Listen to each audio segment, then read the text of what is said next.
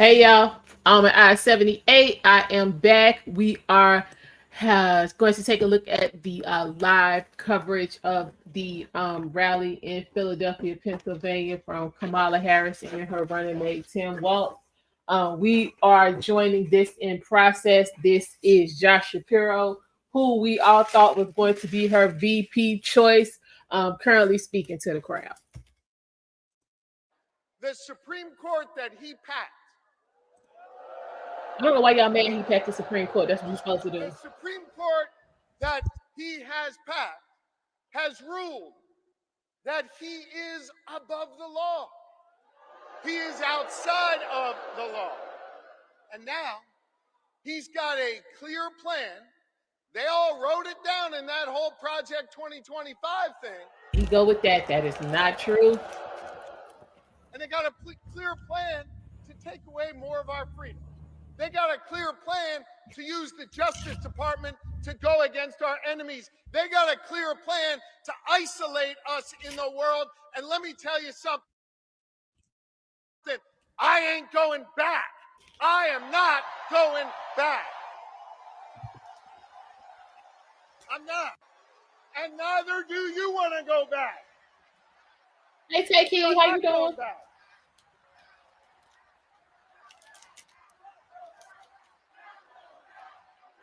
We're not going back. No. We're not. And not only are we not going back, we're not going into the future with Donald Trump. Not going in the future with him. Okay, so what does the future look like with y'all? A guy who has made That's what we've been waiting to hear.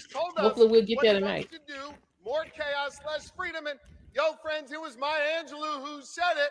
When they tell you who they are, yeah, y'all quote Maya, them, and I don't want to see that. Hello, notification. Hello, Pete. Well, he's now got a partner with him. Y'all see that guy? Yeah. Yeah, he was talking a little sideways earlier. I ain't gonna lie. He's not exactly off. Dance was on some different type of time. But I think part of the reason why he's not off to a good start is this, and it's serious. He doesn't know who he is. And he's not being honest with himself, so he can't be honest with the American people. He can't.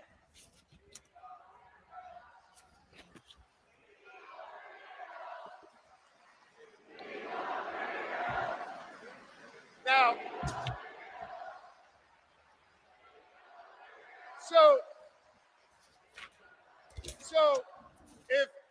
if I hear you right, and I think I do, you're chanting. She did. He's a weirdo,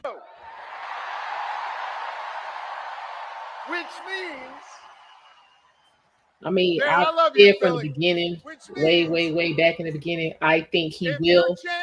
He's a weirdo, but with having said that, with everything that has gone on, his margin of victory is not going to be what it is. Because he's going to pull it out, but it's not going to be what it was before. Ooh la la. In his beautiful Midwestern plain-spoken way, he summed up J.D. Vance the best. He's a weirdo. Hello, Michael. Hello, Oscar. This is going to be interesting because, again, this is going to be, for a lot of people, their first introduction into Walz. Tim Walz is a great man. Tim Walz is an outstanding governor. Tim Walz is a teacher. Tim Walz is a guardsman. Tim Walz is a great patriot.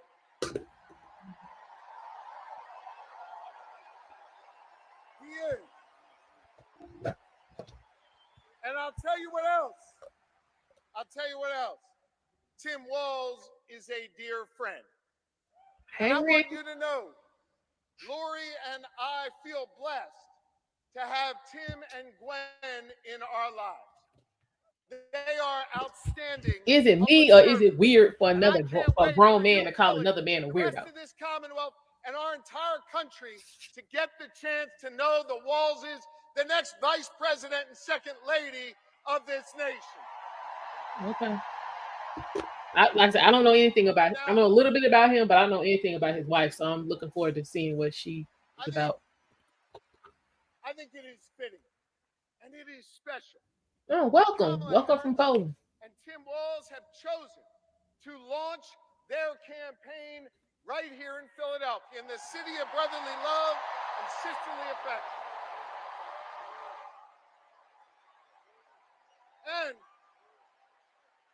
And importantly, they chose to launch their campaign biological men right here in the birthplace that's weird, of Chris. real freedom. You know, the other side, Trump and his sycophants, let me tell you something. They love to talk a good game about freedom, right? They love to cloak themselves in the blanket of freedom all the time. They love to talk a good game. But hear me on this. It's not freedom to tell our children what books they're allowed to read. That's not freedom. It's not. It's not. It's not freedom to say you can go to work, but you can't join a union. That's not freedom.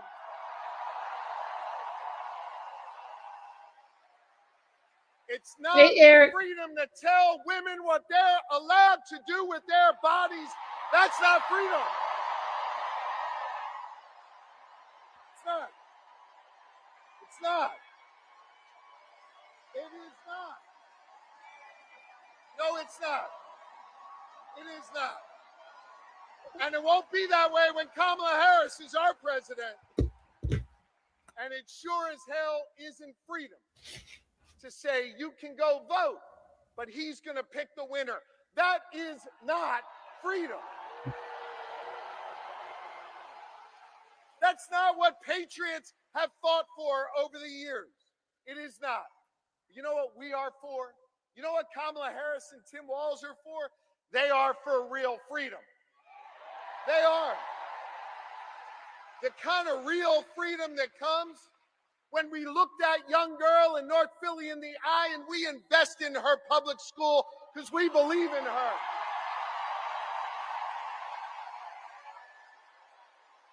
We believe in real freedom, the kind of freedom that comes when we invest in our police and we invest in our communities because we believe that young girl should walk to and from school safely and back to her mama at the end of the night.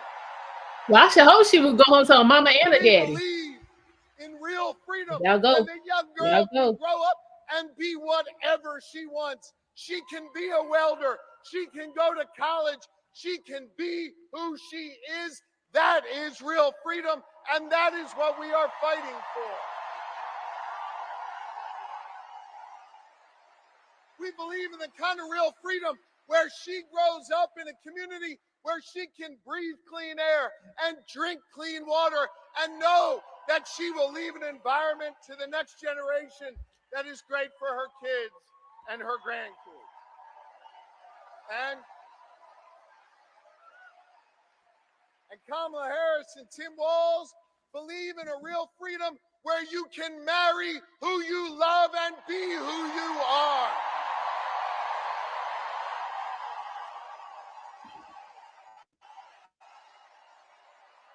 Now, freedom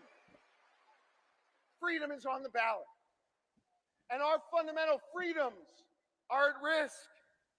And I know when it's at risk, it's easy to feel uneasy. And it's easy to get down. But let me tell you something, Philly. Let me tell you something, Pennsylvania. Let me tell you something, America. I am more optimistic than ever before. Y'all hit the like button. And the reason. Make sure you subscribe. The reason I'm more optimistic than ever before is because of all of you. And because of what a band of patriots started here in our taverns, in our town squares, and at Independence Hall, just a couple miles from here, nearly 2.5 centuries ago. You see, they came together. They came together to declare our independence from a king, and we're not going back to a king.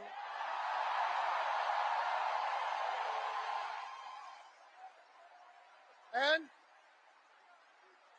we're not going back.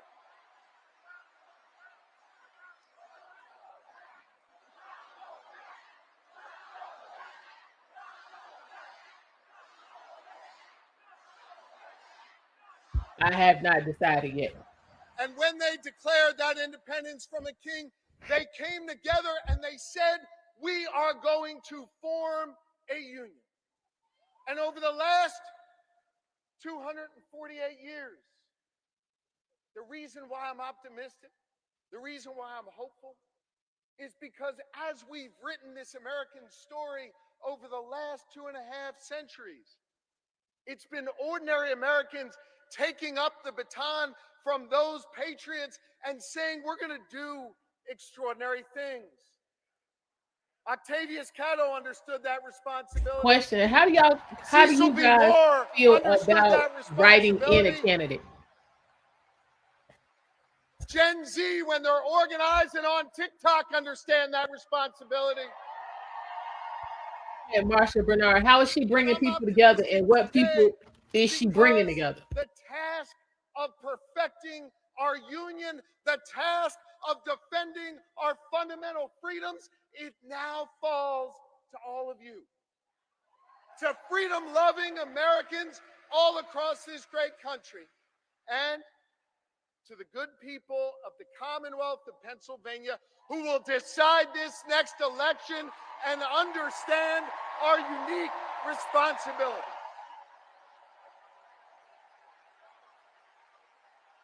I love you too, and this is a moment where we all have to understand that while we'll see Kamala Harris and Tim Walz' names on the ballot, that this election isn't just about their names on this ballot.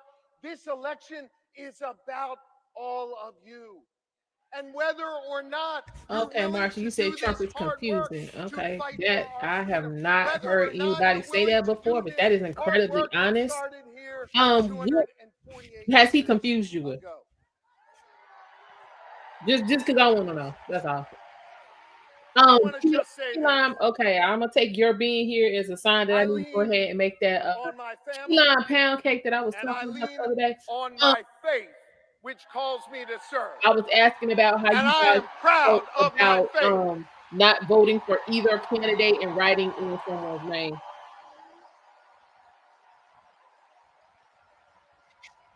Now hear me. I'm not here to preach at y'all, but I want to tell you what my faith teaches me.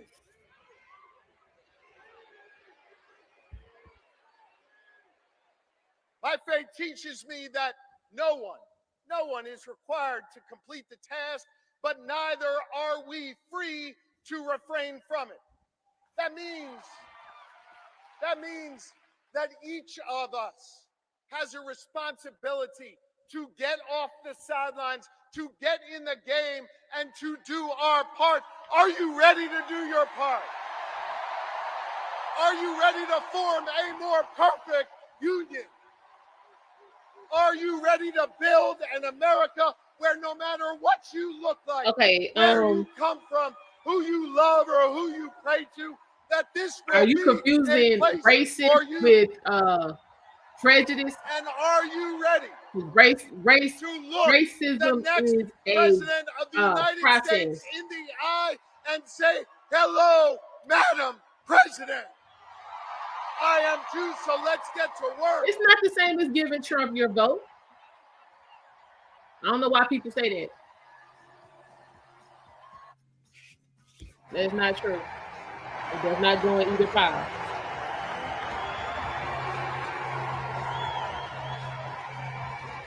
Because if that's the case, why wouldn't it be the same as me voting for Kamala? See how they don't work?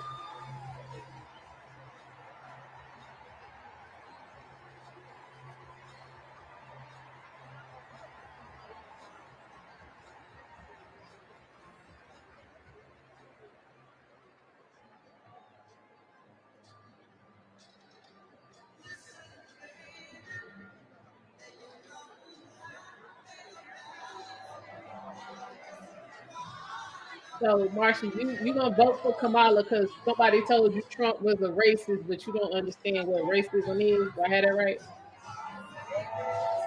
It is. This election is gonna be seriously interesting.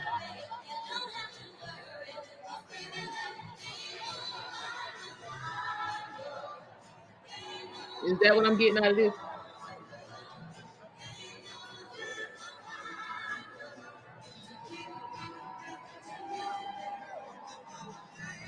I seen that Judge Joe Brown video. You can always count on Judge Joe for the information about these folks.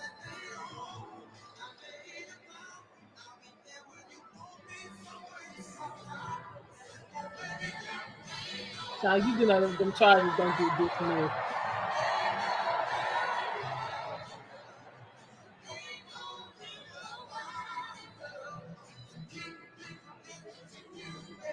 He really did. He that money actually in the state that I'm in saved three. They were literally packing the school up when the checks came through.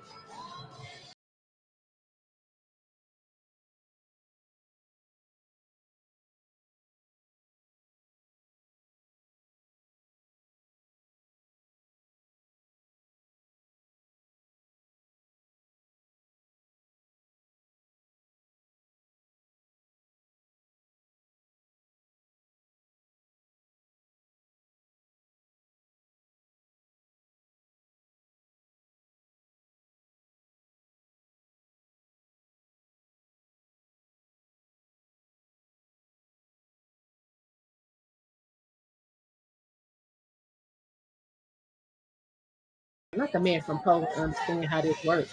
Lord have mercy. Meanwhile, we got folk over here in America that still ain't got it together.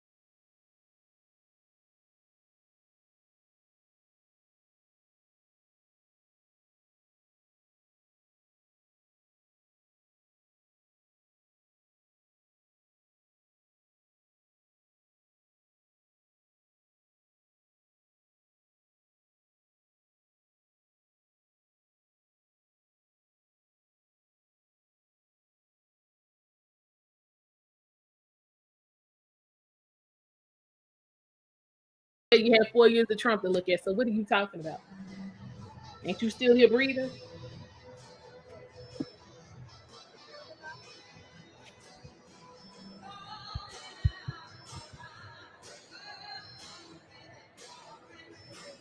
Hold up. What's going on? What's going on? How y'all doing? My BDB. Oh, GP in the house. Trump also claimed to do more. Hold on. For black people to Abraham Lincoln. Um, I mean, if we're gonna look at it, that's true. As a black person. Yeah. Abraham Lincoln freed the slaves. So from Abraham Lincoln to Trump, who did more?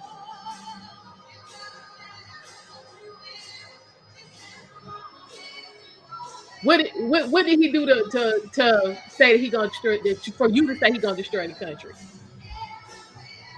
Hey Derek, how you doing?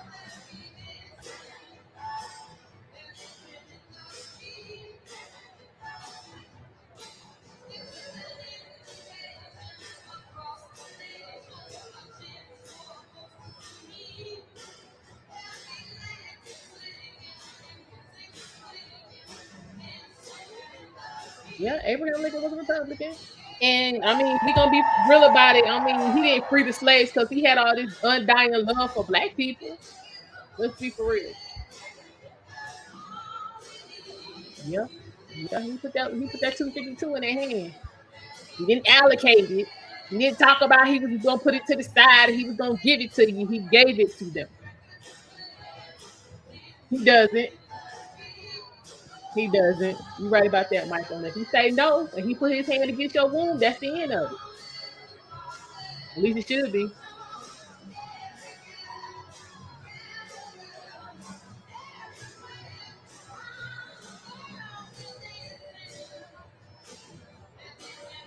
And listen, you know what I'm saying, Marcia. You ain't nobody here tell you what to do. We just asking questions.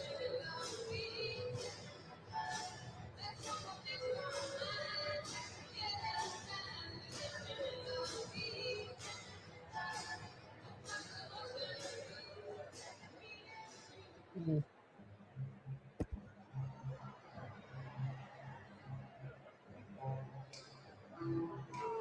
Wow. Listen, y'all. Let's keep it civil. And again, you got questions, definitely put them in the chat. We want to keep engagement up. Um, and I want to hear what you got to say.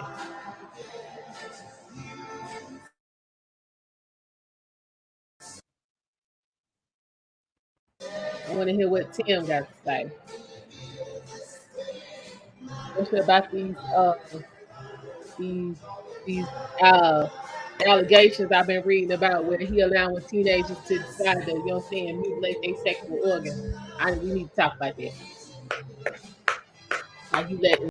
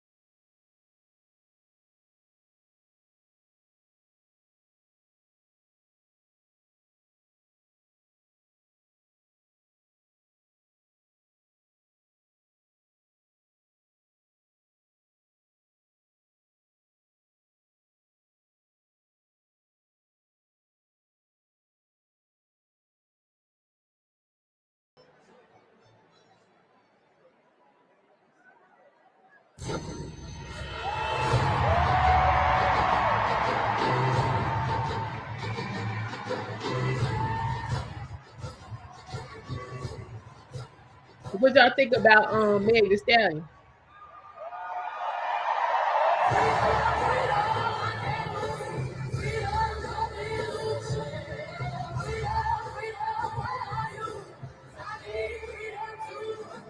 She ain't mentioned no affordable housing.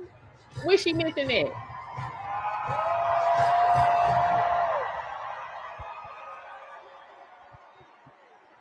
Philadelphia, please welcome the next President and Vice President of the United States. Trump is not 2025 has nothing to do with the Republican Party. Like, I need y'all to quit telling that lie. You can look that up for yourself.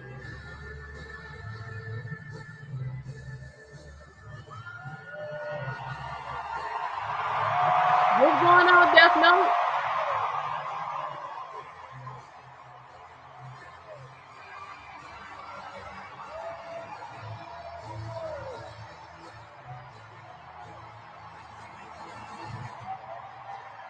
No, she don't.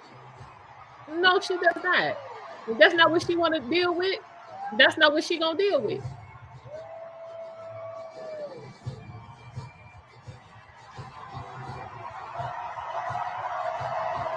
Just because they're Republican doesn't mean he's gonna pass it. If you look at it, hell, it ain't even sponsored by the Republicans. They write that shit up every year. Damn, Google tell you that.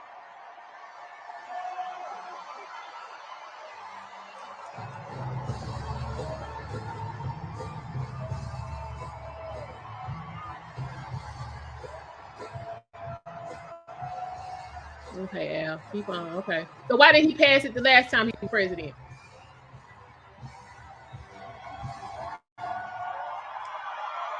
Again, there was a version in it too. Why didn't he do it back then? They've been writing that shit since like 1981.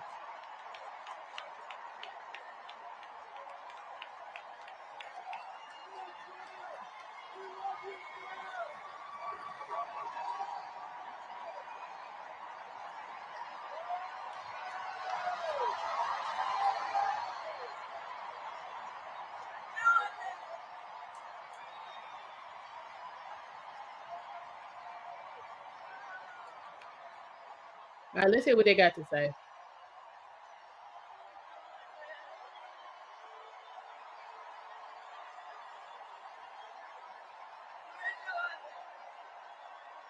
Good evening, Philadelphia.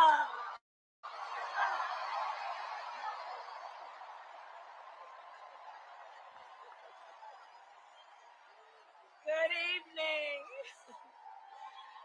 Good evening. Good evening.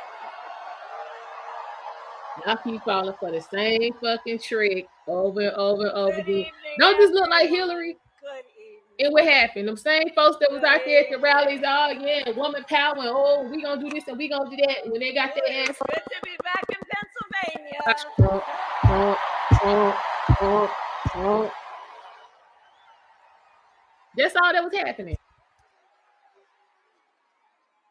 So let me Hey, say, Eric. on behalf of myself and the first, second gentleman of the United States, my husband, Doug Emhoff, thank you for the warm welcome. Who gives a shit? Don't nobody care about that. Y'all should have been worried about Epstein when all that shit was going on. And The hell you gonna wait 20 years to talk about that shit for? It's good to Anyway. be here with all of the friends, all of the leaders who are here. I want to thank former Governor Ed Rendell, Senator Bob Casey, who we will re-elect this As a man, November, that shit just don't make no sense to me. Senator John Fetterman, Mayor Sherelle Parker, and Chairman Jamie Harrison. And it is so good to be here with your incredible Governor, Josh Shapiro.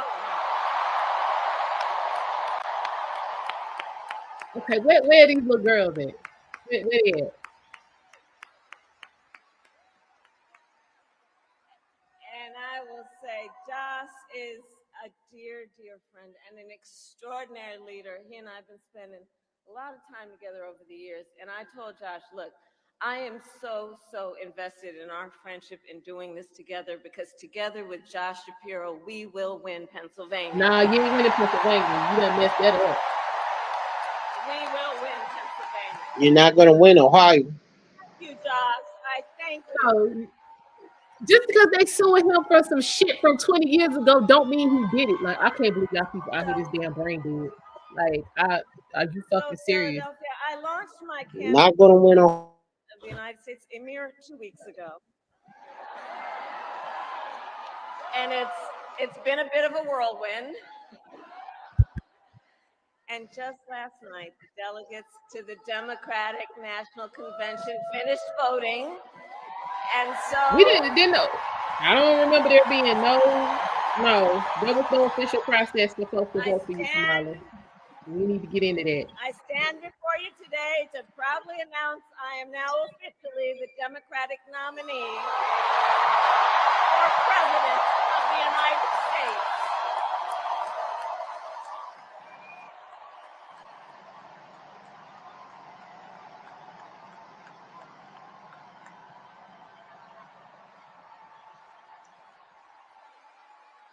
And so now we got some work to do.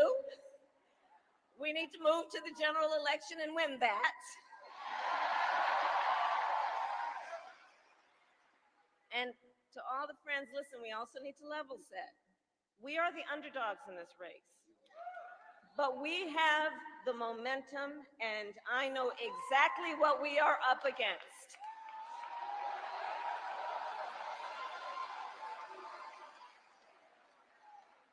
Now, many of you know, before I was elected vice president or elected a United States senator, I was an elected attorney general, and before that, elected district attorney.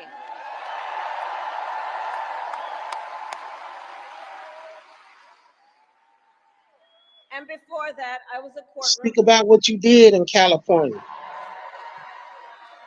So in those roles, I took on perpetrators of all kinds. No, you didn't. No, you did. Stop lying. Predators who abused women. Mm-hmm.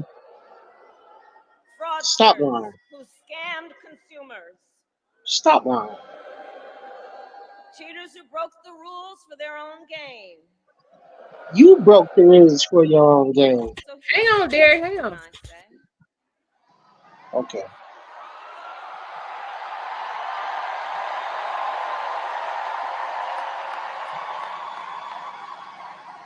I know Donald Trump's type.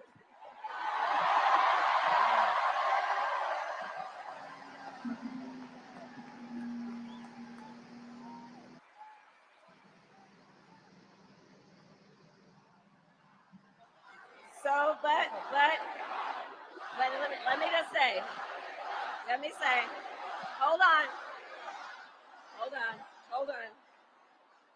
This campaign. Oh Lord, people testifying under oath is false information. Jesus. Okay. Our campaign, this campaign, is a fight for the future. It's a fight for the future. In Pennsylvania, we fight for a future with affordable housing, affordable health care, affordable child care. How are we going to make it affordable is the question. We fight for a future where we build a broad-based economy. We did look up her record as prosecutor, and we looked at the investigations into her record as prosecutor. But come on. And to build wealth.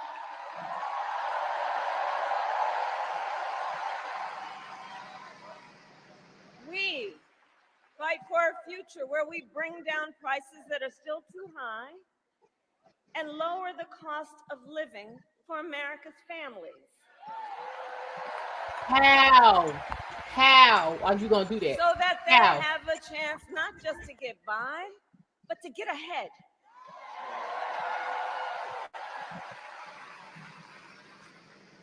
We fight for a future where we defend our most fundamental freedoms.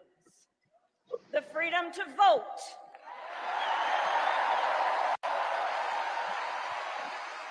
The The freedom to be safe from gun violence. Okay, looking at wins and losses is not looking at her record. You need to examine her record. Oh my The God. freedom to love who you love openly and with pride.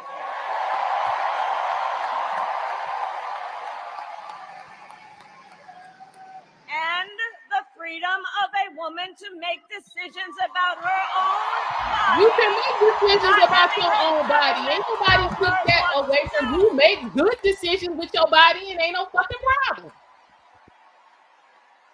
If you making good decisions with your body, you don't need to know what Planned Parenthood is, abortion, and nothing else. I love you too.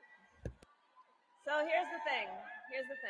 Since the day that I announced my candidacy, I set out to find a partner who can help build. You talk this about brighter back future. in 2016, if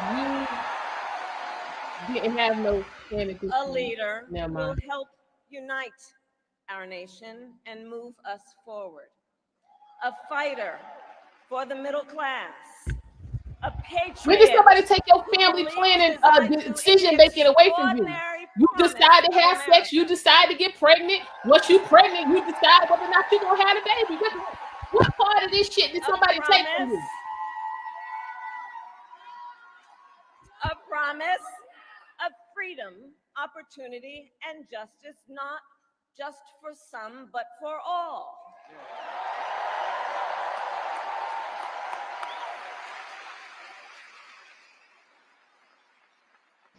So Pennsylvania, I'm here today because I found such a leader. Why her crowd look like a Wendy Williams Governor crowd? Tim Walz of the great state of Hell, it might Minnesota. be. It might Dude be. look like John Lithgow. He looks like the Quaker Oats guy. Wow. Don't do it. He do. Look at him. I can't unsee it now. Okay. To those who know him best, Tim is more than a governor. To Not his like wife, us. Gwen, he is a husband. To his kids, Hope and Gus, he is a dad. To his fellow veterans, he is Sergeant Major Walz. Thank you, Michael. I appreciate you saying that.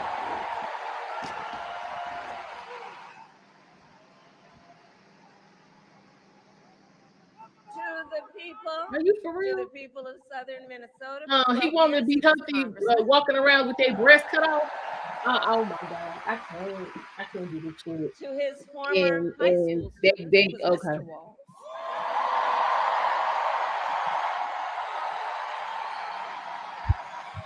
Actually, we gonna be quiet. What's going on, Rita Lou? His former high school football players, he was coach.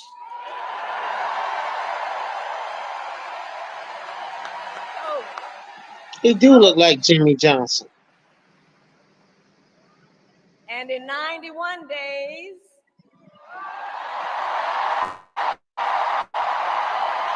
oh, y'all gonna be somewhere crying. The nation will know Coach Walz by another name, Vice President of the United States. It will never happen. Never. Never, ever. Ever, ever. Ever, ever.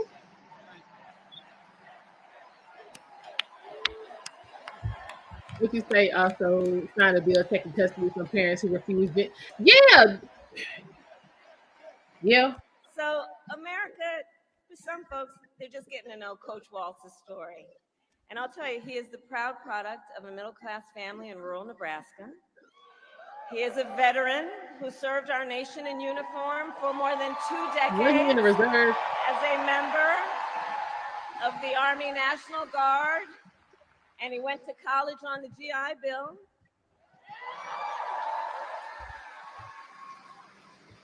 He is someone who, long before he entered politics, worked as a teacher. Okay. You worked as a teacher, so you know kids can't be making life altering decisions at damn 10 and 12 years old, but you're gonna find some bullshit. Okay. From his native Nebraska to Minnesota nearly 30 years ago, they both took jobs. Dover loves everybody. Coach Walz taught social studies. Gwen taught English. Okay, he taught English. Okay. After school, Tim was the linebackers coach for the football team. Okay. Where I've heard the stories about he had a knack for using the game of football to teach life lessons. He saw the Yes, potential though, we know. in kids, sometimes didn't even see it in themselves. Eric, let me know if you want to come up. I'll drop the link for you. Under those Friday night lights, Coach Walz motivated his players. I bet all his players got their package in order. And together, I'm sure all his players they got their pole defied and they two peanuts. Going from a winless record. Notice how he's holding his hands. That's some kind of song. Yeah, I agree, Mr. Trump. It's gonna be closer than it would have been if Joe was still running.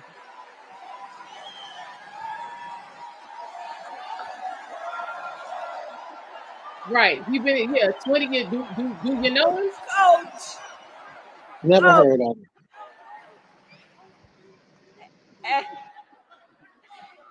And I'll say and I'll add, Tim wasn't only a role model on the football field. Around that same time, Coach Walz was approached by a student in his social studies class.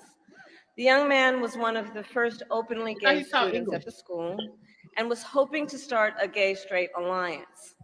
At a time when acceptance was difficult to find for LGBTQ students, I want to press pause so bad because I got a question. Knew the signal that Go it ahead, would press send pause. to have a football coach get involved.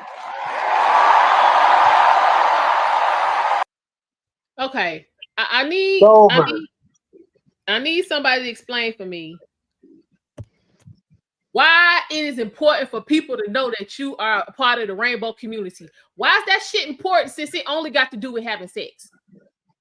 Because it's a huge voting block. It's a huge voting block. That's it. I don't care if you're gay. I don't care if you straight. I care if you can do the job that I'm assigned to do next to you. I care if calm the hell down, because if I was gonna censor her, I would turn this shit off. She on pause, so we're gonna hear what the rest of what she got to say. Because it's a huge voting block, and then they're gonna use the fear of the rainbow people not being accepted. Hold on, hang on. Eric said, drop the link. I did. I still need somebody to explain to me about why who you having sex with need to be the number one thing I know about you. Because it's a political move, Almondeyez. It's a political move. That's all it is. I'm saying, but we hear about this shit. It ain't voting season. It's a political move. She ain't talk about it. What Dave Shapiro said in 2 cents. Eric, I'm not talking about her. I'm talking about like, let's say when you go to work and you know what I'm saying, you in a team meeting and people introducing themselves. Why is it that the rainbow, that's the first shit they tell you about them? Yeah, I'm part of the I don't give a fuck about none of that. I'm not trying to have sex with you. I care if you can do the job. When that's the only thing make you different from me. Because they can use that against you. Derek don't like me because I'm gay. Okay, and then I gotta go. You missing my question. I know what they can do. I'm asking why this shit even get started. Because I thought I answered it. It's a political move. Even before the politics got on it, they was on this bullshit. Yeah, because they have created a huge. This is something they picked up to make one of their agendas. I'm talking about even before that shit. Can't explain it. All I know is I was letting y'all talk pretty much. I was on the way to, you announced me pretty much. Can you answer that for me? What's the question? The question is, why is your sexual orientation the first thing you want to tell me about yourself? When you a part of that's simple. This is how It's simple. It's basically this. I'm not even gonna lie. Okay, so all Democrats can offer you is something that's not going to cost them really anything to do.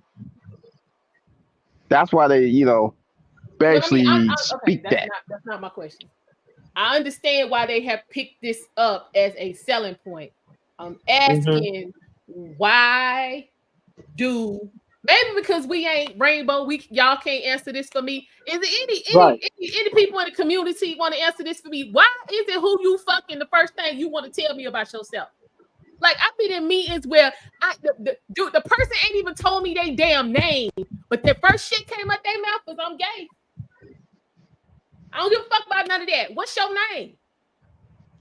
I would have been like, I don't care. That shit is not important. Oh, you know I did. That shit is not important. It really isn't. It's not It important. really isn't. It's a political move. That's all it is. What's going It's on, their Nora? it's their opening gambit. Behind that statement, I'm gay, they got a billion other people behind them. And if you feel you slighted in any kind of way, all they could do is muster up support. That's crazy. It is a political move. That's all she's doing. She's using fear. Like if you're gay, all of a sudden you got lesser rights. So you're gonna have to stand up for it. It used to be in a time in this country you couldn't pass on property to your lover, quote unquote, unless y'all were married. Mm-hmm. Now we got states that have same sex marriage. Thank you, Kamala Harris. It's all a Wait, that political was way move, before her time, so we can't even put her in right? that. That shit was way But before they her knew time. back then. They knew back then. Remember, these people got 50, 100-year plans that we seeing fruits right now. They got plans after plan. It's like we when we chop it up on Nerd Night Sunday, we talk about Batman has a contingency plan for everything. These guys are working off of 10, 50-year plans. They saw back then when the gays was going to be a huge voting block when HIV and AIDS was running rampant in their community, and all of a sudden it transferred to the straight heterosexual community. They knew back then. They knew back then. And this is where we are today. It's a political move. They're going to put their. I worked with gay people. I didn't care. I didn't care if you gay. You go Okay, home and do let me what know you when you're do. ready, and I will drop the link. All right, y'all. We let's get on back up in here because I don't folks is like, and you ain't letting her talk. I mean, she ain't said shit yet, but I'm gonna go on They She here. haven't ain't even given saying no nothing. promises on We'll let it policies yet either. She ain't talk about nothing. that we gonna let maybe Tim gonna tell us. Maybe Tim gonna let us know something. So Who we're gonna get on The back up in Quaker here. Oats guy? The Quaker Yeah, Oats guy? maybe Tim gonna give us some information. Y'all, we all right, listen. I cannot see it. Come on.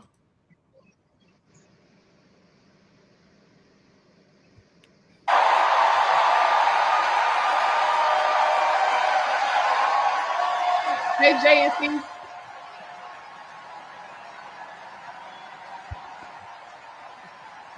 Right?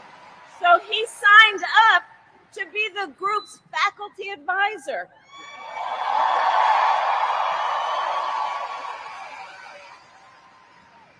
And as students have said, he made the school a safe place for everybody.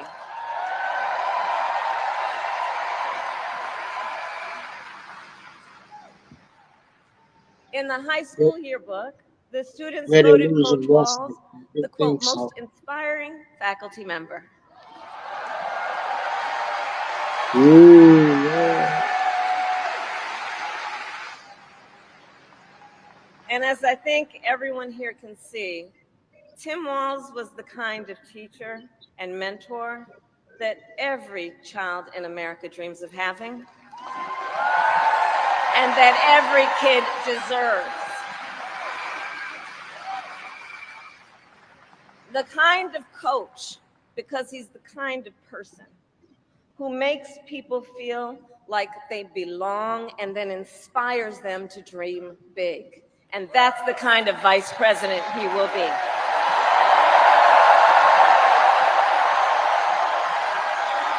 And that's the kind of vice president America deserves. He look as old as Joe Biden.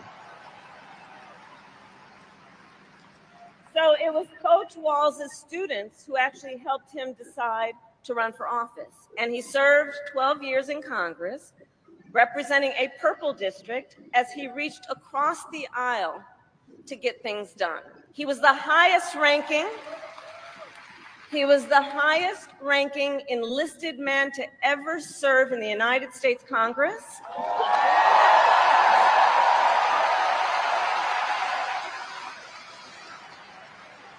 And the top Democrat on the Veterans Committee.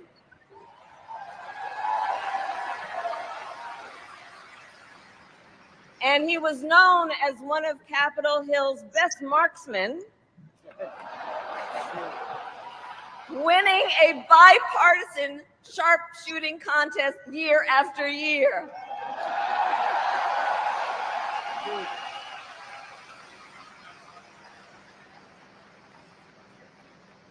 In Washington, Tim worked to raise the minimum wage, to protect the freedom of workers to join a union,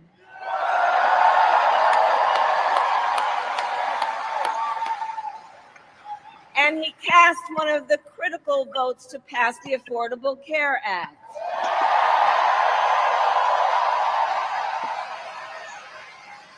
Which, of course, gave health insurance to tens of millions of Americans. I'm going to tell you, when we win, Tim and I will continue to make the Affordable Care Act even stronger.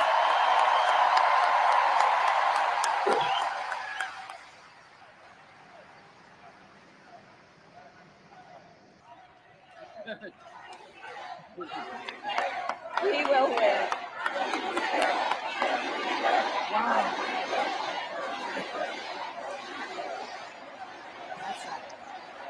Now, let's talk about what we're dealing with on the other side.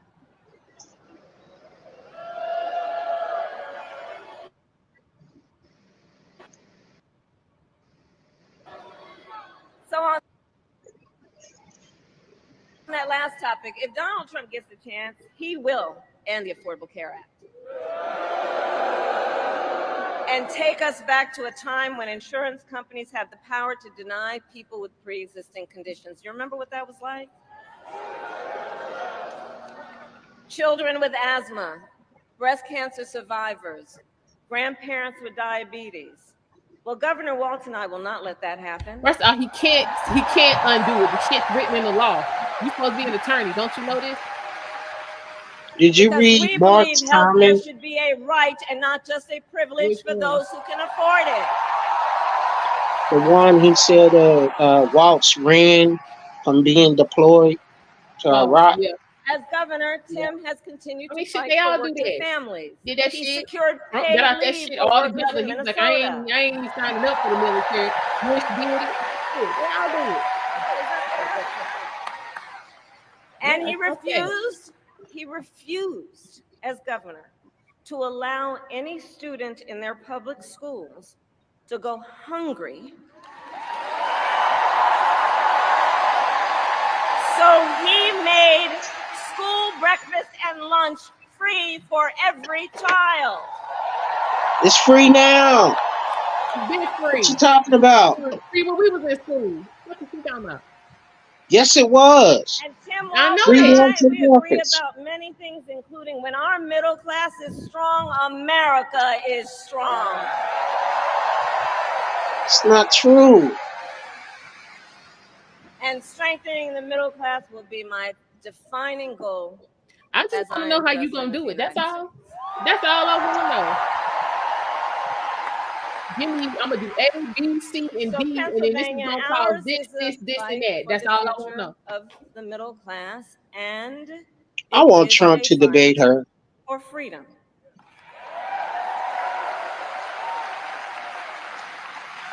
Yeah, Michael, in this moment, That was We free are lunch when we witnessing was a when I was full-on in school. attack against Shit, I'm hard-fought, 25. They had free lunch back hard-won then. freedoms and rights. And that lunchroom pizza was Take fire. reproductive freedom. Now think about this. Donald Trump said he Yeah, wants to with the Catholic punish school. women. We had, you know, saying pizza brought us outside. I And went as to a a public result of school. his actions, today in America, 1 out of 3 women live in a state with a Trump abortion ban. Okay, One don't out be of 3. pregnant with kids you don't want. This shit is simple. Some of these bans go back to the 1800s. Well, Oh, you want to Even go back before to women the had the right to 1800s? vote. 1800s. Think The hell about are you that. talking about? Oh, Well, Tim Air and I have a Jordan. message Ooh, for Trump and others who want to turn back the clock on she our want to go back fundamental to the freedoms. 1800s. We're not Every Yeah, going but Thinking back. about we that. ever had. I just try to listen to the speech so I can have my questions together. Me and Eric was just reading about what they did in Wait a the minute, 1800s. stop.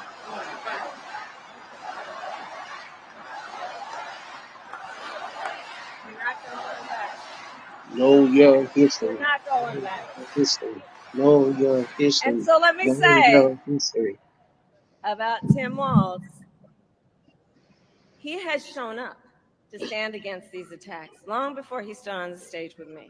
After Roe was overturned, he was the first governor in the country to sign a new law that enshrined reproductive freedom as a fundamental right.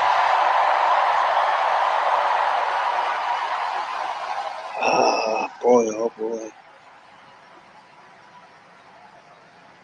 And with Tim Walz by my side, when I am president of the United States and we win majorities in the United States Congress, we will pass a bill to restore reproductive freedom, and I will proudly sign it into law. You have reproductive freedom. Yes, you Reproduce do. or not. This shit's simple. Let's go all the way back to Tim Walz getting dressed. has also defended the to go sacred out. freedom to vote. That's where your As governor, freedom starts. As governor, he signed the most significant expansion of voting rights in Minnesota in over 50 years.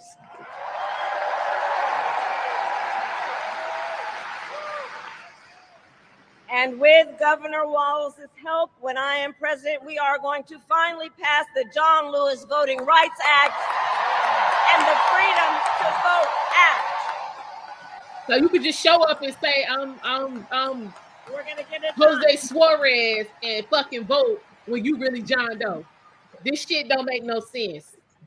So Tim is a hunter and a gun owner who believes, as the majority of gun owners do, that we need reasonable gun safety laws in America. So guns walk around shooting people. Doesn't the gun have to be operated? So as governor, he expanded background checks and increased penalties for illegal firearm sales.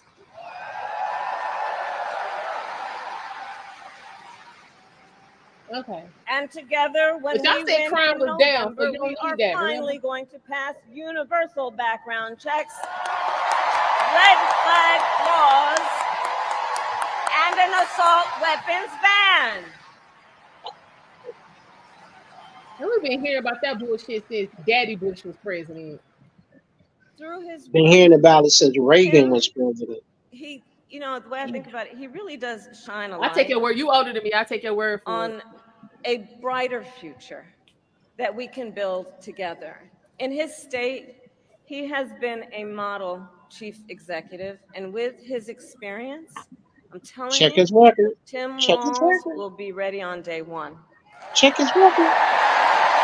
we don't want to check the record. We want to examine the record. Check his record, Dover.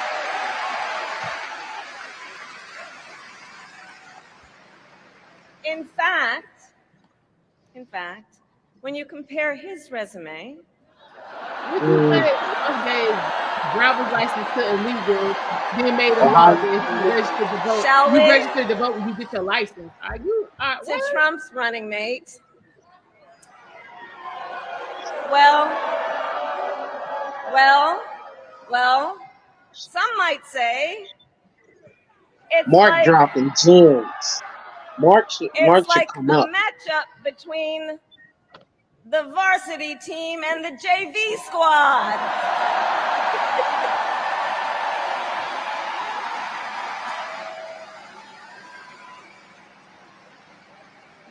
Don't make it personal, though. But So Pennsylvania, You're a damn millionaire. So we can sit on ultimately the in couch. this election, we each face a question. What kind of country do we want to live in? A country of freedom, compassion, and rule of law, or a country of chaos, fear, and hate? Give me that million now. we got that now. And here's the beauty of our democracy. We each have the Listen, I power ain't doing this with to y'all. answer that question. We each have the power to answer that question. The power is with the people. Mark tripped. We love our country. And Mm-hmm. I believe it is the highest form of patriotism to fight for the ideals of our country.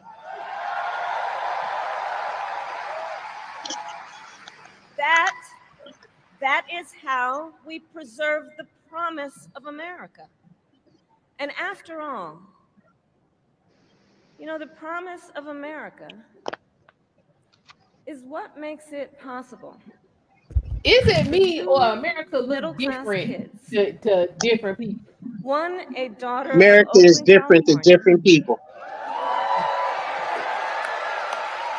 America who is was different to different raised by a people. Yep, working mother. I agree with that.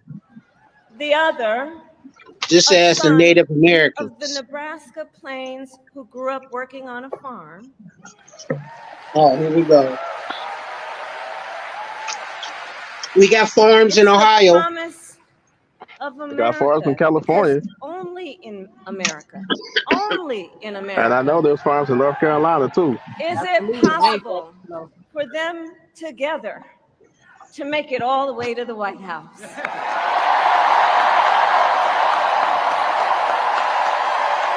Buddhist chick. Only in America. Only in America. Correct, Red Illusion. Correct. Only in America. Hey, Oscar said this had nothing to do with making America great again. Wow. Is that all she gonna say? She ain't gonna talk about And the so Coach policies? Walz and You I ain't may listening hail from through. different She ain't corners of done. our Hold great on. country, but our values are the same. And we both believe in lifting people up, not knocking them down. Everybody can't be lifted. That's why He it's and special. we both know the vast majority of people in our country have so much more in common than what separates I them. bet.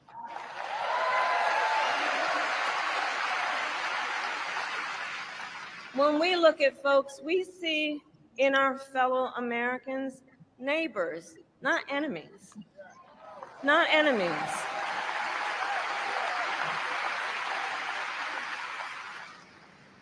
And so my promise to you is this. Our campaign will reach out to everyone, from red states to blue states,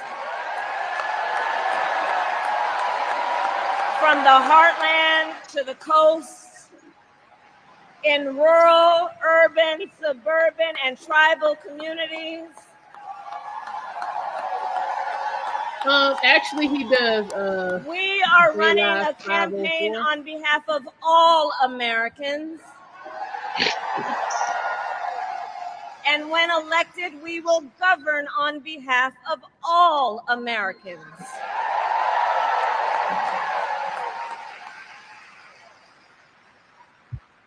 And Yeah, Red Illusion. We're gonna go over Agenda 47 by my side, at the end of the month. and with all of you 20 at our points. side, We are going to do 10 days. 2 points. let us fight for the promise of our future. And with that, I ask Pennsylvania, are you ready to make your voices heard? Do we believe in freedom? Do we believe in opportunity? opportunity. I do. I believe in all of We it. believe in the promise of America. Whether or not I believe in And the are DNC is we something ready different, but I to believe in fight all of for that. it? And when we fight, we win. And now, welcome the next Vice President of the United States, Tim Walz. Yeah, I want to hear this. I really do.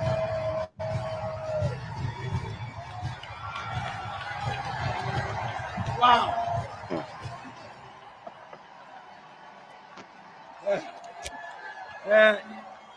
Dover gonna be so disappointed on election day. Well, let's see what, Hey, like I said, let's see what Tim got to hey, say. how about I just pause it real quick? Okay. I got a few questions for the chat. Okay. Okay, so anybody and everybody who is a Democrat that's voting for Kamala, don't I'll respect whatever answer y'all give me. Why you guys is voting for it? First of all, and is there any policies that basically resonate with you?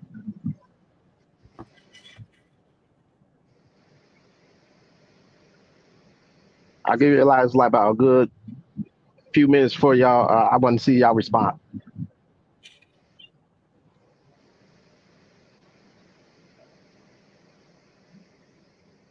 Because I'm highly very curious. Okay, hold on. Let me J Live 504. Why is it if somebody don't rock with Kamala, they automatically believe in Trump? Why can't be I just ain't feeling what she's saying? Why y'all have to make these grand leaps? Nobody said that.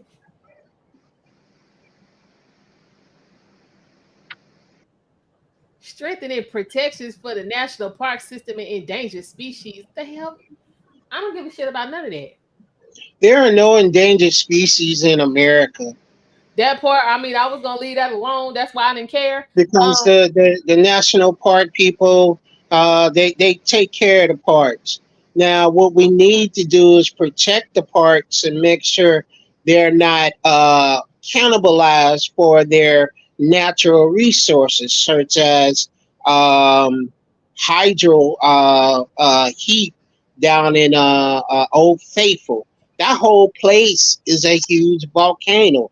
Then make sure that we preserve the Alaskan wilderness. That's what we need to preserve, Okay, which they have done. Mark going hard. He say endangered species are families of more than 4. Mark going hard. All his comments have been Mark is spitting straight facts. Mark going hard in that paint. That's all I'm saying. So Mark should come up. That's the only thing you're supporting for is just national park systems. That's it. What the hell? What good is the park if you ain't got no money to go there? Facts. That's it. Facts. All right. This is my next question. With that, did Kamala in this speech that she just said, did she mention any of that? I didn't hear it. I didn't hear it either. I heard her support the Rainbow Coalition, which started as Reverend Jesse Jackson started the Rainbow Push Coalition. That was a different kind of rainbow. That was a different kind of rainbow. It's funny how they always take from what it is to make it theirs, because they ain't do nothing new under the sun. But I leave that. That was a different kind of rainbow. Jesse was talking about. Yeah, no. That's something different. She talked about taking it back. The Republicans are taking it back to the 1800s, and me and Eric, believe it or not, were just reading about what the Democrats did in the 1800s. So, but before you, like I said last time, before you vote for either Kamala or Trump, know the history of the party, because doctrine never changes. These people got 50, 100-year plans, which they bearing fruit now. Okay, we got a question. Hold on. So Dover says, do you think she's going to mention everything in every speech? She should be mentioning the same Yes. shit over and over and over Yes, again. Hell yeah. yes, yes, Dover. Yes, It's called a Trump does platform. it. But wait, you know what? Trump does Hang on, it in y'all. every speech. She has mentioned what she gonna do. Which is what She gonna try to reverse Roe v. Wade. won't happen. Um, It yeah, started as a lie anyway. and thank you, bitch, lying. Anyway, that's what she worried about. Um, what else did she say? Gun control won't Yeah, gun happen. control. That's The never So going to no, NRA, happen. because she the, mentioned it every speech. So you absolutely right, though. But yeah, so no, she's told us what she about. But and the again, what I'm NRA is not going to let that happen. The national, that shit's burnt in stone. She can let that go. Um, yeah. what I want to They, understand and is why most people nobody. don't even know what the Second Amendment says. They only know you have the right to bear arms. You need to know every word and every line of the Bill of Rights before you stand with either party. I'm telling you, if you know the Second Amendment, what it was meant for, we wouldn't have this argument about gun control now. Read it for yourself. So you're saying that both parties are taking advantage of the public's ignorance on the Second Amendment? Yes, Yes. Okay. yes. Read it for yourself. Read it Okay. how it was wrote. And James Madison, I do believe, was the fourth president that signed into law the Second Amendment. It says to maintain a well militia. See, at that time that the Second Amendment was wrote, American Rich. ships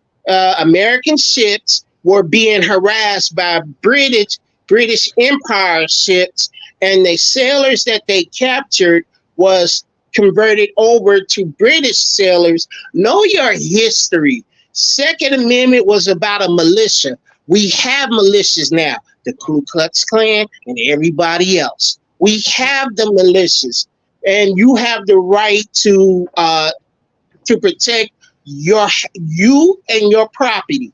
Read this. Read all the amendments. Read the Bill of Rights. Read the Bill of Rights. She talking about taking it back to the 1800s. Do you know in the 1800s the Democrat composed In a the poll 1800s, she wouldn't have tax? been able to say shit. The Democrats made a poll tax that the lower class of white people could not vote unless they paid the tax, because in all the laws that were written in the Constitution was not meant for us. Know your history before you jump on Kamala's bandwagon. Know your history about abortion before you jump on her bandwagon. I'm telling you, if you knew the history of the things you running off with the mouth about, you'll have a different take. If you knew the history and came away with the same outlook, then you're blind to the truth. Okay. All right, Eric. So what else did you want to know? Only thing I would. Oh, so pretty much, I basically kind of had the fifth and the other question I had. I mean, basically the policies they're talking about, right? Is it policy or is it just plain out lip service? Okay. So are you That's the asking? chat. That's actually the chat. Um. Okay.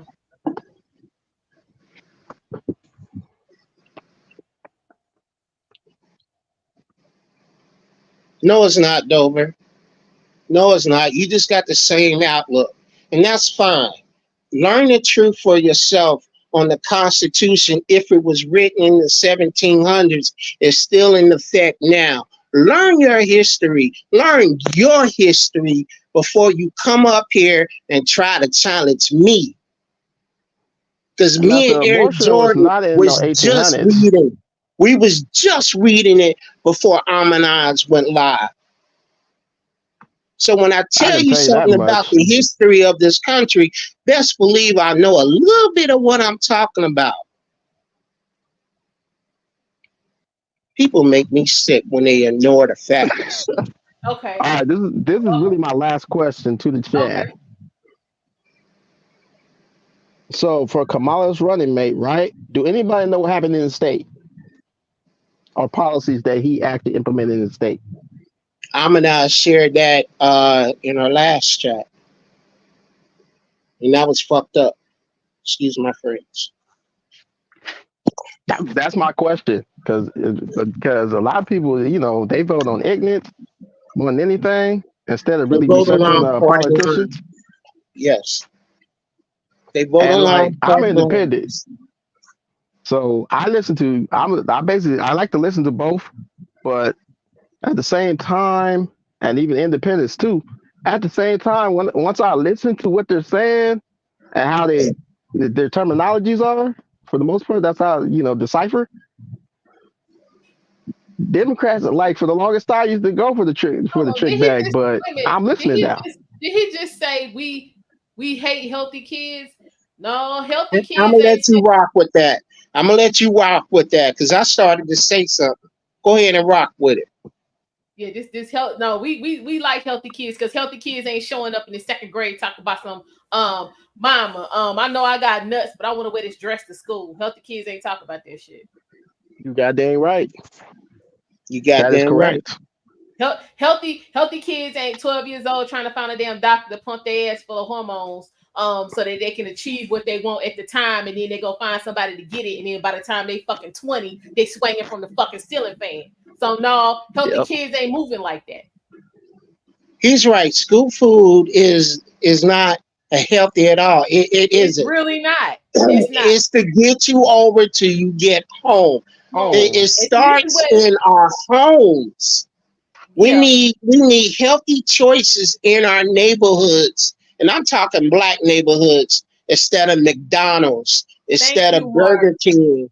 We need it in our neighborhoods. We we could go to the grocery store, and as soon as you walk in, you bombarded by processed foods. We need to make, as black people, we need to make healthy choices. Yes, because our choice of food reflects on our kids. Thank you, Mark. Thank you very much. Thank you for supporting the channel. Mark spitting Yeah. facts. So yeah, we're Minister, not we okay, this I have to piggyback on what you just said, Derek, because that's real talk. Because again, like I said, I went to my primary school years. I went to Catholic school. I had breakfast in my kitchen before I actually went to school. Most mm-hmm. times I didn't eat lunch because I don't eat real early. So y'all know when y'all in school here, 11:30, they talking about some damn lunch. That wasn't my vibe. So I ate when I got home. What did I eat when I got home? Whatever my parents cooked. Let's read Mark's chat. That's kind of what I ate because there wasn't any. Well, we're having lasagna, but you feel like you want a hamburger, so I'm gonna make you a hamburger. Well, none of that shit popping. We having lasagna. You gonna eat it or you not? Yep. Point blank. Period. Minnesota takes your kids if you don't and Trans trans them. them. He Yeah, going hard. yeah. I believe that. Thank you, Mark. Oh, Thank also you, this Mark. too. Also this too. If you really didn't know this, governor, remember after George Floyd, right? There's actually a part in what's the Yep, because damn he was capital the of governor Minnesota? for George Yeah, Floyd. what's the capital of Minnesota? Minneapolis. It is. Minneapolis. Yeah. Yeah, I've been in that part of that hellhole. You could actually commit murder and not get charged. Wasn't that the As long Minnesota as Freedom Act? no, that's in Minneapolis. Okay, that's what It's I'm basically saying. what it's, Was that part of the Minnesota Freedom Act? no. Okay. What you It's say, been Death it's No basically healthy choice starts with Kamala. She gave us free lunch, child. We done had free lunch long enough. man, we got I, free lunch I, even I when think I I was in think Free lunch elementary. and you had reduced lunch. We gonna I stop. think Death Note was being sarcastic with that I know comment. he was. I know he was. I know he was. It's nothing you could tell Dover though that'll get him or her, can't tell by the name, to change him or her mind.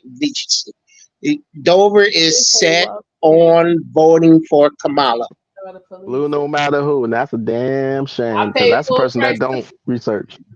He said Walz I, waited 3 days to call the National Guard and told the police to abandon the precinct. Yep.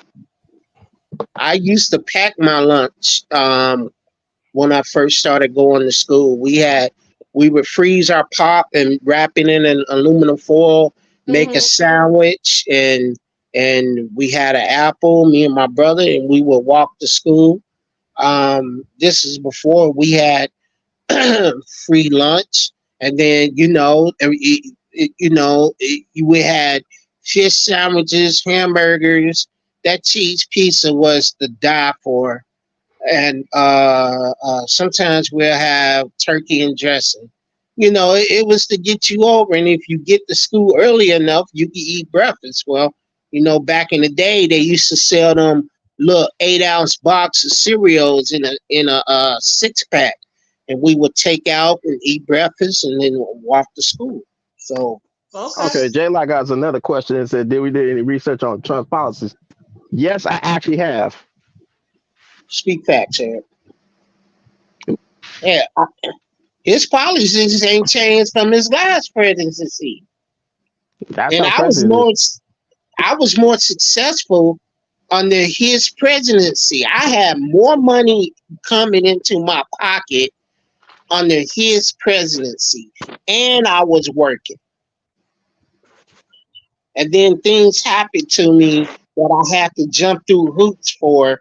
And I see these migrant workers or illegals or whatever they're calling them in New York and I think Chicago getting thousands of dollars a month and then getting a room and board. They're not staying in these hotels for nothing.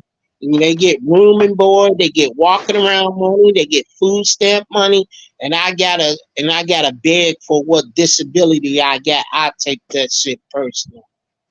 Okay. Hang on, because this right here is worth reading. Welcome, Kay. Welcome. Kay Welcome. says, as usual, using brown blackface. Well, the president or VP, they make sure to stick an old white man in there to keep an eye on her to complete their agenda. Oh shit. Um, Back Wow. She hit the nail on the head. on the I wasn't topic. even Yep. thinking about that.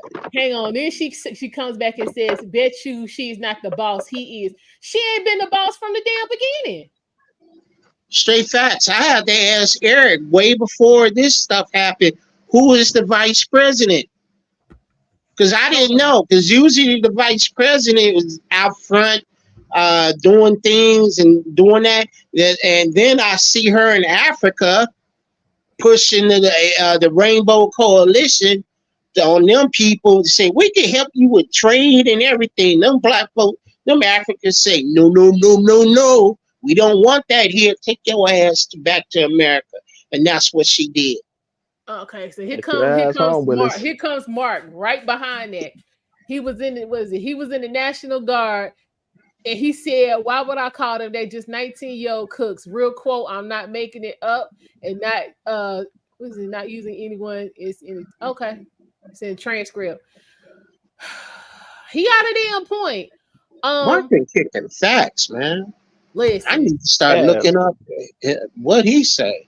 So Red Yep. Illusion says non-citizens allowed to vote in some local elections, spurring black backlash from the GOP. That's in the Minnesota Reformer. So apparently that's one of their local newspapers. Yeah, Trump, here comes some sarcasm. Trump's policies remain in Mexico, full stop there. So J Live 504 says, what policies do you like? Are you referring to That's, Trump or Harris? I think he meant Trump. Okay. What I'm gonna policies Well, let do y'all I one like? answer it.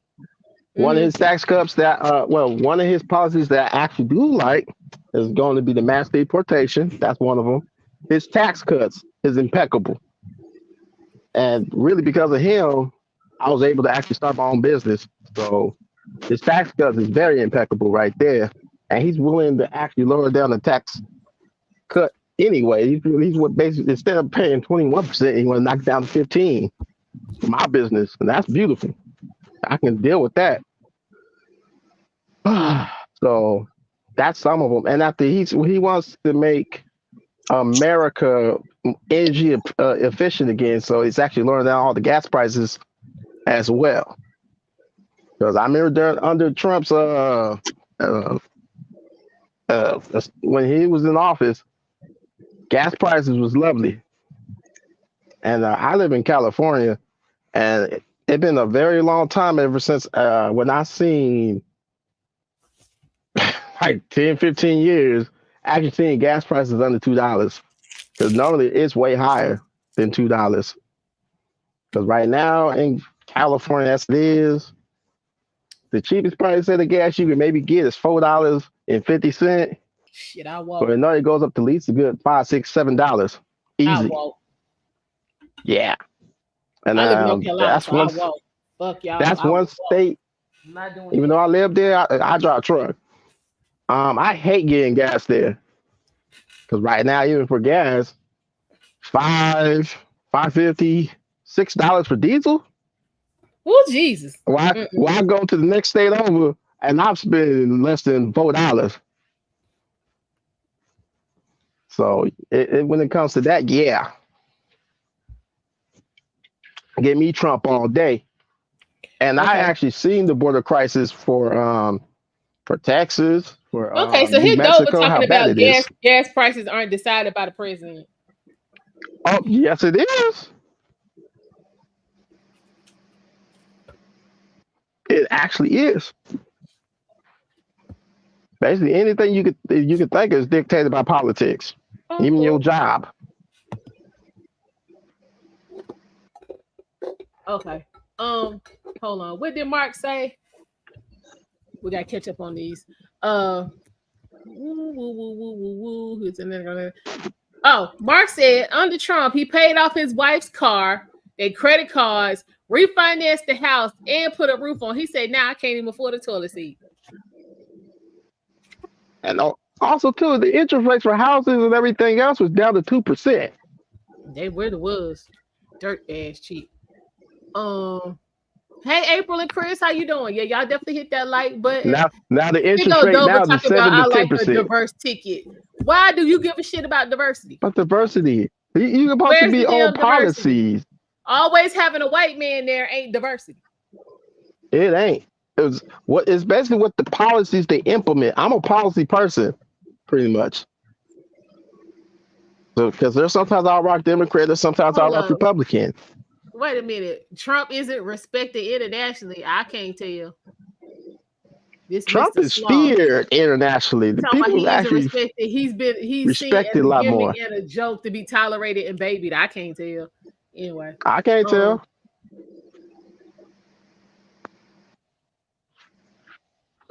We say they didn't let Kamala be out front because they would have made it look like she's running the show. Hold on. DNC wants to shed that far left. This is how you do it. Put the most progressives up as crash dummies. Listen. What Mark said. Mark said Martin Luther King was a hero of mine growing up, but Malcolm X was more of a truth teller. He was right when he said white liberals should be feared. Damn. Martin Luther King also said, and I quote, I feel like I led my people into a burning house. You sure did. Okay, so here go. Okay, so Dover's responding to you, Eric, talking about the tax cuts. So again, if you got a problem with the tax cuts, just get rich and then the shit will apply to you. I'm sure you won't have no more problems with it. I mean, okay, get so rich. when Biden got in the office, get rich. When Biden got in office, I'm paying a lot more taxes than anything. Red Illusion said he offering no tax on tips, which is the truth. He done said that shit about 30 times.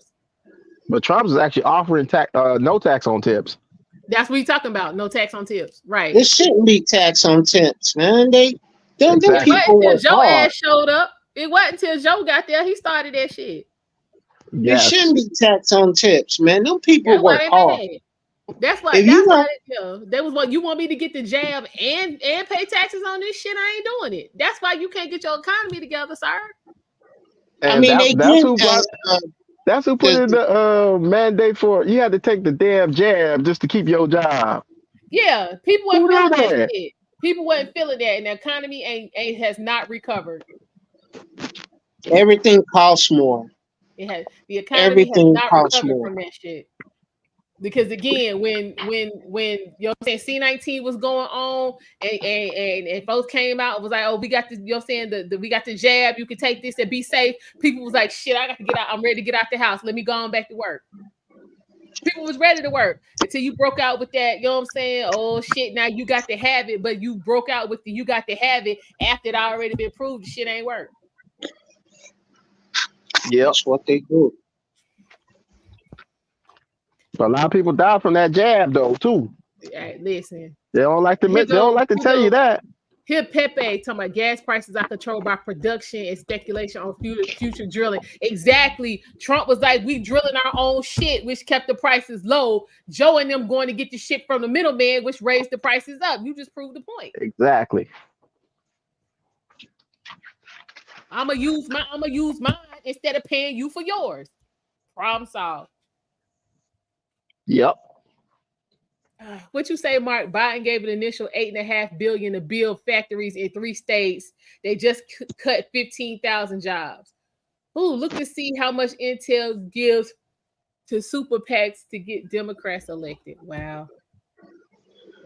I even know too. Also with that, in my field, it's already been over 150,000 truckers, pretty much, that had trucking businesses went down under. Because what April say? April and Chris can't afford the fuel. That's what I'm saying. Oh, it's not the fuel. I'm gonna get to that one second. Hold on. April and Chris said I'm low class and things were way better under Trump. The media portrays him as such a problem, but as a truly low class citizen, I could afford to live under Trump. I'm barely scraping by under Biden. There you go. Red I agree with that 100%. Exactly. Red Illusion says Biden canceled 2 pipelines his first day. That literally decides gas prices. That is true. That is true. That is true. Unfortunately, everything in this country affects gas prices. Because if OPEC decide to hold back production, that increases gas prices. Exactly. Yeah. Yep. Yeah. Okay, so here's J Live 504. How can you support Trump if you know he tried to steal the last election using fake electors? Okay, Bush and them stole his second damn election. Y'all ain't got no problem with that shit. This shit's been happening. Okay, didn't have a problem. Y'all okay with shit happening? You just be mad at the person who put it out there. Hey, let me talk to him real quick. Let me tell. I already know the answer to this. J Live, you know, pretty much. There've been whistleblowers that basically spoke up and said that the Democrats did rig that election, especially in Georgia. But many other swing states, when they put those mail-in ballots in at the last minute, all that was rigged because nobody signed to verify they were legit.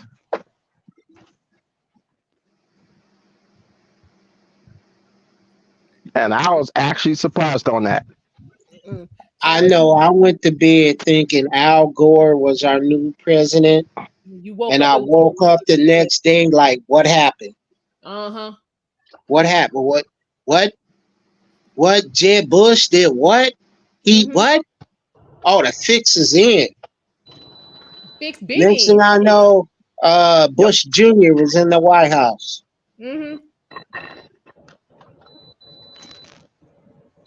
Hell, even if we go back to that, shit was better under him than it is now. Yeah. Yep. Even though he was clowning. What you say? Mark said 2.5% on his mortgage on a $330,000 house come to $851 a month. You try that shit today and see what happens. You ain't getting that price. Hell man, no, a 1-bedroom here in Cincinnati, a newly built 1-bedroom in Cincinnati goes in between $800 to $900. A 1-bedroom. When I had a 2-bedroom for $595. That same 2-bedroom goes for $900. Listen, a 1-bedroom here in Charlotte, North Carolina, in the hood is $1,812. That's some bullshit. That's some crazy. We ain't talking about you gonna be safe. and nothing like that. Yeah, no. That's crazy. Yeah. That's I know crazy. one You bedroom can't in afford the a state of bill. California. Child, wait a minute. He comes back with prices for housing are going to go up every year, regardless of who's in office. That is not true. That's not true. Housing prices go up and down every year. Actually, every also many months.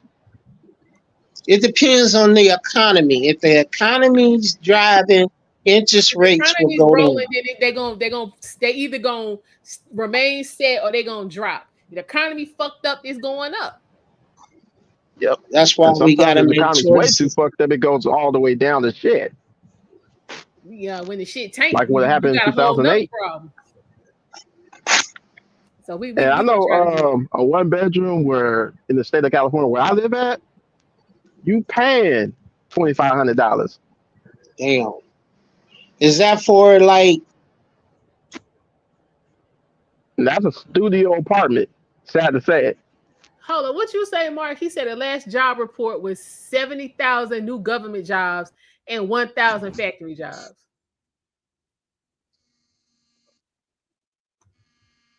So you saying of the 70,000 jobs that was created, only 1,000 of them were factory jobs, and the other 69,000 was government jobs. Oh, okay. Your business is thriving under Biden, and you and your wife bought a house. How long ago did you buy that house? I don't have to pay taxes on my business for 7 years thanks to Biden bullshit.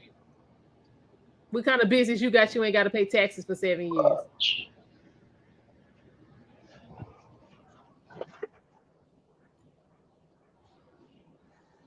Hold on, what April Chris said? My mortgage on a 3-bedroom, $129,000 house is $1,100 a month. they'll here in Cincinnati, they'll put you in the hood in a 1 bedroom apartment for about $600 a month, and that's in the hood. Now, Child. if you want to do market rent, I know my brother, he lives in a market rent with his disability, and they want you to make the rent is 625 for a 2 bedroom, and they want you to make 3 times the rent. And I That said, don't count no more. here in Cincinnati they do it. That's against the law. As of July 1st, they cannot require you to have 3 times the rent. Anybody still doing that, report their ass because it's against the law. Gotcha. Poncho 365 said the president has nothing to do with the prices of real estate. I'm gonna have to That's set redo by this. your Okay. state and local government. Oh my God, it's based on the damn economy. How the president don't have nothing to do with that. Jesus Christ. Okay. So if they don't have nothing to do with it, then how she on here talking about she's gonna have affordable housing? I met the lawyer. I'm sorry. I met the mayor for Cincinnati before he became mayor. His name is Tap Purval, and he was at my church. What Democrats do, they like to go to the black churches because you don't see them any other time. And just so happened we had a concert there. Fred Hammond was there, so we all outside. I'm working in a booth, and Tap pull up, and I talked to him. And I said, "Man, what are you gonna do different? What are you gonna do that hasn't been done before?" I said, I told him I'm disabled, and only places they're offering me is in the hood. They're not safe. They're not safe for me. They're not safe for my daughter. And when I look at market rent, I can't really afford that. So I'm asking for safe, affordable housing. If you got money to put up a huge soccer stadium, which they still building around it, a huge soccer stadium, they bulldoze a whole hood because black people don't own our own property, and the people who own that property evicted everybody and gave them so much time to find a new house, and they keep doing the same thing. He gave me a political answer. I said, remember me on election day. So I voted for him. He ain't done shit. Mm-hmm. What He you ain't say, done shit. Defino? I encourage all people to look at unbiased information on both sides and vote how you align. Don't get it from media sources, but from the bodies of work and platform. Thank you so much, Defino. We appreciate that. All right, we're gonna Definitely. get on back into this. We wait for Where Eric Eric. go? I guess he dropped, but he's coming back. Project 2025 is not affiliated with any candidate currently running, by the way. Thank you. But that make people feel better about the other bullshit come out their mouth, so they're gonna keep saying it.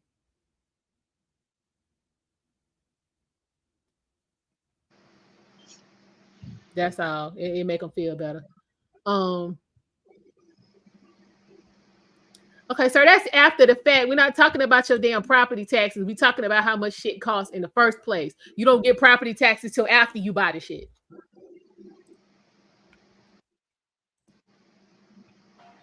Thank you, Philadelphia.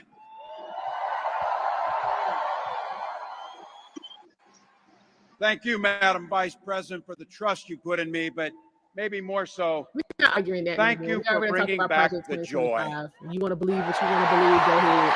Get clean and written out. I'm thrilled to be on this journey with you and Doug, this incredible journey. And Pennsylvania, I know you know this, but my God, what a treasure you have in Josh Shapiro.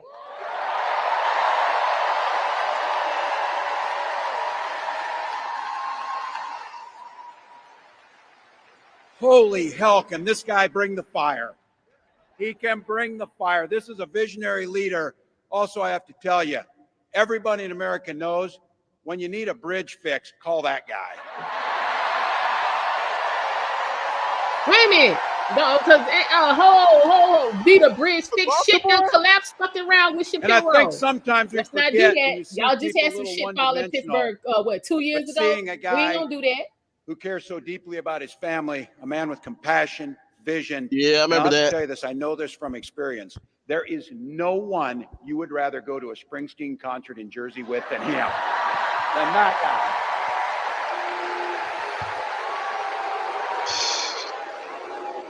Roots.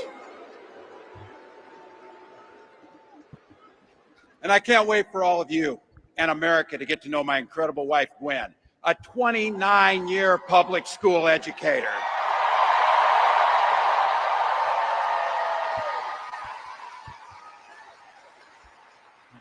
Don't ever underestimate teachers. We can help you out. Since you don't like what the hell we saying, get your ass out. And our two beautiful kids, Hope and Gus. I couldn't be prouder to be on this ticket and to help Vice President Harris become what we all know is very, very good for us to think about. Next President of the United States of America.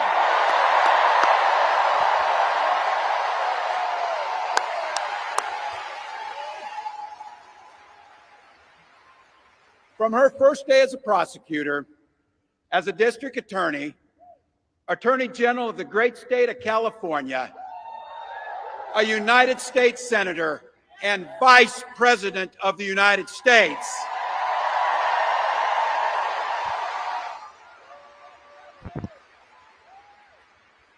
Vice President Harris has fought on the side of the American people.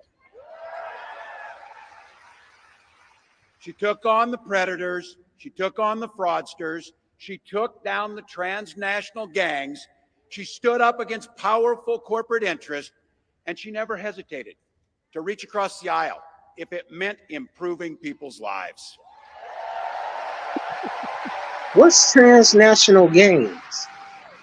And I want all of you to hold this. A bunch of cat, don't bro. ever I'm not even gonna lie. underestimate the power of this. She does it all with a sense of joy. I'm gonna have to look that up.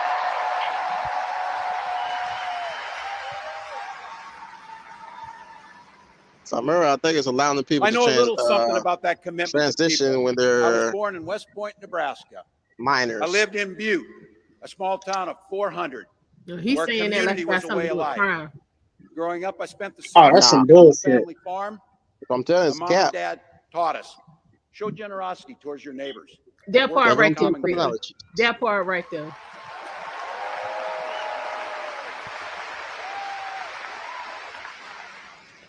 My dad served in the Army during the Korean War. With his encouragement, at 17, I joined the Army National Guard.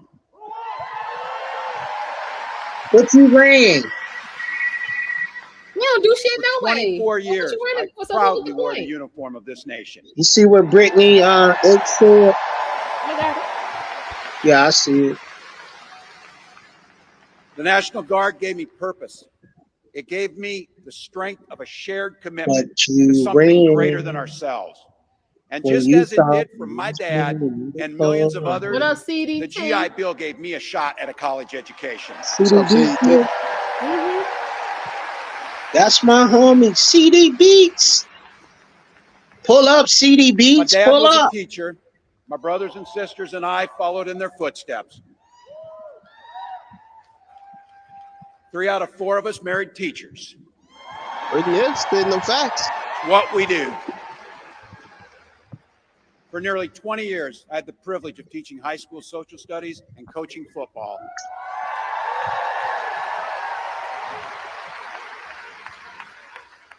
Including winning that state championship. Thank you. Don't ever close the yearbook. Don't ever. But it was my students. They encouraged me to run for office. They saw in me what I was hoping to instill in them, a commitment of common good, a belief that one person can make a difference. So in 2006, I took a leap and I ran for Congress.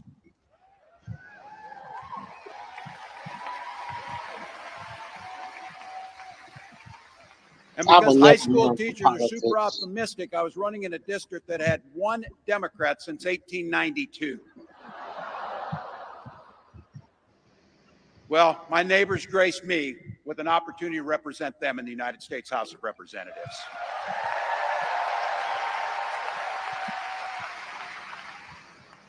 I'm proud of the work we did there together. I worked across the aisle on veterans issues, on agriculture, and on ways to grow rural economies. I learned the art of compromise without compromising my values.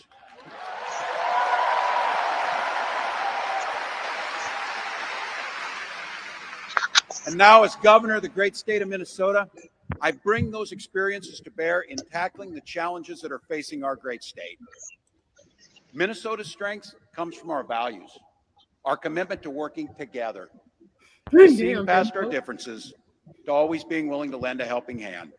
Those are the same values I learned on the family farm and tried to instill in my students. I took it to Congress and to the state capitol, and now Vice President Harris and I are running to take those very values to the White House.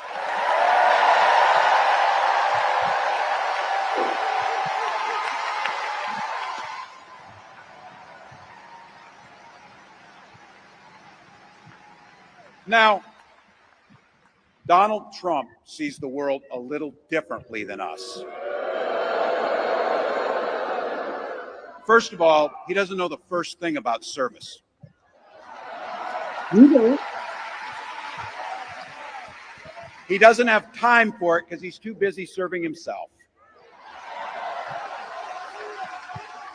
Again and again and again, Trump weakens our economy to strengthen his own hand. He mocks our laws. He sows chaos and division. And that's to say nothing of his record as president. He froze in the face of the COVID crisis. He drove our economy into the ground.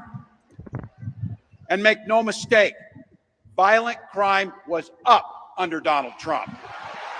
Incorrect. Yeah, I gotta look that up.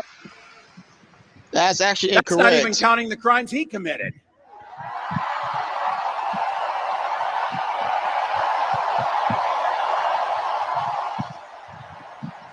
More violent crimes under Obama than Trump. That's how sad that is. Ain't that the damn truth? We was talking about that last night. Exactly. They don't care about the truth. About not fucking around with the They don't care about the truth. They care about what they feel. Some of us are. They basically the Democrats only care about what the lies they can get you to believe. Some of us in here Oh, are that's old true. enough to remember. I see you down there. I see those old white guys. Some of us are old enough to remember when it was Republicans who were talking about freedom. It turns out now what they meant was the government should be free to invade your doctor's office. Lies. In Minnesota, we Never respect our had that neighbors and their done. personal choices Not that me they either. make. Even if we wouldn't make the same choice for ourselves, there's a golden rule. Mind your own damn business.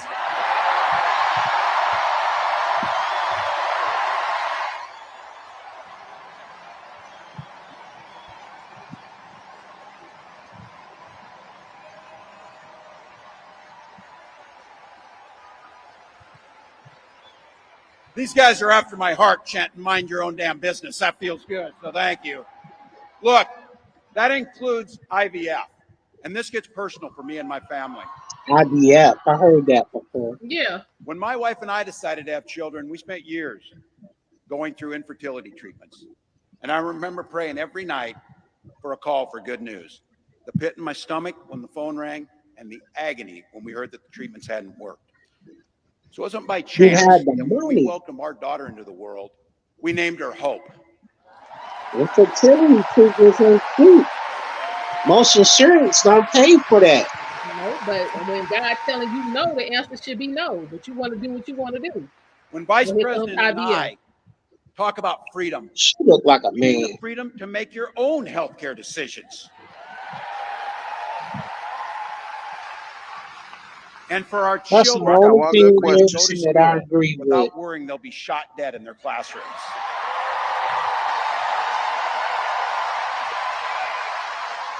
Once again, fear mongering. Once again. Once What again. are you talking about? Republicans? By the ain't way, let as you nobody heard, else I was one of the here. best shots in Congress, but in Minnesota, we believe in the Second Amendment, but we also believe in common sense gun violence laws. Oh, you most definitely welcome, Corey. Read that again. Vice Read President that Harris' again. idea of freedom is a ticket for education to be that ticket to the middle class, not crippling debt. Air that's clean, water that's pure, communities that are safe. Corey, you should have heard my rant earlier. You would have agreed with it. A place where we settle our political differences not through violence, but with our votes. Almondeyez invites anybody to come up. You don't have to And agree that's what with this us. election's Just about. have a valid What argument. direction will this country go in? He's not going back. Well, Donald Trump There would are damn black sure take us Republicans, backwards. Let's be Devil. clear about that. Death Note, And you don't don't believe know him my when he party plays dumb. affiliation. He knows exactly what Project Calm 2025 will do to restrict our freedoms.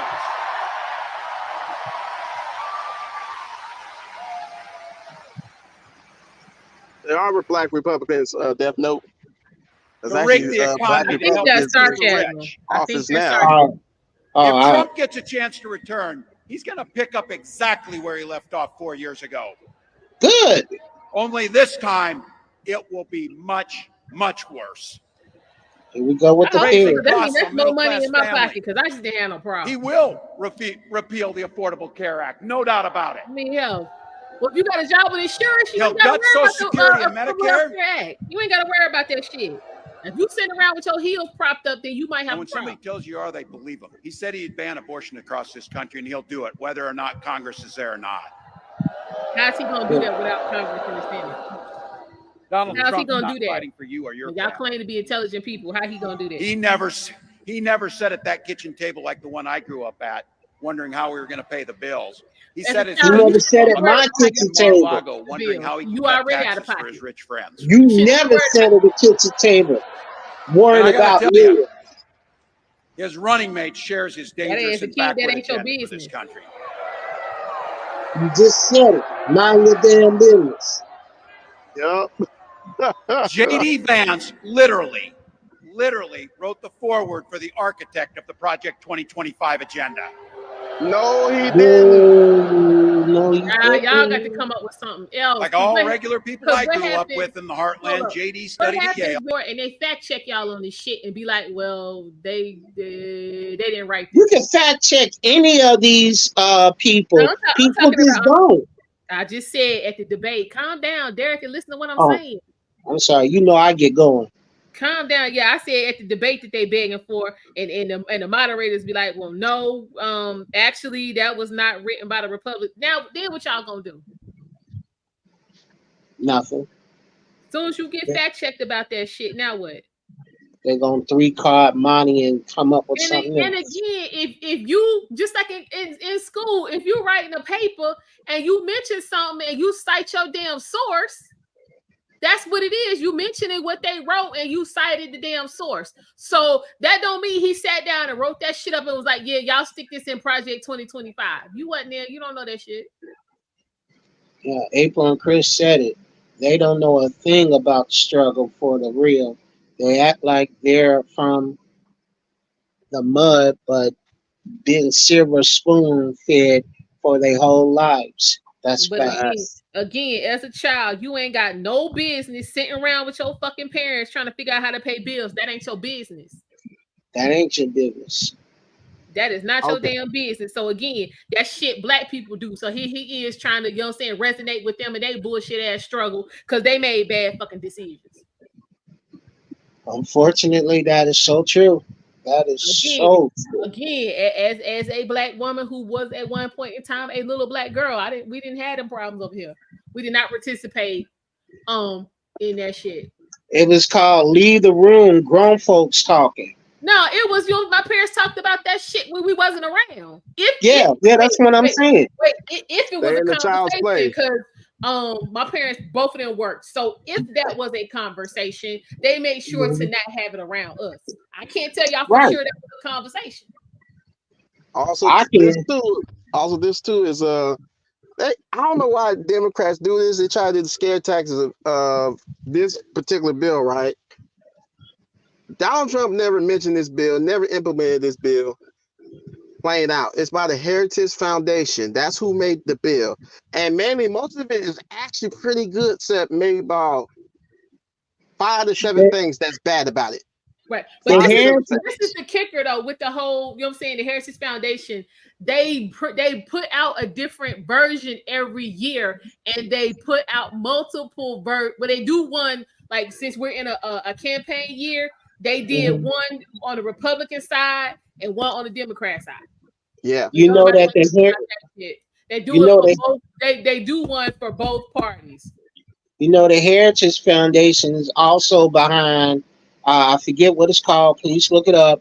They also behind Target, employing the rainbow people. This is why you got rainbow people clothing in Target.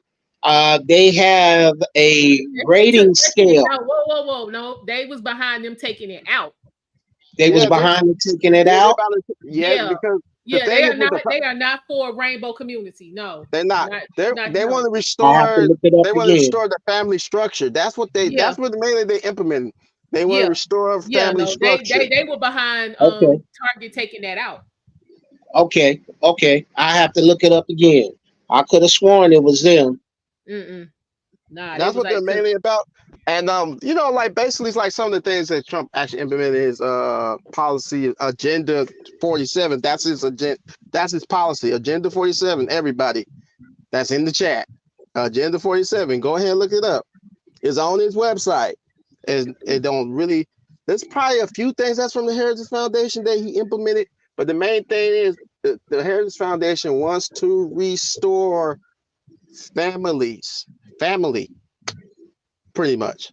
Well, I wouldn't say that. I wouldn't say that they. You know what I'm saying? I think that some of the stuff that was, you know what I'm saying, that the Heritage Foundation has been preaching over a long period of time in aligns with, you know what I'm saying, the family values aspect of the Republican Party. So I wouldn't necessarily say that they implemented stuff from Project 2025. This is shit they've been talking about since damn Daddy Bush. 70 you know what I'm saying, years. the Harrison Foundation just continuously keeps in a, you know what I'm saying, realm. Yeah, it's been over 70 years. They've been, implementing their things, and also too is I mean, I'm more of family structure anyway, so I'm cool Right. with that. I don't understand. We all in America. We all supposed to be Americans. Why would you not want to be in the best position possible? That Exactly. just don't make no sense to me. The American dream. Kool-Aid is not the same before you put the ice in it as it is after the damn ice done melted in the glass. They ain't the same thing. So why would you want the watered down version when you could get it straight out the picture? I Yeah. believe they thrive on Don't make no discord sense. among us. Don't make Uh, no sense. They sow discord among us. They sow it between the churches. If I see her in a church, there's a church that agrees with abortion. The first thing They black get women need to do is bring their ass up out the church. That's the first thing, y'all. Come up out the church. Black women. As a black woman, listen to me. Come up out the church. And see how fast you find a man if you come up out of there. yeah, because there's not a lot of men in church. I It's know your that. name. For a fact. And it's a reason for that. Nigga, Come up out the church. You want to it's find a not a man? lot of men in Come up church. out the church. And then the men who are there are on the deacon board. Most of them. Them old ass dudes, child, been And beat most of them down by married. life, giving you all that bad advice. I'm sorry, but the Hey, old Sister black men give you Almondeyez, some of the looking worst good today. advice. Old black men give you horrible advice these days. I agree. I'm just being honest. Horrible advice. What? You said old black men give horrible advice? These days, yes. Yeah. I'm an old black man. No, I'm talking about them 70, 75, 80. They giving horrible advice. Horrible. Well, I hope when I Horrible get 70, I still have the same mind I have now. And that pray for that. Pray for that. Good, bro. Honey, I'm telling you, they been on a whole different type of time. I'm like, this here, no. Horrible advice. Also, too, so far for the chat, the question: did they implement any policies that resonates with y'all? Who? No, I'm Gun asking the control. chat. Gun control. They mentioned gun control. That I like to see stiffer gun controls. But Okay, this is my thing. What does gun control mean to you? To me, it means nothing. But I don't want to see some disgruntled rainbow push person get an AK-47 and take their aggression out on a Christian school like it has been done in the past. What about this gun control is gonna stop that? If you go through your background check and it come back clean, you go through you go through your state background check, it come clean. Your federal background check, it come back clean. You paid all your necessary fees and got all your necessary permits. What the fuck is gonna stop you from doing that? There's no law. There's no law in the past, present, or future will stop another. Every day. Who cares about that? What is going to stop this sick individual who passed all of the necessary criteria from going and shooting everybody they come in contact with? What is stopping them? Nothing. That's the point I was trying to make. You know, there's no law. There's no law on the books that will stop another person for committed a crime. And, you know, they have to pay the consequences of said action.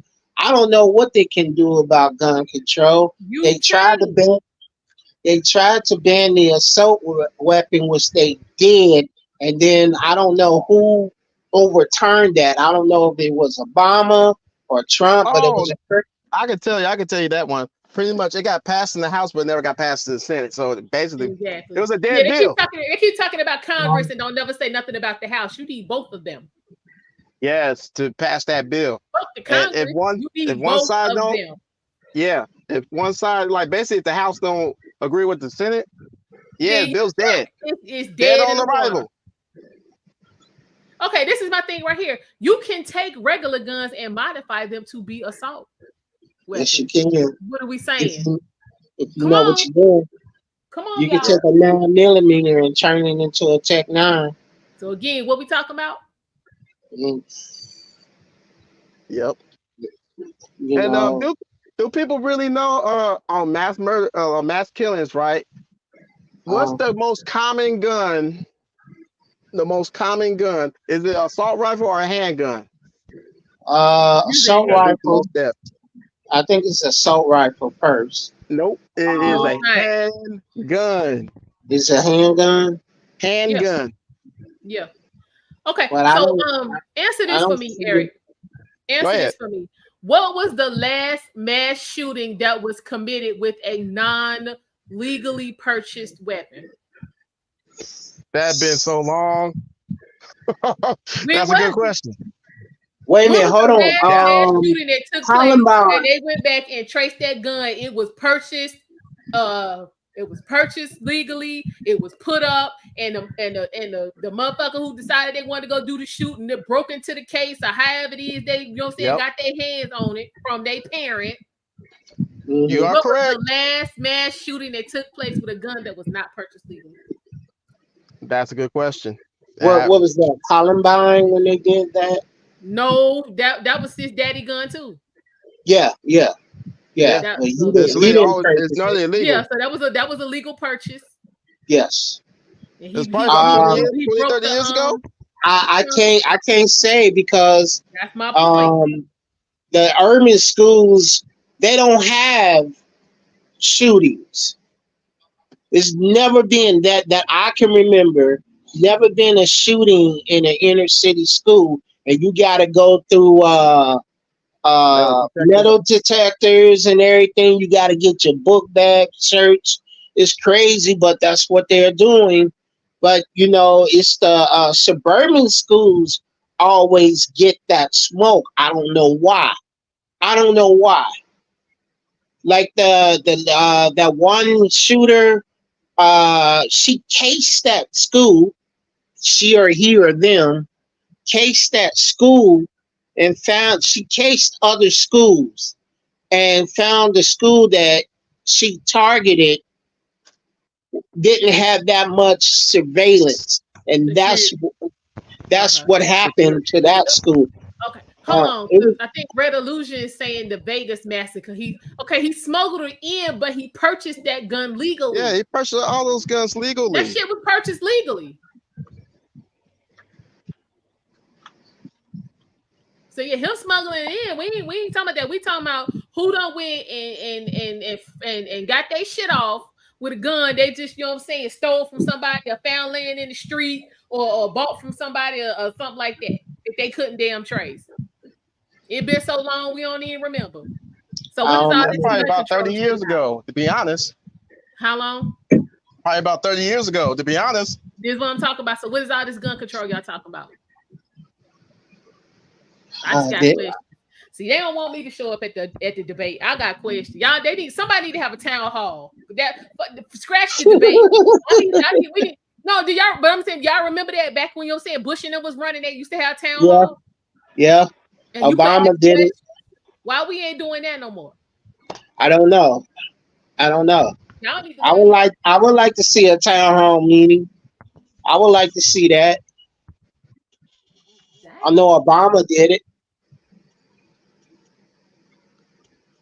Maybe they won't do it because they can't protect the people now. Because secret police and FBI are still being looked at sideways now. So Oh, I don't know. for the attempt assassination of Trump. Yeah, That yeah. part right there. Yeah. Oh man. You know, I don't know about gun control. If you could solve that, you could solve world hunger. I mean, Uh, I'm just trying to understand what are we controlling? To me, that like the gun control thing, like, okay, you could put it in, right? You can implement it. Problem mhm. is, if you're a criminal, you're not gonna care about that. You ain't gonna care about This that is law what I'm anyway. talking about. This is what I'm saying. So, but Right. again, what are we implementing? That she keep talking about. I need specifics. So hopefully we'll get that at the convention. That literally, that's one of the things I'm going to be looking for at the convention. I was hoping they will say in their speech some specifics, and they haven't said nothing. Just No, lip they're just service. taking pot shots at Trump and I mean, they my dude from Middletown. JD You Vance. know, I mean, they yeah. both taking shots at each other, but the difference I noticed from the Republicans and the Democrats, these Republicans can actually tell you how they're going to implement it or what they're going to do to make it work, to make things go down or up or whatever their policies is. Mm-hmm. They're going to tell you how they're going to do it. So far on this, they're not telling how, but I kind of get it because this is their first introduction with both of them together. I Okay. guess I'm just going to give it the benefit of Well, they of should that. come out swinging. They should come out should. swinging. I mean, They- they know she admitted. She admitted it. They're the underdog, and you should come out swinging because people are going to vote for Trump. He already have his backers from January 6th. They're going to vote for him. I'm going to vote for him because of that immigrant thing. You going to vote for him, Eric, because you want lower taxes on your business and fuel costs and everything. You know, and Almondeyez might vote for him because of other policies that affect her as a woman. I mean, Trump is hitting on all cylinders.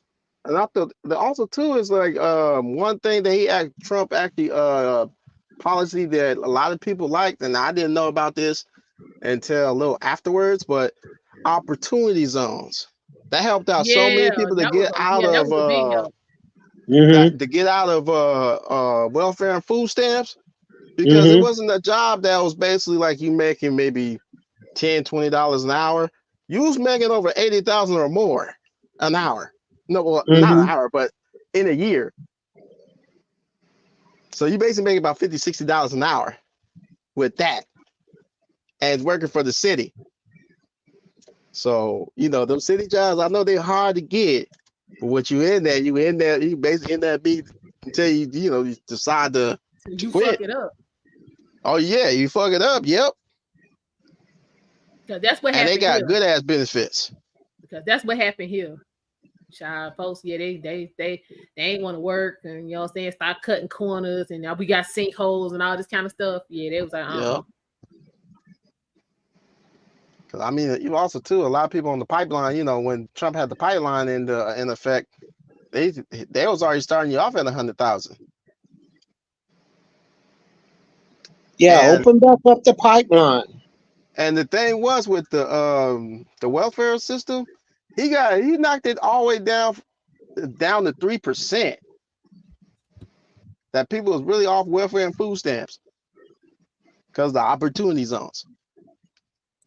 So I mean, that's one thing I do want back is the opportunity zones for a lot of people to do things better.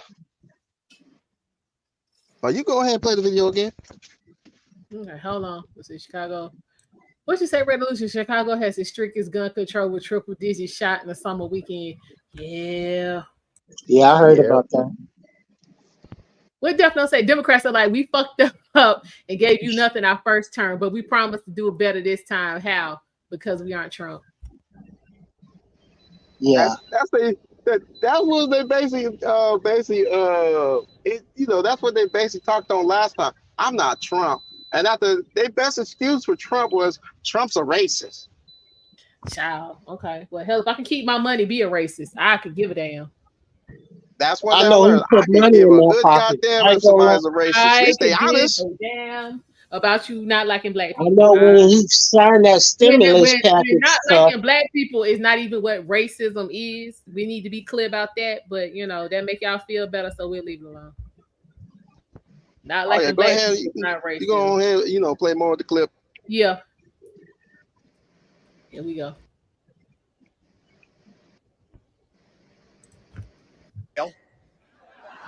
Had his career funded by Silicon Valley billionaires. Not and then true. wrote a bestseller trashing that community. Come on. That's He not killing me what middle mad because America he ain't had to is. grind. And I got to tell you, It be I like that can't wait to sometimes. debate the guy. You should wait. I ain't gonna do it. What?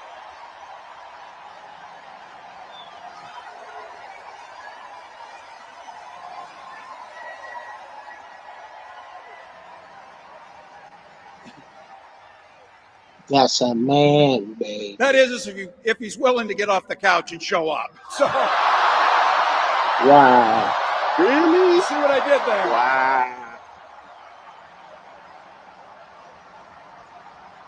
Trump ain't the politician that's scrapping in his boots. I think he's talking about JD Vance. Oh, JD Vance is going You gonna mop the floor with him, man. They better not underestimate the I gotta men tell from you, Ohio. pointing out just an observation of mine that I made. I just have to say it. You know it, you feel it. These guys are creepy and yes, just weird as hell. That's what you see. That's It's what just you weird see. to see grown men talking about other grown men being weird Okay. and creepy. Every time they say weird, they basically trying to call the So basically you call know you what's the out N-word, there. So pretty say much. it with me. We aren't going back. We aren't going back. We are not going back. Hoes for president. Hey, Prime.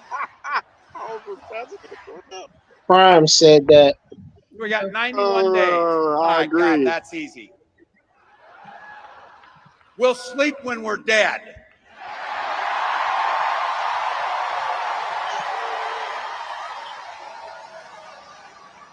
Somebody get the Quaker Oats guy off the podium. Over those next 91 days and every day in the White House, I'll have Vice President Harris's back. Every single day. And we'll have yours. Mm-hmm. You know how this works. We can't do it alone. We need you, each and every one of you. Mm-hmm.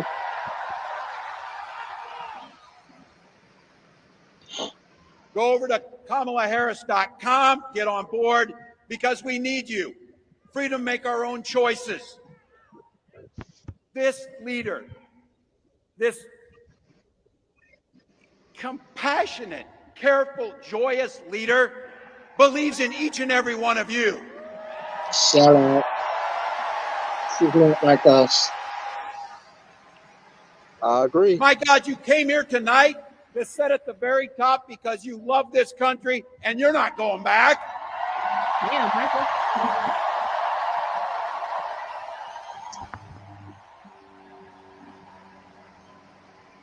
She believes in the opportunity for every Y'all single roasted in the chat.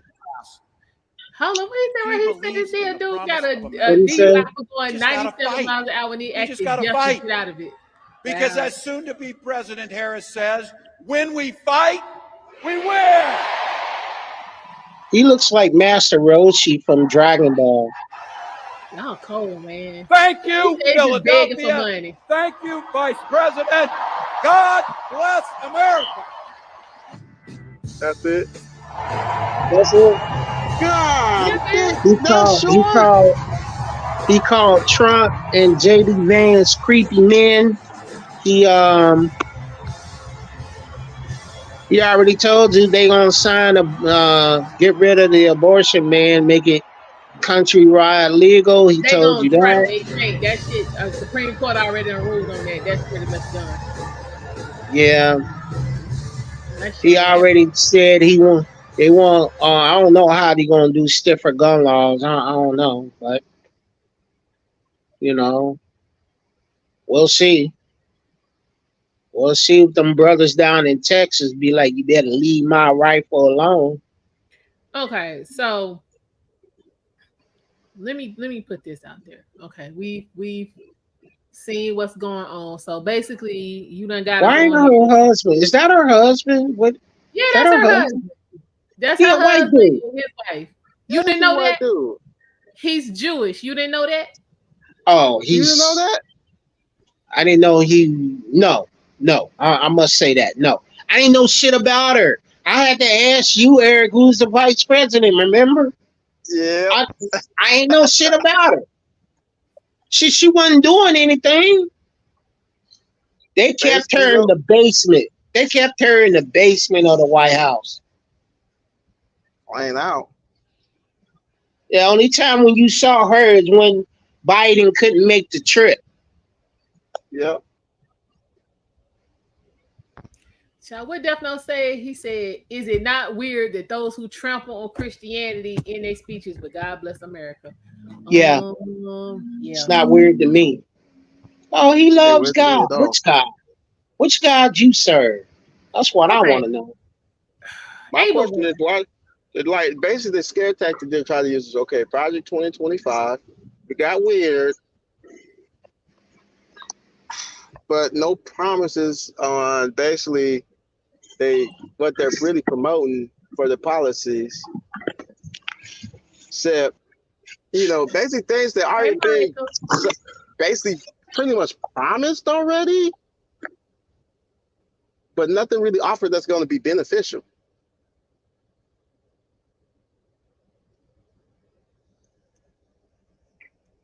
Because reproductive rights, that's really nothing that is really going to cost anything.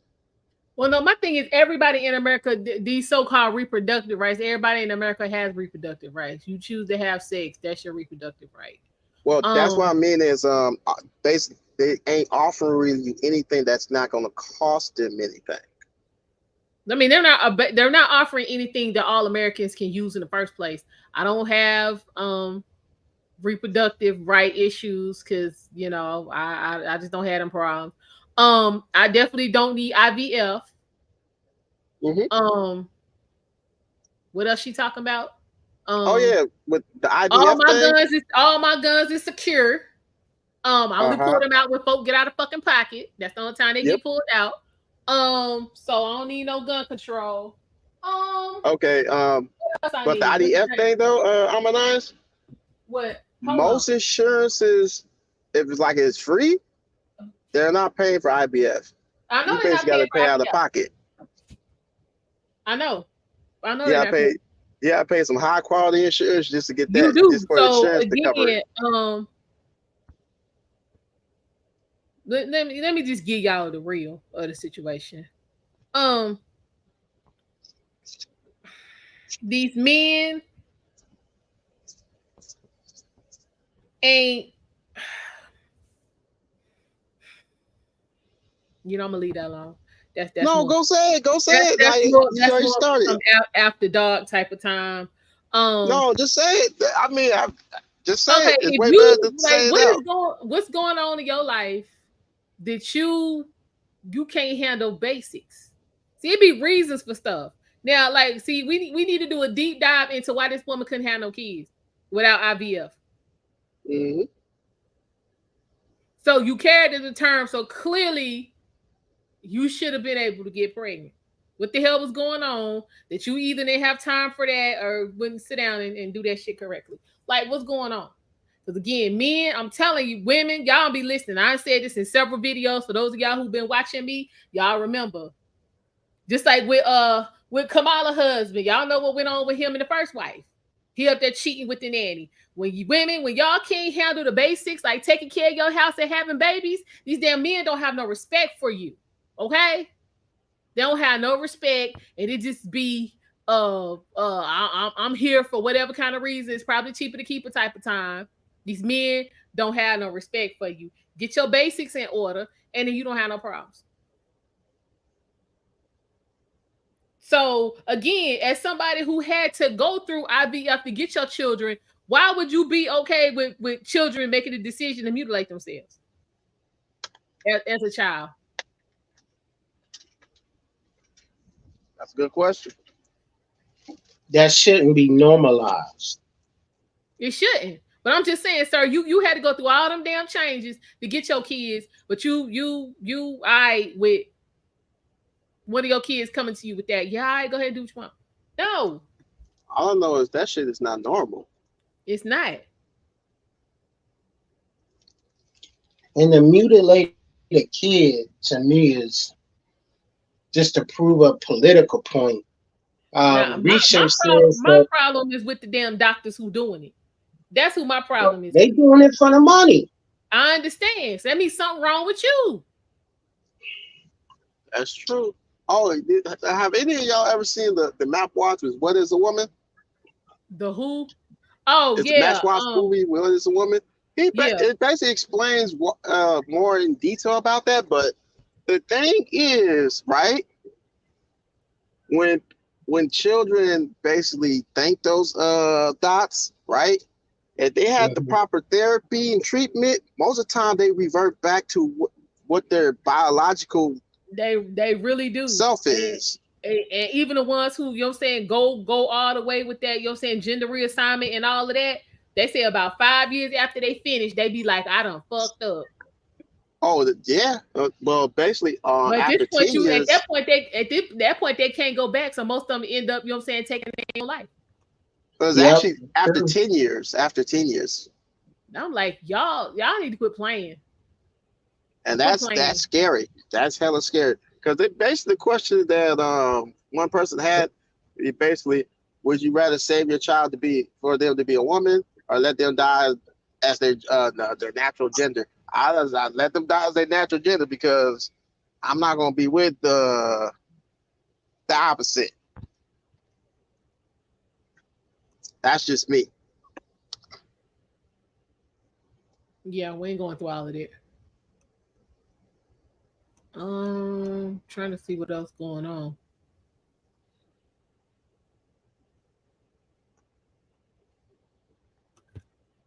What you say, Michael? Ignorance is not bliss, it's just embarrassing. Facts.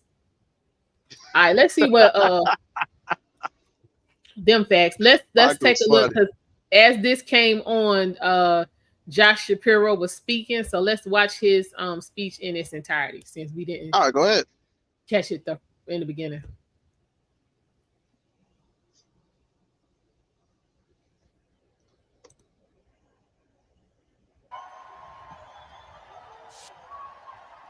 Thank you.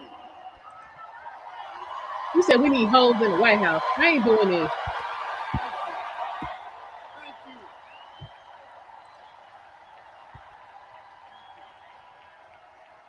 Thank you.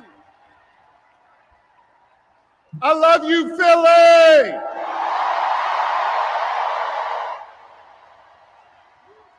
And you know what else I love?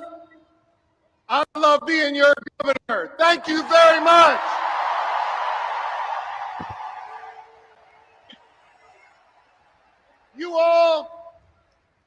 Y'all fill my heart. And I love you so much.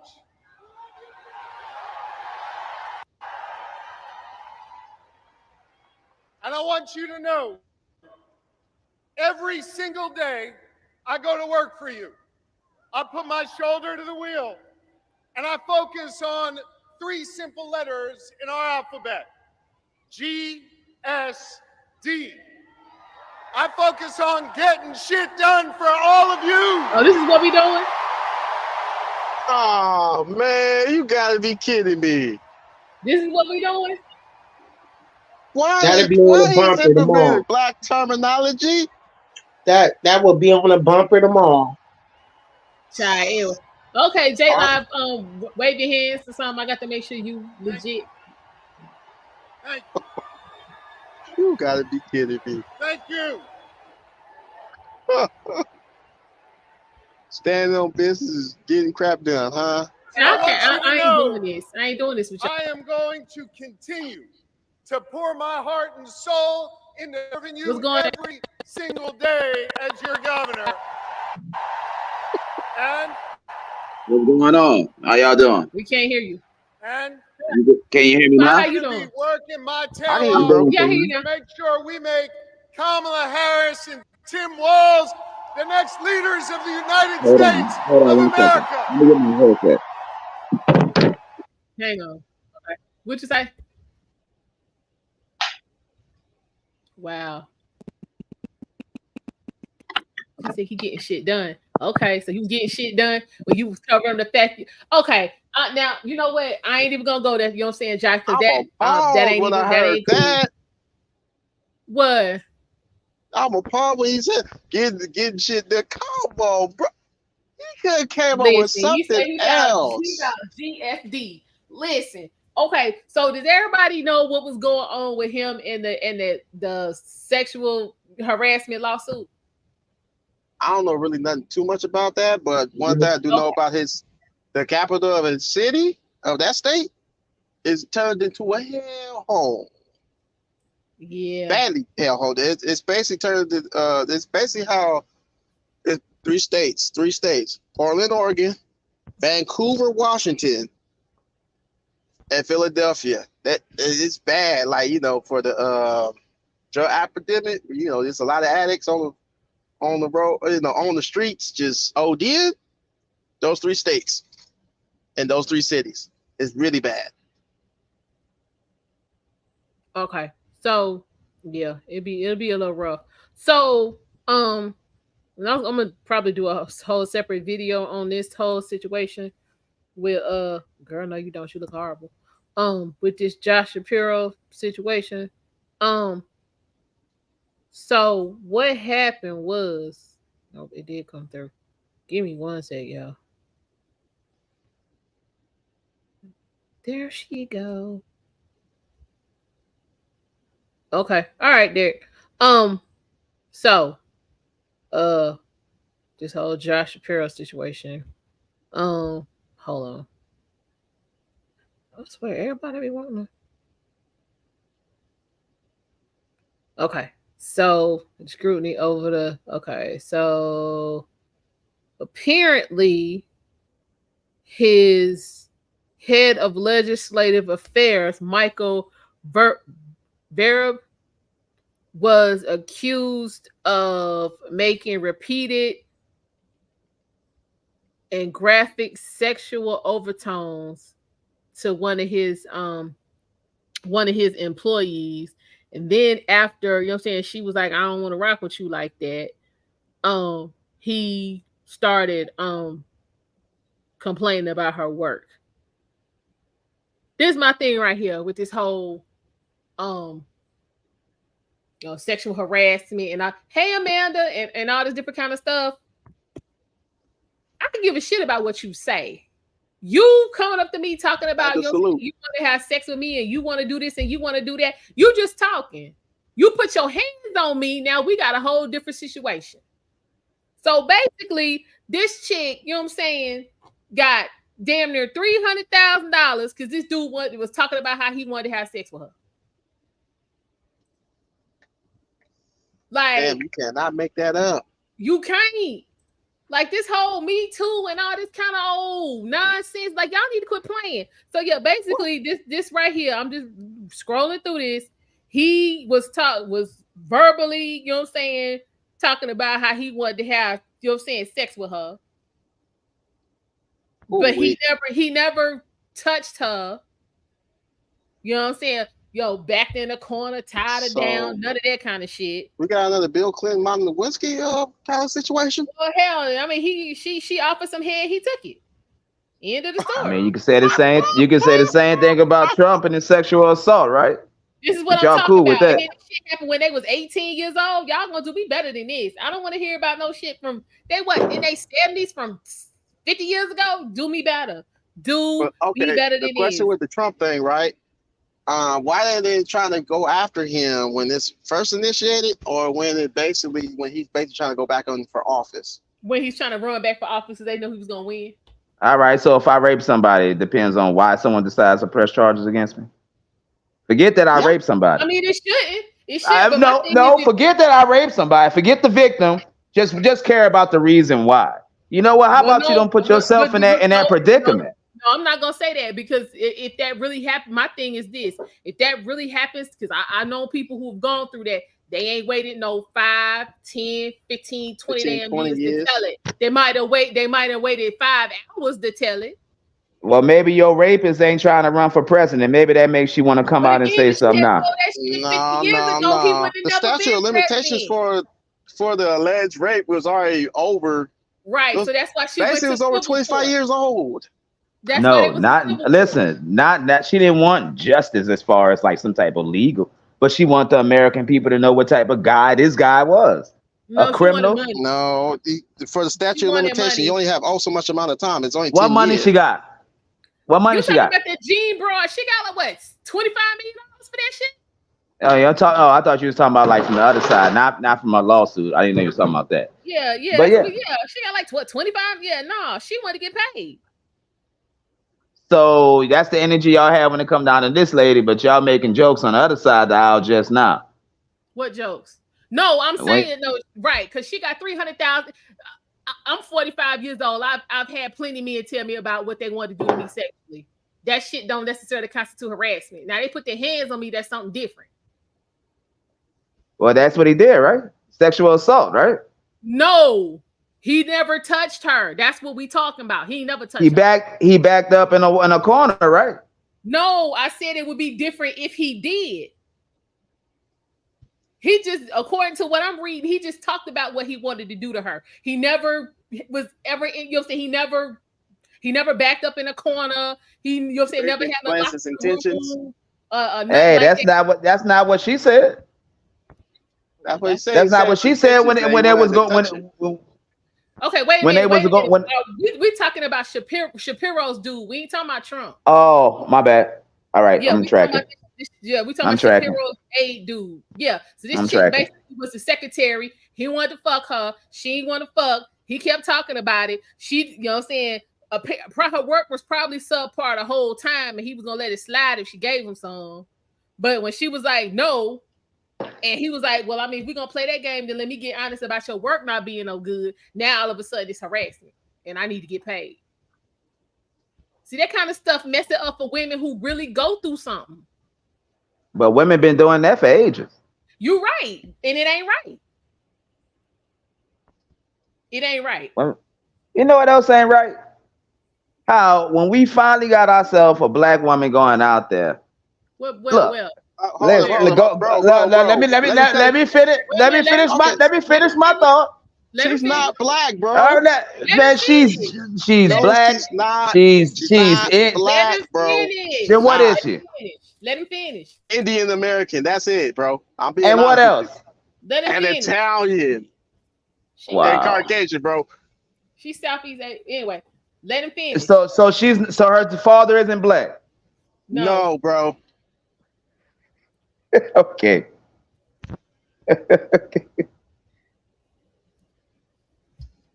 Oh shit! I got off. Am I on now? You still on? Go ahead. What you were saying? Go ahead. What you were saying?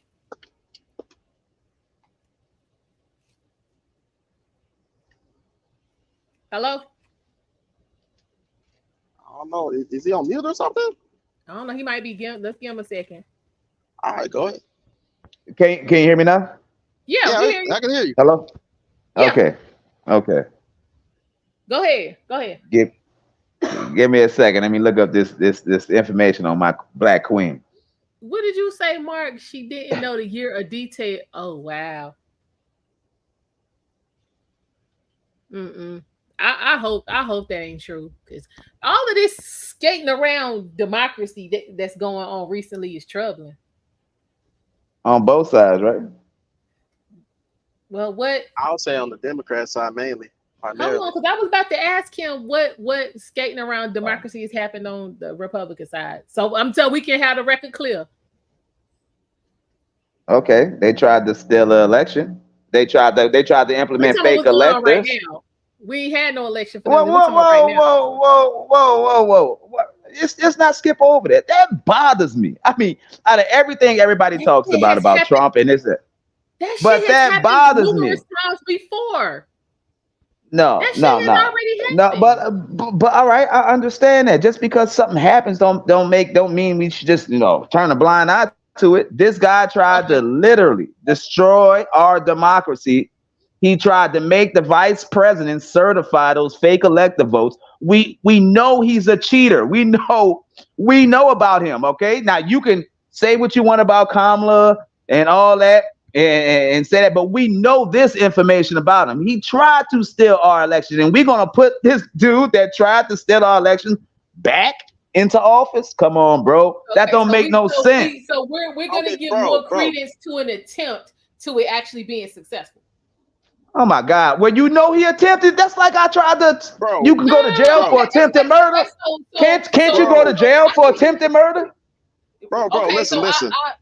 I Hey, tried Almondeyez, to steal hold a up. car versus Eric, who was actually successful in stealing the car. But we ain't gonna worry about Eric, who actually stole Both the of them car should and go to still jail, riding right? around in it. We gonna worry about me, who tried to steal the car and couldn't do it. Man, what are you doing? What are you talking about? If you try to steal Okay, our bro, American elections, you should not be able to run for president ever bro, again There's because no you're a law for thief. that. okay, There's no listen, It law don't for listen, that. There's no law for that. There's no This is law what bro. for It's all right, this is what y'all come at me with. I don't like that. That shows bro. a lack of character Listen, on your end. How you gonna let somebody bro, that just tried to steal it Okay, so bro. so go How you so gonna again? say, but you're going to vote for someone who did not go through the proper democratic process Democratic to process? become the candidate for president? Yes. You know why? Because we Okay, only got a no. Why? Because we only got a certain. It's different circumstances. We ain't only no damn got a. circumstances. It's how's it different? circumstances. Look, I think it is different because Joe just dropped out. What you wanted to do? Start over? Spend all this time not campaigning, not doing this? They had to make a decision, and guess He what? The didn't money campaign the backed her. first time. The No, Joe money didn't backed campaign the her first up. All the big donors backed her up, and she was going to be the Democratic elect. It just is what it is. It just happened fast. Democrats are able to organize and get their time. stuff together and no, they don't, align bro. and align when they need to Incorrect, bro. align. Unlike Matt Gaetz, who y'all advocating for. This is your party, right? This is who y'all want to vote for. Who's These Matt Gaetz? ignorant fool. Who's Matt Gaetz? I didn't tell you Yeah, that. who's Matt Gaetz? You don't know? I'm asking you, who's Matt Gaetz? He's a Republican. I'm Okay, asking. And All he right, was he's a Republican Republican. of what I'm. state? party. I don't know what state he is.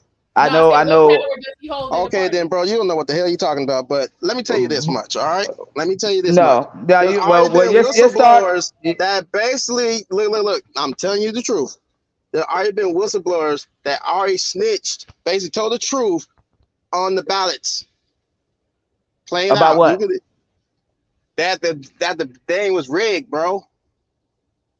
Well, Because on the mail-in ballots, there's multiple that they didn't so have the actual verified electors to verify. They didn't have the signature on there, bro. what are you talking about, bro? You talking about when he tried to steal the election with the fake electors? Oh, bro, it came after the fact, bro. What came after the fact? They had them talking to the stupid council like they're doing with the investigation with the CIA assassination with Trump's ear.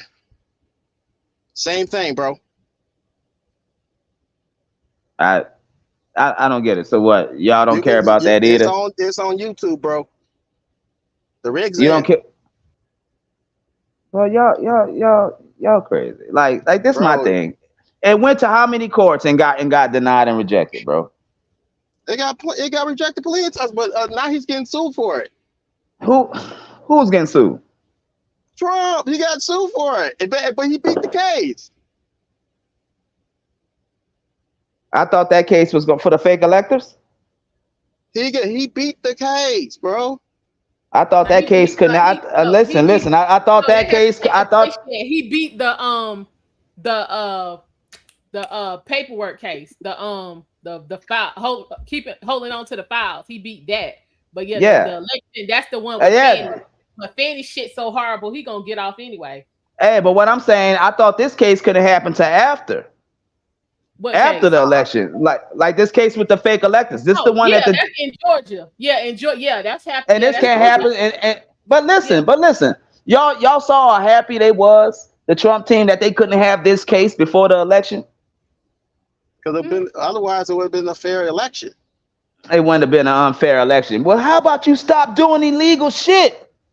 What you mean an unfair? All you did was challenge. If we're gonna be technical, this whole upcoming election is illegal. If we're gonna get technical with it, stop. I hate how y'all blind. Y'all turn a blind eye, bro. Y'all turn a blind eye to this dude. I don't get it. I just don't understand why. Okay. Okay. Because you had you had an extra what, $200, $300 in your pocket? No, bro. No, bro. Come on, man. Okay. I'm gonna ask you this specific question. That shit And way this more speech, and the speeches that this pretty much the speeches before on this live. Okay. Is there anything that basically resonated with you? What they on this podcast? On the policies for the candidates. But they didn't really talk about policies right now. Right now, they're just getting their base juiced up. They'll talk about policies. That's the problem. Bro, the Republicans ain't talking about no policy. They trying their best. They're trying their best. We had a whole Republican national. Go back and watch it on the channel. We already know what they're gonna do. They told us what they're gonna do. And it's on his website, bro. Look, I don't like what the Trump agenda stands for. I don't like what they're trying to implement. Hold on. Know what you're talking about. That's the thing. If you looked at his basically his website was policies is on, I'm pretty sure you'll agree to him. What do you think the Trump policies are? Well, there's a lot of Trump policies. That's a general. I would do this. I would do this. What I would do is say the ones that I don't like. Okay. Okay. Name one. The one you don't like. Name one. What a policy with Trump that I don't like that he's going to try to implement is talking about he wants to do away with the Department of Education. Okay, and black men no. historically no, over because, the last 3 decades because don't right really now so what damn difference do it make? What you mean? Well, I went to college. I went to college. I got listen. I got a son that's in KU right now, going to be an aerospace engineer. So I care. Okay. Okay. I'm living that. So yeah, I care about that. Here's my argument. Okay. Here's my argument to that. My rebuttal.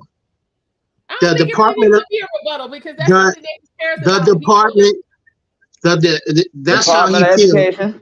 The Department of Education, the way it exists is now, is garbage. It's garbage. The Department of Education is supposed to be equal across the board, and it's not. It's not. And it's not. And it never. It never been even. It never been even, right? Let me finish. Let me finish, brother. Let me cook. I'll let you talk. Thank you, brother. I appreciate it. The way it is now across the board, it is not fair. It is not fair that the suburban schools get more access to different fields to go to, and inner city schools are basically a pipeline to prison. That's not fair. True statement. That's not fair. That's not fair. And my other thing is what I wanted to say. I just got back. We don't turn a blind eye. We're not turning a blind eye. The man was convicted of his crimes, and he hasn't served a day in jail. I don't think he's ever going to serve a day in jail. That's that you know what? He's been convicted in a court of law. It's over and done with. That's it. What you mean? So we don't judge him no more? This is the guy that we want. Why should we even be talking about he got convicted in the court of law and being our president in the same sentence? Mm-hmm. I don't get that. I don't get that. Why don't we talk about Kamala's much longer, because it was a bad conviction, and Kamala never got accused of sexual assault. Are you serious? Have you looked at her policies? Have you looked at her case studies? I said she never got committed. I said she never got accused of sexual assault. Well, wait a minute. I mean, we talking about two different animals. The politicians, bro. Yeah. All I'm saying to you, Donald Trump. And that's another thing. I just don't like how y'all do that. How y'all know her situation, then y'all pick and choose who's it's a public record. Research it, bro. No situation. I know what you're talking about. When she was in California, I looked it up. I looked it up already. But how in the hell we gonna sit back and judge somebody on. We really want to talk about sex life. We talking about Trump and sex life. He's the only one that tried to pay off a porn star. Why we care about what Kamala did? Pay them? Ain't that what you do when you pay them? You grasping at straws, man. You forget what Bill Clinton did. You forget. Bro. Hold on. Let me cook for a minute. Let me cook. Let me try. And then Ben Israel just came up. I want him to cook on this too. Bill Clinton had his dirt too. Okay. Matter of fact, when Bill Clinton was, who was it that was being looked at for the sexual assault? Monica Lewinsky. Larry Flint came out and said, "I'll give $1 million to anybody else who said they slept with a politician." Man, do you know politicians were coming out the woodwork on the left and the right just to get out their business? Man, listen, okay, Trump said grab him by the pussy. Hell, nowadays you need to grab them by the pussy. Well, I didn't have no problem with that because I didn't be grabbed. Moral character means nothing to y'all no more, bro. No, that's not it, brother. That's not it. You want to talk about moral character? We shouldn't have thousands, close to millions of immigrants here illegally getting billions of dollars of my tax money, your tax money, everybody else's tax money to live for free. And you got people who will work like me since age 14. I got a bag for help. I take that shit personally. And I said earlier in the chat, find a policy that you like.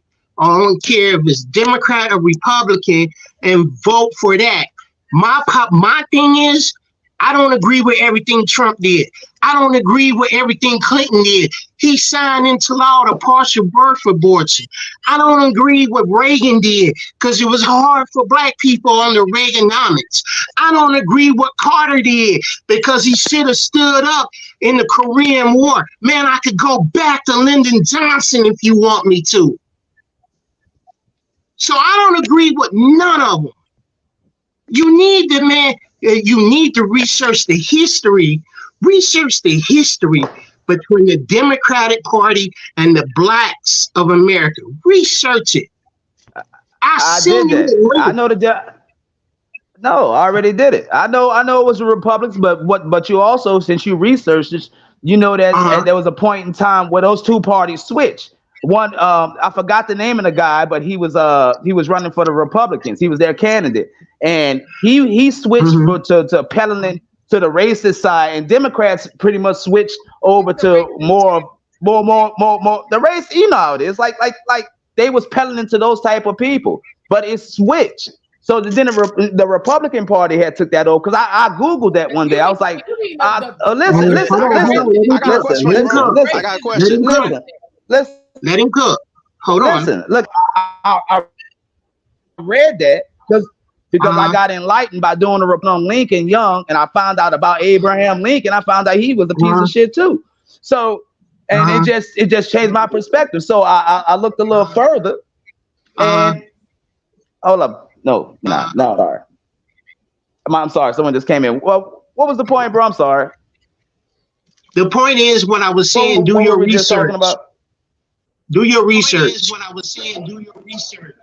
Do your research on black Democratic Party. And the Democrats. Look, and I understand the history. I understand that black people hasn't been good for blacks under the Democratic rule historically, right? Like what have they did for us? And I'm in true agreement. But when I look at the House of Representatives, when I look at the senators and the Democratic Party, they are a diverse group with diverse ideas. They come from diverse places, and that's the type of people I want in office making decisions. What are they getting done? Listen. How can you listen? You can't get anything done when you don't control both the House and the Senate. Right now, Biden is the president, and he's gonna get all the flack, but he can't. The Democrats can't push their agenda. It's gonna be dead. The bills are gonna be dead on arrival. So what happened? Okay, so what happened during Barack Obama's first term where he had the House and the Senate? What happened? Well, I think Barack had a pretty successful presidency. Couldn't get no No, better. he So hasn't, bro. what happened? Let Look, I'm not one to be down to Obama, bro. Like, I think he did the best that he could do, and I leave it at that. I mean, shit. I mean, what else? I'm listening. I'm listening. All right. Okay, but if Let me tell you this much, all right? If you got a full house and you got all the cards, that means you can do whatever you want. So whatever got done was what he wanted. So again, what happened? What would have made you so happy if Obama would have did what? What would made you be like, oh, all right, it was a successful presidency? Yeah, he would have been successful if he'd get that rainbow action, let that ride, and be like, look, we not again. If you the president for all, you know what? Oh, I'm listening. Go ahead. I'm sorry. Not just the rainbow community. All right. Well, you know what? I got a different thought. I heard checks for the small hats that he gave out. Let that go. If they're gonna get a check, everybody should get a check. And again, if he wanted to do something to ease, forget all black people. Let's just deal with black men. Even he wanted to ease y'all plight. He had a stacked house. He could have done it. But he didn't. What he did do was honor Ellen, and gave her an award. So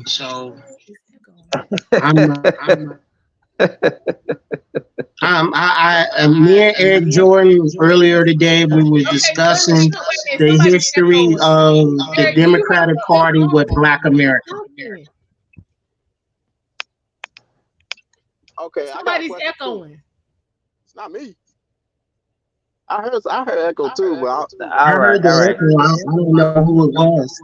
It's you. It's me? Yes, it's you. Do you have this on somewhere else? No.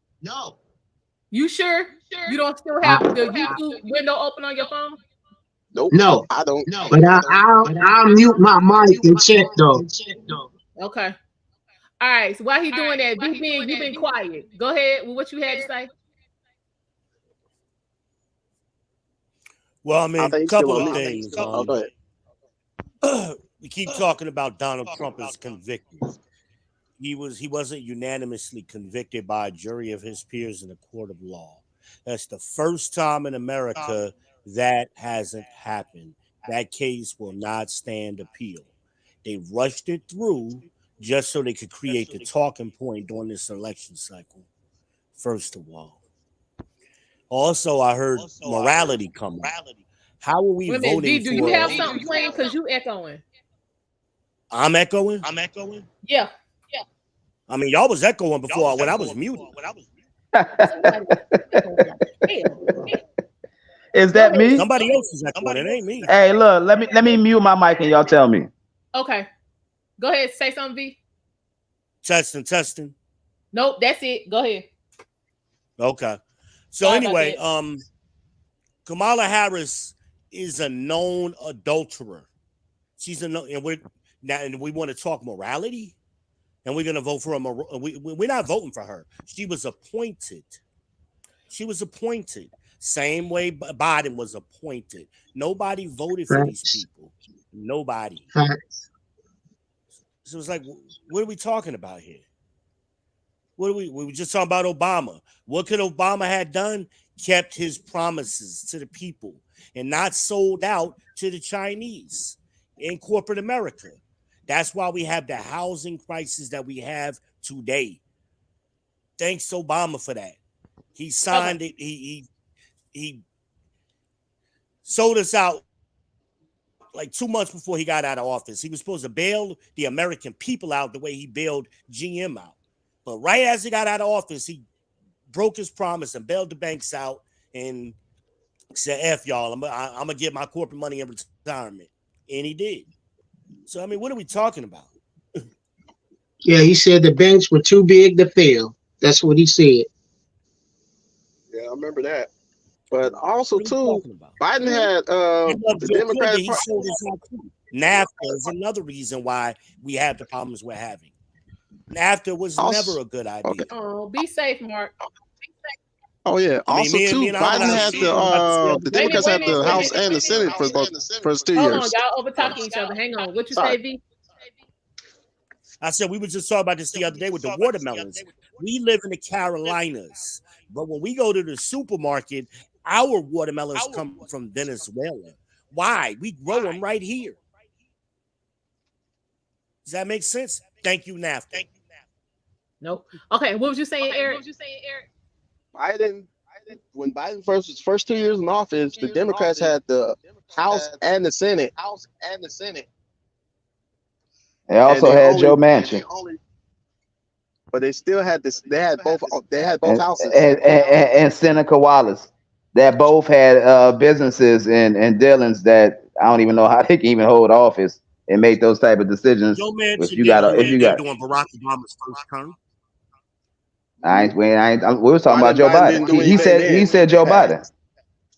I thought they were talking about when we had the House, the Senate, and the No, well, he said Joe Biden. He said, he said Joe Biden. Because I mean, with Kamala, like she's trying to go for president now. She's the vice president. They could have passed their policies that they wanted to pass in the first 2 years. Why they didn't do that? Bro, we still got an echo chamber. I don't understand how y'all can look at that Republican Party, House and Senate, and want to vote for them. Like they're not majority, bro. They're not. No, they are like the worst type of individuals. You can tell that they got drug issues. I don't care about them being individuals. I care about you being good at your job. Policy. And you think they good at? You think those Republicans, the Marjorie Taylor Greens, the Matt Gaetz? You think those type of Republicans are? What has she done? What has she done that was nothing? No. Nothing. Okay, she hasn't done nothing since she's been there. But I'm telling you, like, those people are just garbage. That's probably me. I'm mute again, but I'm just saying they're garbage. I'm not a Democrat or a Republican. I'm an independent, and I'm a vote who represents my interests the best. And right now, Trump represents my interests. Give me something to vote for. And I take that personal. I'm a policy voter myself. I'm independent. Yeah, you gotta give me something that's gonna help me. And so far, I'm just not hearing anything from Kamala that benefits me. I don't need to go get hooked up to the hose. I don't need gun control. My guns is under plenty of control. Yeah, I don't need any of that. We don't need to see Meg Thee Stallion. We don't need to see Amber Heard. Amber. Now look. Policy.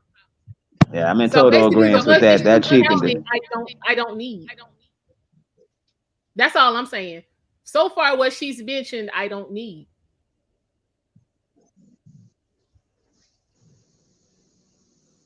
The policies the Democrats have been pushing for the last 50 years have led directly to the destruction of the Black community. There is no Black community anymore.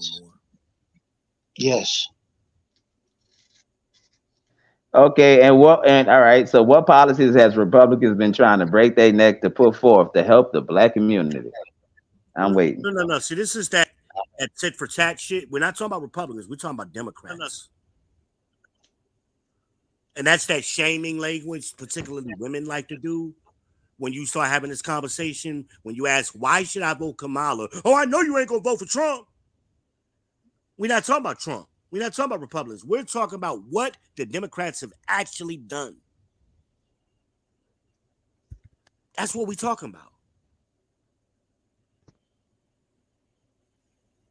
And it's led to the destruction of the Black community. The Black community ain't existed since the 80s. And look what they're pushing forward. DEI and identity politics. Nobody knows what Kamala Harris's plan is. She don't even know. It ain't on her website. What is she selling you? Twerking. Racial identity went, no, all of a sudden she's Black. She ain't never been Black before. They run that same playbook. They did that same thing with Obama. Obama wasn't Black. Michelle was black, but Obama ain't black. But they push that on you, and ninjas line up and fall for it. Because we're low information voters. And we got to change that. And we got to pick an issue. We don't have to like every 9 out of 10 things a person does. Pick one issue and stick with it. But because that's what other groups of people do. They pick that one important issue, whether that's Israel. I'm voting for this guy because of Israel. Well, I'm going to vote for this guy because he's going to pick the Supreme Court justices or whatever. But we don't learn that. We actually look for reasons not to vote for a person. Oh, I don't like this thing he did. I don't like this thing. I don't like this. That's the same thing women do when they picking men. They'll find 20 different reasons why not to like a man.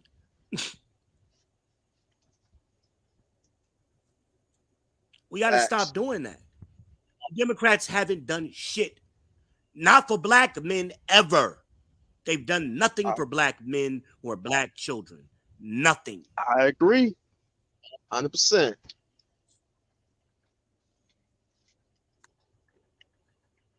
So if the Republicans are having a change of heart and they're saying, hey, we're at least willing to listen to you. We're at least willing to acknowledge y'all got some different shit going on. Maybe we need to give them a shot.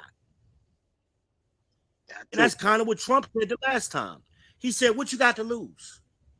What do you have to lose? And he's done more. And he was right when he said it at the rally. He's done more for black people than any other president since Lincoln. I say he did more for us than Lincoln. I agree. But people get emotional and we want to make everybody black that ain't black. Kamala is most definitely not black, bro. I know that much. You know what I'm saying? She ain't even close. It's sad to even admit it, bro. It's sad to admit it because I actually saw the clip that her dad said he's not black. He said he's Caucasian, Irish, and Hindu. He's Hindu. I'm like, oh. But we don't know what words mean. We mix up nationality with ethnicity. You know, we mix those things up. We don't know what racism is. Definitely don't know that. We mix that up with prejudice and bigotry. All of a sudden, 2015 rolls in and Donald Trump is a racist. He was never a racist before then. Never. He was always around the town with black people. He was hanging out with black people. Everybody wanted his picture. He was hanging out in the clubs. He ain't had no security. Don King was his boy. Mike Tyson, Oprah. He stayed in them streets without no security. Child, listen. He ain't had no security. He was stayed just a in tall them ass streets. white guy in the streets.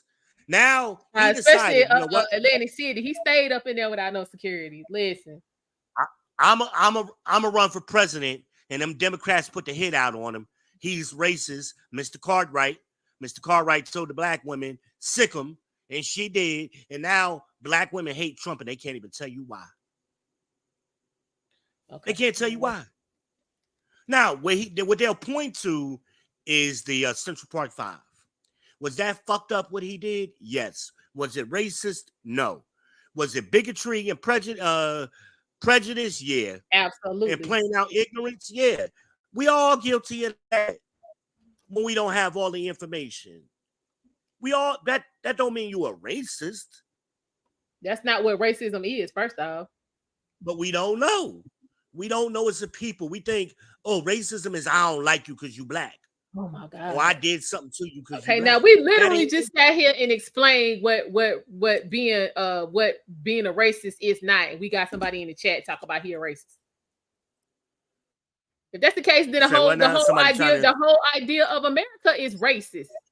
It's rooted in the practice of racism. Racism is a practice. I need y'all to get clear on this. Damn. Yeah, we don't understand. Let me get a definition for racism for the slow who ain't never been here before. And while you're here, by the way, hit the like button, hit the subscribe button, And make sure y'all smash that bell and share it to your socials. Welcome to the Almondeyez 78 channel. But anyway, racism is a competitive relationship between groups of people. They're competing for wealth, power, and resources. And when one group of people has so much wealth, power, and resources, they can Corey, force how other you doing? groups to act against their own best interest. That is what racism is. So it ain't got nothing to do. I'm sorry, V, I didn't mean to cut you off, but thank you for that. I have a question. Hold on, I'm about to oh, where old boy go? He left. Derek, I'm gonna pose this to you. Now, B just gave us a definition of racism. He said it's basically a competition between groups of people. Mm-hmm. Would you consider Black people competitive as a group? Yes. Okay. Why? Because that's all we know. That's all we. No. When I say competitive as a group of people, I'm talking about. Mm-hmm. I'm talking about politically, like the Asians, the small hats. You know what I'm saying? Oh no, white folks. no. Are we competitive like that? No. Okay. No. There's a. No, I didn't, Corey. I'm sorry. There's a hey Corey Joe salute. There's a thing in the Black community where we talk amongst ourselves. Maybe I don't know if I'm going to vote or I'm not voting for them people. It's a thing going on in the Black community. I myself was considering not voting. I was thinking, am I voting because at one time in this country they denied us the right to vote? Am I voting for now? Am I voting for the future? You know, and I talked to Eric, I talked to some other guys that I know, and I'm convinced I'm going to vote. But for each one of me that said I'm not voting, there's probably hundreds and thousands of black males across this country that says that they're not voting. They believe it doesn't make a difference. Well, that's because we don't understand the competitive relationship I just spoke about. It's a team sport. You either play as a team or you lose by default. That's it. That's the name of the game. But we think too individualistically compared to everybody else. Everybody else thinks team. We think individual. Yes, that's why the Asians. I'm sorry, brother. Okay, hold on. Hang on. Okay. Eric, same question. Is he there? Yeah, I'm here. Give me a second though. Okay. Well, let me answer the question first. Yeah, that's the question. Go ahead. Well, I got back up real quick, so just give me about like 2 minutes or so. Okay. Well, while you doing that, let me speak to something in the chat real quick. Hang on. Amanda says it's not a typical competition, but Black folk definitely have to be the coolest race. Okay. And influence and financially it matters. Also, Black women are the most educated. Amanda, we are not. Black women are not the most educated. They were the most enrolled for a short period of time. Their graduation rates have never increased. Actually, Caucasian men still have the highest graduation rate as far as college goes.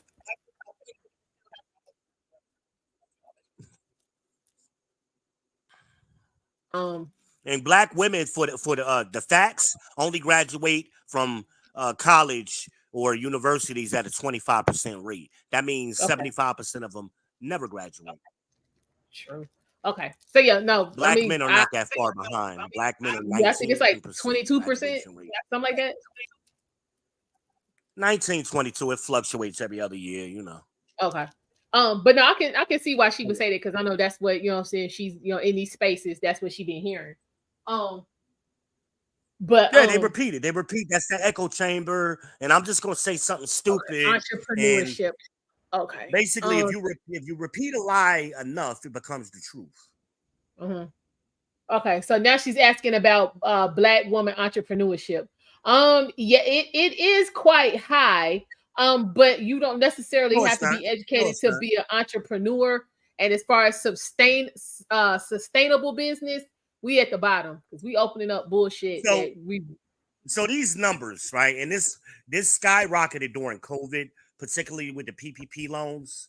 So you had a lot of black women who fraudulently filed for the PPP loans, and what they did is they created a bunch of LLCs and EIN numbers. You could create an EIN number for free. You can create an LLC for free. It doesn't mean you have a functioning business. So where are all these businesses? Where are they? And most of the time when they say they got a business, what is it? They selling bundles. They, lashes. They doing hair. It ain't no business where they actually have employees. Okay, hold on, because I see something right 98% here. 98% of businesses fail within this don't even make no sense. Who is this? Tavi Primo? Tim talking about charging corporations they're due to employees who don't see the profits that they do. I'm going where the money at. First of all, that shit don't even make no sense because the purpose of a corporation is to make money. It ain't, you know what I'm saying, for them to make their employees rich. That shit don't even make no sense. Well, here's my issue, right? And AI is breathing down our damn neck. Ain't gonna be no employees any damn way. The internet has made us dumber, right?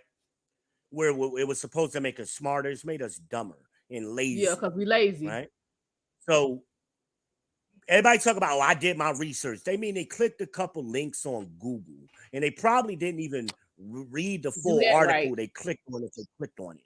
That's what they mean by research. Ain't nobody bought no books. Ain't nobody took no classes, okay? So Dr. Claude Anderson, who is the premier black economist, he's been running around for damn near 30, 40 years preaching to us. He got countless books on this topic, and most people have never read his books. Powernomics, Black Labor, White Wealth, The Ways of White Folks, Dirty Little Secrets the White People Play. All of these books he's written. That's where that racism definition I just gave y'all came from, by the way. Straight out of Powernomics and Black Labor, White Wealth. We got to understand the game. We're not building wealth because, as Dr. Claude Anderson says, you got to go to the 5 levels. It's like a building. 5 levels of economics. The ground level is family. You gotta have family. And then you use family to build the community. And then you could build the first floor. But what black people like to do is we like to skip floors. We want to skip over. We don't want to do the groundwork. We just want to skip over the same floor and get the same benefits that other groups have gotten. That's why it doesn't work for us. It don't matter how many business and entrepreneurships we got. We don't have no community to sustain those businesses. That's why 98% of them fail.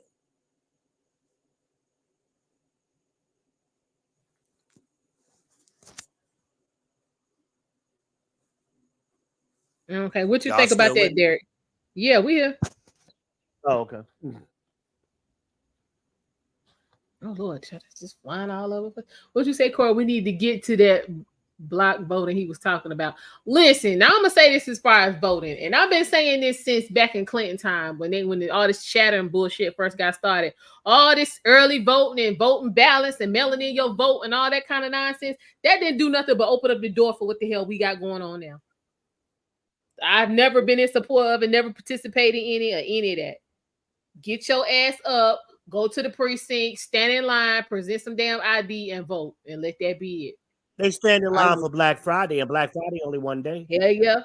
They used to stand in line for Jordans till Foot Locker closed all their locations on y'all ass. Right, Y'all I mean, we do it for bullshit. We do it for some bullshit.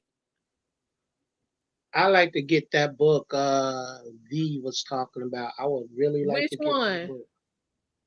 The book that he called Powernomics. I'm gonna look that up. I'm gonna look that up. It's on Amazon. Yeah, I need to get that book. Black Labor, White Wealth. I need to get that book because I like what he said. I really did. So for me to expand my knowledge on things, I need to get that book so I can read it. Well, Dr. Claude, he has a ton of YouTube content, by the way. He also uses a great analogy when he compares America to a monopoly game. I'm gonna come back to this. And what he said is that the rate when you got to understand race. Okay, race initially wasn't black people. We were the prize, right? We were the chattel. So you had the Portuguese, the English, the Arabs, the French. You had all of them groups playing Monopoly together. We know the rules of Monopoly. They bought up all of the property, bought up all the utilities, bought up all the railroads. Then they decided, we're going to let y'all play now, right? So all of the property is already bought. So what's going to happen as you go around the board? You're going to land on, so you got to go around the board, try not to land on somebody else's property, and try not to wind up in jail so you can make it around to get $200. That's what black people are doing right now. They didn't reset the game. They just kept playing it.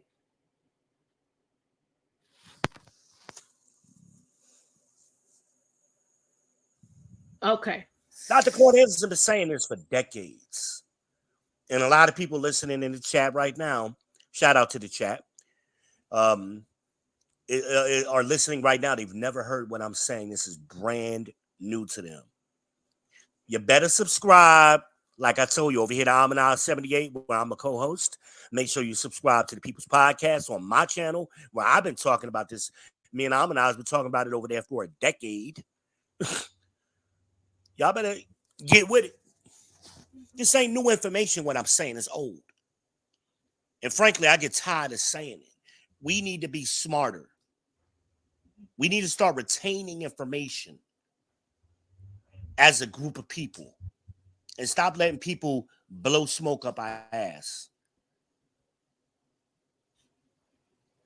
This woman has no policy, and everything she's done has been corrupt and scandalous and debaucherous her whole career.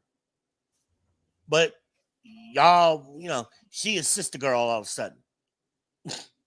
But again, let's say she was a black woman and we could trace her ancestry back to, the cotton fields and the plantations of South Carolina. What the fuck is that gonna do for you? What is that doing for black people? Not a goddamn thing. Are we gonna be better in damn 2030 than we are in damn 2024 fucking around with her? That's all I want to know. Are we gonna be better? Cause she black? No, she already told you the one policy I heard. Good question. The one policy I heard her talk about, and this was 40 years ago. She committed to giving Israel another $38 billion over a 10-year period. And then when they ask her, well, what you gonna do for the black people? I ain't doing nothing for them. But she already committed to $38 billion to the Israelis. Is anybody surprised by her pick? Y'all think that last name don't mean something? Okay, I wasn't gonna say nothing. I wasn't gonna say nothing, but if we're gonna go there, let's go there. That's a little hat. All right, I'm back. I'm sorry about that. Anybody surprised? She's married to a little hat. She's showing y'all what her loyalty is. She got what she got on the back of black men. And then as soon as she could jump ship, she jumped ship. And she ain't looked back since. Okay, welcome back, Eric. So the question we got to roll back for a quick second. The question on the table at the time was, do you think that black people are competitive on the same level with Asians and small hats politically? Politically, no, but like just competition wise, yes. No, we talking about wealth, power, and resources. Oh, hell no. Okay. So having with that being said, and given, did you hear V's definition of racism from Dr. Claude? Yeah, I heard that. So if that's the case, then can we be victims of racism? Yes, you sure can. Yes. Okay. So I'm gonna take it a step further. The most racist group of people against black men in this country isn't the police. It's black women. You are correct on that. Okay, well, I gotta hear this. Go ahead. Think about the definition. A group of people competing for wealth, power, and resources. What are black women competing against black men for? Power and resource. Any of those things?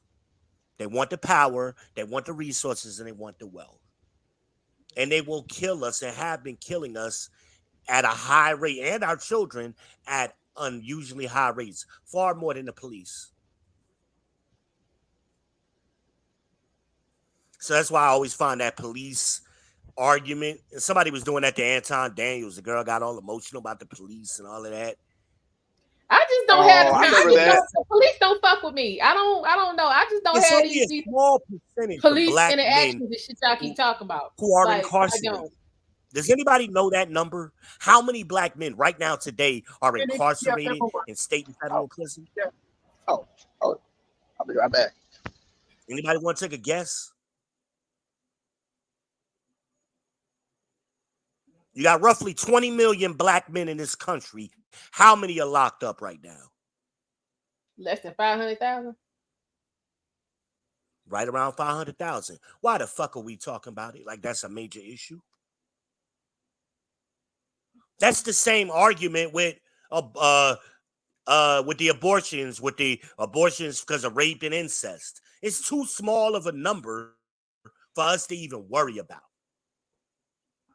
Why are we worried about it? Derek, you got some thoughts on that? Why Group of men, that group of men who getting locked up in one of the little Woodies, who want shout out to Lil Woody. What you mean? I don't recall. Shout out Lil Woody. For that group of men who want to live that life, so be it. So be it. You're always going to have that in society. But we got to stop talking like them 500,000 men that's locked up is representative of all of the black men. Where the black men go? Oh, they in jail. Bullshit. 54% of black men are single and childless. 60% of that number is in the middle class. That means they're working. They ain't got time to play games. So, ladies, here's a blue chip for y'all. Stop asking men what we do for fun when you're trying to get to know a black man. We don't have fun with y'all. Ain't nothing a man does and he go think, oh, let me call my girl so I can go have fun. No. That's a dumbass question, ladies. There are other questions that are more important that you can ask in the initial stages of trying to get to know a man, especially a grown-ass man. I'm a grown man. I ain't got time to be playing out here. You talking about fun. What you do for fun? 40-some years old. All right. I digress. We got to get our minds right. And we focus on these trivial issues and these off-topic, down the rabbit hole kind of issues that distract us from what's important. We're sending 38, this woman, that was 4 years ago. So just for inflation, she's ready to send 50 million to Israel on top of what they already been sending. How much is she ready to spend on your children? Fuck us, black men. What is she ready to spend on our black children who can't read or write? We're giving all our resources to Israeli children and Yugoslavian children and everybody else's children. And then when our children turn 18, we send them out into the world and you expect our boys to compete against the money that we gave to other people to build them up. And then we wonder why all of these Indians is in our tech, in IT. Because we ain't spending no money on our boys to study IT. And we invented the shit. Huh? I was watching a video today on D.H. Horton. And I've been telling y'all this. Mark. Oh, exactly. The hardest working people ever. I said bullshit. They good at looking busy, but they ain't doing a good job. So D.H. Horton, for those of you who don't know, is the largest home builder in the United States. They are literally building houses with cardboard. Cardboard. If you don't believe me, do your research. All I gotta do is go on to YouTube. They will you right, show bro. you this. You right, VP. I used to work for. Who do you think proves that the walls ain't straight, the windows ain't straight? They hiring Mexicans. That's Mexicans true. wasn't building. They company. wasn't carpenters in Mexico. They wasn't building shit over there. They wasn't educated. So they wanted the cheap labor. They did the same. This is NAFTA again, by the way. Thank you, Bill Clinton and Joe Biden and Hillary and the rest of them. They pushed the NAFTA through. So they let all of that cheap labor come over here. Those are black jobs, ladies and gentlemen. We want to know what black jobs are? Those were the black jobs. What were black men doing historically? In construction, plumbing, electrician, HVAC, all of that.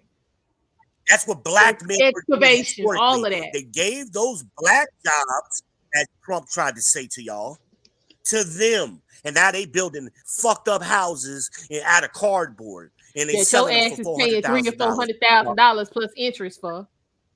Yep. Y'all better guess what's about to happen?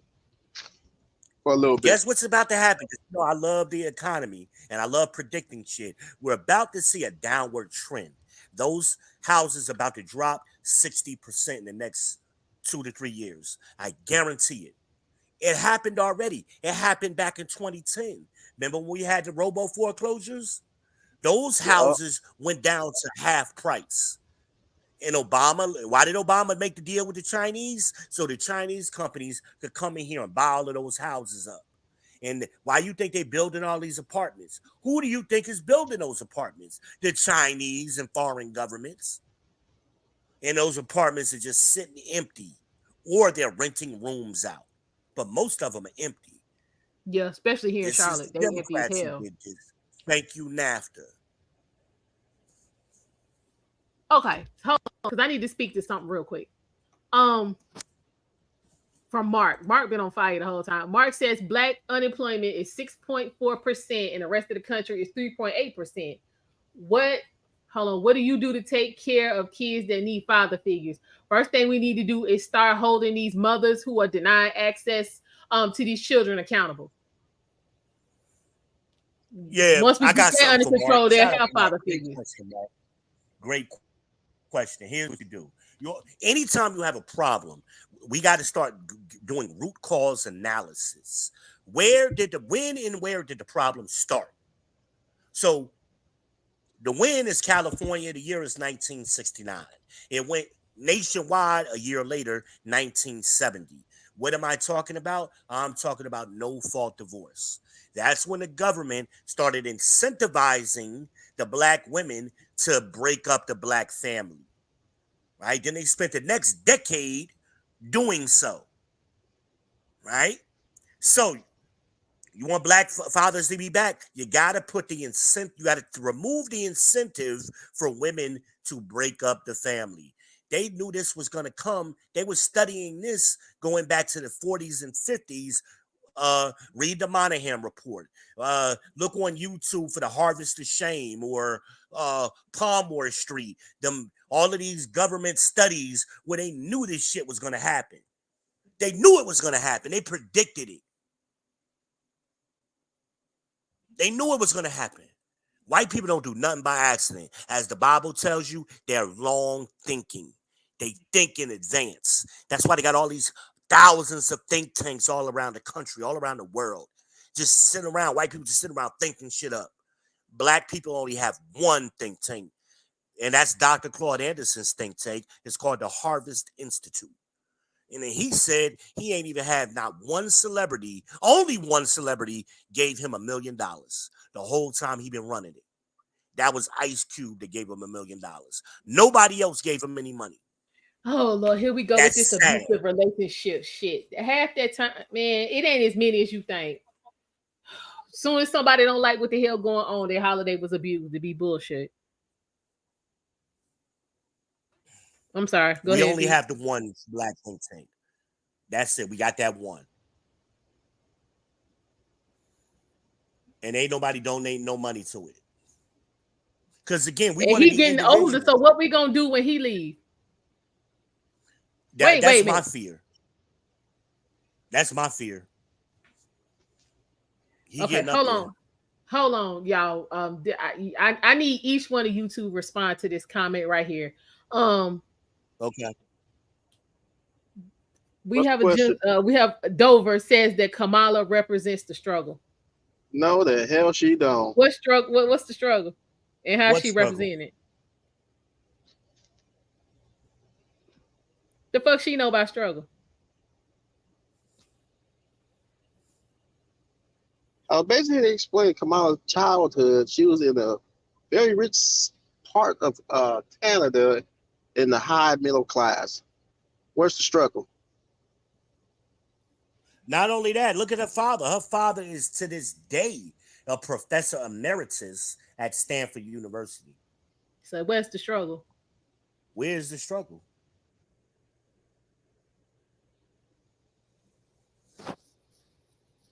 And you had to have some money for an Indian woman to marry outside of her race. You had to have some money. You had to have your shit together. Believe that. Thank you.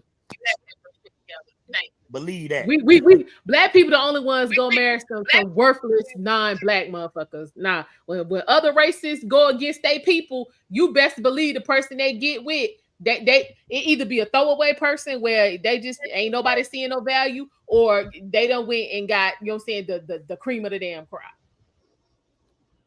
Ain't no top tier person, you know what I'm saying, gonna throw away opportunities to marry a top tier person that look like them for average or below average person who don't. Ain't nobody fucking up their bloodline on some humbug. If you bout something, pedigree is important.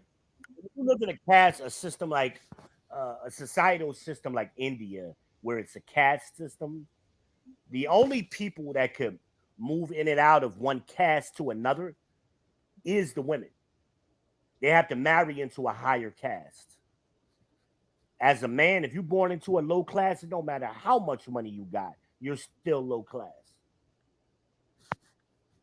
But we don't understand that, you know. Those of you who have ever studied political science or anything, you might get it. But American, we don't really understand classism and the caste system. And you know what? And that's why they call Trump a racist. They get classism confused with racism. Yeah, now he a classist all damn day long, but that racism shit, y'all need to use the right term. Big time, big time. Again, a good example of racism. Did she bite right? Did she let me break it down for the simple people, the layman people, right? If I say to you, black person, it's y'all black, y'all ninjas sure love eating chicken, that's a prejudice or a bigoted statement I made. But if the statement or the is I'm going to use my wealth, power, and resources to make it so you can only afford the chicken, that's racism.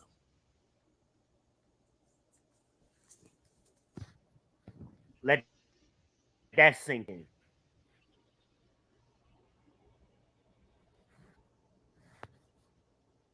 All right, Derek, you still there?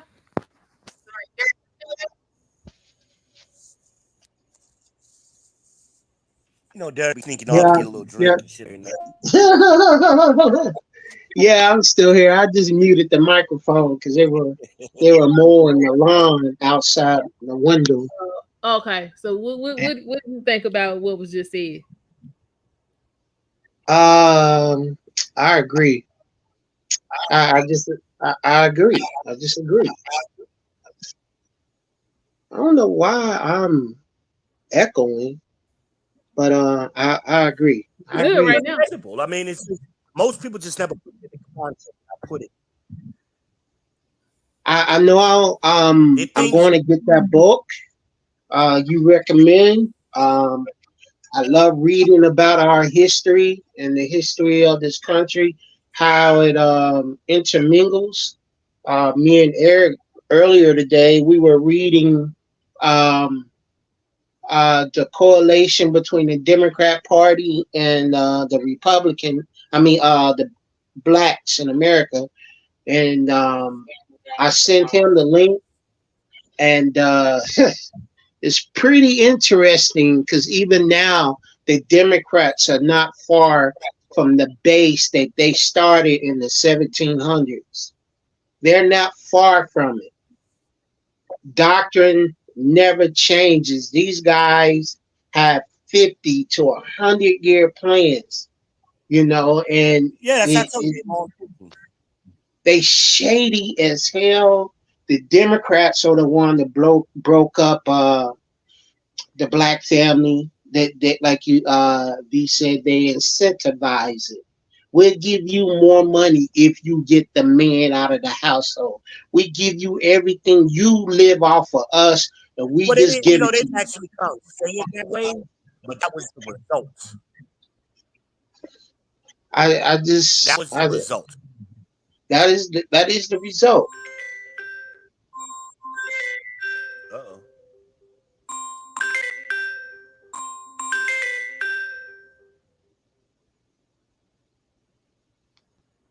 Go ahead, bro.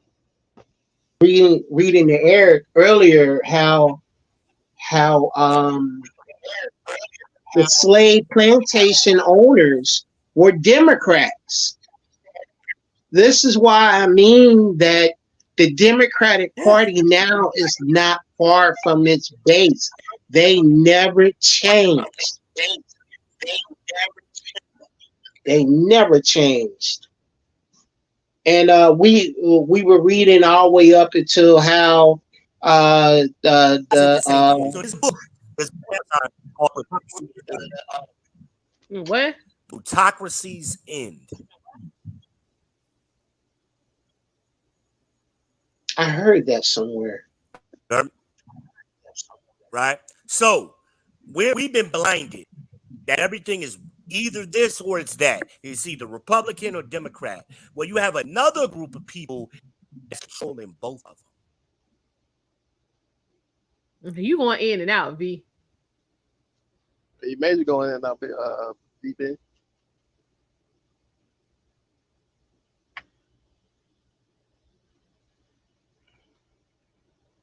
V, we can't hear you. Did he drop off? Nope. Hope he pops back up. He never left off. Hold on.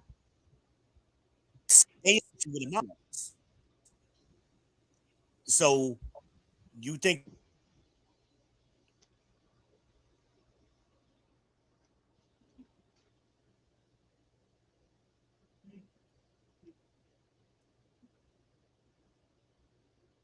School is not free in the United States. It's free under certain circumstances.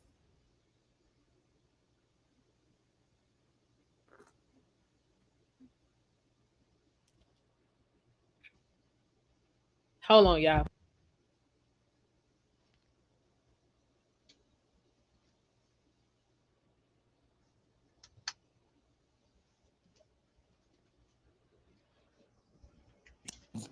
from Babylon to Timbuktu? From Babylon to Timbuktu. Great book to start learning history. And see, because most of us, we understand or we have a concept of American history, what they told us. They've been lying to us since we got here. So why just assume what they're telling us is true? It's time for us to start reading books that come from somewhere else. Other people were writing books too around the world and documenting history. Babylon to Timbuktu is a great book. And that'll put a lot of stuff in perspective. You go, oh shit.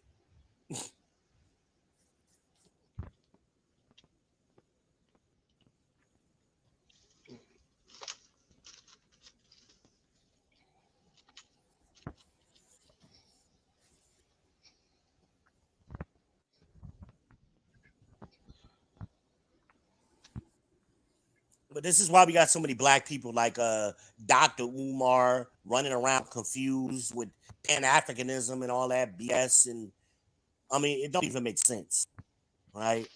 We're gonna go back to Africa, right? That's essentially what they believe, right? You couldn't take 100,000 black people back to Africa, to any country in Africa.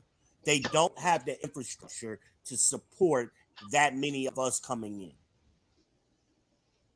And then we're going to be coming into their culture, affecting their culture with our American ideas, our Western thinking, our gynocratic beliefs.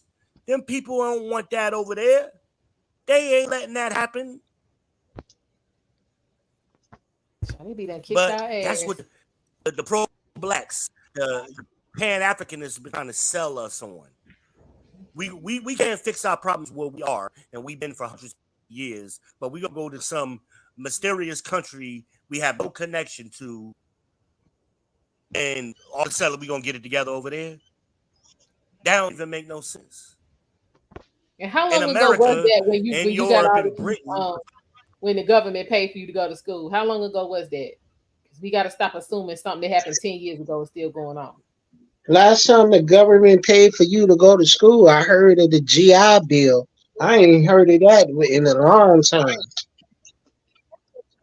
Well, I mean, that's the military, but the government pays for kindergarten to 12th grade. What you say, VB?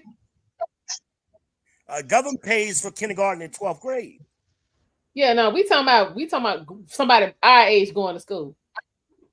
Oh, okay. For that. They did that during the Obama years where he tripled the Pell Grants. Yeah, well, no, we talking about right now. Well, you ain't got to pay for nothing. Yeah, well, that's essentially what they do. This is why black women were enrolling in school during that time, because they were getting free laptops, free internet, triple the Pell Grant, so they could just register for college, never go to class, drop out, well, get the refund check, and then drop out. That's what they were doing.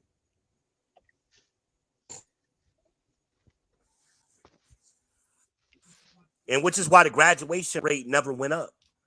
That's what they always been doing. Scamming the system.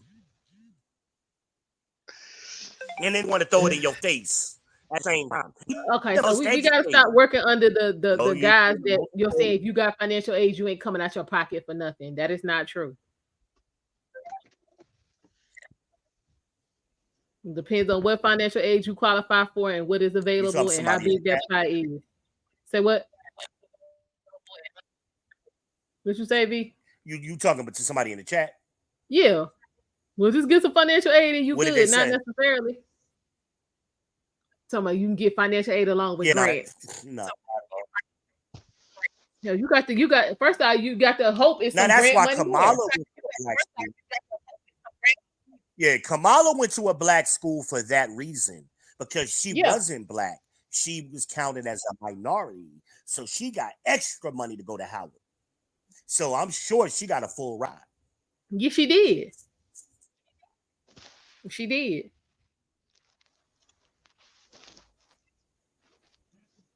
And that's what white people do too. White people do the same thing. Exactly. And the Asians too. Black Hell schools yeah. We always accepting folks. Shit. We need to cut that bullshit out. Yeah, they definitely want white people there so they can put you on the picture. Be diverse. Yeah. Make it seem like, oh, we so diverse. Yeah. Okay, who is this Ogu Fure? Because I mean, I can say you're not FBA. So you're giving all of this advice, but you ain't American.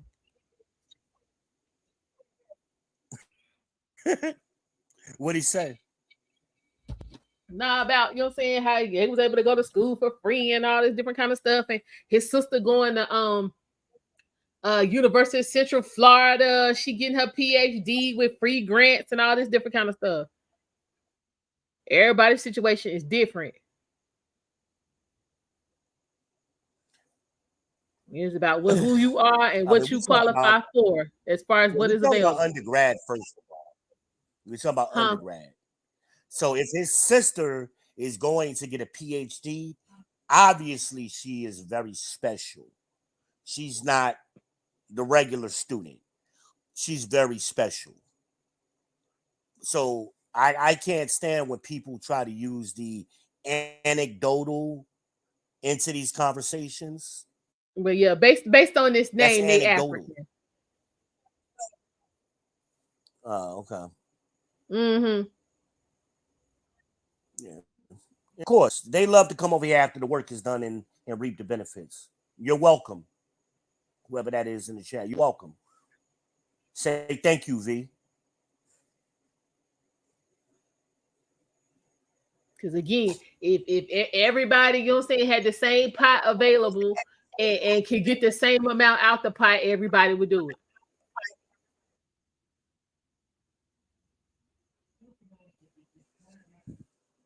See, now they First talking of all, about if United you're States from got so many Africa loans. or Okay, somewhere we're else, not talking about taking out no loans. Now you was talking about free money. Loan money ain't free. So no, we ain't talking about taking out no loans. even if we do talk about taking out a loan, a foreigner is going to get that loan quicker than a foundational Black American will. Facts. Well, you know they ain't owning it.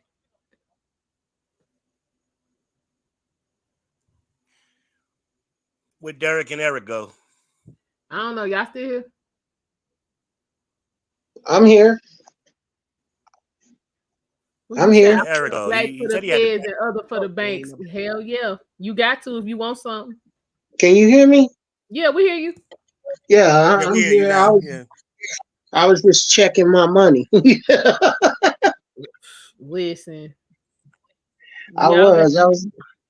hell, we I all was got to just. check our money. Shit. Yeah, I was checking my money. I was like, God damn it! I just ordered something else. What you do? I'm about to order me a pizza. I ain't ate all day.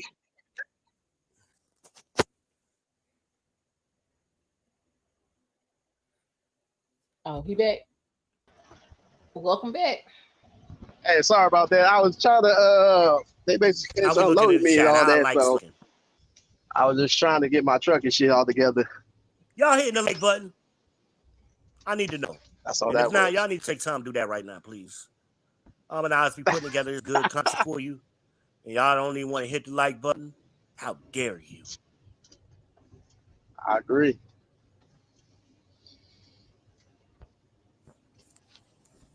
I I agree. wish it was like back in the day with Yahoo Messenger. Everybody remember Yahoo Messenger? For Oh, real. yes. Where you can Yes. I hit that remember. buzz button and shake the screen. Yup. Need to bring that shit back. I love that shit. You want to make sure somebody paying attention, shake the shit out their screen. You ain't know? What you say, April and Chris, quicker than me. I tried to go to college, but I'd rather not lose my house trying to pay loans. Child, say it again. Say it again. Well, here's the thing about college, right? We've been sold Unless this you idea that college is the way to economic prosperity. It really ain't shit. It ain't even close. Correct. Not even close. And we make the mistake in America overall, but specifically Black Americans, we make this mistake of sending dumb kids to school. This is why our graduation rates are so low. We send kids to school who should not have went to school.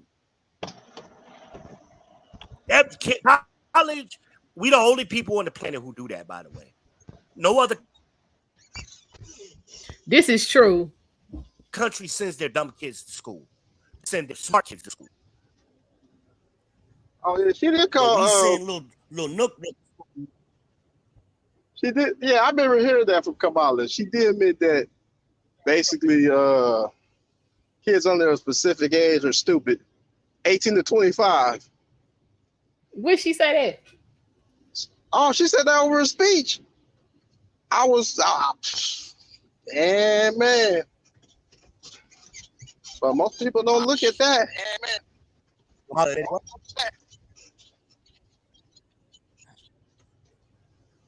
Oh, she did that and then put it on. Okay, cool. Yeah, I'm like, hell, look, that's why I'm on my third round of school and I got 2 classes left and I'm dragging this shit out because now the whole time, you know what I'm saying, Trump ass was in office, you know what I'm saying, it was grant money everywhere. I might have bought 2 books. These last 2 classes, they sit up here talking about we ain't got no more money. We need you to pay. I ain't trying to do that. I'm gonna wait their ass out.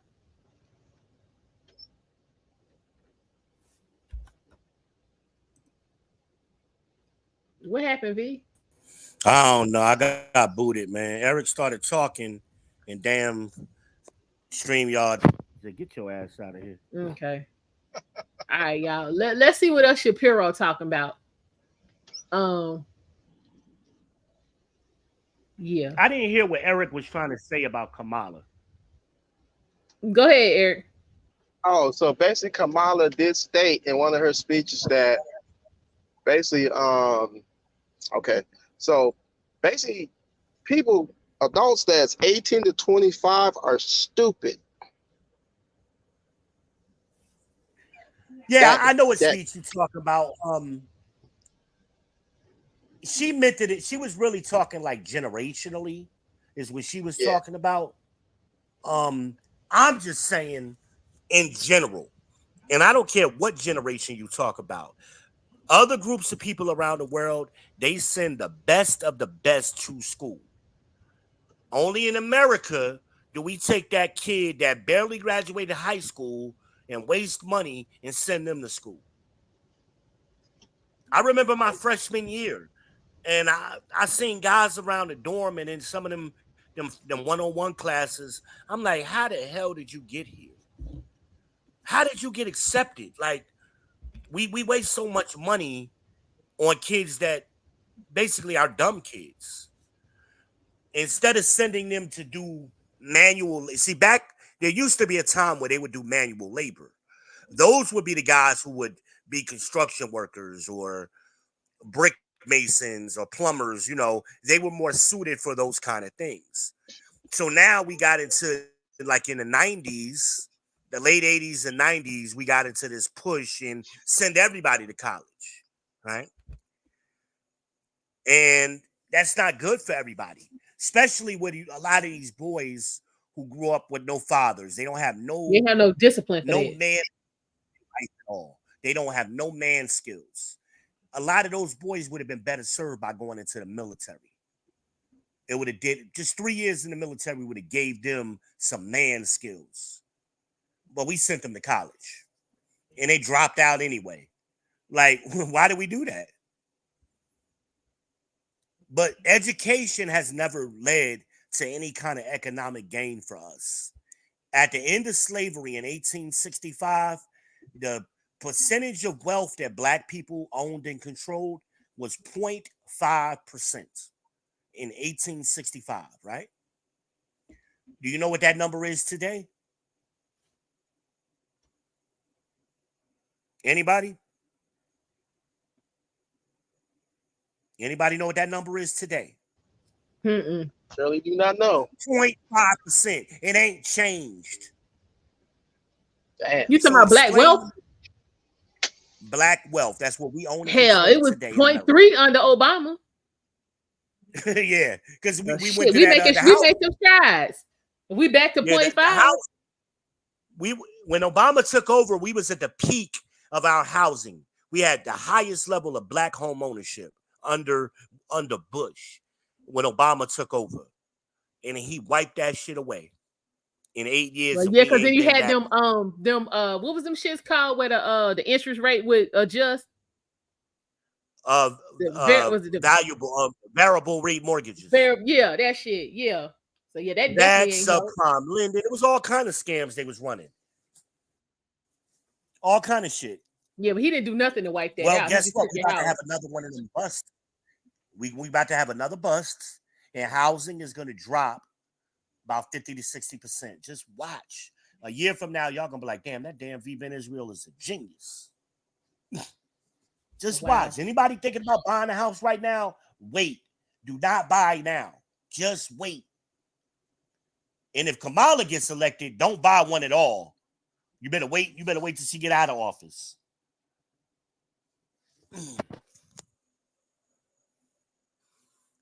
Kamala Harris is horrible. And nobody's, I mean, do they think she can go overseas and talk to these leaders and they're gonna respect her with her cackling ass? Putin is gonna look at her like a joke. Kim Jong-un is gonna look at her like a joke.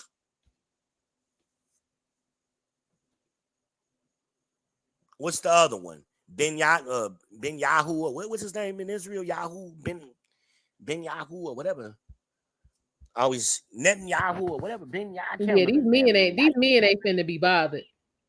Lord had the people I ain't supposed to talk about. In a lot of Muslim countries, they don't respect women politicians in general. That's what I was getting ready to say. Who was that just talked? Red Illusion. It's your boy. Red Illusion. What's up, little brother? Not much, man. Just listening to this rally. Your voice getting deeper. You starting to sound like Death Note.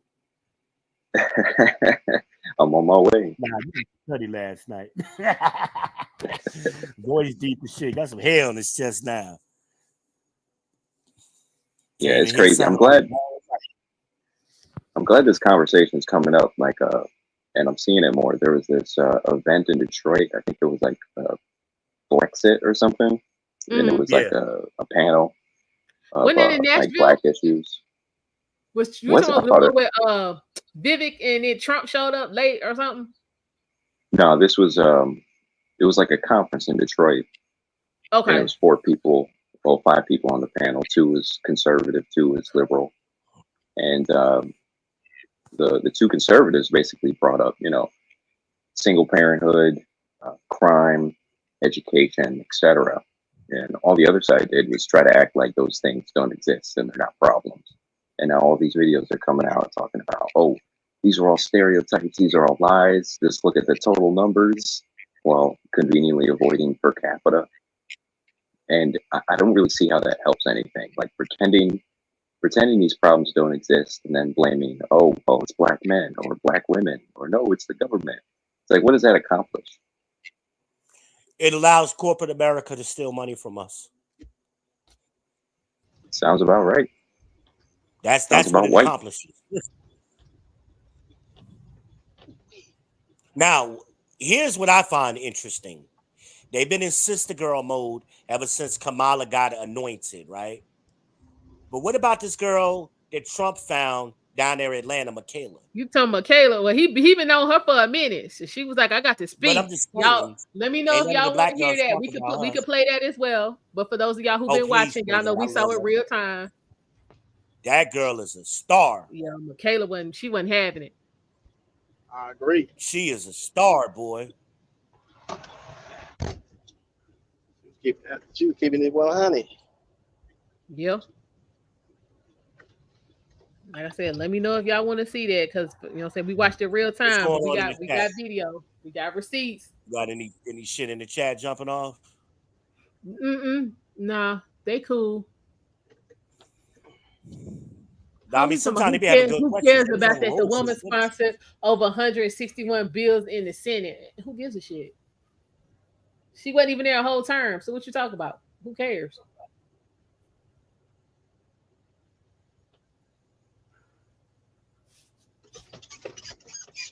Y'all be into this damn tokenism and symbolism. Who gives a damn? Tokenism. Tokenism and symbolism. They That's love all they they want. They love all the isms. And that's sad. They love all of them isms that don't make sense.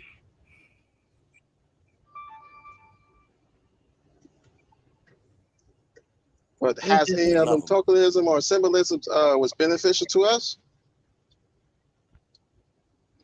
Nope. If she gets elected, all of her executive orders will all be symbolic, because what Biden was running on. And if you paid attention to all the bills he enacted or he signed, it was all just canceling out Trump stuff. So what is she going to do when she gets in there? It's just business as usual. I agree with you there, bro. Well, they're going to be setting up long-term bullshit that we're not going to see for another decade or more. And that's what NAFTA was in the 90s. Most black people, most regular Americans for that matter, had no clue how bad NAFTA was going to be. And that leaves what we got going on economically today is a direct result of NAFTA.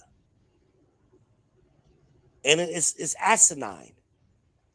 It's asinine. Again, why are we in North Carolina buying a fucking watermelon from Venezuela? Please, somebody tell me that. I could go steal a watermelon out the damn patch. Why am I going to buy it? Or why are we buying any gasoline, any natural gas or petroleum, period? Well, that's what Trump was saying. We got more liquid gold under our feet than all of these places combined.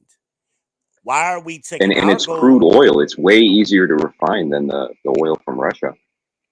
Right.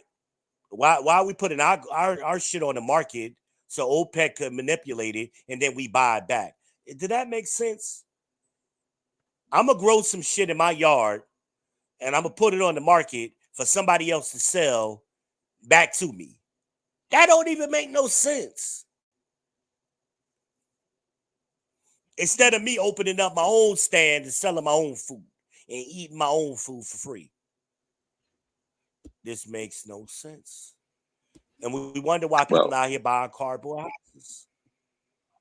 Yeah, right. Literally makes a lot of sense if you're trying to get this money to change hands so many different times, and it can be stolen at every turn.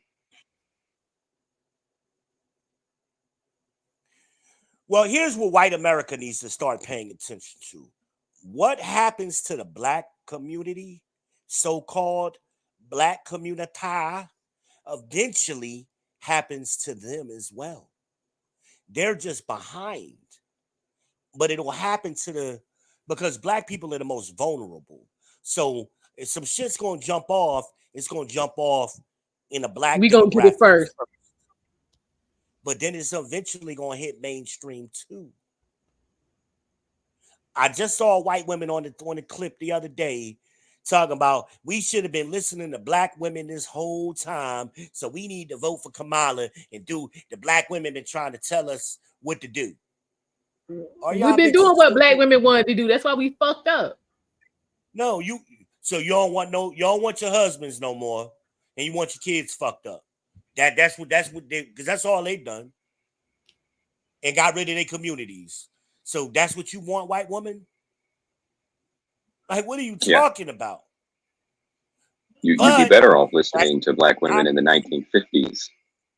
I'm trying to tell you, I listen to my grandmama any day over this shit they talking about today. I'm good. That's the gynocracy starting to seep in to the main culture, into mainstream. See, gynocracy has primarily been black people. Now it's starting to slip in to white people. So what is this? And but I got news for you. White men ain't having that shit. Not at all. And you can't have feminism or a gynocracy. They only exist within a patriarchy. You cannot have those anywhere else. Right, because men enforce all the main enforcement branch of everything. That's what's funny. But, I mean, you've seen wait them a minute. try. Why are we acting like every Republican in the damn Senate and the Congress agree with everything come out Trump mouth? Like, what the fuck is that shit? Like, stop being stupid. Well, especially when they were all against him in the primary. Right, stop Order being 66 stupid. has programmed black people to believe Republican means racist. That's what black people have been programmed to believe. But again, that's why I told y'all the definition. We don't understand what racism is. We don't get it. We think it's about color, and it's about wealth, power, and resources, and control over your families. And even scarier than that, they've been programmed to believe that racism is pointing out any problems or critiques in the Black community. That part. That what? Say that again. They've been programmed to think that anytime you point something out, like, hey, what's going on with Black education, or what about these crime rates? Now you're a racist. Yeah. Well, that's it. I mean, that's tit for tat. I know you are, but what am I? So that's sign language. That's the shame, insults, guilt need to be right. So what they do is they take whatever you're saying or whatever they're doing wrong, they try to throw back at you. To try to win the argument. Yep. Right. Like, oh, well, white women benefit from affirmative action too. Yeah, it was the biggest benefit of affirmative action. That's nothing I know. new, though. White women are the number one beneficiaries of affirmative action. We know this. We know this. That's old ass news. Yeah. And white women did that between 1970 and 1987 when they wanted, because they wanted to be equal to their men. Yeah, it was second wave feminism. In 1987, the enrollment for white women equaled the enrollment for white men. And it never went back. Every year since, they've actually outpaced the men. But every year the woman has complained, oh, it ain't fair. Even though it's more white women in school today than it is white men. And it's been true since 1987.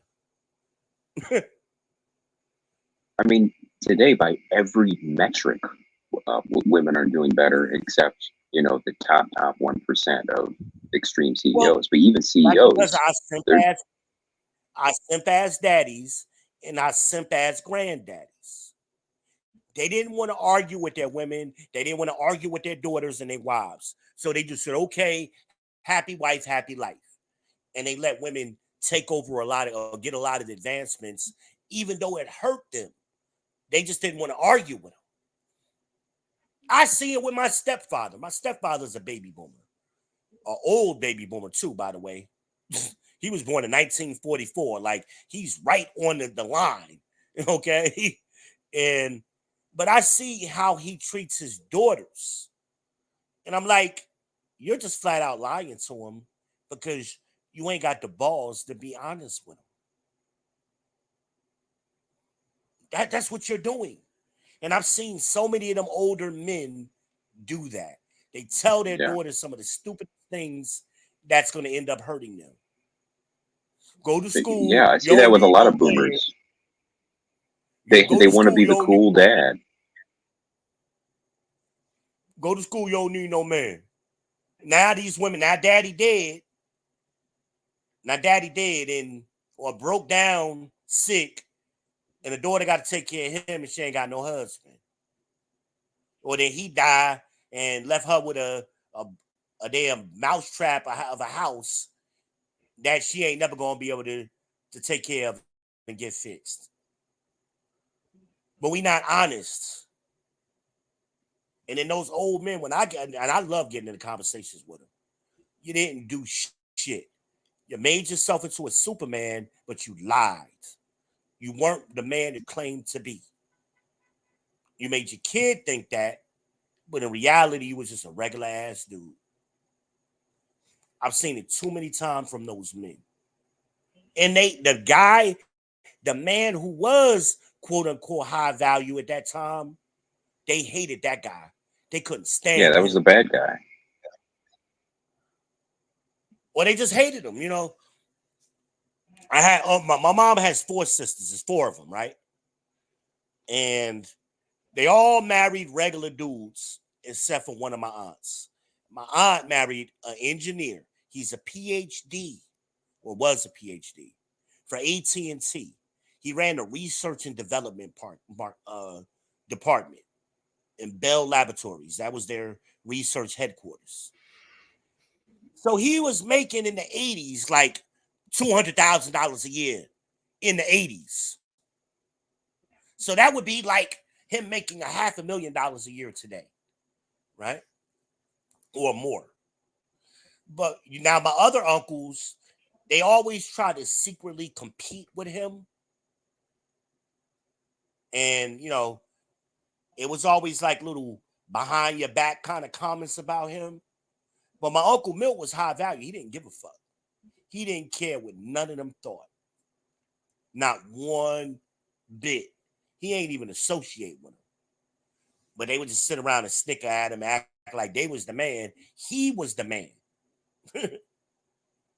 But you had so much of that culture, and you got to understand that culture. Those are the men who grew up with like blaxploitation movies. They all thought they was Shaft, or they all thought they was the Mac, or Superfly. And the truth is, the only piece of pussy they ever got was your mama. They ain't never had no other pussy in their life. That's the truth. I remember I tried to have this conversation with my cousin about his father. And I'm like, dude, your father wasn't no player. Your father was pussy whipped since middle school. And he ain't never been with nobody else but your mama. Like, but now his son is my cousin is trying to pattern himself to be a player after this image, this fake image that his father created. Your father been married since high school. He been with your mama from middle school. All of her sisters is married. So I look at my cousin, why aren't you married? Because he want to be a player for life like his dad.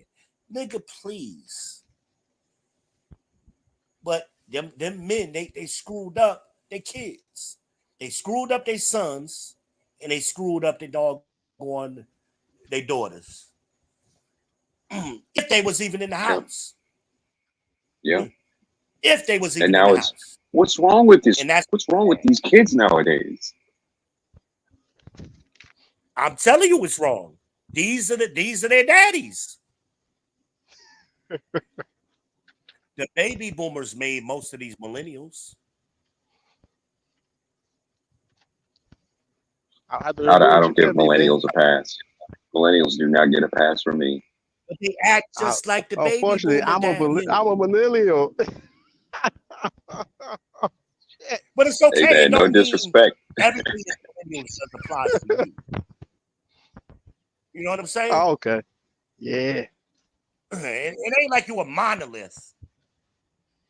Yeah. But we're Right. just saying, very generally speaking, Yeah, there's certain sociopolitically. characteristics from generation. Yeah. But then baby boomers, those men, and they were a large generation, the largest generation. That's why they called them boomers. It was a boom in the generation. And I mean, they're horrible. They never did nothing as a group. What did those men do? And Sat their on their asses, fathers smoked was weed. They were hippies. well, they was doing quaaludes and cocaine. That's what the They 70s went to the was like. disco. Yeah, they was going to the disco. Yeah, that's that generation. And they was doing mushrooms and shit, you know. Them shrooms. That's that generation. Them psychedelic shit, you know. Mary Jane. I think the psychedelics was pretty good. Them crazy motherfuckers. And then they lie. They act like today, like they never was them people. They never got high. They never did all of this shit. Yeah, I that's be the looking at crazy my part. Now parents. they're all the squares, and it's like, wait, weren't you guys like bombing buildings and stuff? Mm-hmm. I be looking at them like, I remember what y'all was doing in the 80s. I was there. I remember the cocaine parties and all of that crazy shit. But see, my sisters who were there, my sisters are millennials. They don't know their parents like I know their parents. It's like we had two different sets of parents. I'm like, who our parents pretend to be today ain't who they was when I was a kid. Hell, shit. I got stories to tell. All right, Biggie Smiles. But my sisters look at me like something wrong with me. I'm like, your parents raised me.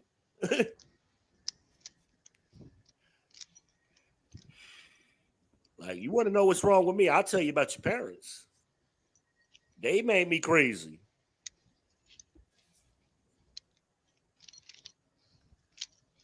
Listen. I was reading about how crazy the late 60s were, like with all the assassinations and the riots. And like all this social like momentum was built up, all this energy, Black Panthers, Weather Underground, people wanted revolutions immediately. And as soon as the economy got better, they just bought a house and chilled out. Yeah, like nothing ever happened. Mm-hmm. Fortunately. No. And people was getting As soon as welfare came out.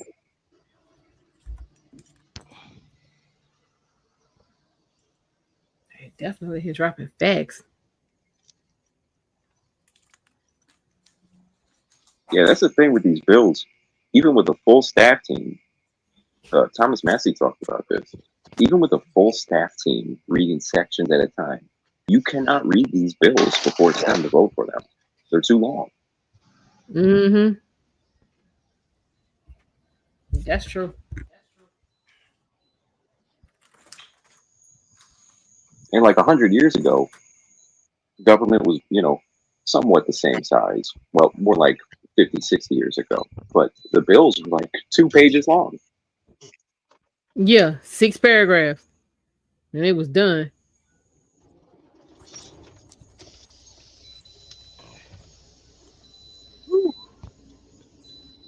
He said it took him 2 months to read that shit. Damn. It's all earmarks.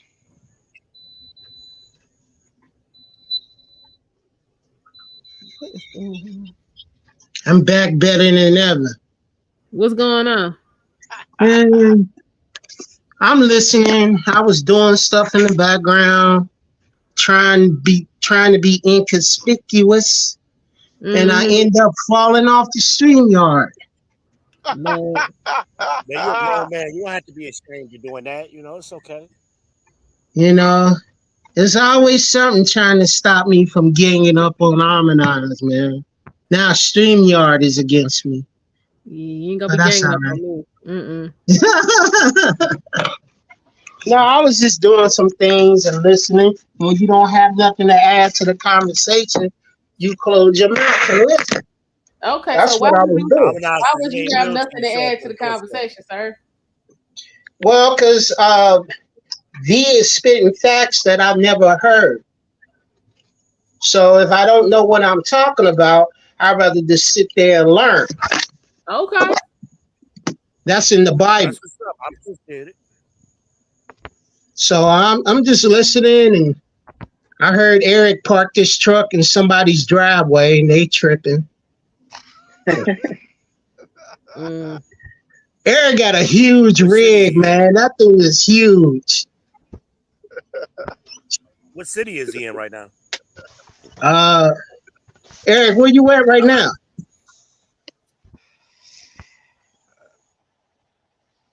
Don't say you don't know, man. Virginia. Oh, Virginia. Oh, be careful. Are you in a sundown town? No, man, I'm at the warehouse, bro. Oh. I may about to pick up my next load. And, man, if you hear banjos, go into your truck, man. Go into your truck. He ain't bad like that.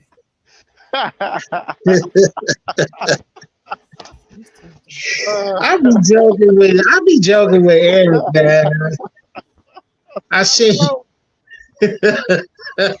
Virginia ain't also, I'll be worried about it if I'm in West Virginia. Yeah, that's what the problem is. You're not worried about. Yeah, Eric told me if I go to North Carolina, don't drive through West Virginia. And with him and Almondeyez on the line, I've read out to him what Google Maps say for me to go. It takes me right through West Virginia. Yeah, you I gotta come ain't down feeling that. 77. Yep, I As ain't long as you feeling don't that. stop in West Virginia, you'll be okay.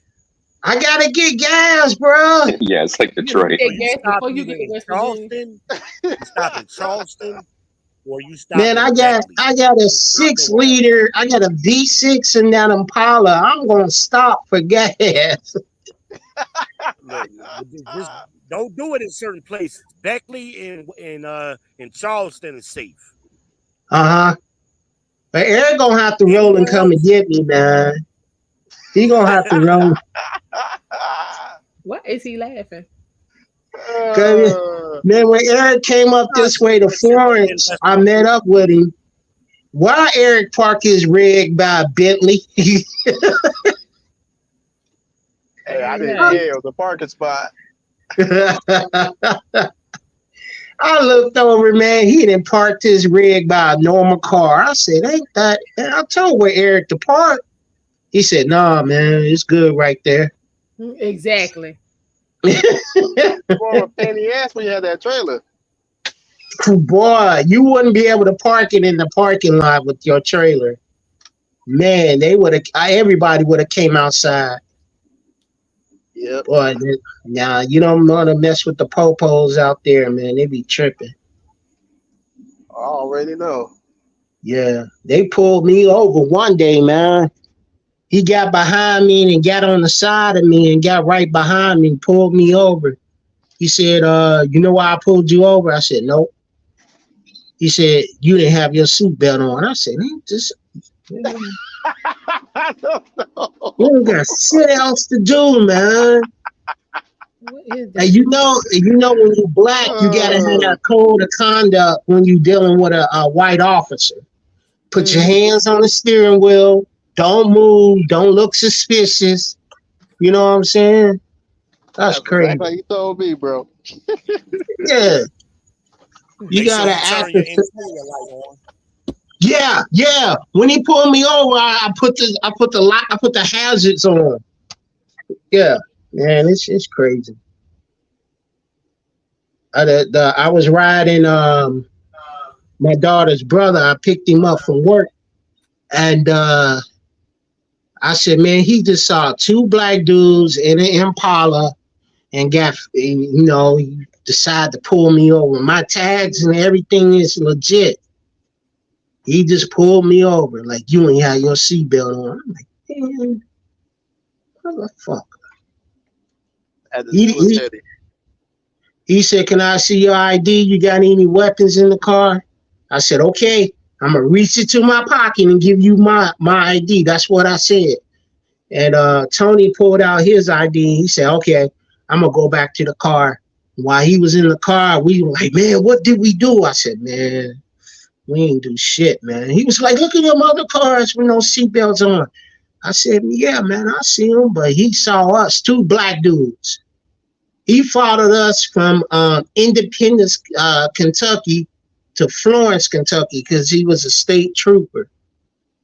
And I seen him behind us. I seen him. I made a lane change. He made a lane change. I was like, fuck, man, here it comes. And he hit me with the rose. What am I supposed to do? Pull over.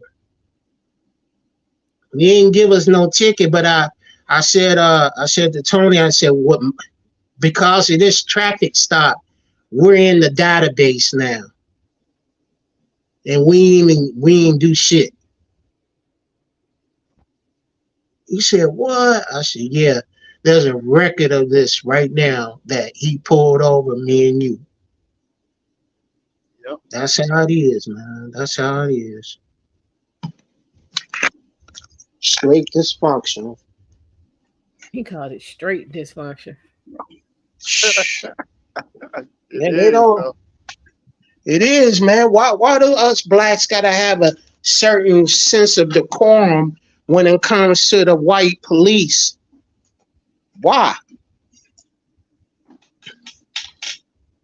I asked my grandmother that, and she said, because one time I was walking, I was 16. Now I was walking in the middle of the street because the cicadas were out. and I didn't want them falling on me, man. I can't stand them things. So instead of walking on the sidewalk, I was walking in the street going to the bus stop. Why this plainclothes cop in a squad car pulled me over, and he said, "We didn't get reports of cars getting broke into, and I saw you looking in cars." I said, "No, you didn't. What you saw me was walking in the street because I didn't want the cicadas falling on me by any way. But anyway, I turned around. I said, you see that house right there? That's my house. And I haven't heard anything about cars being broken into." So he had shit to go on, and he let me go. And I called my grandma. I said, "Why they messing with me, mama?" And she said, she said, "Next time a cop pull you over, ask for his badge number, because that's how they treat us." I said, "Okay, mama." Man, gotta have a sense of decorum when you dealing with the white police people. Yeah. It ain't just the white ones. Oh yeah, the black ones are the worst. Unfortunately. You remember what happened in Boys in the Hood? Yeah, I remember. Dude said it makes my dick hard when I fuck y'all up. That's what he said. Everything about that movie I hardly remember, but I remember that scene vividly. I gotta say, Bernie Mac played that role perfect. Shout out to everybody in the chat. Make sure y'all hit the like button if you haven't That done was so Bernie already. Mac? Yeah, No, bro. No, that wasn't Bernie Mac. That wasn't Bernie I thought Mac. it was. No, that was another actor. I've seen him before. I mean, when I it don't comes to think that that was particular Bernie part when he Mac. played the racist count, that's what it always reminded me of Bernie Mac for real. Oh, because of his eyes. Yeah, Well, and he was basically, dark. basically All what he black said people because look alike. I That's said, all that is. I hate myself that I'm black because my gums is black. That's what made me just remind that part of it of the movie. I gotta look that up now. I gotta look that But up. y'all in I the think chat, that's on make sure y'all Dopey hit the like Minutes. button, please. Make sure y'all subscribe to Almondeyez for giving y'all all this good content. Make sure y'all share it to your socials. You gotta share the fake book, share the Nig Talk, share the black chat, and Niggagram, all of them shits. Make sure y'all share. The Ninja Make Gram. sure y'all share. Almondeyez said hit the Make sure cash app. make sure you Monetize, y'all. support. Make sure you support. Send her cash apps. She's Cash monetized. app. She just waiting on the monetization thing. But send her cash app at Almondeyez 0878. I got that memorized. Damn. If you got comments you want read, you can send those via super chat. They will get read and discussed. Mm-hmm. You want to be a part of the discussion? That's the best way. What you say? Y'all think that little $1 or $2, it goes a long way. It does. It goes a long way. $2. We ain't asking for much over here. Send us $2. Support my friend Almondeyez. Support VBN Israel. He be bringing facts, man. Y'all need to support my friends. Support the truck drivers. Get out of their way. Don't drive stupid around them. He said, "Get out Eric the way." will run you over. They need to support me and stop stealing my content. I know they be ghost watching me because I say something, and then a week later they saying it or trying to do it. Yeah. Me and Almondeyez laughed about that last month. Good night, April and Chris. We started covering the doggone. We started covering the politics and had all of the people watching us that night, and then all of a sudden, a week later, people who ain't never did politics before is imitating what we was straight up on it. Yeah. Said, look at this shit. Look at this shit. And they won't never give you a shout out and be like, hey, I saw this over on Almondeyez. I think I'd do it too. Facts. Or even give her a call and say, hey, maybe I should collaborate. We could all simulcast the same shit. Like, I nah, agree. they just hate. They ghost watch. And they be ghost watching, Haters gonna hate. or they be on a panel arguing with each other. Like Oh, like we had they earlier. love doing that. Oh yeah, yeah. Who was that? Dover? They love arguing with each other over nothing. Over nothing. I could kind of tell you didn't know what the hell he was talking about.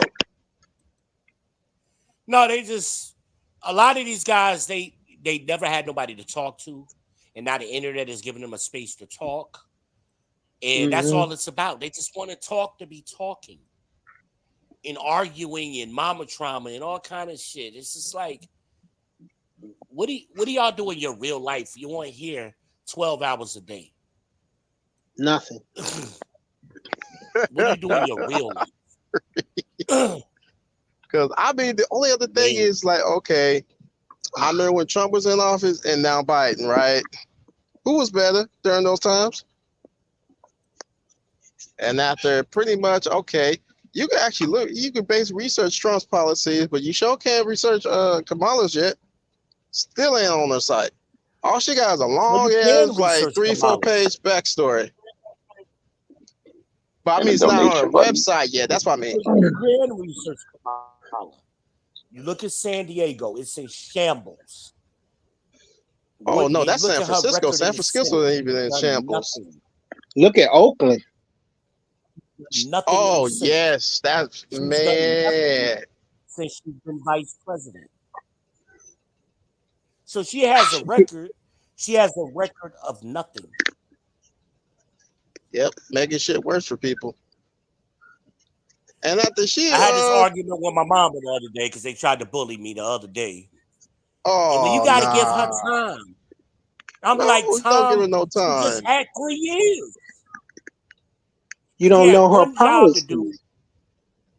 She had one job to do in 3 years and did nothing. She'll have the same policies as Biden. No, and Biden has the same policies as Barack. Hers are going to be worse. Biden was worse than Barack. Yep. At least Barack had, as presidents go, as far as presidents go, he's a top 5 president. Right? Right. Now, as far as black people, he didn't do nothing for black people. He didn't do nothing for black men. He didn't do nothing for black men. I thought he was. See, we have to separate that. We can't say, like Dr. Hassan talks about, the flat stats. When they want to include us in some shit, they say black people. But then when women want to have some kind of tactical advantage, they want to be specific and be like black women. Right? Yep. Like I heard a girl today talking about, oh, they locking us up, black girl. No, bitch, they ain't locking you up. They locking us up. They locking black men up. Black women ain't been getting locked up. Even when they commit the same crimes. But they like to play victim when they can, and they want to try to piggyback off a black man's struggles when it benefits them. See, Ice Cube, when Ice Cube went to the women and said, hey, here's my plan for black people, and then they immediately turned it around and said, well, what about the women? And he asked them, well, ain't y'all black people? They said no. I thought that was so stupid for them to say. No, yeah, it's just the truth. They aren't us. They don't see themselves as being part of us. And I'm speaking very general, ladies who are listening. Not everybody, but generally speaking, black women don't see themselves as the same demographic as black men. Again, they look at us as competition. They want to compete with us. Generally speaking. Oh Lord, J Live is back. Talk about stop saying Kamala isn't black. She isn't, She bro. isn't black. She's Irish Jamaican or Hindu Jamaican. That's what she is. That Jamaican don't mean black. Yep. Jamaica is a melting pot. You have many groups of people over there. You got Europeans, you got Chinese, Swiss. Yeah. You got all kind of people over there in Jamaica that ain't skin folk. Now you got It was a some British of colony. us Negroes, and see that's the problem with us. We think everybody's a Negro, right? Now some of us during slavery got dropped off on them islands. A small he's talking percentage about of her. us. Talking about her father's Jamaican. Her Elon father Musk is not African. It's not a Jamaican, race. bro. So Her father's Well, not even Elon black. Musk He is admitted African. he wasn't black. yeah, like Red is saying, Elon Musk is African. Charlize Theron is African. African. Mm-hmm. Theron. Yeah. It's a lot of white Africans. We ain't African. So what the hell they talking His about? skin is not black. He got his color from the Hinduism. Exactly. And the Jamaican sun. And guess what? The majority of the world is melanated. The majority of the world is melanated. It don't mean everybody is black or everybody is quote unquote African.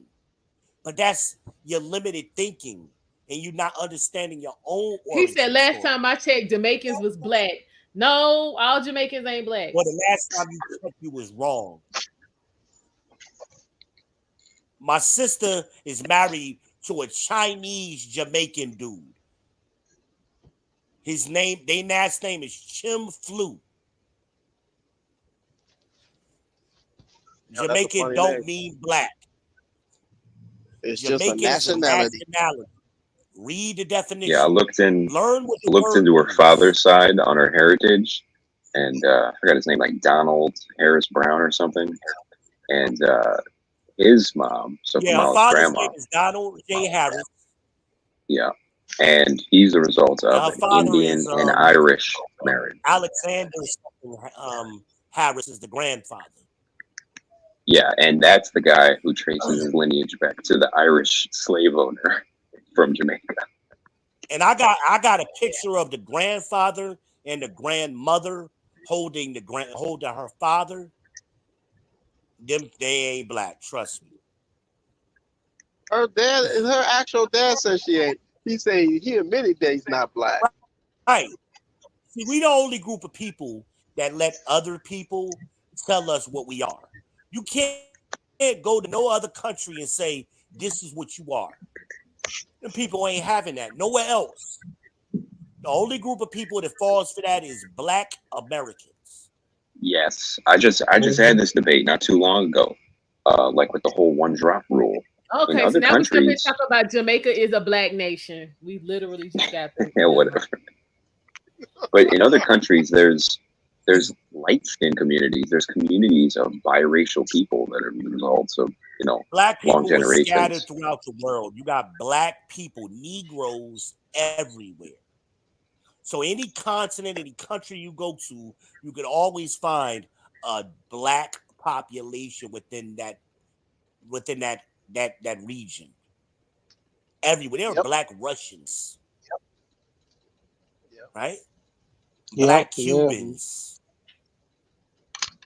But Jamaica is not a black nation. That's just what they want us to see on the media. No, that's the lies that people tell.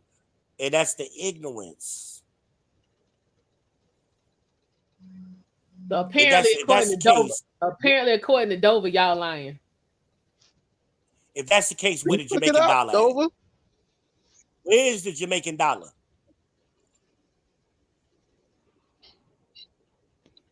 Ain't one. I'll wait. Where is the Haitian dollar? Where's the Haitian dollar at? Where is any of the 56 countries in Africa? Where is their dollar? Wait a minute. He said Jamaica was a slave colony. So in order for you to have slaves, when you have to have slave masters over there too?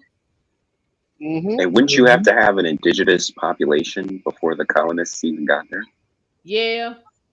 No, not necessarily. Not necessarily. So that was most of them blacks that got over there to Jamaica was imported. They was imported during the North Atlantic slave trade.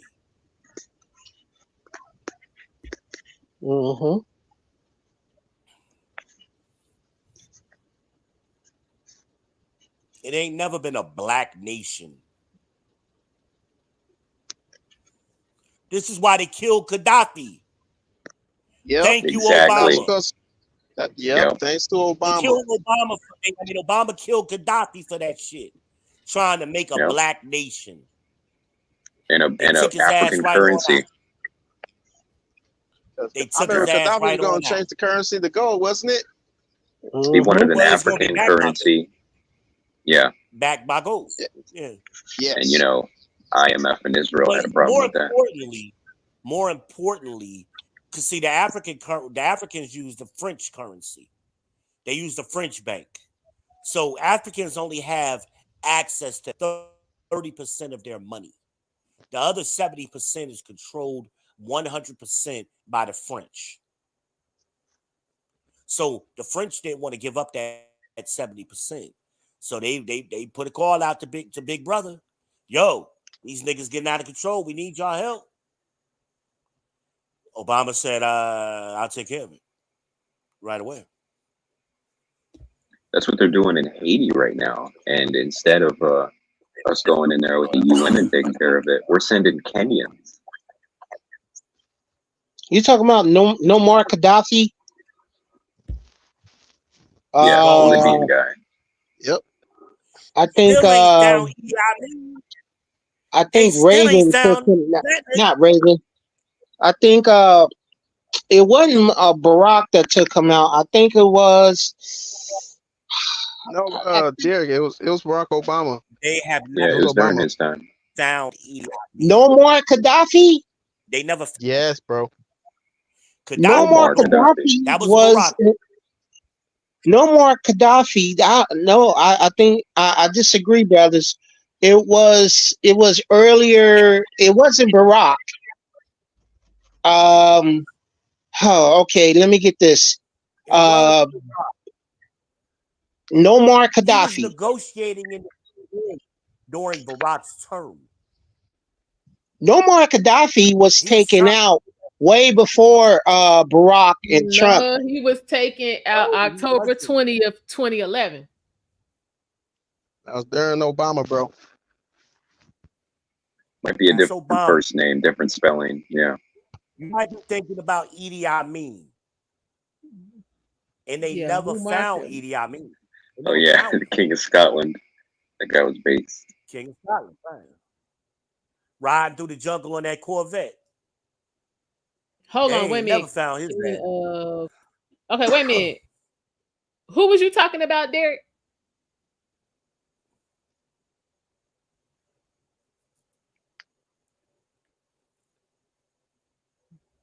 Okay, you quiet.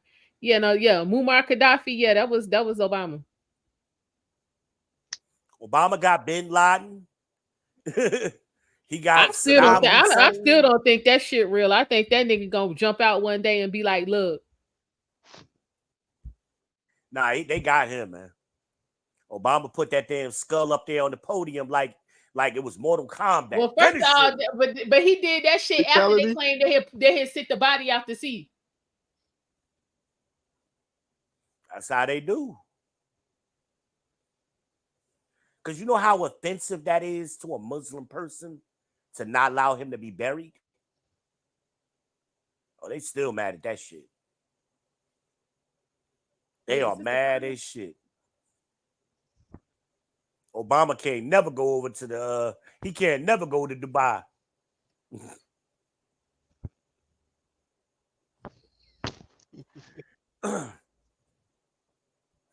But and my thing to the passport. We go with the full immunity bullshit again. Why that ain't what that man said. And Africanism and the passport bros are really foolish because they think they're going to escape America's influence by going to another country, right? This is the not understanding world politics. America runs the world. We have 750 military bases around the world, and most of them are in the Middle East, what we call the Middle East, and Africa, the continent Africa. Anybody wants to fact check what I'm saying, go to Google right now and search how many military bases worldwide, and it will bring up a map. They'll tell you 750. America runs everything.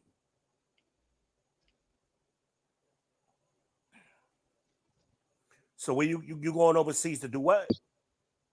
Because you sick of the white man, what?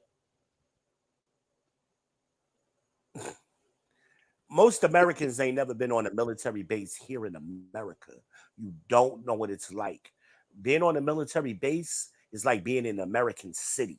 It's like a little city. America runs on ducking. Def, no, you crazy. Nah, what be tripping me out be these passport broke Negroes. Yeah, like hell, most of them be in the military. Hell, if you went in the military, you wouldn't even never left U.S. soil. So miss me Well, with that's all. not a passport, bro. We don't No, count them I'm as a saying passport. I'm talking about the ones who you know who I'm talking about. Yeah, the ones who talk shit online. Yeah. But when you're in the military, you don't have a passport. Your military ID is your passport. So I find it funny that they talk that shit. Like, dude, you want a base. You want a military base. That's like being in America. You ain't never been in the country. Remember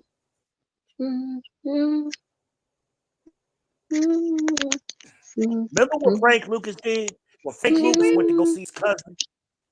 Yeah, he went straight on over to the spot. He talked to the man directly. Yeah, he said to his cousin, "Oh, you want to go to the real woods? Like nigga, where we at right now is safe. You want to go to the source? Are you crazy?" Hey, D, man, you were right, brother. You were right. Of course, I don't lie, man. I could have sworn. I could have sworn it was somebody else. I spent a lot of time researching shit. Mm-hmm. And teaching it. I've been teaching it for years. So when I quote y'all something, it's damn near 100%. I would say I'm 99% accurate. Just because of my memory, sometimes I might be a little bit off. But it's damn near bet the bank on that shit when I tell you something. Man, Almondeyez been doing this for too long. So when people be arguing with us, we made 5 videos about this just last year. We done made a dozen of these videos the last 5 years. To us, sometimes these arguments, it be like a replay. It's like watching a replay. We know what people gonna say before they even know. It'd be funny to us. And then we be crazy too, because me and her be talking privately. We be like, why they do this? Why they keep doing this? Like, did they not hear us say this shit over and over and over again? But every now and then you get some new jack that want to jump up here. They got some new information they think ain't nobody else discussed ever, and they got some groundbreaking shit, you know. I'm like, is that what you really think? You've been sitting around all day ready to drop that on somebody, and you never considered that other people already thought about that shit? That's why I tell y'all a lot of times how to defeat these arguments that we hear all the time. I tell y'all how to shut them shits down. Like the ninjas who love saying, well, there ain't no racism in America no more. Okay. So here's how you handle them nudes, right? Ask them, get them to agree that at one point there was racism. Can we agree on that? They're going to go, yeah. Okay. Now you're saying ain't no racism. So please tell me, what year did racism end? Oh, how about somebody just use that Friday? They was like, what year did it stop? Remember, I did that on DJ Hemp's show. And that's where it happened again. Somebody used your shit on his show. Oh, they stunned. If racism ended, what year, hell, what decade did racism end? I'll wait. I know that answer already. Not never. Never. But the problem is we don't know what racism is. Remember, you gotta stop with this black queen bullshit. Cause first of all, okay, so let's go with the queen. You need a king to be a queen. So since her king is Jewish, wouldn't she be a Jewish queen? That's a good question. First of all, who gives a fuck? I'll give you, let's say she is a queen. What the fuck does that mean? The queen ain't have no power? Yeah, this ain't a monarchy. You know how many queens got their heads chopped off? Ooh, we're gonna talk about Marie Antoinette. Let's not go there. Because they couldn't shut the fuck her up. Shit clean off. Right. So let her be a queen. Wait, I'm not familiar with this one. What's this one? Let her go over to one of these countries and start that cackling. She gonna wind up getting her head chopped off. And it is gonna really be World War III. I ain't going to war for that. I mean, oh no, these for white real, boys you ain't don't going. like that. Nope. They ain't going to war for her. Just to see, the presidency is an institution. It ain't a person. It's an institution.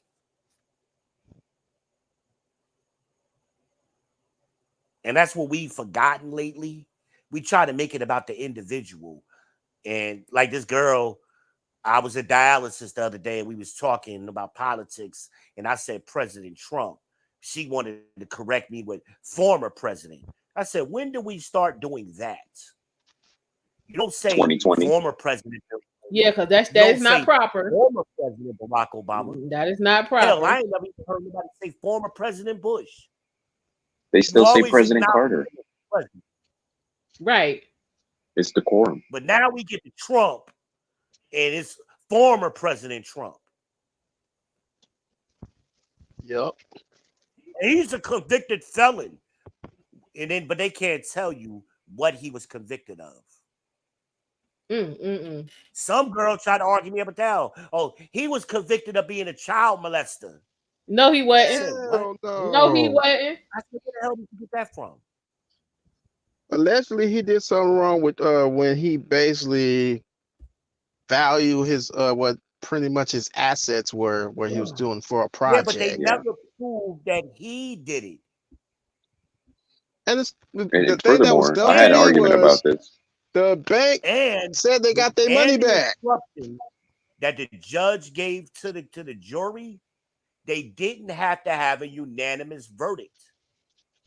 Yep. That's the first that ain't time legal ever. That's hella illegal. That's not legal.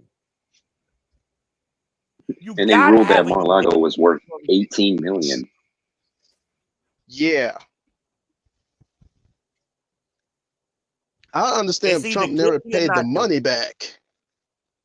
So they'll go count by count. He had 34 counts. They'll ask the jury, do you have a unanimous verdict on count number 1? Do you have a unanimous verdict on count number 2? They go down the line. They did not do that. So 2 jurors over here, yeah, we agree on these 2 counts. Then you had 3 jurors over there agree on a totally different set of accounts. That's not how our system works. You have to have all of the jurors agree, or it's a hung jury. Yep. So they changed the rules once again to go after Biden. To go after Trump. You've never had a Democratic candidate nominee for president who did not win one of the first 2 or 3 primaries. That's what, Ohio, Michigan, and South Iowa, Carolina, right? No, Iowa. So this Biden was the first one who didn't win none of those. And then South Carolina came along, and basically South Carolina picked the president. That's never happened before. Now it's about to happen again. Where nobody voted with someone for this with nominee. 0 delegates. Kamala had 0 delegates. Nobody voted for Kamala. This is going to be the second time. She was anointed. She was anointed vice president. Now she's being anointed presidential nominee. This is not democracy. But they want to tell you Trump is the end of democracy. No, wrong. Biden is the end of democracy. Trump still had half of the population voted for him. How many people voted for Kamala? I'll wait. And they didn't want to do a primary. What somebody said earlier, that's what I was listening to when it made me get on here. Somebody said it. Oh, we didn't have enough time. Bullshit. We did have enough time. Bullshit. It happened before when Bobby Kennedy got shot. They had an open convention. When is the convention? Is it this week? It starts the 19th. It's supposed to be this week? No, 19th. Oh, they pushed it back. In the next week. I thought it was supposed to be like the beginning of the month. No, it's still on your same so, okay, schedule. they pushed it back. Even better. Even better. They pushed it back, right? No, they didn't push it back. It's the same date. So why did they nominate Kamala? Because they didn't want Bernie or Elizabeth Warren to jump in. So they sticking it to Bernie once again. Because other than Biden, who's the next person that got the highest votes? Bernie. Bernie said, followed by Elizabeth Warren. So how the hell do we get to Kamala? Because both of them was like, fuck y'all. Yeah, I don't think Warren's a threat, but RFK would have probably got more if he was in the convention. Yep. So he was like, I'm here. I'm just waiting for you to call. But my point is, we've seen things in the last 10 years that we've never seen before. And nobody's saying shit. No, they're doing what black women normally do. They project what they do onto other people. So they're saying, oh, it's undemocratic. No, what y'all are doing is undemocratic. Diversity. We want diversity. No, you don't. The Republicans had so much diversity at their convention, it was ridiculous. Who's hired more watch black the women? Replays right here on I-78. Go ahead and join the replay game.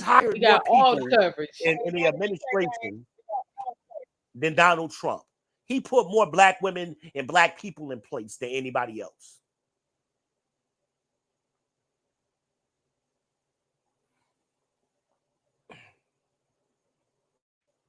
But the very thing that they saying Trump didn't do, he actually did. And the whole grab him by the pussy thing, that's how men talk. That was locker room talk. That wasn't meant to be public. Y'all and it ain't wrong either. It really ain't. Shit. Listen, we gonna quit talking about that. I must have some flashbacks. We gonna stop. But women would be surprised how men talk privately. I did a whole stream on that shit. Y'all don't know men. And it goes the other way around. Is the masculinity. They don't want that. That's my point. They claim they want masculine men, but I don't want you to act masculine. No, I want you to fall into my definition of masculinity. That's That's yeah. And do what I tell you to do.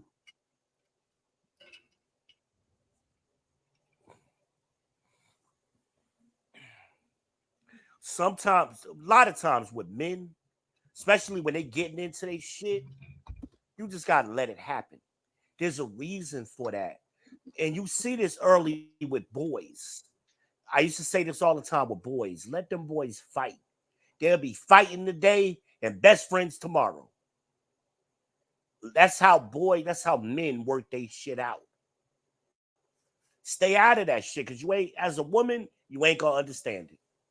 You ain't gonna understand it anyway. You've been took the wrong side. Let that shit go. Let the men work that shit out amongst themselves. Stay out of it, because it don't make sense. I'm a man and I don't understand it sometimes. I got guys I was fighting all my life growing up, and now we adults and they some of my best friends. Yeah, because that's Go how we figure. build rapport and That's how camaraderie we do. and respect. That's how we do.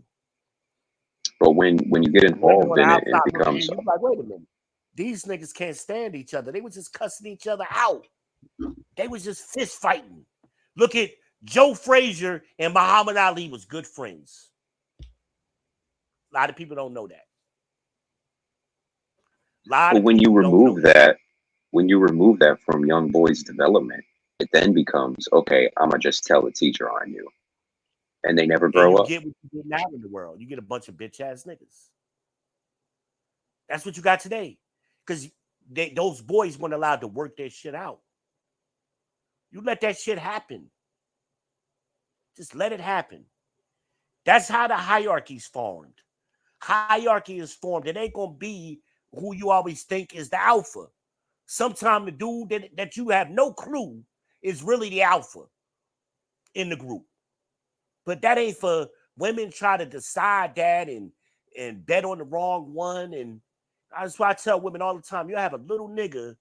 I seen a little dude knock a big ass dude the fuck out. Debo got knocked the fuck out by a little ass dude. I done seen it. Look at the little girl in Paris that was the she that beat up the other girl. They thought because he wasn't all the way masculine, he ain't hit hard. That woman said that was the hardest I ever been hit in my life. Have we That ever little seen one of motherfucker. those fights Yeah. where the she lost? I haven't. I only But my seen point one And is, in the isn't it UFC strange? that a They woman they won. have these. Yeah, oh yeah, I remember that one. And they have these records like, oh, she's the first woman to set this record in this sporting category, and it's like, wait, the men have been beating that record ever since. Why is it a record only for women now?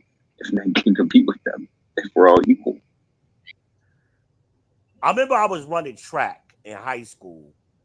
Her name was Ann Blakeney, fastest girl in Chesterfield County. She used to train with us. So when we went to the meets, she was running male times in 100 meter, and we was like everybody was blown away by it. And she was a girl. She was very pretty too. Um, Ann was fast as shit. I had never seen a girl that fast before. She wasn't as fast as the boys, but she was keeping up with us. You know what I'm saying? We wasn't beating her by very much.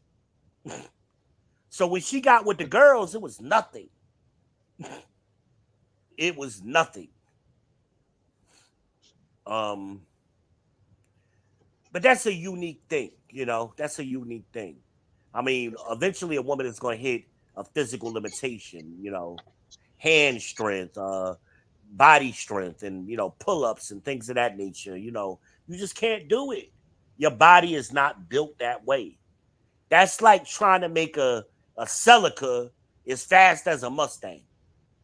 No, the Celica just look fast. The Mustang is fast. Shout out to the people who driving the Toyota Celicas. Y'all cute. Y'all cute. But you Run ain't an analogy fast. for it. You ain't fast. You run up on that GT Mustang, you're gonna find out how fast you really are. Or worse yet, you run up on that Tesla. That Tesla is a beast. That motherfucker is fast. Some cars just look fast. They ain't fast. When you're getting around below 15 seconds in a quarter mile, now you're talking fast, you know. You know, people don't realize how fast cars are. Hell, that Hellcat, that Trackhawk Jeep, that shit does a quarter mile in 8 seconds. That shit is crazy. A Jeep. The fuck? You know how heavy a Jeep is? I said, what kind of brakes they got on that shit? They probably took the damn brakes off of Eric's truck and put it on a Jeep just to stop that motherfucker. Eric better check his truck, make sure he ain't missing no brakes. For real. Like that. Somebody with a little ass Jeep got some big ass brakes on their shit.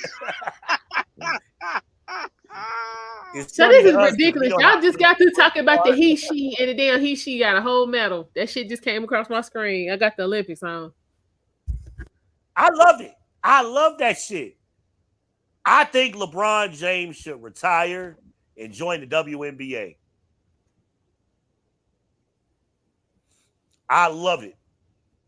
Because all of them shit talkers, we equal. We can do everything a man do. Okay. Let LeBron get in the WNBA and see what happens. Hell, it ain't got to be LeBron. We could get somebody like Dwight Howard. Let Dwight Howard get in the WNBA. He kind of on that. He don't know his gender anyway, so let Dwight Howard play in the WNBA.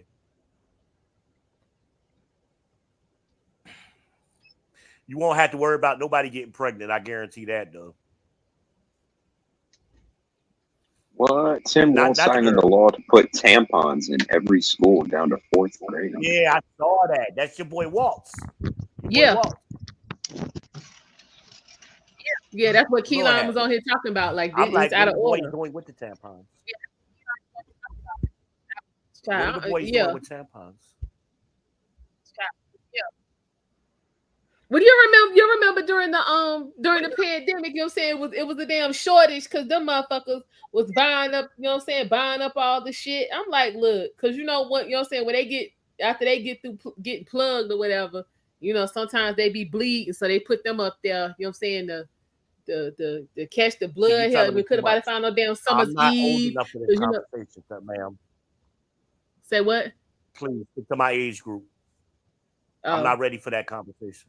Okay, and then you know, always, you know, they took off on the package, you know, used to say what would you say, maxi pads, feminine maxi pads or some shit, and they took all of it off to be respectful.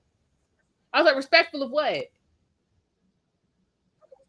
Bro, I'm telling you, if they put tampons, if they put tampons in the middle school boys' bathroom, those boys are gonna have a field day, bro. You're gonna see them all over the school in their noses. Little boys don't even know what to do with toilet tissue.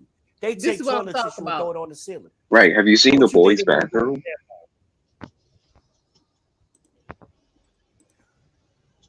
They're gonna do all of the wrong shit with them tampons. That's just a waste of money. How about you make sure your child has their own tampons if they need them? How about that? How about you don't use them shits? How about that? Just got through reading the article. Just got through reading the article about a teenager. She had a tampon in and she went swimming in the ocean and fucked around and got staph infection. Now she didn't fight for her life, messing around with toxic shock syndrome. Leave that shit alone. Oh damn.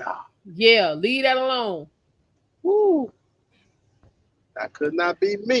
Y'all know how we was talking about brakes and shit. We done went from brakes to tampons. I know, right? We all over the place. Yeah, leave that alone. Shout out to Almondeyez 78, yo. Y'all ain't gonna get this content nowhere else. Make sure you like, subscribe, and share. Representing the Charlotte area, the QC, the East Coast. Y'all know how we do here. About 15 minutes before the hour. We come up to 11 o'clock Eastern Standard Time. We are rocking strong. We ain't after hours yet, though. Damn near there, though. I don't get this content nowhere else. Y'all better keep subscribing. I don't get it nowhere else. We be listening. We be everywhere. We know y'all don't get it everywhere because we be everywhere. We see what they do. Y'all better act like y'all know. Drop $1 into this super chat in the Cash App for Almondeyez. Stop being stingy. Then y'all go over to these corny ass channels and drop all kind of money. And all they be doing is repeating us. Y'all heard what Almondeyez just said to you. They repeated some shit I said myself on that show. And then they get mad at me when I be on their show schooling them. They be trying to hush me up because they like to hear everything in like a 90-second sound bite. But what they do is they go back and replay it. And they be like, damn, that was some deep shit he said. Then they'll come over to my channel, ghost watching me. Because I'll say certain things and I'll hear them say it. I'm like, look at this shit. You ain't, at least when I hear something, I always give credit to where I heard it at. I'll be like, shout out to Love Dorsey. Shout out to Shalakenia. Shout out to the Crimson Cure. Shout out to the coach, Notorious CGA. Right? I always shout out to the Blizzard King. I'll shout out to Dr. Hassan Johnson. Shout out to the Obsidian, the old man. Shout out to BGS and more. I will shout out to the Green Gorilla. I be shouting out all of these people. Shout out to the architect of this whole thing, Tommy Sotomayor, ladies and gentlemen. Shout out to one of the kings of the manosphere, the Angry Man. I be shouting people out all the time. It don't make me less of a content creator. But then when I tell somebody, like, let me get my flowers for my shit, and they want to argue me up and down, and I hit them with the proof, and then they go right back on their channels and tell the same lie I just debunked. I'm like, I'm trying to make you a better person. It's okay that you thought the wrong thing. Now that you got the correct information, be a grown-up and say, hey, I thought that thing, but now I got some new information. I was wrong. We're going to move forward from there. But they can't do that. They be so heavily invested in their initial thought pattern. It's disgusting. Especially these women who try to blame Kevin Samuels for every fucking thing. They blame Kevin Samuels for shit that Kevin Samuels fought against. I'm like, what are y'all talking about? Kevin Samuels called these dudes deadbeats, the same dudes that you saying he created. That don't even make no sense. He was talking shit to them dudes first.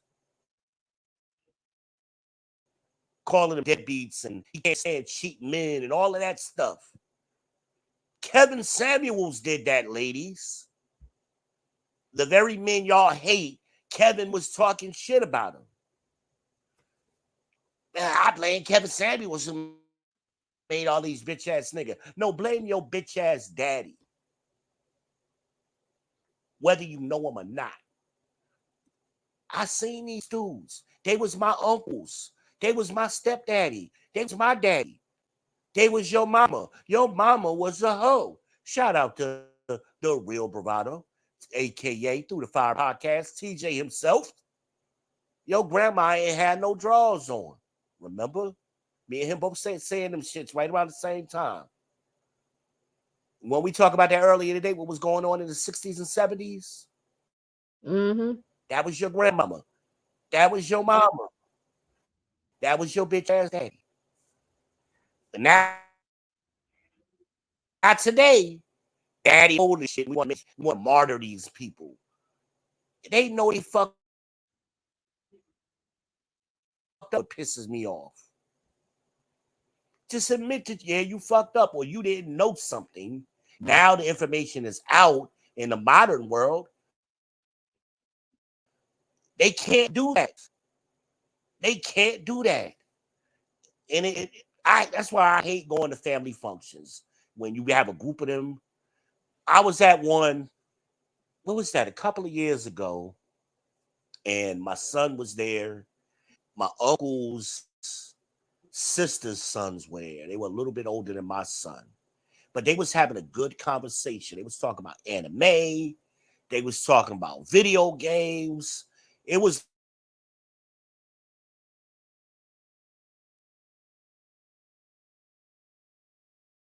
You cut out, V. like they had their own Thank language. you, Keelan. They knew what they was talking about. I honestly couldn't talk. But I was fascinated how well these people were communicating. Hey, baby boomer, man, what y'all talking about, man? Why y'all ain't talking about no girls? No, they're talking about computers and stocks and Bitcoin and shit like that. And you want to interrupt them because you feel left out of the conversation. I went fuck off. I'm like, why don't you shut your fuck, man? I went off. This is part of the reason my family ain't speaking to me now, because they claim I always want to start fights. But I'm defending young boys, these alphas. I'm defending the alpha boys, the alpha generation boys, because this baby boomer, he wants to attack them and try to belittle them for not chasing pussy.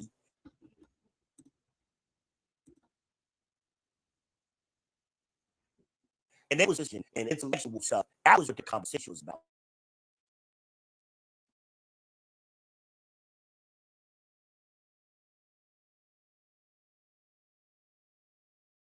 And you cut out again. Oh damn, you dropped off. Wow. I see now. He don't even know. He's still talking. Hold on, y'all. On tape, Roger Stone saying before the election happened that if Trump is down in the electoral count, then he's gone. What the fuck does that have to do with anything? Right. So Roger Stone said that if something happened, you're still not giving me anything that Trump did. Yeah. What does Roger Stone like saying anything to do with it? Yeah, And it's if the you, whole exchange going on between them two. I just remember that CNN reporter who somehow was at Roger Stone's house 15 minutes before he got arrested. They had the choppers and everything.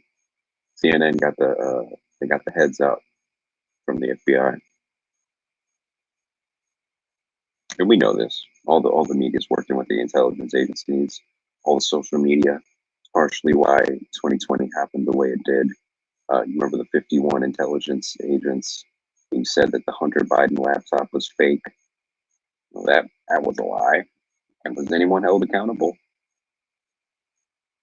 So when you see a candidate that's obviously made enemies with the intelligence agencies, it's not hard to see why the media is against them, why the judicial system is against them. My bad, y'all. I'm sorry. You good?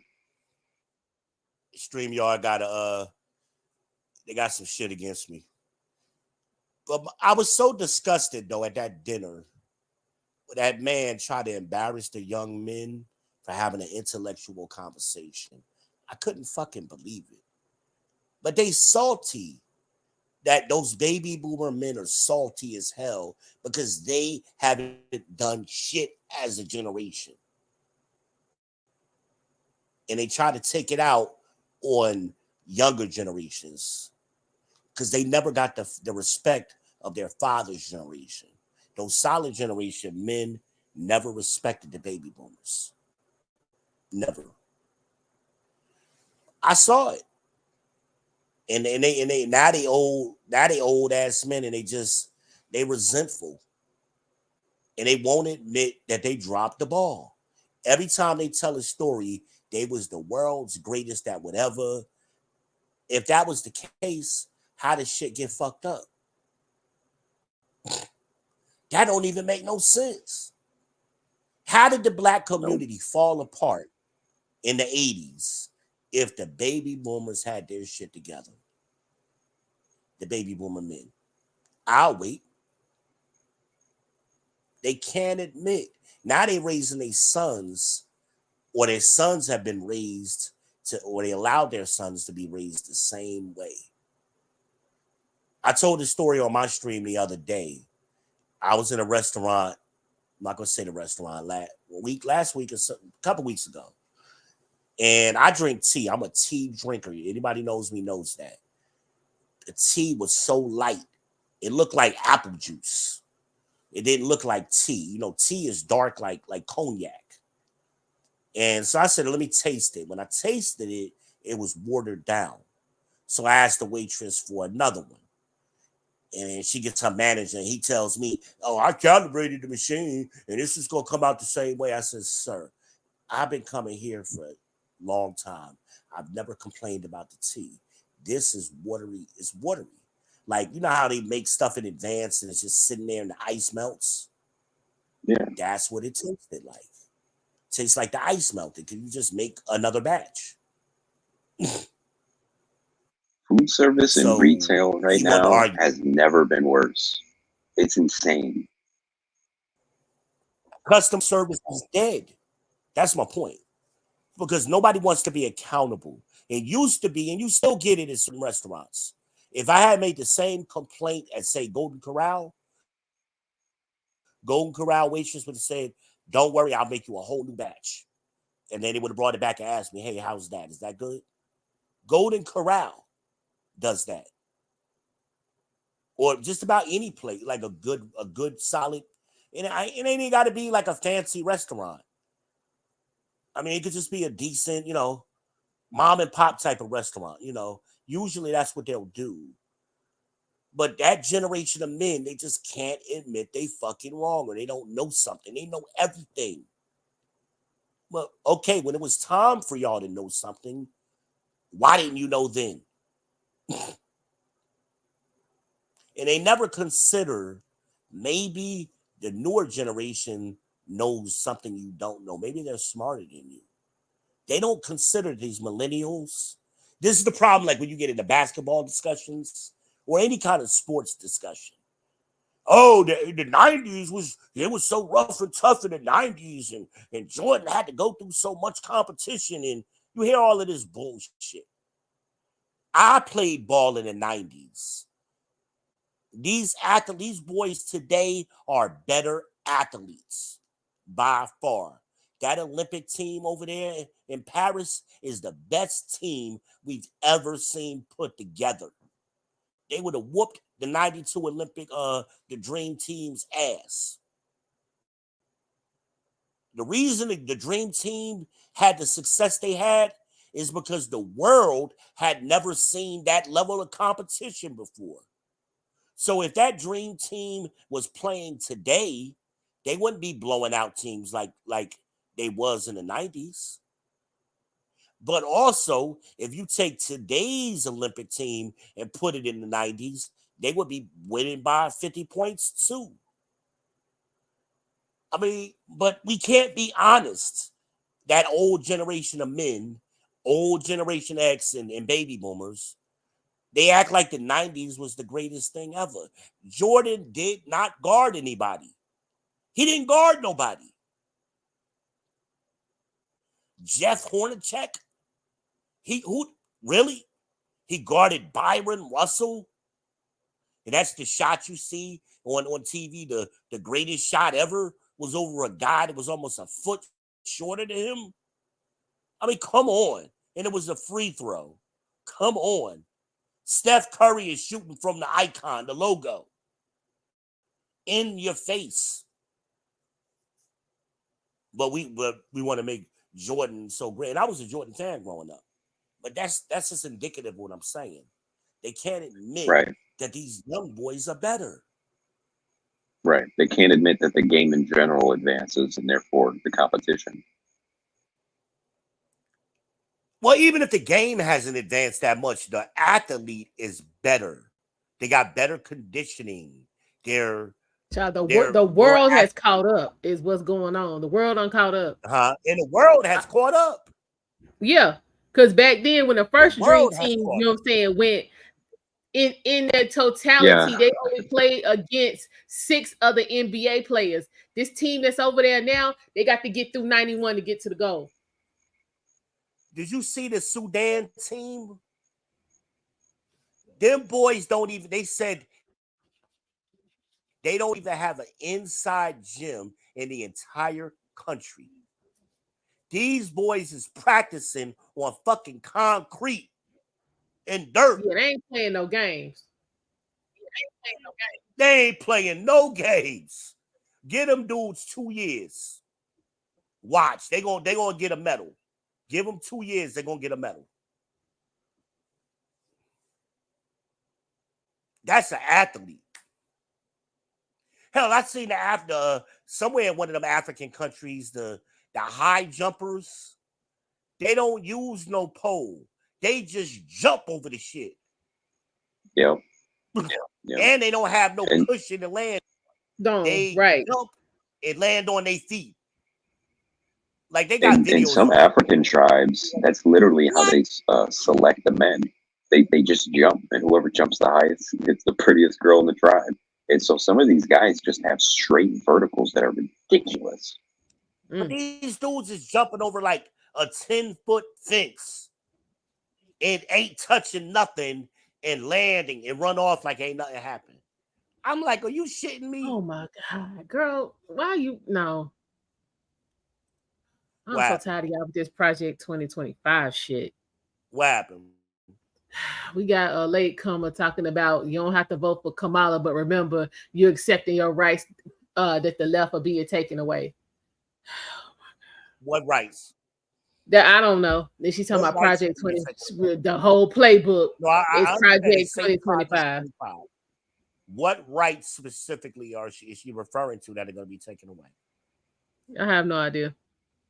I think Project 2025 bans birth control. Don't explain if I'm not mistaken. Birth control is not a right. I want the See, some of this shit y'all calling rights is not rights. This is privileges, and privileges can be taken away. That's what I'm getting at. That's what I'm getting. Let them see. See, that's how they trick you into the argument, Red. They get because you know more about it than they do, so they get you talking about it. And they start trying to throw talking points at you to argue with you. No, I'm going to concede the argument. Okay. Let's concede the argument. But what rights are you talking about? The person in the comments, can we get an answer? Well, no, because here go y'all same boy talking about because Death Note said that neither Democrat or Republican is back in 2025. He talking about that's a lie. Members of Trump's administration help author 2025. Trump doesn't have an administration right now. Yeah. I don't know what that means. Then he turned around and said birth control is a right. You got the right to not fuck, or you got the right to fuck and not get pregnant. Okay, ain't nobody taking away birth control. That part right there, sir. That part right there. Why y'all gotta be so damn lazy and don't want to take no damn account? Don't want to take no responsibility. How can something be a right? Was it a right before it was invented? No.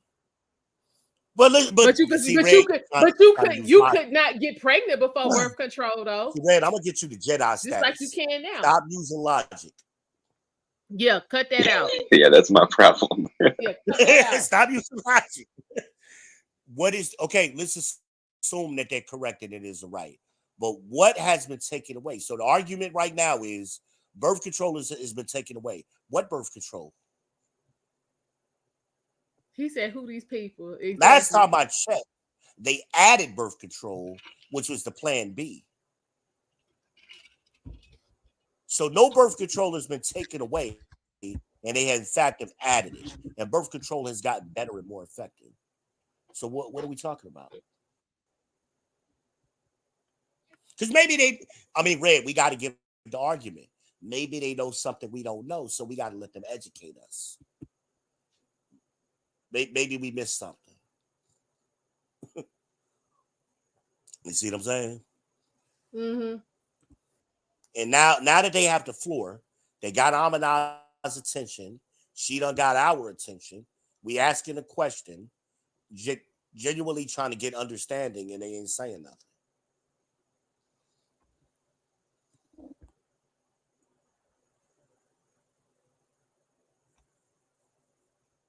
Because, I mean, Kamala says she's going to send $38 billion to Israel, right?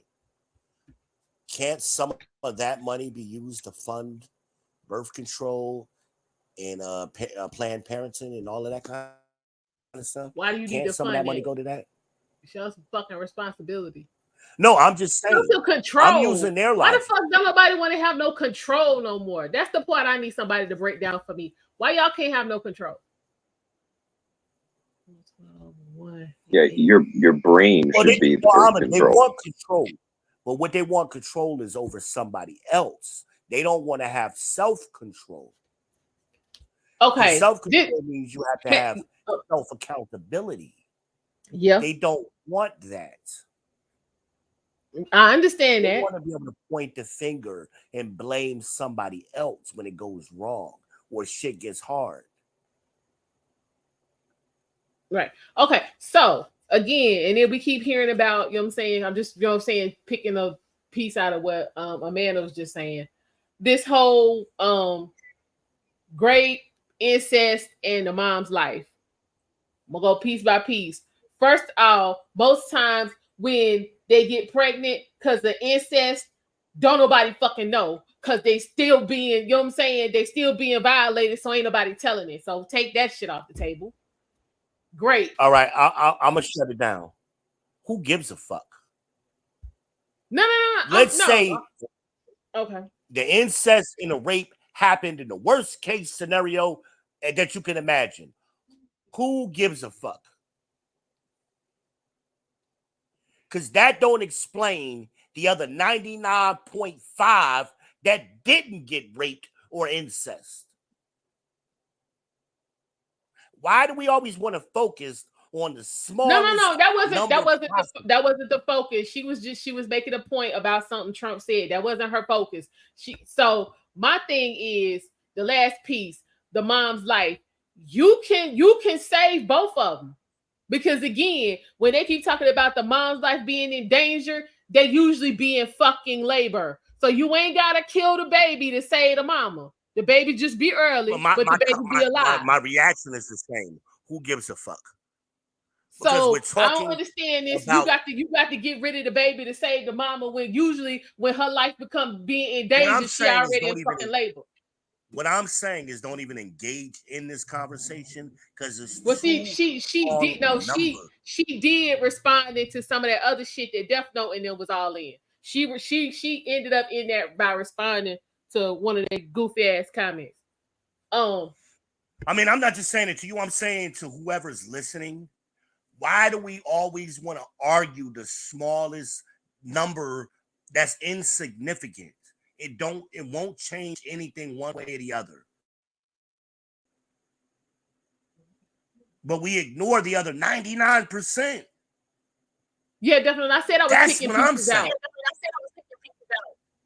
Yeah, I wasn't reading them word for word. No, I was talking responding to Death Note. But yeah, so the whole, you know what I'm saying? Just get rid of this shit altogether because, like you said, them little pieces that they want to pick out don't amount to shit. No, let them have it. Just concede it. Give that shit to them, but make them pay for it themselves. Yeah. Okay. And then that's the end of the argument. Hey, I'll give you incest, rape, and saving the mother's life. I'll give you all of that. No problem. You got to pay for it, though. It got to come out of your insurance and your tax dollars. I love that glitter. That shit is banging. But then you get silenced because again, they don't want accountability. They want the accountability to shift to somebody else. That's what they want. Ooh, that's a good one, Death Note. Yep.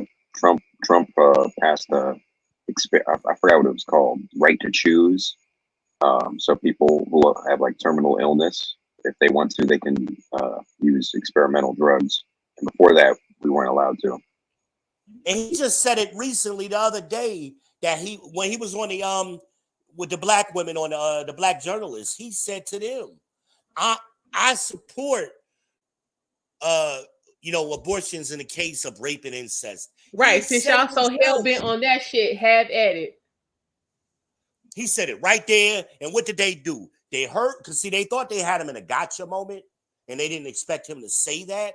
So once he said it, they tried to hurry up and go on to something else. Well, first of all, he the damn gift the gab. He got the gift the gab. I don't know why y'all be trying it with him. I don't know why they be trying it with him. Well, what they you guys think there's going to be a debate? Type of women, they were you said it earlier, they hate masculinity. And that's what Trump represents. He's masculine. And he's like a real life Al Bundy. Think about how Al Bundy was. Okay. That's Trump. I'm with you, Amanda. I understood what you were saying. Ooh. But that's what repulsed them. And they're used to men catering to them and bowing down to them. And when Trump immediately got in that chick's ass, as he should have, some of them were offended, but some people in the back was chilling. Yeah. Oh, that crowd was rocking with him. Yeah, they was feeling it, and that pissed them off. Like, more. I'm a president of the United States. You didn't even greet me and introduce me. You just immediately started attacking me after you had me waiting, and then your equipment is jacked up. How dare you? How dare he talk to a black woman like that? But is he right in what he's saying? Are you with ABC News? I think they're fake news. How long he been saying that? World's greatest moderator. He said that shit before he got elected the first time. He ain't changed up.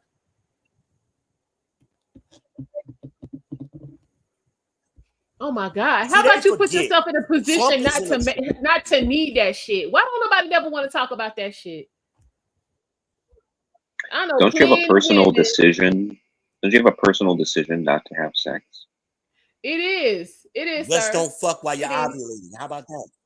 Or just take your punk ass to where you can get that legs while you're ovulating. But see, most men are ignorant. They don't know how the human body works. And they damn sure don't know how the female body works. A woman can only get pregnant 5 to 7 days out of a month. So all she got to do is not have sex during that time period. That's 100% effective. I'm back. And they all got these smart watches, these Apple watches. The Apple Watch tracks their cycles automatically. He had an Aura ring too, because I have one of them. Smart scales that cost $20. Because they can step on a scale, and the scale will predict with a high degree of accuracy when their period is going to come on. So they have all of the tools in today's world that previous generations of women had never had, could never imagine. So if a woman gets pregnant, we too used to folks cleaning up our shit, and then now you know what I'm saying, finna be in a position where you have to clean up your own shit or fucking tell it. And now y'all want to have a damn mini season. There's too many tools out here to play that game anymore. That's like you running out of gas in your car, right? That's your responsibility. Like you got the gas. What about my right to gas? Going down the I mean, it's the truth. Like, okay, this whole black job shit, it's the truth. There are jobs that, you know what I'm saying, were and currently are predominantly held by black people. So I don't know why y'all want to have like that bullshit, right? We got black schools, don't we? Yeah. Right. So we don't understand what black jobs are. Come on. Cause you know damn well when you take your ass into the damn nursing home, who you see up in there working, black women and CNAs. Let's cut the bullshit. You got black journalists, right? Those are black jobs. Male men, traditionally black men. Back in the day, construction workers was traditionally black men. Let's stop the bullshit. I've never seen a team of garbage men that wasn't black. Thank you. I've never seen a group of white men on the road workers, the guys who used to pave the roads. That's what I'm they talking all about. used to be black. Job. Let's cut the shit. Those jobs, you seeing the Hispanic guys getting those now. Those what we hobby saying. Jobs. Yeah, but traditionally back in the day, there But was they were black men. traditionally, you're right. They were traditionally black men. They'd be out there with sledgehammers breaking up that concrete and everything. Right. So Yeah. y'all know what And black here in jobs here in are. Detroit, with the car revolution, they were in the manufacturing facilities. Thank See, you. that's that false outrage. That's that false outrage. Oh, I can't believe you said that to me. Bitch, you just had a dick in your mouth and you want to act like you outraged? Get the fuck out of here. Yeah, Black Twitter had a fit with that. Meanwhile, all they talk about is black wealth, black businesses, black love, black this, black that. But don't you dare say You black have a choice job. on what you do with your body. You either put yourself in a position to get messed up or you don't.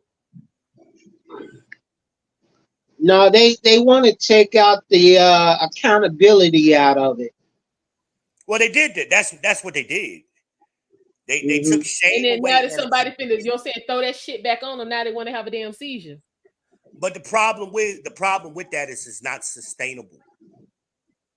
It's not sustainable because you can't. Other people are tired of cleaning up your shit. And then that group of people who wants to do that, they always want to talk shit. It ain't like they just doing it and they're quietly doing it. They like to talk shit while they're doing it. That's the black women running circles around black men. And black women earn more. You want to believe what you want to believe because again, in all fucking honesty, black women basically the majority of the jobs that black women have is in some form of fucking retail. The median black salary, and here go Derek. You can Google this one. Just Google. I got you, brother. Median black salary for black women. $36,000. Cause y'all know damn well back in the day when we was teenagers and shit, and was, you know what I'm saying, getting our little first jobs, you know, at Burger King and McDonald's and Chicken Shack and all of that kind of shit. The managers was black women. You take your ass up in there today, you got Louisa and Guadalupe running shit. Brenda Teresa ain't nowhere to be found, so let's cut the bullshit. Let's cut it. Quit playing. Yeah, the manager of the store was always somebody mama from the neighborhood. This is what I'm talking about. You try that today and see what happens when you go up in there. Shit, all the fish bars and most of the fish bars in Cincinnati are ran by I don't know how to classify them, but people from the Middle East. Asians. How about we got how about this there? We got a Chinese restaurant. That damn it's like maybe 6 or 7 minutes from here, from my house. That restaurant, I know that Chinese restaurant been there 20 damn years. You go up in there now. Who in there cooking? Who taking your order? Who cooking? Mexicans. Thank you. I go to a sushi bar. Taking the orders, black people. But at least you had, you know what I'm saying, Chung Lee and them back there cooking. Yeah. So yeah, they done skipped us over for the cooking and got Jose and them back there. So no, quit playing. Y'all know exactly what these damn black jobs is he talking about. I haven't seen that here in Cincinnati, but what I've seen that in our neighborhoods, they you got the hair people or the Asians, the people that run the places called like Cook Fish, which is a fish bar that sell all fried stuff. They ran by people from the Middle East. We got gas stations that sell fried chicken to us, and they ran by people from the Middle East. Because I don't know how to classify them. I just say the Middle East, and I know the Middle East came in after they dredged the Suez Canal. They separated. America separated that portion of the oil producing countries. There's a little history nugget for you. So all I know in the black neighborhoods, we don't own nothing. Right. We don't own anything. And you know, And we someone said in the should. chat, are they not taking white jobs? They are. I've seen it in the They are, landscaping but not at the industry same rate firsthand. as they taking ours. So stop Exactly. acting White goofy. people are more predominant in like corporate spaces. So Yeah, if illegals are coming in and white taking blue the, collar job. entries, right? So Thank if you. illegals are taking the entry level, easy service, construction, landscaping, that kind of thing, it's going to affect you guys worse We and had a group. first. We had a group of. I told Eric we had a group of, I say essays because I don't mean to quantify them as that. They could have been from Guatemala. All I know. All I knew they spoke Spanish, and within a day they put a new roof on in the back of our house, and they put the same people put an entirely new roof on that house back there in 3 days. One day to take all the stuff off, another day to put all the stuff back on, and then a day to clean up. And you couldn't even tell they've been there. Man, I don't see that. I don't see that among our people. I got a Not link anymore. that I sent to Eric talking about if we spend like $16 trillion and all our money is leaving our communities. I'm gonna send you that. It's on Facebook. I'm gonna send it to you. Um, if we pool our money, if we put all the money together, we'll be the 16th richest nation in the world. Cause all black people do is consume. We this country's number one consumer. Yeah. We buy everything and things that we don't need.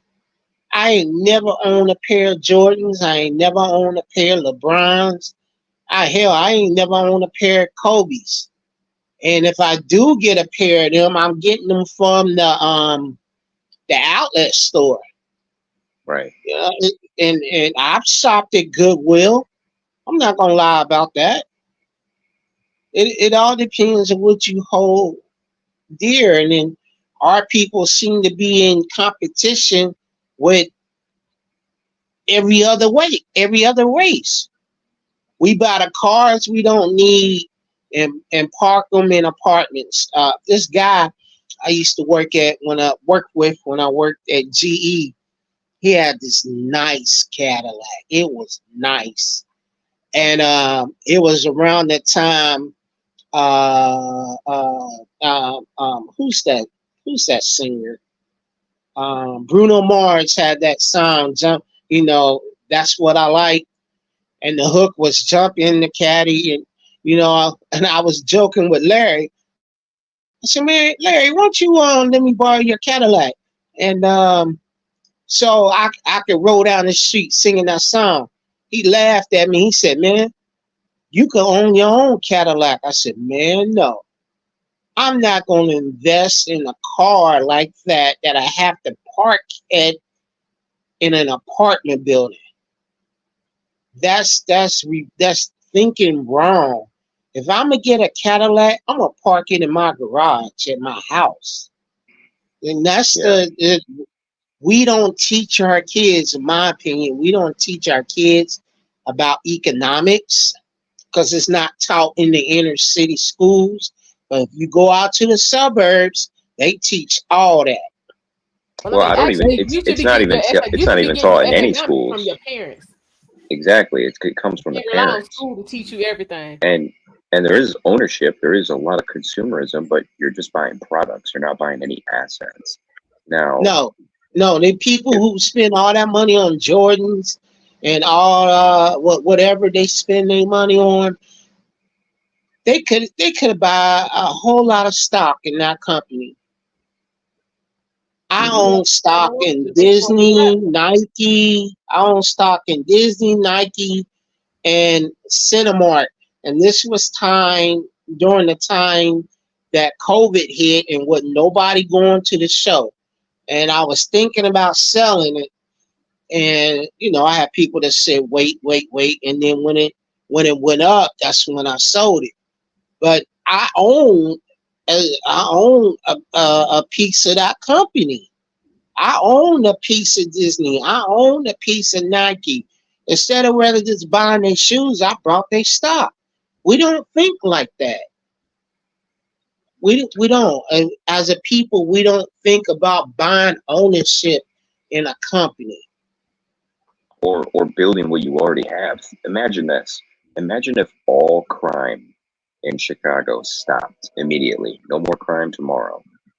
The property value of every single house in the city would skyrocket. Businesses would want to come in. It would be a gold rush. You'd be standing on gold.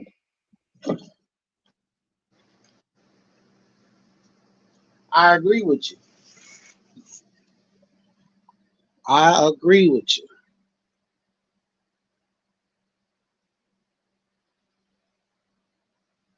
But unfortunately, it's too much money tied into law enforcement. There's too much money tied into it.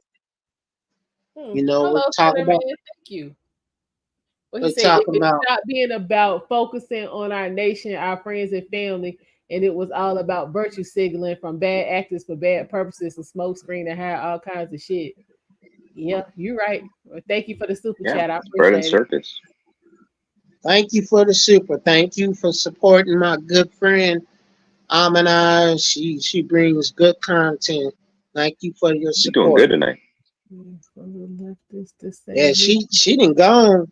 The most I've been on a live was 6 hours. That's nothing in Almondeyez. That's nothing. She'll go 12 hours if she could. No, we ain't gonna go that long because I got the I gotta go to the hospital in the morning. So Right, right. But what? we need to What you be. We say, need Delta? to. We say I'm just waiting for the leftists to say nuclear families are racist. Okay. Yeah. I mean, folks do be taking it to the extreme, but I mean, What's crazy is that wasn't even like nuclear families used to be like the new progressive thing that they were pushing. Before that, it was like ultra nuclear. It was the whole linear, the grandparents, the uncles, the cousins. I mean, that's how these billionaires live.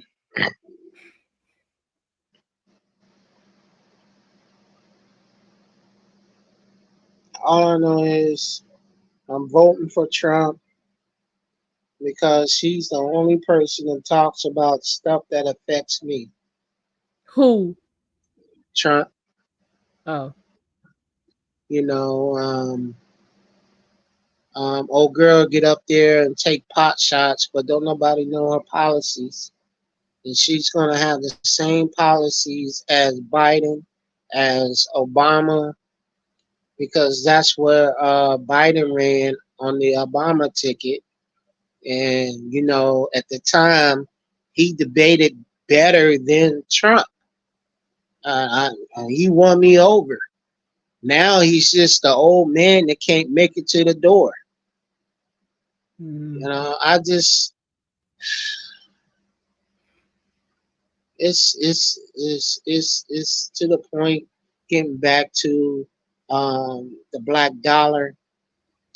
I was telling Eric, there's a place in Texas that used to be a sundown town where they decided to open up to all demographics because they want that black dollar. They Yep, it's still want that green. black dollar. And like fools, you got black folks that go there and spend their money. Well, just a year ago, we wouldn't walk them there. And it's crazy. It's crazy. It's crazy. We still got sundown towns in modern times in America. Oh That's yeah. crazy. Well, I gotta. there's also sun up towns where Wow. you don't want to be caught being white. really? I'm just. I shake my head at it all. I told my white friend, I said, man, you don't know what it is to be black in America. You don't know what it is. I don't have the same opportunities you have, and that's what people don't realize. He grew up in the suburbs and had a silver spoon. Well, in my house, we had to fight the roaches and the rats. Then I had to, you know, walk a half a mile to the bus stop, and then our schools, the inner city schools, are based upon taxes. So if there's no money in the neighborhood, the schools are not going to have it. Yeah, and the teachers suck too. And the teachers suck. You go out to the suburbs. Go ahead. I see that super chat. Go ahead. Yeah, thank you, Senator Man. He said if you pay attention when the spotlight is negative on the left, it's about instant shifting to new topic. Goalposts moving in the news fast and hard. Facts. Very true. I mean, think about it. We just had an assassination attempt on the president, but they didn't gave us so many news stories. People forgot. Yep. That's what they do. Yep. That's what they do. They don't want nobody questioning. Did he get shot? Did he get shot at? You know, what went wrong? What was the motive? What was the motive? Exactly. We gotta have stricter gun control. But you know, and it's funny. I think that the guy who did the shooting, he could have just been a fall guy for it. We don't know what a patsy. We don't know what these government people be doing. I mean, we still looking for the man in the grassy knoll that shot Kennedy. Right, and then we have the Gretchen Whitmer kidnapping case when 12 out of the 15 members of that group were FBI. And we still dealing with the fallout from the Iran-Contra affair, where General Oliver North traded for prisoners, captive prisoners. People forget about that. And where did they get the money to do that? By putting crack in the neighborhood. Yeah, it's all in history. Just Google it and look at it. So, and that's the stuff they tell us. Imagine what they don't. That's the stuff they tell us. That's why we got the CIA. That's why we got the FBI. I mean, the CIA does things on a global scale, and FBI does things on a national scale. I see that shit. Send a man back again. He said they say they have no power. Our victims yet on most of the news channels, on Hollywood, etc. They just keep the market strong for money. Amen to that. And again, we appreciate your support, Senator Man. Thank you so much. Thank you, Senator Man. Thank you for supporting my good friend. Where Eric go? Did he go park I don't know. He was like, hold on for a minute, and that was like an hour ago. He might be talking. Hey, my bad. I was on mute. Lord. Eric was out keying somebody's car.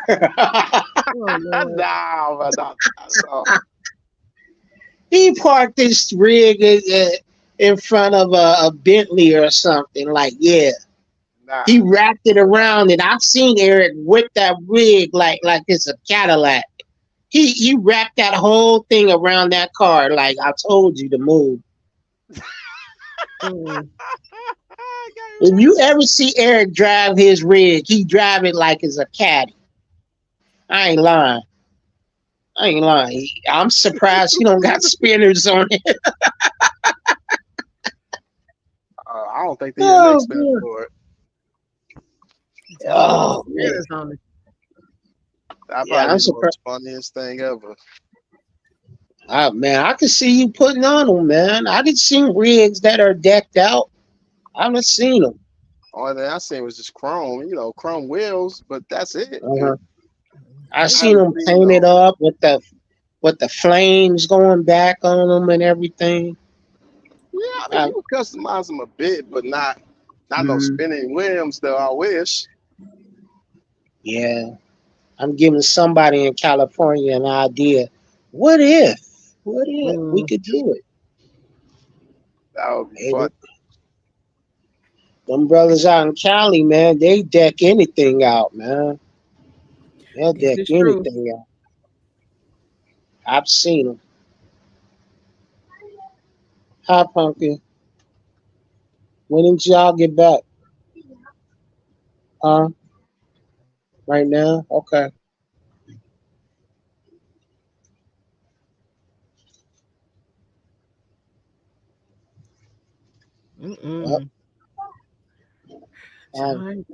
Y'all through arguing. That's something got quiet. Oof. V being back with us. Welcome back, sir. I was basically listening for the most part. It's your boy. It's your boy. What's up? Did we ever finish watching what dude was going to say? Oh no, we didn't. Y'all want to hear it? I thought we was gonna play Michaela. Oh, y'all want him? Y'all want his Shapiro? Y'all want him Michaela? Michaela is a whole lot better than Shapiro. Okay, let me find Michaela. Is that like Ben Shapiro? Nah, his name is John Shapiro. Oh, okay. Josh, yeah, the governor of Pennsylvania. Hold on.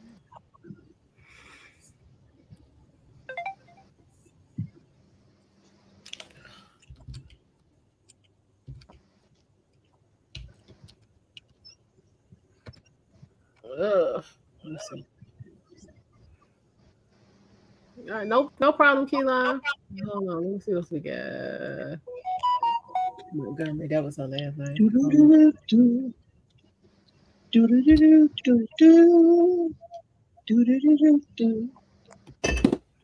Oops.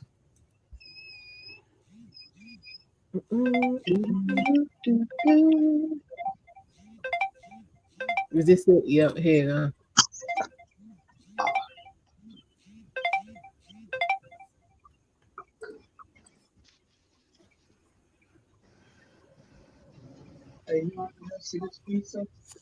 School bus driver in a traffic. I'm so happy you all came out to see me. So, my name is Michaela Montgomery. A lot of you guys know me as the girl from Chick-fil-A, but I am so much more than that.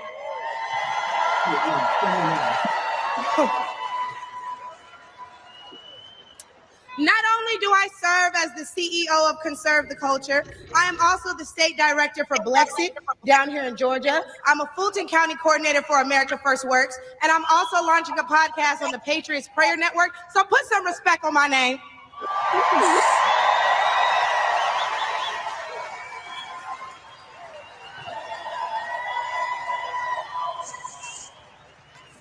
Now, why don't we jump right into it? See, as a young single mother, I can tell y'all that rent is too damn high. Okay. That's facts. I can tell you that as a young Black voter, groceries are too damn high. She was a little animated, Death Note, but yeah, the message was on point. And as an American citizen, period, seniors like my parents should never have to choose between medicine or food. It should never be the quality of life versus the quantity of life. And I don't want to hear, oh, but we capped the price of insulin and lowered the price of all these medicines. I don't need but insulin. You raised the price of everything else, so it's about time to start telling the truth to Americans and let them know exactly what they're signing up for if they want to vote for Kamala Harris. Yeah, because I don't need insulin, so that ain't helping me. Yep. We need to vote based on facts and not feelings. See, under Harris and Biden, the average Georgia household is losing $1,060 per month, and inflation is at 21.4%. And due to the war on energy, average gas prices have reached record highs for the state. We also did a poll, and 80% of us Black Americans are not happy with the current state of the economy. So I'm going to need 80% of y'all to vote accordingly in November. They love me. They love me. They really love me. The left wants you to get in your feelings about things that have been said, but I want you guys to pay attention to what has been done. They don't want to talk policy. They just want to use propaganda to steal your vote. The left is trying to tout this woman as a savior for the Black community, but all she's done is hurt the Black community since she came into the game.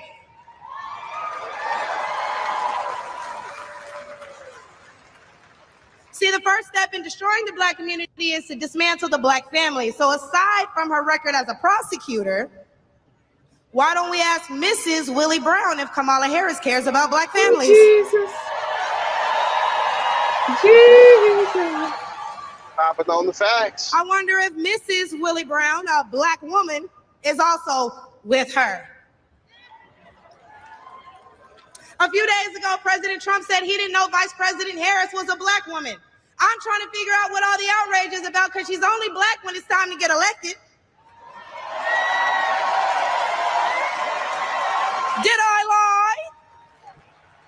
The same Black people who are mad at Trump for being confused about her race, ethnicity, nationality, whatever, are seemingly forgetting that while you're touting her as a savior for Black people, she identifies as an Asian woman. She chose her side and it wasn't ours. When asked if she would ever do anything specifically for Black people, she said no. Whereas Trump gave us the Platinum Plan, which specifically uplifted the Black community by increasing capital by almost $500 billion, creating 500,000 new Black businesses, and would give Black churches the ability to fight for federal resources for their communities.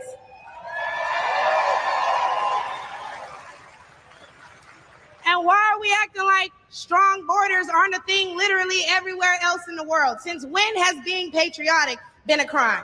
See, a few weeks ago at the debate, Trump mentioned Black jobs. And a lot of people got in an uproar as if they didn't know what he meant. Well, we go to the polls and cast our Black vote. We go to the stores and spend our Black dollar. We live in our Black community, but for whatever reason, we draw the line at a Black job.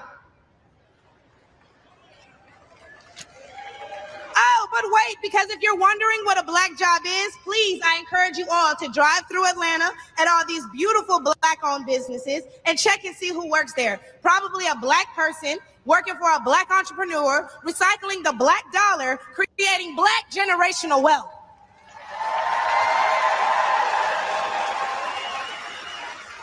If they come here illegally and they're taking your jobs and your resources, then please believe my cousins in the Appalachians, they coming for you too. And y'all know Kamala Harris has yet to say Laken Riley's name. As borders are, she opened the border to millions of illegal immigrants that have flooded American streets with deadly drugs and gangs that have spiked overdoses by over 124% and brought more crime into minority communities. So how's that for Black folks? But let's take race out of it. Just as a woman, period.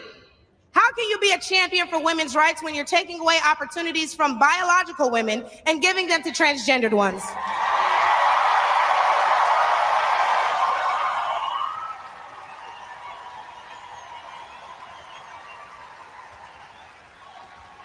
I'll wait, y'all, because I wasn't done. See, how can you promote equity for women and you're allowing men to play in women's sports? And what kind of feminist would still allow men to enter their sacred spaces, i.e. our bathrooms and school locker rooms? Do I even need to mention the opening ceremony at the Olympics? Or the fact that Angela Carini was forced to fight a man and told us that she's never been punched so hard in her life. We cannot allow dangerous liberals who think things like this are okay into the White House, because my daughter will not be fighting a man at her wrestling match.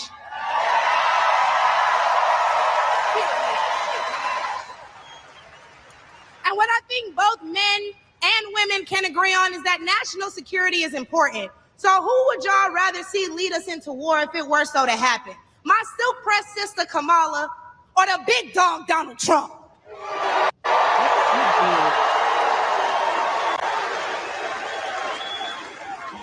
And lastly, I could not get up here without mentioning my farmers, the backbone of this country. And aside from the Biden-Harris administration hurting you guys in ways we can't even comprehend by the rising cost of everything, Black farmers suffered even more due to the delays associated with the Inflation Reduction Act signed in 2022.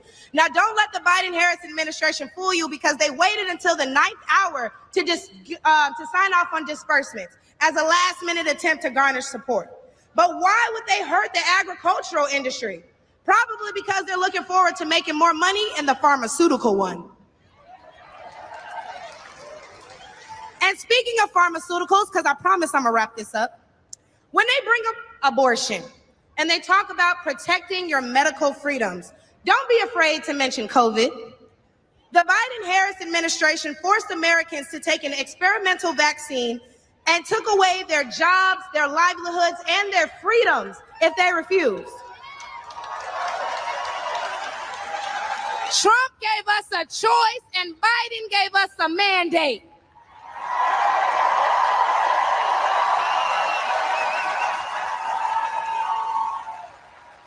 Hey, y'all, because I'm about to kill him with this one. So the next time the left wants to tell you that, hey, abortion is a right and you need to protect your medical freedoms, remember that they took those freedoms away from men and women the second they got in office, and there's nothing stopping them from doing it again.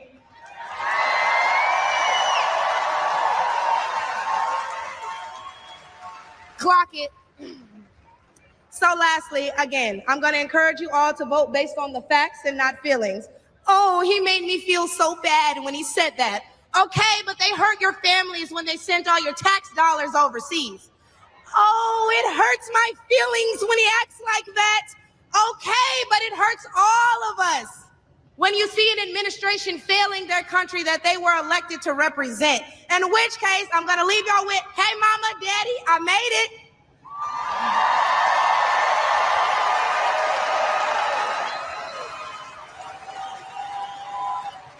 And my baby girl, Amaya, is somewhere in here, so we can all say, hey, Amaya, in unison, because she's the real superstar, y'all. But I'm going to go ahead and let y'all get riled up and ready for Big T himself. Thank you guys for having me. I look forward to seeing you all.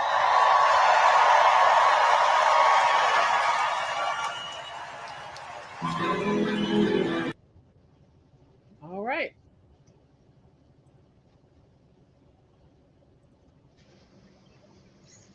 What's Michaela Montgomery? She sound better than Amber Rose. She kept it straight gangster. She did. Nothing but the She was facts. a little animated. She could have brought that down a little bit, but you know, gotta meet people where they are. She drank a whole 2 liter of Gator Mountain Dew before she went up. Oh, Kool-Aid. Oh Lord. That super sweet Kool-Aid. Yeah. Okay, so you got another comment talking about Trump preferred to strand COVID patients on a cruise ship and prevent them from getting proper medical treatment rather than let them doctor get treatment and make his numbers look bad. Weren't you supposed to quarantine if you had damn COVID anyway? Yeah, he quarantined all them cruise ships. Yeah, he quarantined them. Everybody doing the shit. They need to stay out there by themselves. They don't even make no sense. Trump did not make the quarantine. That was up to the individual states following the advice of the CDC. Well, we talking about the cruise ship shit, but yeah, they was out there in international water, so yeah, they let them stay out there. No, Second of all, there was no proper treatment because nobody knew how to treat it. Yeah. So anytime there's a deadly disease on a ship, you have to isolate the ship. That's nothing new. I guess people don't remember the Ebola shit broke out overseas. Nah. Oh, yeah. I remember it. The swine flu. That's what I was going to say, yeah. The mad cow disease, all that shit. They wasn't letting that shit into their countries. Hell, they made the shipping. Remember the shipping containers that had the mad cow disease or whatever, the lettuce? Hell yeah, that's what I want to vote for because I ain't never had the shit, so I'm good. That's how you stop a pandemic from spreading worldwide. You have to shut down the shipping lanes. Guys, some And people are so ignorant. I remember it was several cruise ships off the coast of California and Florida It that was couldn't dock. California, Florida, and Alaska. It was Alaska too. Yeah. They I shut mean, everything down. what were they supposed to do? Just let the sick? They didn't even know how to treat it, like you said. That's my They point, right? they didn't So the even know best what place to to do. treat it is in isolation. That's the best place. That's basic triage. I remember Italy shut everything down. They They did. A lot Take of your places shut ass did. home. everything. You The Take only your place that ass didn't shut home. down nothing was Haiti. And then okay? they ended up they killed the Haitian prime minister and his wife, Yup. right? That was Biden, by the way, Yep. because the man he didn't want the vaccine. We don't need it, he said. We don't got no outbreak over here. Now, I know one other place that didn't have the outbreak that even that bad. Only 10 people had COVID was Sudan. Okay, Yeah, here we go with Sudan is this. ass. We had refrigerated None of the trucks. African countries, none of the African countries had it that bad, and they didn't take the jab either. Funny how that works. Mm. That's Yeah, funny as fuck. Here the she come Haitian people, again. they Under didn't take no Trump, we had vaccine. They had no refrigerated outbreak. trucks filled with bodies. He had closed down the agencies that Obama had established to provide supplies for medical workers. What part of we ain't never seen nothing like this before is not registering? When you Where were got there something that you refrigerated don't know trucks what the filled hell with it bodies? is, you don't I know don't how it's remember gonna affect nothing you. like You that. can't just what you Cite say? cite your source. Cite your source. No, It don't listen. matter about no source. It don't matter what their source is. Let's This give is them the about credit for what they just this is said, about right? common damn sense and fucking science.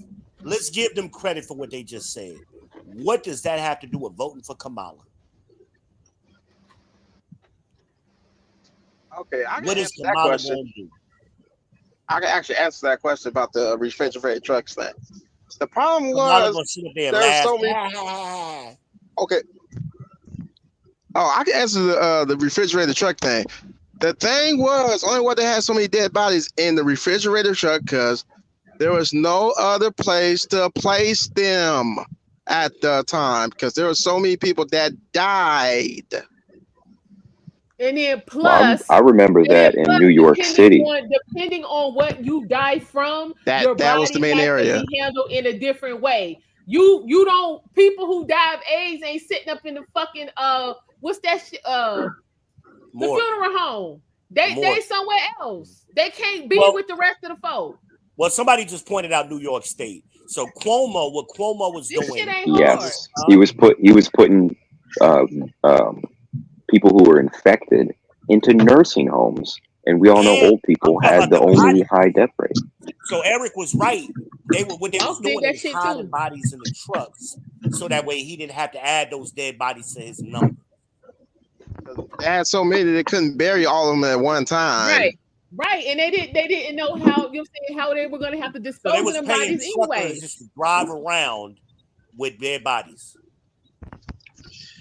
Yeah, and I remember doing those particular loads for that's when I was working with one particular company. So the thing was there were so many people that was dying from it playing out that pretty much that was just another storage spot so they wouldn't decay so fast so they can have a proper funeral. Yeah. Hell, and they had to make sure they was even gonna make it that far. Shit, you know what? They didn't know what that was gonna do. You know what I'm saying? To the remains after you was already dead. Y'all need to quit playing. Did I give a She shout made out? it sound like Trump was hiding dead bodies. It wasn't even Trump. That was the Democrats. Right. Cuomo was a Democrat. Yeah, all the states that had like the worst We only body lost about 1 counts. million people. Again, what the All fuck the was he body counts supposed were to do in about Democrat COVID? states. He knew COVID was coming and was like, fuck the people. Is this what you're trying to make us believe? You won't have to stop this shit. This is getting stupid. This some shit we ain't never seen before. And last time I checked, the shit's still going on. He ain't even president no more. So what are you talking about? And it was far worse when it was during Biden. A lot more people died during Biden than Trump. But COVID. It's still going on. So this shit Trump fault and Joe got shit together. Remember? Just take the jab and go on with your life. Why is this shit still happening? And the economic impacts from the Biden lockdowns The are damn gonna. jab. If he had left people alone and let them take their ass to work like they wanted to, the economy might be worth something right now. Let's be real. Well, what it is, they flooded. Let's be real. All of that stimulus money flooded the economy. Also, you still had that Chinese corporation money coming in from the last recession from Obama. So all of this stuff is accumulating to the perfect storm. We ain't through it yet. So that's why I'm predicting real estate is going to drop 50 to 60% in the next 2 years. Watch. It has no choice. You have no choice because they're over flooding the market, at least here, especially here in Charlotte. They're building so much. You can't even rent an apartment here. Okay? A 1-bedroom apartment is averaging $1,700. That's in the fucking hood. Now, if you want to be over here where me and Almondeyez live at, you about $2,000, $2,100. More. They renting bedrooms out for $1,000. But most of these apartments that they built are empty. They can't get anybody to fill them. And the Chinese companies are just sitting on them because they make money either way. They get money off the equity. But China is about to take a fucking hit. See, the Chinese think real estate is the key, but they're making a tactical mistake. They're not paying attention to what just happened in America just back in 2008 during that recession when it started. That was the housing bubble crashing. It's gonna happen again. What's happening is not sustainable. The average American house is $422,000. Nobody can afford that shit. So you got states where the inventory is extremely high right now because nobody. What did they say? I just saw a show last night. What was it? You cutting out? We can't hear you. Oh, it was Texas. 56,000 people canceled their contracts to buy a house in June of this year. That is the highest ever in any state.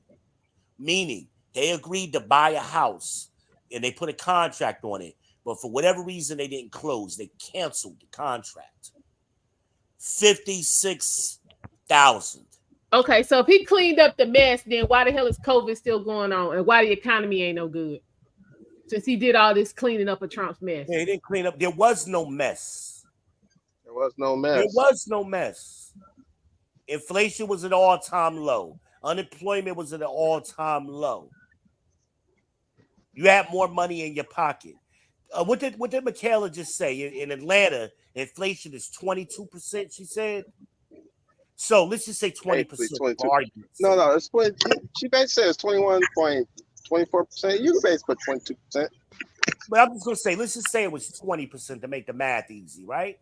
So if you was making $50,000 under Trump, that means you just got a pay cut. You're losing money under Biden if you got the same exact job. Just on inflation. That don't even include cost of living. Shit, I can attest to that personally. Shit. Just do the math. 10,000. If you make it 50, 10, that's 5,000 and 5,000. That's so you gotta your $50,000 just turned into $40,000. Okay, so now she's talking about people can't buy houses because wages haven't kept up with inflation since the 70s. That's bullshit. That's bullshit. Bullshit.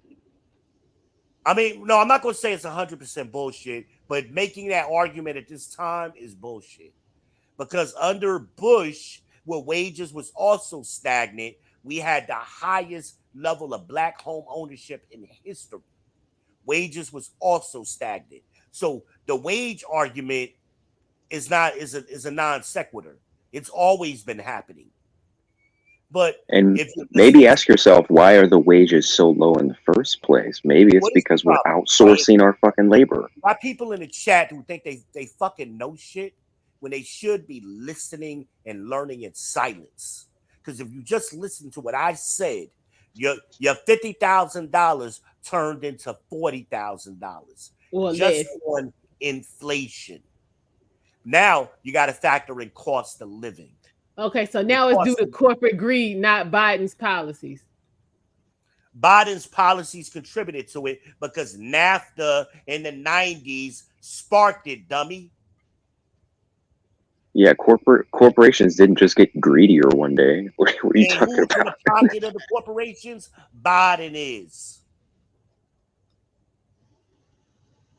You're narrow-sighted. You don't understand the game. You got a little bit of information, but right now you ain't here with a PhD. You ain't here with a master. Sit back and listen. You might learn something. You're tired of having these arguments over and over, and y'all saying these stupid-ass talking points, and you don't fully understand what it is you're saying. And what's sad is economists were predicting this. They predicted the last recession. Actually, they was calling for it in 2007. It didn't really start full swing until 2008. But they was predicting that back in the 90s when they was trying to push NAFTA, because that's when the bubble was getting created. And that's why when you buy chicken out the grocery store, it's coming from Brazil. And it's going to be beef the same damn way soon. You don't even know where your food comes from. But y'all know every fucking thing. Honey coming from China. It ain't even real honey. It's damn counterfeit honey. Search that shit on YouTube. I didn't even know that shit was a thing. Counterfeit honey. The Chinese people are brilliant. They can counterfeit anything. They just ain't making knockoff Jordans. They making knockoff honey. They could even counterfeit a president. Yeah, we seen that with Dick Cheney. Dick Cheney was a clone. Have you seen the new Biden? He's like 6'9". The new Biden. That's that Olympic model. Yeah, he's towering over his wife all of a sudden.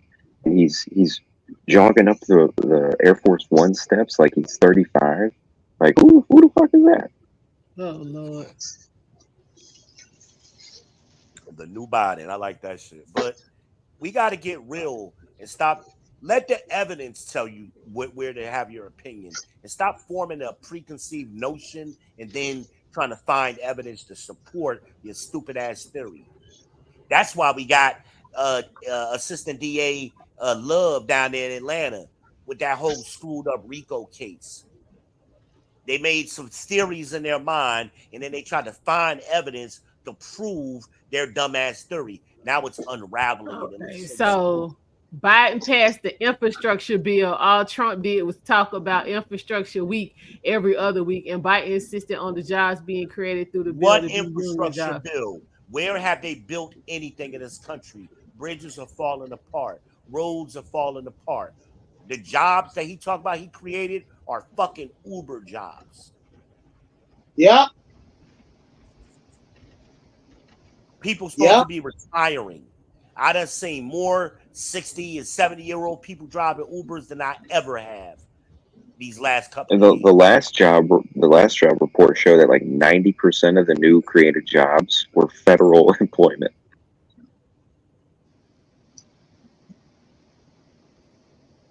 I would agree with that. But now, were they federal employment open to the public, or just federal employment open to current federal employees?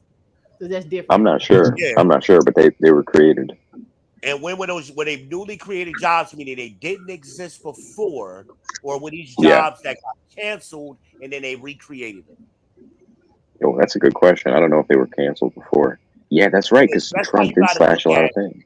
You got to look at that 10-year data, and you got to look at the trend when you're looking at that kind of stuff, because they'll use those numbers to play with you. Oh, Biden created all of these jobs. No, people just went back to work after COVID. Yep. That's all that was. Oh my God. Okay, Kim, all federal jobs ain't good paying jobs. Some of the people working in the federal government making $35,000 a year. You could be the janitor in the federal building. You are poor. Okay? And again, yeah, that's cap. Okay. And again, if you create 10,000 federal jobs for the people who already working there, you ain't adding shit. Well, here's what I don't like about those conversations, right? This is those vague, like, benchmarks that nobody knows what they mean, like broke. Nobody can tell you how much broke is. Oh, you broke. How much money are you saying that person makes? Well, okay, B, I can tell you, and you already know why I can tell you, if you live in DC and you making $35,000 a year, you cannot pay your rent. Hell, you homeless in DC. My point. Whole point. Because you have to adjust for cost of living. There's a thing on the internet, you can Google it, cost of living calculator. It allows you to put in the city. You are not bringing in enough money to pay your rent. So, or the Big Mac index. If you are posting 10,000 jobs, and the 10,000 jobs are only available to the 100,000 people you already employ, have you grown? No. Thank you. Okay. So all you're doing is creating vertical movement. Thank you, sir. And it's being paid for with tax dollars. It's not actual labor. Well, see, the thing is, because I frequent the federal job site quite a bit. A lot of those jobs have ending dates for the post in like 2027, 2028, shit like that. And then when you go on there, you have to filter out, if you're not already employee, jobs that are open to the public. So you could go on there and click, and it'll tell you it's 16,000 jobs. And then once you know what I'm saying, let's say you just from the initial page, and then you go to the filter and hit open to the public, that 16,000 could whittle down to 450. Now what we doing? You're not growing. And you got to look at the attrition rate of these jobs too. So then you're going to need to look at that in 5-year increments. Mm-hmm. So just because they're hiring today don't mean that job is going to last 5 and 10 years. Thank you.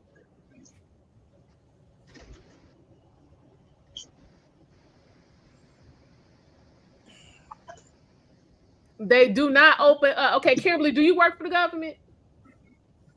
Because if you got at least 20 years worth of federal government experience, we want to hear from you. Because I'm basing my information on somebody that's close to me that's been in that bitch for 15 years. So for you to beat what they talking about, I'm gonna need you to have at least 20. And I mean movement.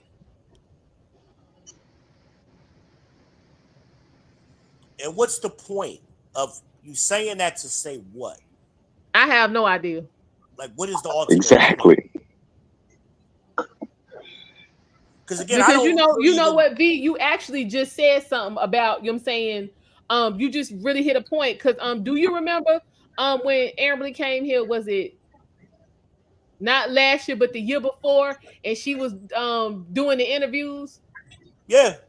Okay, so you know the 3 people that they hired, they had to fire them. No, they went to different areas, but instead of reposting them jobs, they just phased out that whole damn group. Phased out the job, okay. Yeah. So they did a vertical. So what is all this shit is opening up? And they do that to hide the attrition numbers. That's what they do. And then remember last year when she was here, she was talking about the reorg where they took the 4 groups and slammed them all together. Yeah. So now she's essentially doing a job that 3 different people used to do. They do this to hide attrition numbers. They're not opening up shit. or turnover rate, maybe some of y'all may be familiar with the turnover, right? Yeah, the So, turnover's a fool. I know you know. I'm talking to the people in the chat. So you got to understand how these games are played. They'll phase out a job title, and like Almondeyez said, they'll move that department to a new job title. All they did is just change the code in the computer. They didn't physically move them. Just the They name. changed the job title code. I'm gonna say some of them they just get rid of phased completely and stick that job onto a current person's job description. So it looks like they created 1,000 new jobs, but they didn't tell you they had existing employees that filled those jobs. That's why you have to look at the attrition rate. You have to look at that. Because two things could happen when you look at attrition. Is it suspiciously low or is it suspiciously high? Mm-hmm. Now, call centers typically have high attrition. Right. Typically. They like revolving doors. Mm-hmm. But, you know, if you have a similar industry for the government, for example, 311 is a call center job, but it's usually state governments running. They have high attrition too, but they hide it. They hide it. But again, this comes along with actually knowing what you're talking about and being in a position for some time where you actually did some hiring and you were responsible for marketing jobs. A lot of y'all think if you work somewhere, you know something. They ain't sharing no information with you. You're just a worker. You wasn't no manager, even if you was in a mid-level management position. This or HR, this is usually above HR's head. HR get the marching orders. HR is really an entry-level position. Usually, people start out in HR and then move into other sectors of a company like workforce or operations or something of that nature. They use it as a stepping stone. But you know, a lot of y'all ain't never worked nowhere for no specific period of time, so you didn't know that. There we just go. Like brag, I work in HR like it means something. Okay, so wait a minute, because now I'm looking at this comment here talking about it's people making $70,000 driving a forklift in Indianapolis. I guarantee you they have a substantial experience. Okay, let's take that argument. Okay, let's take that argument.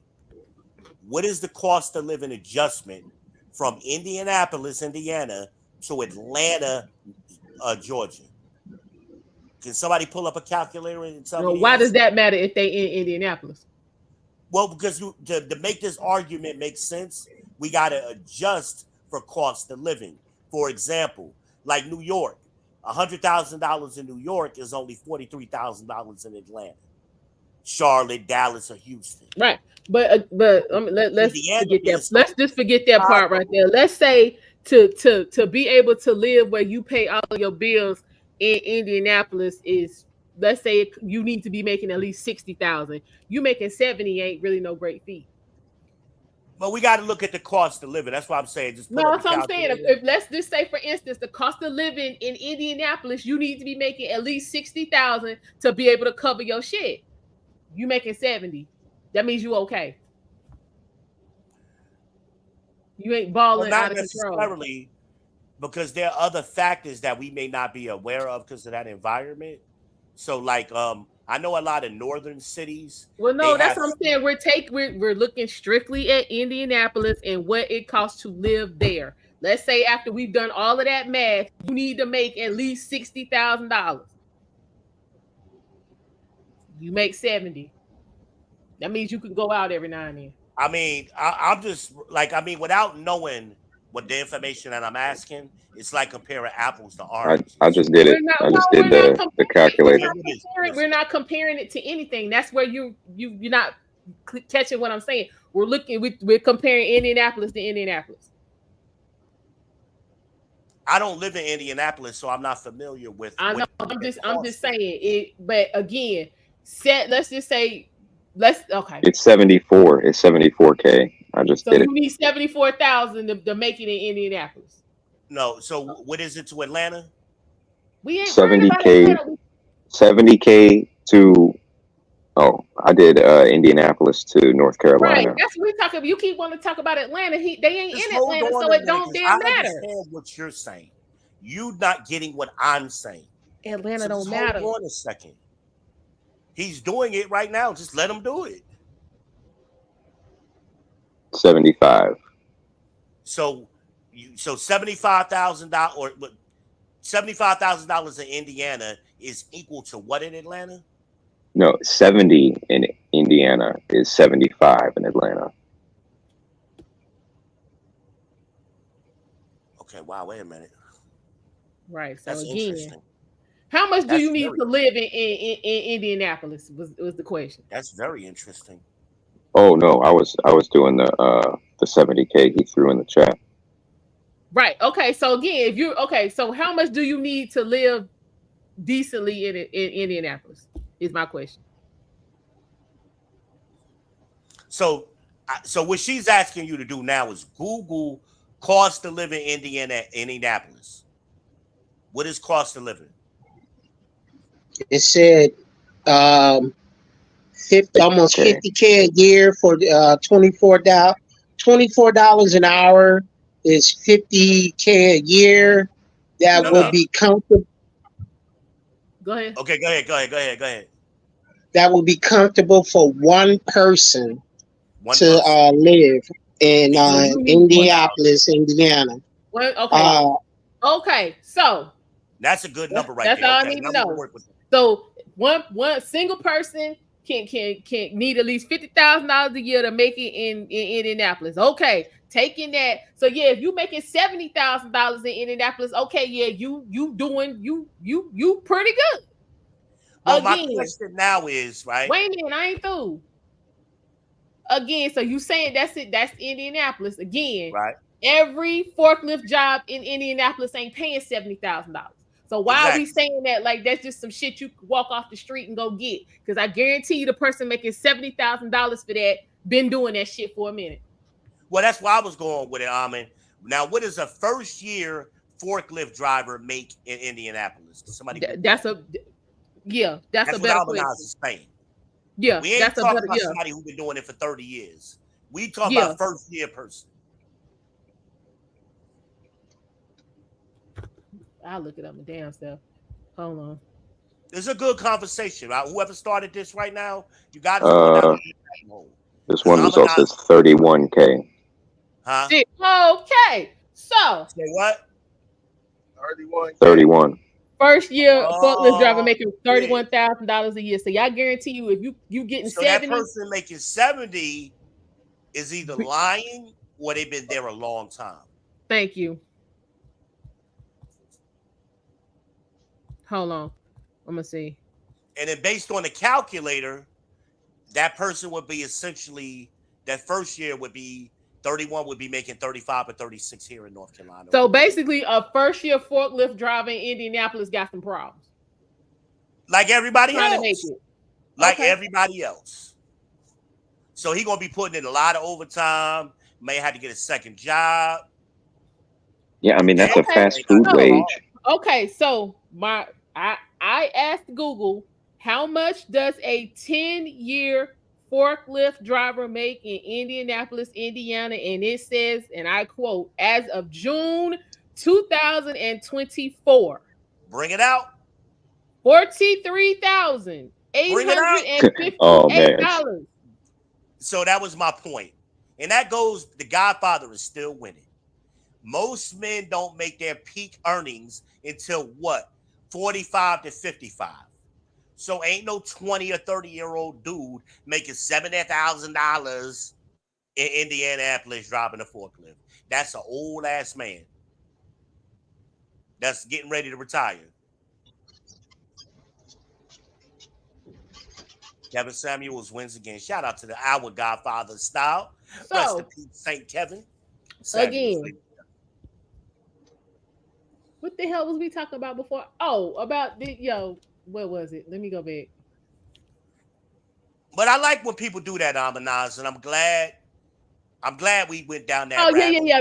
About the federal jobs. Yeah. Yeah. That shit. No. I'm glad we went down this rabbit You hole. create a bunch of jobs that people who need jobs can't have. That doesn't make And any they throw sense. out these numbers like they mean something. Like we need to know where you at, how old the person is, how long they've been on the job. It's a lot that goes into it. You just can't say a number. Like she said, $35,000 in DC, you were sleeping in the park.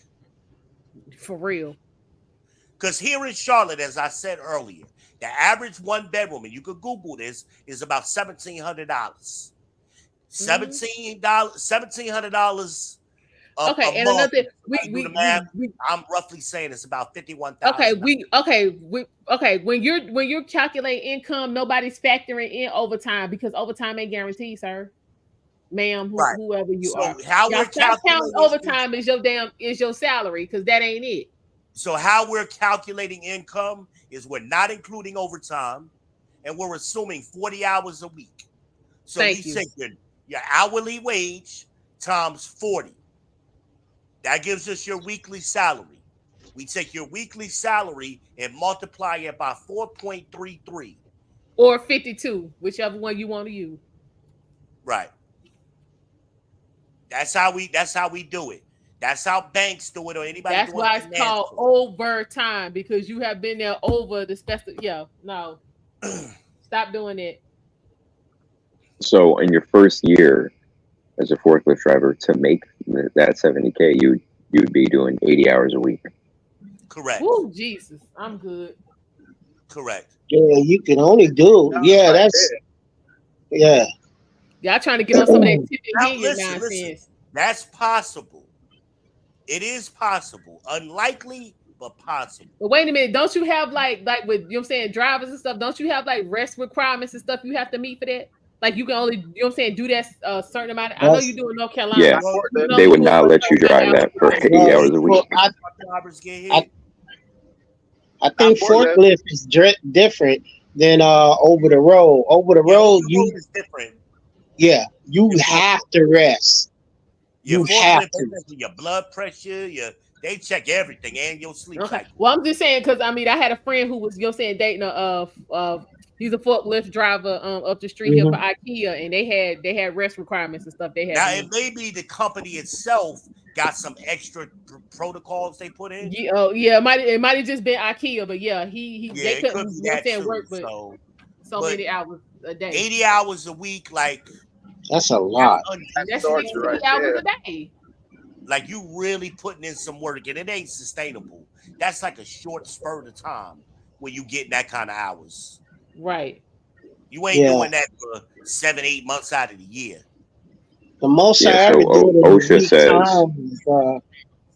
The most I ever did in a week is 60. OSHA said for heavy machinery like forklifts, you have to take a rest every 8 hours. Okay, thank you. Yeah, so you could still do it. I mean, you know, they just give him an hour break or between his shifts. Go in your car, take a nap, come back and do another 8, or you know. Yeah, or they'll do something slick like schedule you, longer shifts. You know, they got gateway to play them games. I've seen some companies do that. It used to be 8 hours on, 8 hours out. Okay. But remember that big push for 10-hour shifts was going around to shorten the work week to 4 days versus 5 days. So a lot of things got adjusted, you know, and so we don't know in different parts of the country, and especially when you get into them union states like Indiana, Chicago, New York, Jersey, things be different sometime up there. Oh yeah, hazmat jobs are ridiculous. Well, I mean, but that would be because you'll say that would be considered under hazmat instead of just regular forklift. We had this conversation, Almondeyez and I, and even Red and I have had this conversation over the years now. What is she going to do with this? You know, usually we talk about like New York, Boston, you know, those cities are overly inflated So what you make there is not going to be what you make here. Like $100,000 here is different from $100,000 there. So a lot of times people, especially New Yorkers, everything is inflated in New York.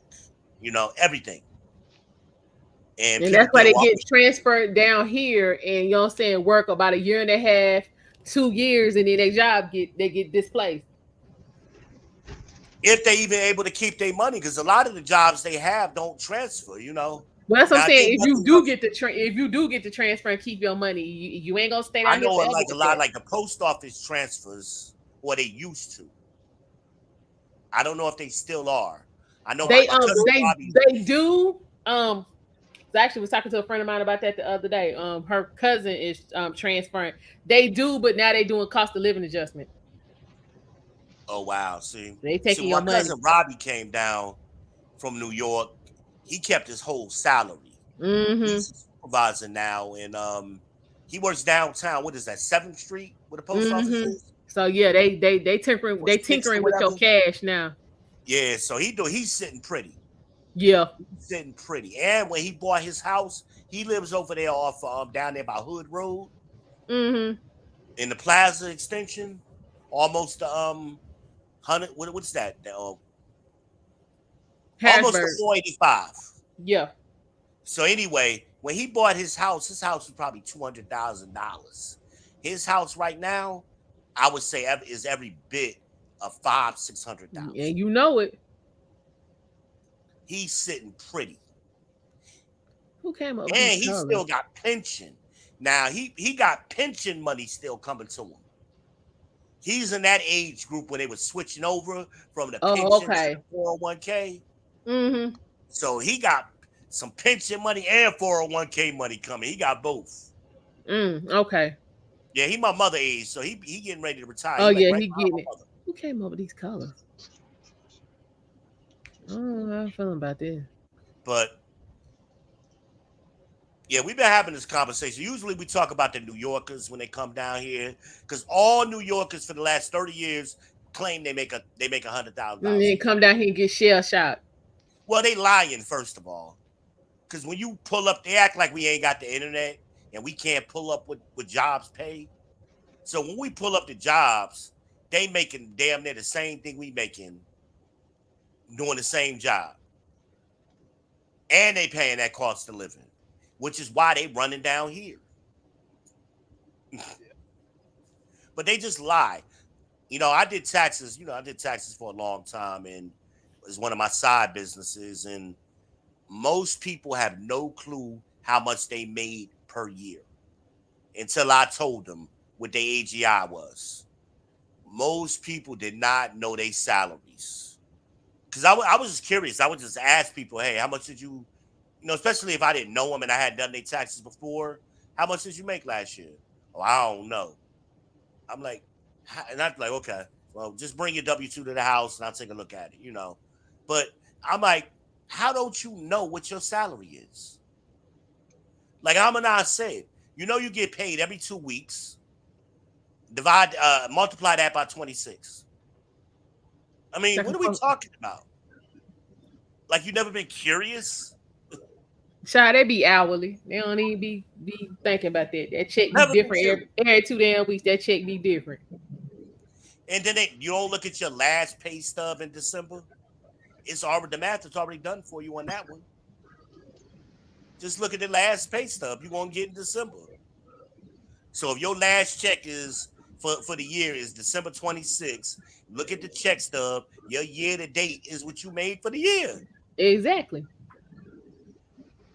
All of the year to dates is going. That's how much tax you paid.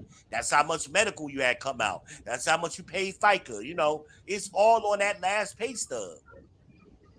But since we all about chasing the bag now, it's amazing how uneducated people are about their own personal finances. It's fucking crazy.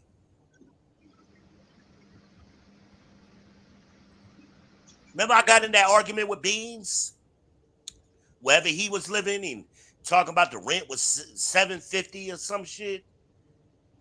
Dude, because which bar rent was $750? Hell yeah. Yeah, I think he's somewhere in Kentucky or some shit. Yeah, it was Kentucky. Cost Oh, of been saving living, so much bread. but you got to adjust up. So when you comparing Kentucky to Atlanta, you got to adjust up. That's what I tried to explain to him. I'm like, what you saying don't make no sense. A one bedroom apartment there is $750. A one bedroom apartment here is $1,000 more, and you're in the hood. It's a different lifestyle. Yep. And all of these black girls have been gassed up by these Democrats because they all say this to me. Oh, I want to buy a house. Girls working, they working in Walmart. They working in fucking Cookout.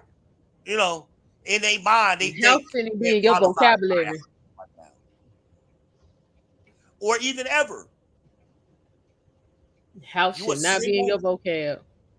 You a single mother working basically a minimum wage job, even in a low cost of living area, because Cookout ain't paying you $15-20 an hour in Dillon, South Carolina. At best, they're paying you $10 an hour. So do the math. $10 an hour is what? $20,000 a year. $20 is $40,000 a year. 25 is 50, and so on. Like, this ain't rocket science. You ain't making enough money to buy a house to even think you are is ridiculous. I agree to that. But this is the Democrats running around talking about, oh, black women are the largest group of home buyers. No, they're not. That's not true. Black women were the largest group of new home owners over a certain time period. But they weren't buying the houses. The number one way they got their homes was through death benefits. The second way was through divorce. So somebody in the family died and left them a house, or they divorced their husband and got the house. They weren't buying the houses. At the same time, Democrats want you to believe, or they don't want to talk about black women at number one in evictions. For especially in 2023 under Joe Biden in Atlanta. What was it? 2 million evictions? They getting put the fuck out. It was 2 million evictions. Child, Messy Michonne. Shout out Big Sis Bestie. She had content for days. See, that's who I got it about from. getting put out. Shout out to Messy Michonne. She was the one that was covering that weekly. Yeah. Weekly.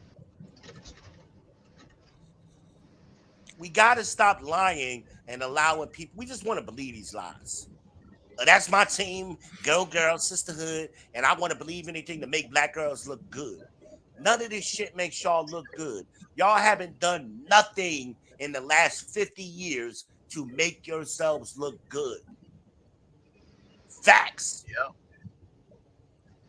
It's not. I'm not saying this because and they're gonna say, "Oh, you're misandrist. You hate women." No, I'm saying this because I love you. I want you to correct yourself. I don't want you to believe liars. I don't want you to go out here and try to jump in a house, especially a D.H. Horton cardboard house, and then you stuck in this motherfucker for the rest of your life because you 40 years old trying to buy a house with a 30-year mortgage at 40 by yourself. Do the math. When are you going to pay the house off? After you dead?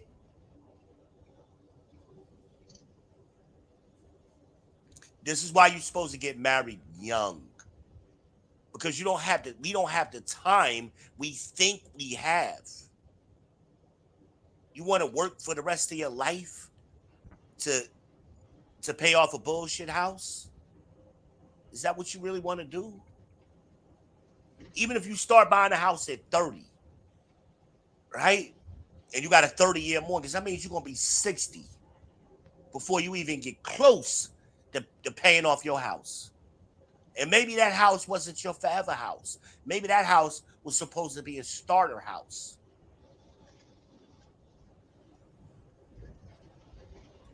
But nah, we gonna be. So what they do? How to supplement this? They start living off of their kids. And look around. Look at all these women that's 60 years old right now. What are they doing? Trying to finesse they kids and they sons, baby mamas for food stamps. And am I the only one that notices this? Y'all ain't seen this shit. It's facts. But Democrats act like it ain't happening. What you say, Death Note? It used to be a If I do time OL for 5 when you years, need I the can help settle from out. family, you had to go back home. Mama just let you come back home, or daddy let you come back home, get yourself together for a couple of years, right? Now, mama ain't no daddy there. Mama ain't doing that. You better have some food stamps, and you better be paying her rent. Your mama charging you rent, and the most time, what you paying her is more than what you should be paying her. She using that extra money you giving her to get her nails done, go on girls trips. It's a cycle. And then you confused about why you can't never pull yourself together and leave. Exactly. You ain't never gonna have enough money to get out of mama house because you ain't saving no money. Mama digging in your pockets. And she might not just be doing you like that. She doing you, your sister, your cousin, your brother, baby mama. She doing a bunch of y'all like that. So mama ain't got no job. Her job is just sitting at home finessing all of it. I done seen too much of it. I know this girl at dialysis, right? She's a very sweet girl, but she got some medical issues, and she has a speech impediment because of the stroke, and she's blind. She's like me, legally blind. She worse than me. And her mom was trying to finesse her for some money, so she stopped giving her money to her mom, and her mom kicked her out on the street. Now, I didn't notice. My driver had said to me, I think she's sleeping in that car, that yellow car over there. I said, are you sure? He's like, I think so. Well, that's your friend. Why don't you ask her? So, that's not an easy conversation. So I kind of eased into it. And she told me, yeah, I was sleeping in that car. Because my mom, and then she told me the story about her mama. I'm like, that's fucked up. Exactly. I mean, this girl can't take care of herself. And then the other girls at dialysis, because they would see her talking to me. She would always talk to me and always give me a hug every day when I was seeing her. The girl gonna come out there. Did that girl ask you for some money? I said, no, she didn't ask me for any money. Oh, I thought she asked you for some money. I'm like, why? What difference? What business of it is yours anyway? That's between me and her. But I said, did you know that girl is sleeping in a car and don't have nothing to eat most days? Oh, I didn't know that. I said, I know you don't know because y'all don't ask no damn questions. Nice. She's a very sweet person, but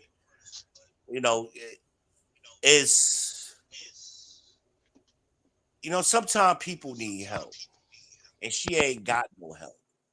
Nobody, not no family, not no friends. She borrowed my phone the other day, and her daughter was trying. Oh no, she asked me the other day. She was like, how much does it cost to send somebody money on Cash App? I said it don't cost nothing. It's free. She says, "Are you?" She broke down and started crying. She was like, "Are you shitting me? You serious, V?" I said, "Yeah, I'm serious." She says, "People been lying to me because they've been charging me $5 and getting me for $5 this whole time." I said, "That's fucked up." They know you homeless. They know you sleeping in the car. You got somebody to send you $20 and they taking $5 from you. That's fucked up. So finally, her daughter set her up with her own Cash App, but she didn't know no better, But that's how people do, man. And this is the sister girls doing this to each other. That's fucked up. I thought y'all had a code. You know that code is you know that code temporary and suspect. Well, you got to steal $5 from a homeless person. Yep. You that desperate? And the girl's so nice, she probably would have gave you the $5 if you had just asked her.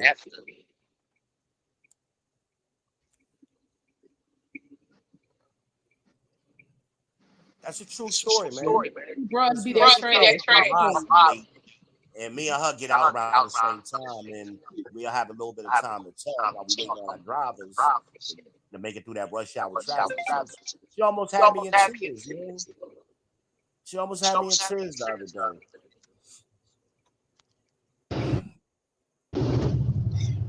I mean, you know, my motto was fuck your feelings. So when somebody got me in tears, you know that shit's serious.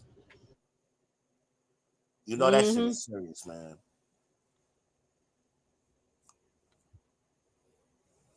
And where she was sleeping in the car was in a rough neighborhood. This is West Boulevard. Oh shit! Right over there by the rec. Rebound in West Boulevard. Right almost. Nobody be over there. Like a block away from that corner, because we would drop off sometime, and I'm like, man, this is sad, man.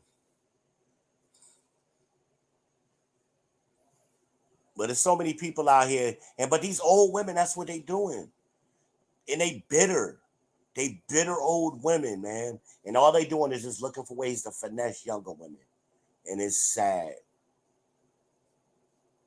Or they driving Ubers. I'm telling you, I've never seen so many 65 retirement age people driving Ubers as I've had. And white people too. It ain't even just black. I see a lot of white people from Mooresville, Huntersville. They come down here. Those used to be kind of like suburbs of Charlotte. Those are suburbs of Charlotte. So when you see white people coming down to Charlotte to drive Uber, and that's where they live, you know this economy is doing bad. But everybody black want to front and act like they got all this money and they get in the bag, and I'm like, where? And somebody always come up in the chat with this one anecdotal person, the $70,000 forklift driver. I got a story similar to that. My brother tried to tell me he was making $200,000 in New Jersey driving the forklift. And this was 20 years ago when he said that to me. I said, nigga, you so full of shit. If forklift drivers was paying $200,000 in New Jersey, everybody would be in New Jersey driving forklifts. Right. You got doctors who ain't making $200,000. That's how you know the common sense. You know, like here in Charlotte, you got lawyers. Like a first-year lawyer might only make $60,000 a year. Hell, the lead attorney tell it they ain't making that. They barely making that, right? Yeah. Nah, he said hell, some 40 is more accurate. Right. So when people tell you, oh, I'm working at this warehouse and I'm making $100,000, I'm like, shut the fuck up, man. And it's always some ninja telling you about their cousin or they know somebody or their child. Because, see, they always put it on somebody else, so you can't hit them with, show me your pay stub. Show me a pay stub. What the hell? Because, hell, I remember, that year I made $85,000 in conversions. That was Hurricane Katrina year. That first year. But you know how much I did to get that money? Child, we was always in there. You know how much sleeping in the parking lot I had to do to get there? And I wasn't the normal. I was the exception. So I wouldn't tell nobody, oh, yeah, Convergence paying $80,000 a year now. No. Plus, I was getting paid like a TM anyway. I was getting paid because I knew how to negotiate my salary. So anytime they would ask me to do overtime, like, hey, I'll give you extra $100 this week. No, give me an extra $1 on my paycheck. Give me raise my pay $1. And Exactly. Janet and Phyllis would always do it. So when the TM started seeing that I was making more money than them, they was mad as shit. They was mad as shit. I'm like, hey, it ain't my fault. You ain't doing nothing anyway. I'm doing your job anyway. Like, you shouldn't even be mad. Before I started doing training, I was doing their jobs. So everybody was doing stuff that, child, everybody was doing something stuff them. No, Emily ain't give a shit. Emily would take me off the phone so damn fast.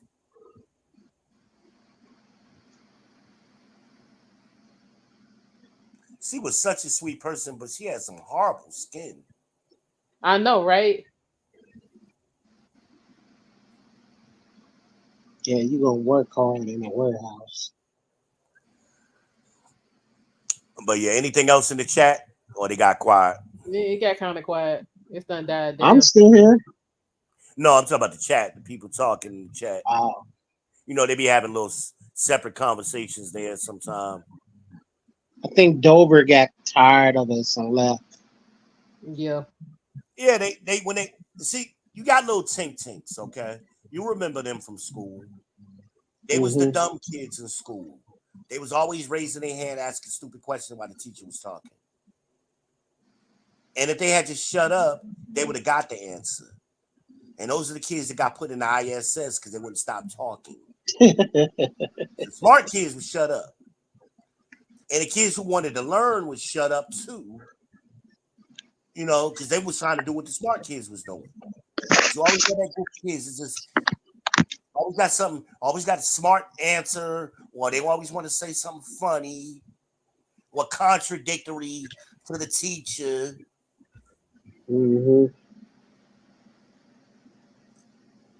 Always, you always got this. Eric dropped off. Eric dropped off. Yeah. He just put something in the chat, so he must be in a bad area. Yeah, you're supposed to listen and learn in silence. And this, I do your own research shit. Where does that work? Where does that education model work? Anywhere in the world. Where you don't get a teacher, you just got to study on your own. Unfortunately, we don't have the teachers per se. Like I would give you an example. That author you told me about, I never heard of him. I've never heard of him. Hold on, Eric. StreamYard dropped him. Yeah, I'm about to. She bringing Eric back up. Yeah. I learned something tonight. But he was an economist for Jimmy Carter, and he was also an economist for Bill Clinton. You see, some of the stuff that I research on my own, I do it because I want to know.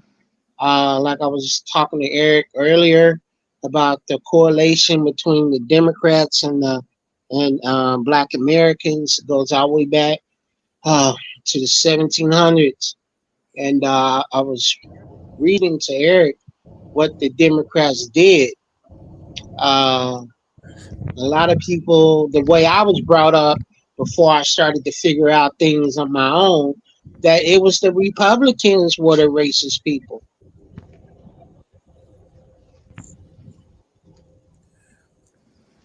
Well, we all have been victim, you know, to Order 66, right?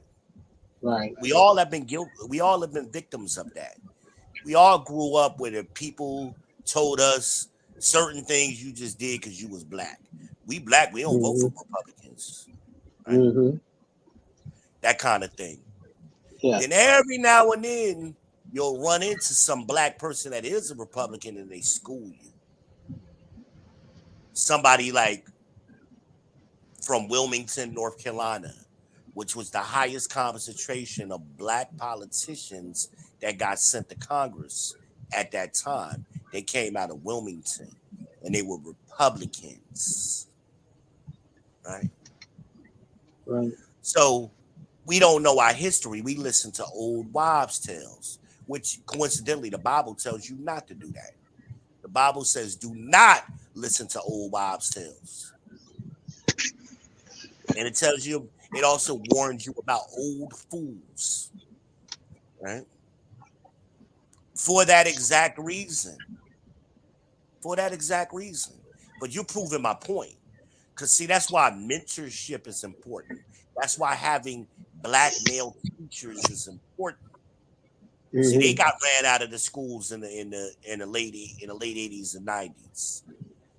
The black teachers, the black male teachers. Now you lucky if your child gets a black teacher before high school. And usually when they get into high school, they're gonna be a gym teacher or some shit, you know, a football coach. Right? They may not even have a degree in education like English education. Their degree is in physical education, but they needed an extra teacher to cover that class. So they made the coach, the gym teacher, cover the English class. Yeah, I've seen that. That kind of shit. I've seen all kind of shit Mm-hmm.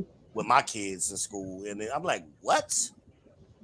And we're wondering why our kids can't read and count. Because they're putting people in positions. They basically glorified babysitters. Mm-hmm. But what we have happening, and this is why the manosphere is important. And I hate men. Oh, I ain't part of that manosphere shit. And yes, What the hell? They just had an earthquake in California. Death wow. Note. What was the I know that. 5.3. Not too bad. Got a little shake up. Yeah. But what part of Cali was it in? Surprise.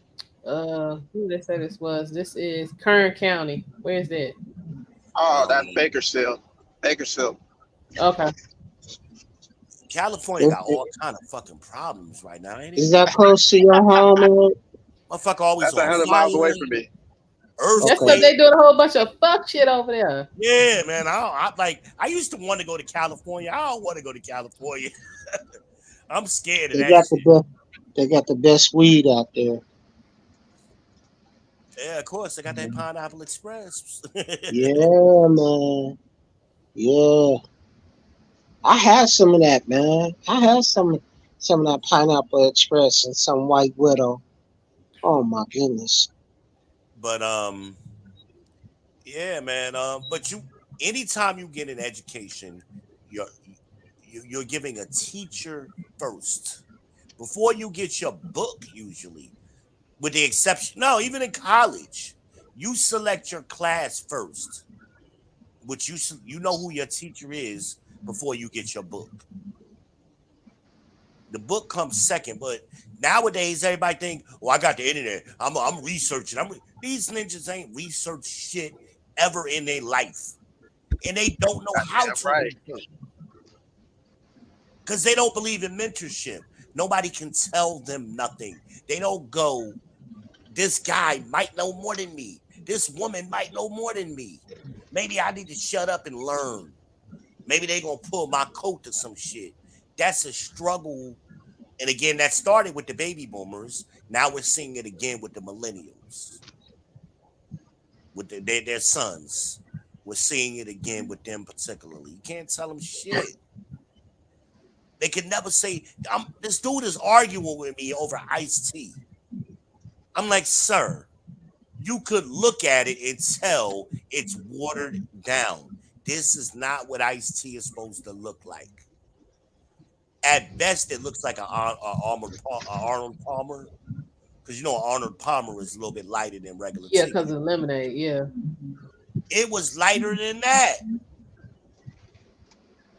I'm like, man, can you just make me some more tea?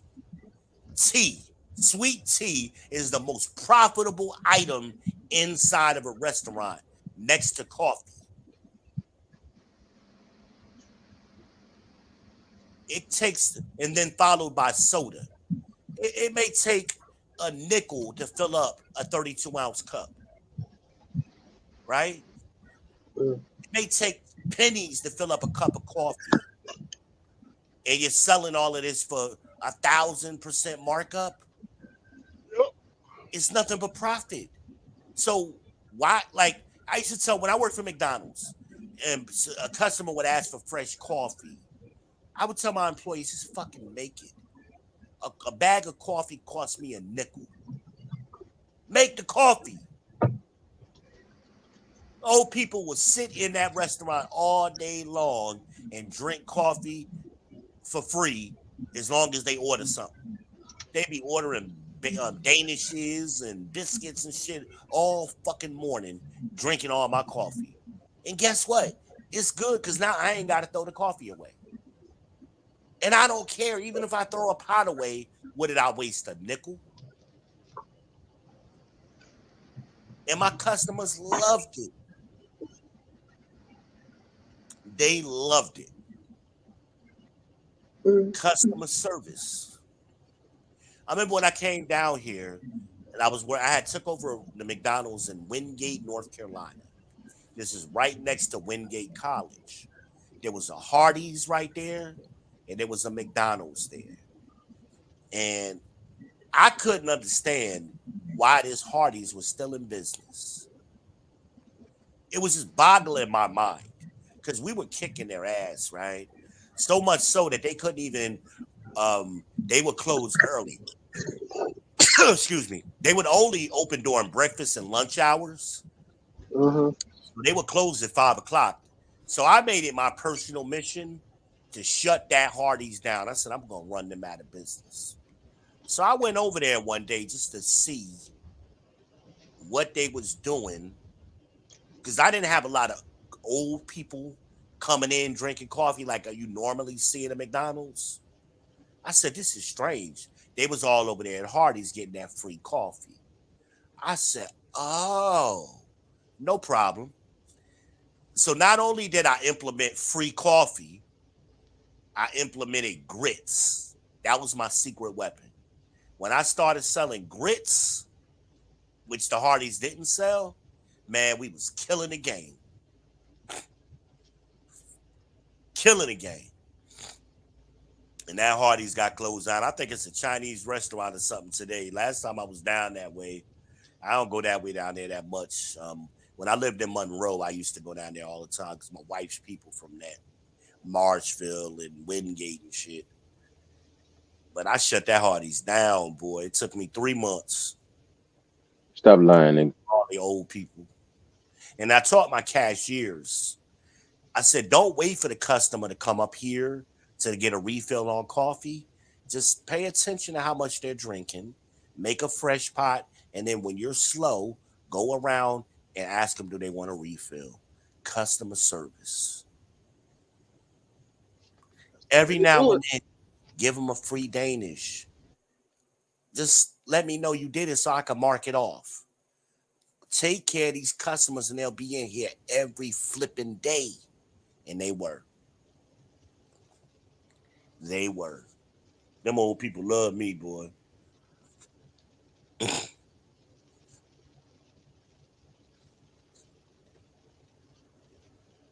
I had a white guy. He was my area supervisor above me.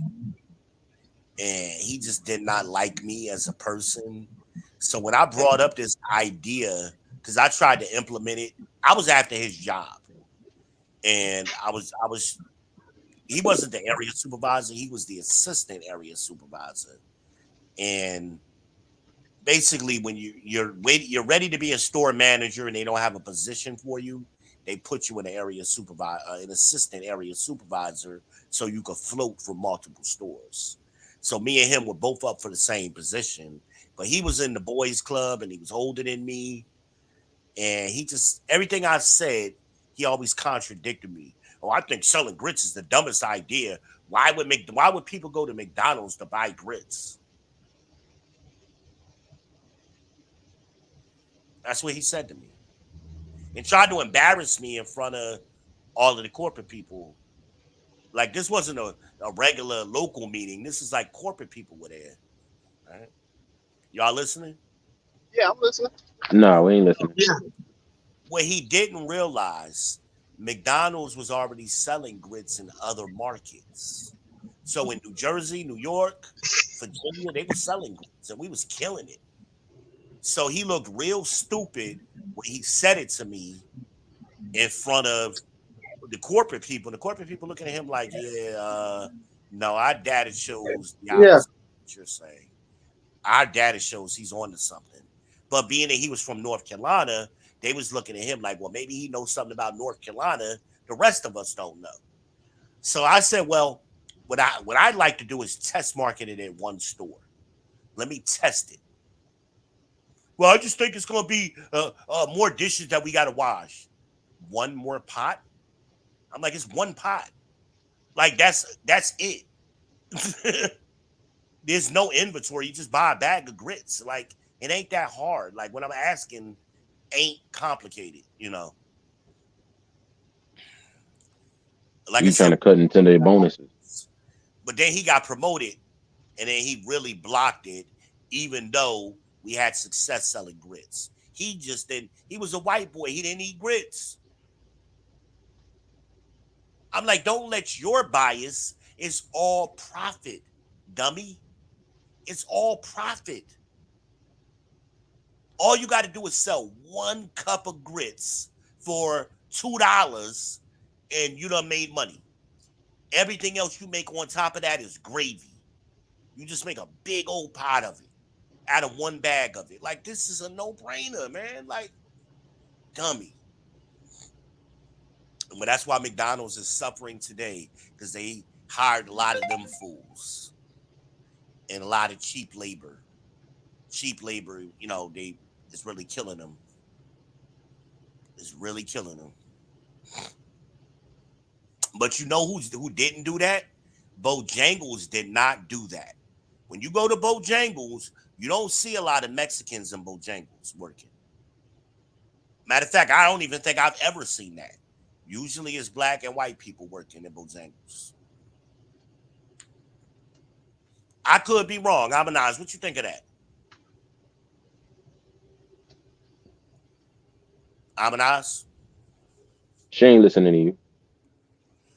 I want to ask her about Bojangles if she's ever seen, even in I don't Chick-fil-A. care. I don't care what you want to ask. Huh? I think she's asleep. I said I don't. I said I don't care what you want to ask. I'm here now. Is that? Yeah, you know the voice. Is that the man himself? That's Death Note. We got guys gift on the panel.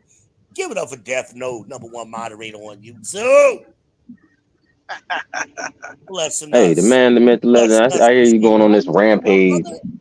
I hear you going on this rampage right now. Hey. Everybody in the chat. Everybody in the chat, go ahead and hit the damn like button. Do me that favor. See, he the best. He the best. The hell is y'all arguing about? I'm arguing about people not hitting the damn like button. That's what they need to be doing. Yeah. Most definitely. What's up with you, Death Note, man? What's going on, my brother? Shit, I can't call unless I pick up the phone. You feel me? You fed the dogs tonight? Shit, I let the dogs out. You know what I'm saying? Let them out. I know it's about that time. How the kids doing? Shit, just going back to school. I'm glad about that bullshit. When they go back, the 17th or something? This past Monday.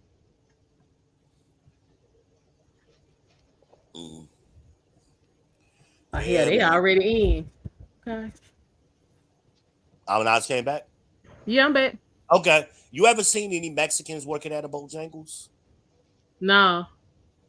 Yeah, I haven't either, now that I think about it.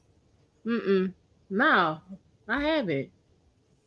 Yeah, think hard. Like, I'm gonna be looking. Shit. I've never seen that.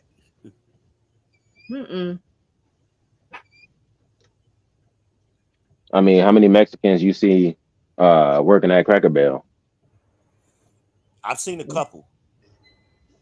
So far to this day, out of 30 states that I've been to, I ain't seen not one yet.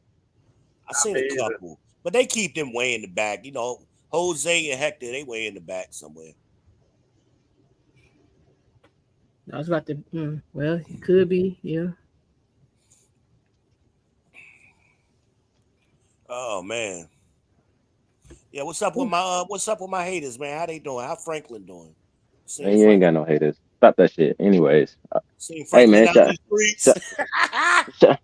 shout out to the truck Shout out to drivers. You know Franklin. what I'm saying? Keeping America moving. You know what I'm saying? Shout out to Do Franklin, what I man. We can. miss you over here, Do man. what I can. I know. I was tired of y'all motherfuckers years ago. I used to shut y'all internet down every time y'all call talking serious. Yep. Well, I told that dude I told Lena I was never gonna stop fucking with him. So it is what it is. Man, let that shit go. I'm never gonna stop. He getting it forever. Shout out to Hey, Franklin. if that's the hill you want to die on, I guess we grabbing shovels. It's just funny as fuck to me. It tickles me. You gotta have your little joyful moments. You gotta have your little petty moments. And you ain't been around, so I can't, get off with, me and you can't do what we do, talk shit to each other. So I got to do it to somebody. I've been around. I just don't normally chat unless I get triggered a little bit with these people What trigger you, spewing man? nonsense facts.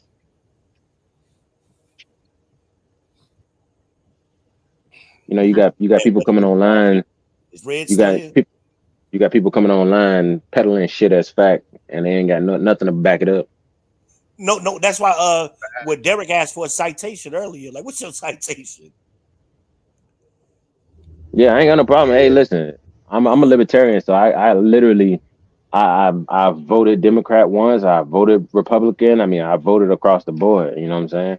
And No, I somebody know was my talking shit to him in the chat. So he like, what's your citation? Like, give me, I'll go look at it, that's what That's I'm saying. Like if you give me the information, if you change my mind, shit, I'm there for you. But you right. can't Yeah, come with like, me okay, with no good. feelings.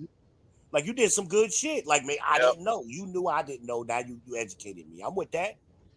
But like you said, they just come up and just talk. And it's so bad now. Like a lot of this shit is we debunked. Like, how long we been doing this? We've debunked this already. So I'm like, oh God, again. I do got to correct one thing though. Do it. You keep saying that Atlanta got the most black women who are getting evicted. That's not true, sir.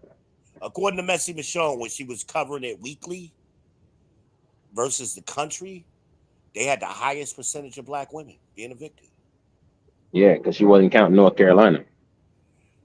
Oh yeah, I we don't done know. caught that. It was We pretty done high. I caught don't know if we their beat ass. Atlanta though. We slow though, but yeah, we done got them.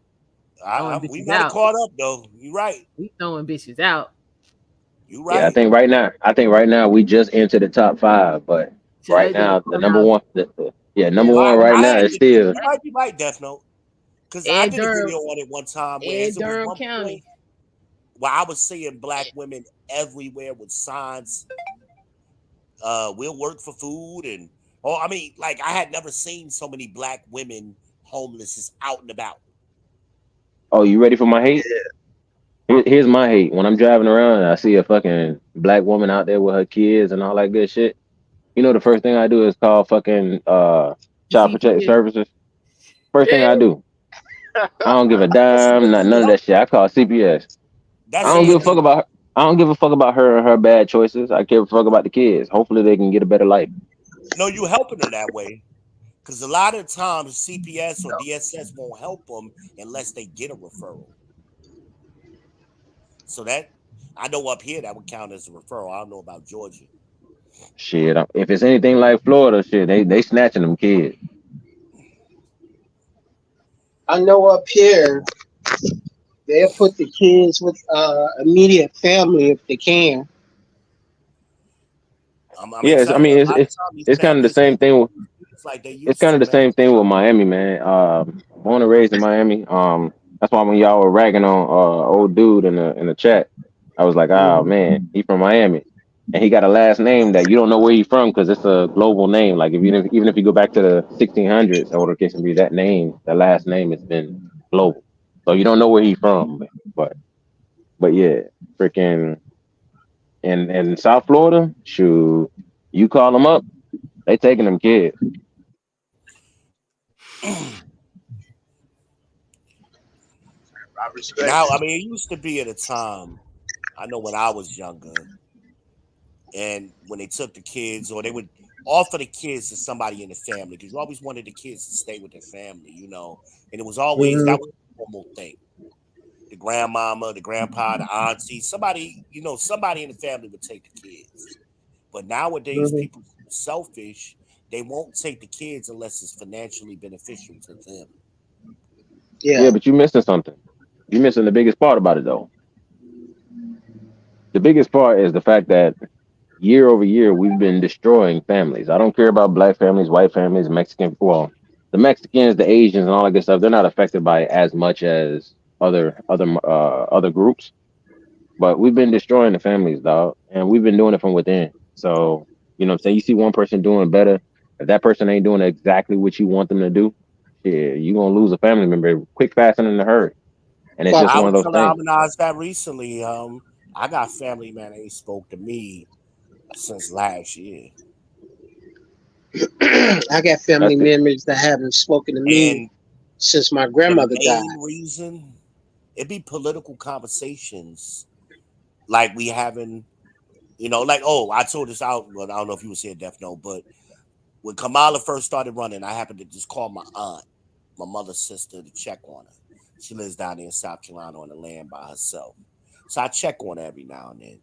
She goes, yeah, how you doing, baby? I said, I'm fine. And immediately she goes, what do you think about Kamala Harris? I'm like, I don't think nothing about her. She's nothing to me. Like, what am I supposed to think?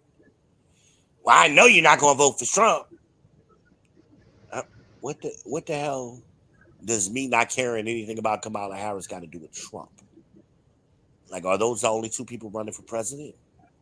But that's that shame. Seem to be like it.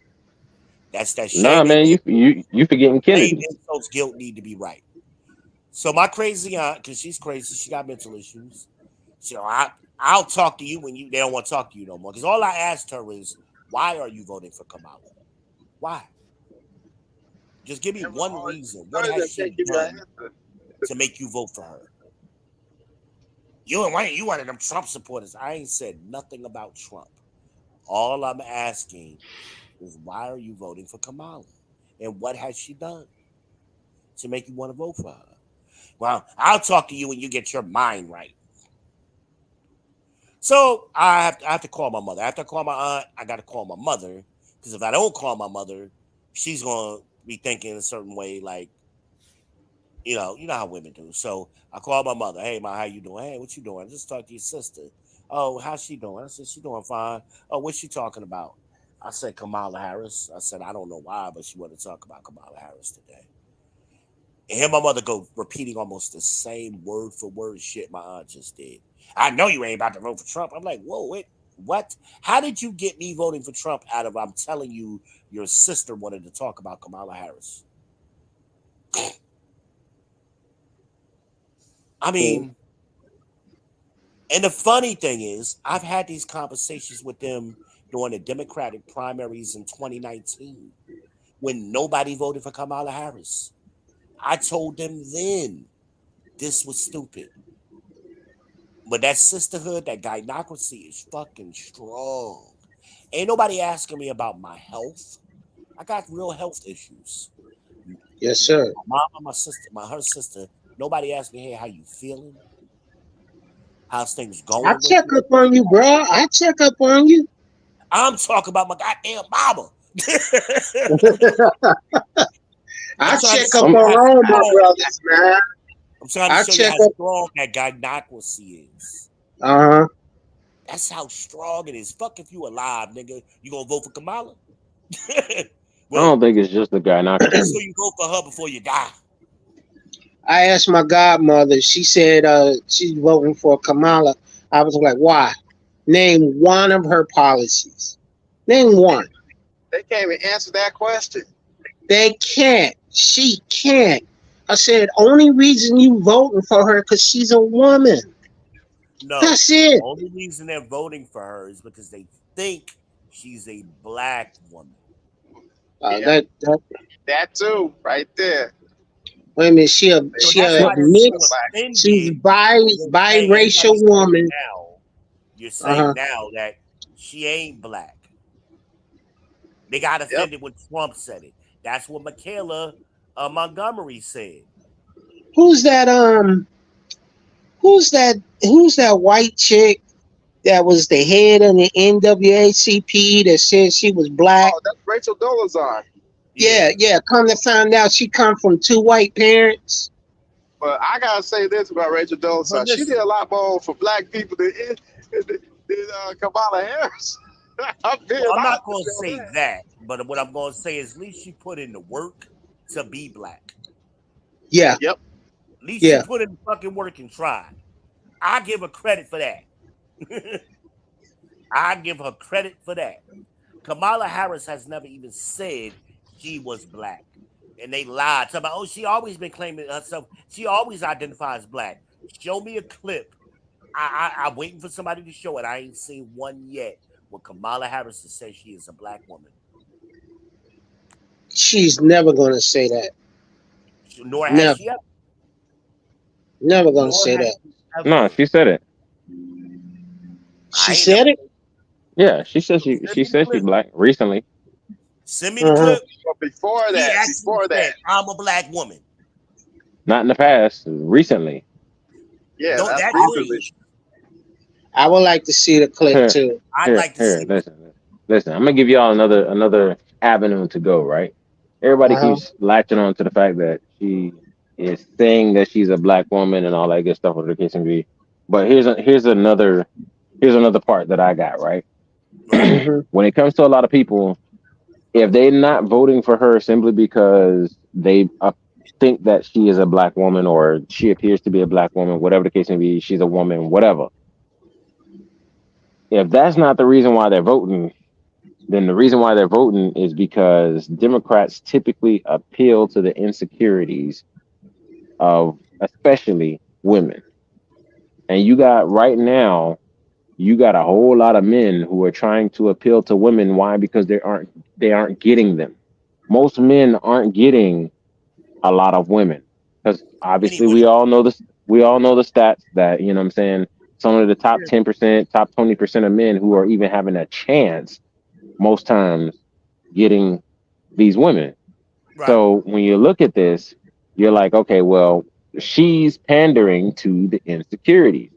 Oh, well, as a woman, I'm always told that, hey, I can't do this, or at least that's what I'm told by, you know, when I went to school or I'm going through these conversations with other women and so on and so forth. This is what I'm told. And she's showing me the antithesis of exactly what I've been told all this time. I want to make history because just like with Obama, and we wanted to see the first black man, and that's kind of questionable. We want to see the first black man. I mean, it's questionable, but for some people, others they full blown say he ain't black, and then full blown some people say black. It is what it is. I did a whole stream on this where I went over what is black, and that's a problem. Just like we don't know what racism is, we don't know what black is. Oh, I know what racism is. Huh? I said I know what racism is. No, I'm saying we as a people, generally speaking. Yeah. We confuse classism with racism. Or even classism. We throw that in there now too. And all of that is somehow racist. Oh, he racist. And the very people been practicing racism, they ain't saying nothing about them. But that's another comment. I digress. But we don't know what black is, right? So we allow white people, and I love listening to white people try to, oh, I'm offended. Fuck you. That's what I would say to some of these news commentators, especially the white women. How are you going to be offended when I'm not offended? Oh, if somebody called me black, I would be offended. Ain't nobody asked you when it ain't your business. Shut the fuck up. That's like telling a Mexican person they should be offended because somebody called them brown. They call themselves brown. You know what I mean? Like, you can't tell somebody what should be offensive to them. Some white person came on this one day. We was talking a couple of months back. Well, you know how I say it's your boy. Oh, I would be so offended by that because when y'all say that, I get vibes of slavery. I said, first of all, nobody's talking to you, and you're taking it way out of context. It ain't got nothing to do with slavery. What we're saying to each other is, I'm your homeboy, you're my man, you're my friend. It ain't got nothing to do with slavery. You're thinking slavery, and that's you. You're thinking racism in your head, and you're taking it way out of context. Ain't got nothing to do that. I said, y'all white people need to stop doing that. Stop trying to define. You only do it with black people. You don't go to Chinese people or Arabs or any other group of people and tell them how they should speak and what they should say about themselves. Well, what did Malcolm X say about it? About it's your boy. I never heard about No, Malcolm X address that no, particular phrase. he never Uh, did. I'm huh? saying, what did Malcolm X say about the situation that we're in right now? Um, Malcolm X said a lot of things. Yeah, but he told us to I mindful think it's or relevant. beware of the liberal what? The rebel white woman, Nah, and I he mean didn't that say was something he that didn't say white woman. yeah, he did. I mean, he used it interchangeably, and he also got that from whatchamacallit. Elijah Muhammad would say that same phrase too. That's who he really got it from. He got it from Elijah Muhammad. Beware of the liberal right woman, particularly, um, which depending on the context of how they're saying it, I understand why they're specifically saying that at that time. Um, and especially Elijah Muhammad's time period. But what Malcolm X said and I'm glad you brought up Malcolm X, what he pointed out and warned us about, we're the only group of people that looks to our entertainers, our comedians, our athletes to be our leaders. No other people, he was like, show me a Chinese comedian that's a leader. Show me these athletes and these other groups of people that go on to be political leaders or whatever. Like and leaders in their communities. We're only people like who look towards clowns to lead us. That's the most relevant thing I can think of that Malcolm, and I don't agree with everything Malcolm says, but I'm a student of the game when it comes to Malcolm. He's a very interesting man. So is James Baldwin. I like James Baldwin a lot too. Well, he said beware of the liberal whites, and the reason being is one of the biggest reasons was because obviously they're pushing a lot of things that they think is good for us. Obviously, because they have a savior complex, that the way that they believe that they can elevate us is by saving us, and Right. it's shown in every single facet. On one hand, they will have no problem with jailing us, but on the next hand, they say, hey, you don't want to overtalk a person of color because they've already been oppressed so much in their history. Yeah, there's a lot of truth in that. I mean, especially during that time period that Malcolm was coming up in, and even Elijah Muhammad, which was earlier, that earlier time period. I mean, you could really see what they were talking about, and yeah, that really just paints a picture for me. So yeah, you're right, man. That's very relevant. Very relevant. I mean, But yeah, today, when I think about Malcolm and a lot of those type of guys, James Baldwin, they're the content creators of their time. Like if they existed in today's world, they would be on YouTube doing what we're doing. It's just more we have more access to it, and we have bigger audiences than the average guy did at that particular time. Unless you lived in a big city like Chicago or New York or whatever. But now anybody can speak out from anywhere in the country. But we're just doing advocacy like they were doing. Of course they had to tap into larger organizations to get their voice out, which was a religious organization. It had to be, because that was the content was going through those organizations at that time. Now we've moved away from the black church, especially the black man. We've moved away from that, and Why? well, because they started catering heavily to the woman, and they took shame out of the church. Why? They took shame away, and they actually go against the very principles of the Bible that they claim to represent, which I find hilarious. And then they'll directly contradict the Bible. Well, I'm Christian and I believe in these Christian principles. And then why you got a female pastor? Why you got a deaconess or whatever? Why you got that? Because that ain't in the Bible. The Bible actually tells you it's a shame for a woman to teach, and it's not permitted. So why are you doing it? Why are you going to church on Sunday? Why are you collecting tithes? Why are you trying to make the Bible for everybody? That ain't what it say. Whosoever don't mean everybody on the planet. I mean, that's like if I put my phone number in the back chat right now and I say whosoever on this panel wants to call me tomorrow can call me. Am I talking to everybody in the world, or am I talking to everybody on this panel? Whosoever don't mean everybody in the world. Context matters, but there's so much wrong with the black church. It's friggin' ridiculous, because the black church is really the white church. Unfortunately, that's what it's always been. That's what it was started as, and that's what it continues to operate as. And all they want to do is keep niggas entertained.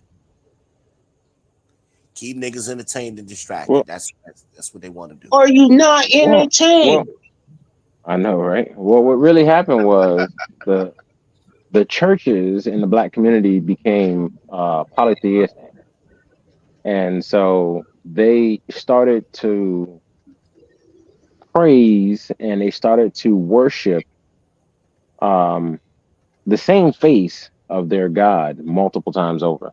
And so every single God that they have has the same exact face. And I can tell you what his face looks like: Benjamin Franklin.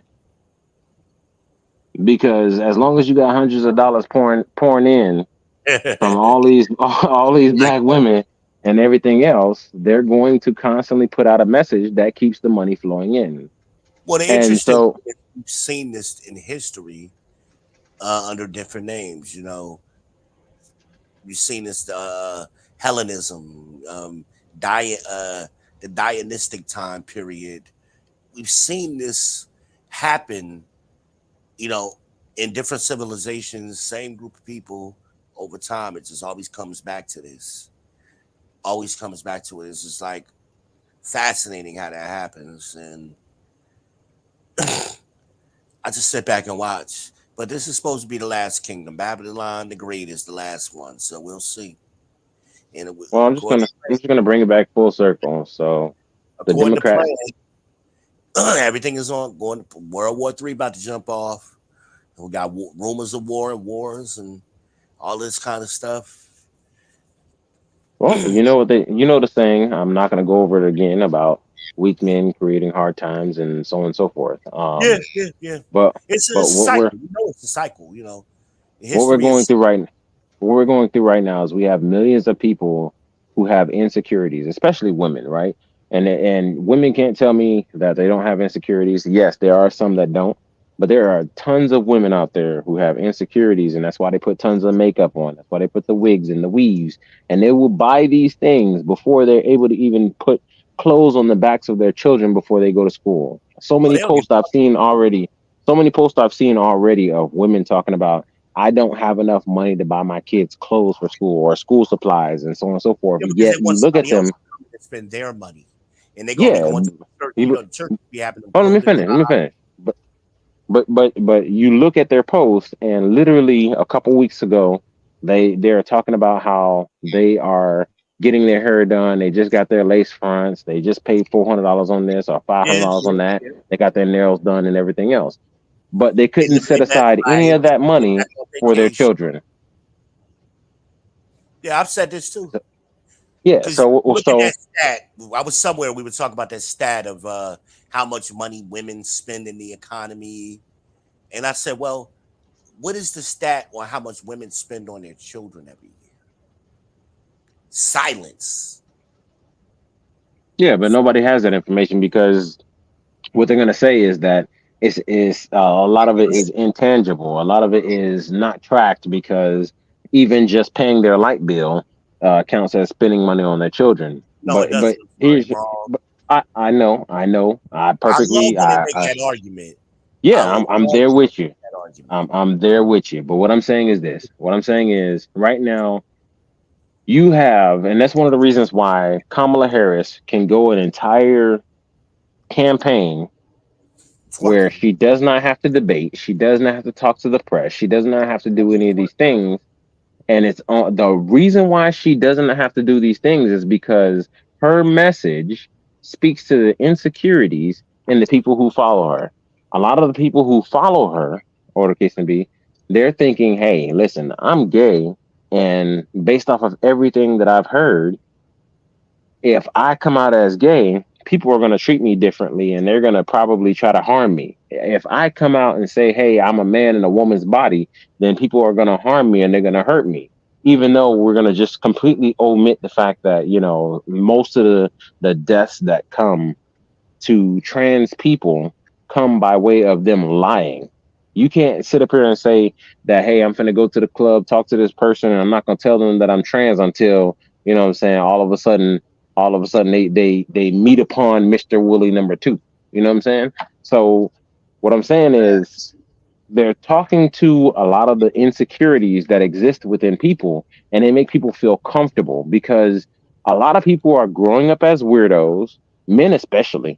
A lot of people are growing up as weirdos. A lot of women are coming out and saying, hey, the sexual liberation movement, and I shouldn't have to, you know, maintain, you know, my feminist qualities and traits. I shouldn't have to do all these things because I have men who are doing certain things and they're advancing. So why can't I do the same things as men and advance?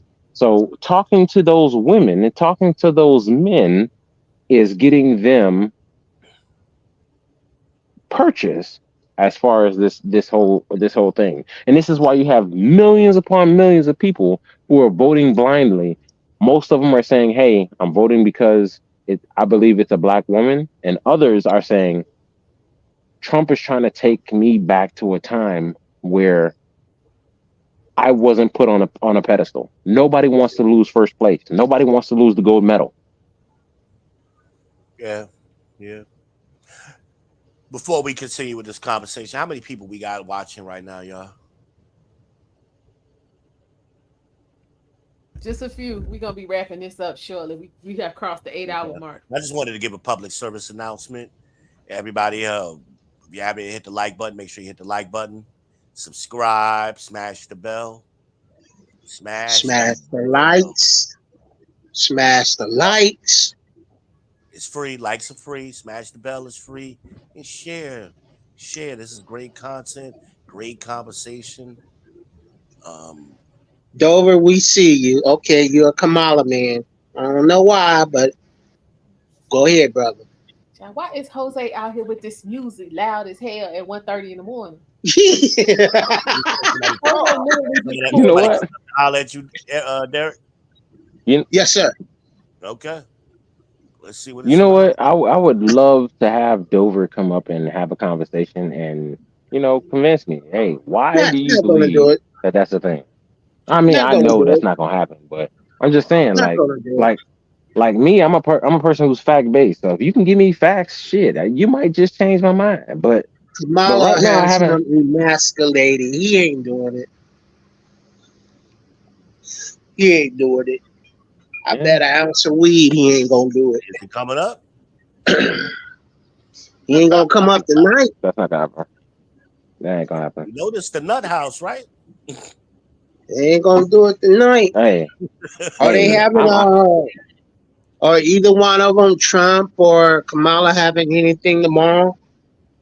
Yep.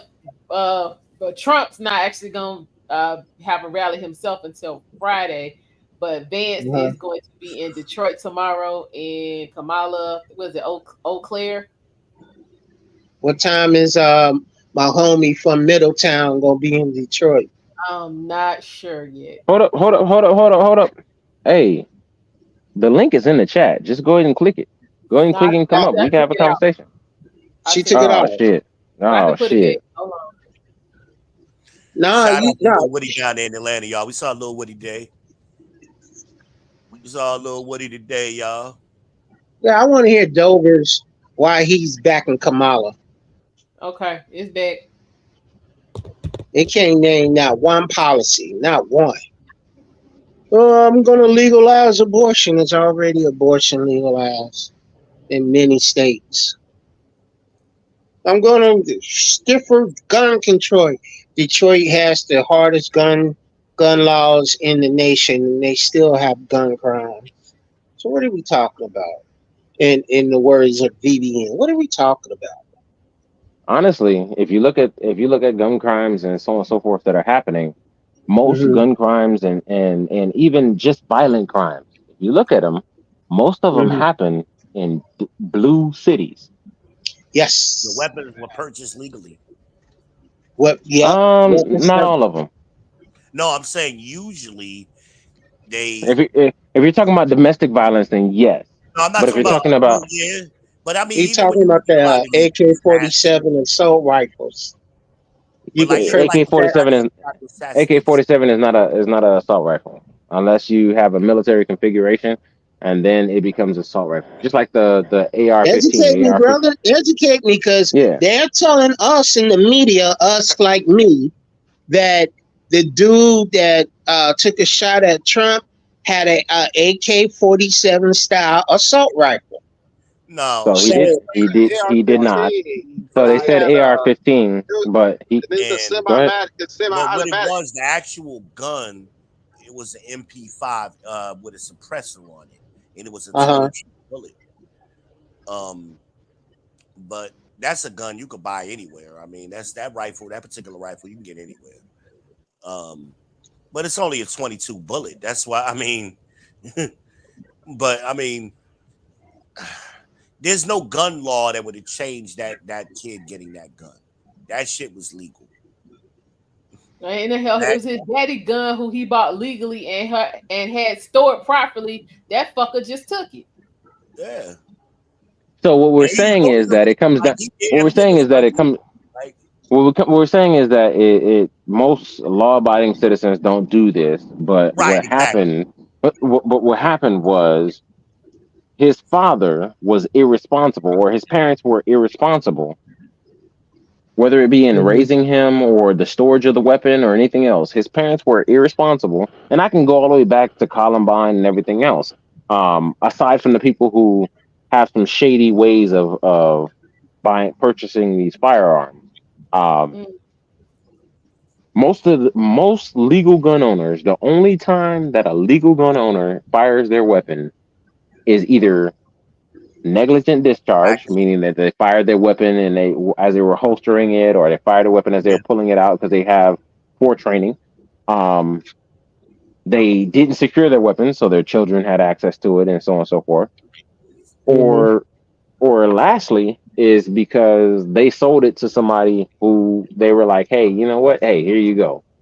Now it's already on the books saying that, hey, if you sell a weapon, a firearm, whether it be a pistol or anything bigger, if you sell that to a person who is a known criminal, aka somebody who was prosecuted as a felony and so on and so forth, Definitely if you down there in sold Atlanta that selling Woody guns.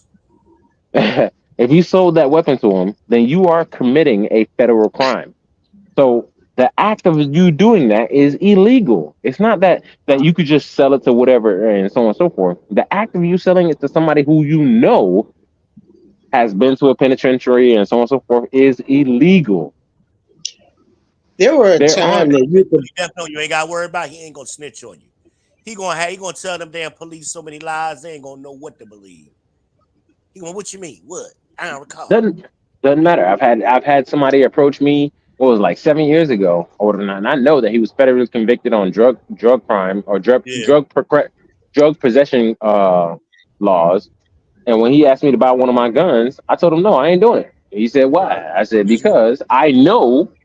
Know what he was gonna buy all of them already. Well, I don't know. I don't care what he's going to do with it, and I know that this guy, he's not committed a crime since that happened, and his crime was committed 30 years ago when he used to sell weed, and he got picked up, and he hasn't committed a single crime. I can't even imagine this dude having a speeding ticket, but I would not sell him the weapon simply because I knew that he had a felony on his record. Yeah. So what I'm saying I is, remember there was a time you could bypass all that background check by going to the flea market and buying guns. No, a gun show. Gun show. Thank you. Gun show. So a lot. So yes. So here it is, right? There is yes a gun show loophole, but here's the thing that they don't talk about, right? The gun show loophole. To make that work, you would have to break the law to make the gun show loophole work. Most of the people who talking about the gun show loophole have not been to a gun show. If you ask somebody, hey, you want to just sell me a gun? We're not gonna go and submit your paperwork to the ATF and all that good stuff. Would you be willing to sell me a gun? Most people aren't gonna do it. Why? Because they are so afraid of losing their license. Most people aren't going to do it. So the gun show loophole does exist. Working them gun shows too. Exactly. And I mean, shit, news anchors and everything have gone out and they've tried to test this in multiple states. They tried it in Michigan, they tried it in Georgia, they tried it in Florida, they tried it in South Carolina, they tried it in all these different states, and nobody was willing to sell them a gun, or the case may be, even in the parking lot, even if they offered them 3 times the value of the gun. And the reason being is because most dealers aren't trying to risk their license or even risk jail time in their livelihood and their family's livelihood over something that might be a little stale. So the gun show loophole, yes, it does exist, but what they're talking about with the gun show loophole is the same loophole where, hey, if you're my brother or my cousin or whatever the case may be, and I say, hey, you know what, I don't want this gun anymore, I'm going to go ahead and give it to you, or I'm going to sell it to you, I can sell that weapon to you. But if I know you as my brother, my cousin, my friend, whatever the case may be, if I know you have a felony and I sell that gun to you, I'm committing a felony myself. So what I'm saying is that most people, if you go to a gun show, like it sounds great as a soundbite and everything else, but if you go to a gun show, and I understand the gun show loophole and all that good stuff, if you go to a gun show, I would be willing to bet, and I would be willing to put up $10,000 that especially on video, you're not going to be able to go to a gun show and purchase a weapon from somebody and have them risk losing their license, losing everything else, or the case may be, just to sell you a gun that might be $300, $500, $1,000. It doesn't matter. Hey, y'all, I'll be back in a little bit. I see we don't have any new visitors. Obviously, he was talking a big game, but he didn't click that link. He didn't click the link. He got scared. He got scared. Yeah, we got about 15 more minutes. Okay, so Death Note. If I wanted to buy a gun, I never committed a crime, never had I got so much as a speeding ticket. Would it be prudent for me to go to a gun show and purchase me a gun, or we have a gun store that you could go buy guns. It's in near Monroe, Ohio. It's up that way. It's off of 71. It's called Traders World. Target World. I'm sorry, it's called Target World. You go to Target World, you can buy a gun, you can get your conceal and carry license all right there. Or should I just go to the gun show and buy a gun? So you asked a whole bunch of questions in there, and I'll try to answer as best as I can. I'm not familiar with all the laws in Ohio, but one of the things that I do know is that there are some people who will travel from Illinois to Ohio to be able to purchase weapons and so on and so forth. Well, most states have a waiting period depending on the type of firearm that you're buying because they have to wait for the background check to come back. If your background check comes, so there are certain weapons that you can purchase and there's no background check. The preliminary background check, as long as it shows that you don't have any felonies that you can't hold certain firearms, you can walk out with it that day. For instance, and I'm going to give you an example for the state of Georgia. In the state of Georgia, if you have no carry license and you go into a place to buy a pistol, then they will not let you go home with that pistol the same day. You'll be able to purchase it as far as swiping your card or giving them cash and so on and so forth. You will not be able to go home with that pistol that day unless your background check comes back that day. I have a very, personally, I have a very popular name. There are 700 people in just Atlanta alone who have my exact same name. So I went ahead and got a carry permit, so that way I don't have to worry about that. If you have a carry permit, you can walk out with it the same day because the background checks and everything was already done. But if you do not have a permit, then for pistols, for SBRs, SBRs you have to fill out forms with the ATF and everything. But for pistols, for rifles, and so on and so forth, they have to do a background check. And if your background check doesn't come back in the first 15 minutes, then it takes usually a day, a couple of days, whatever the case may be, and the gun store will call you to let you know when your background check is clear and you can come and pick it up. That's how that happens. It's never one of those things. That's a gun store, correct? But what if you go to a gun show?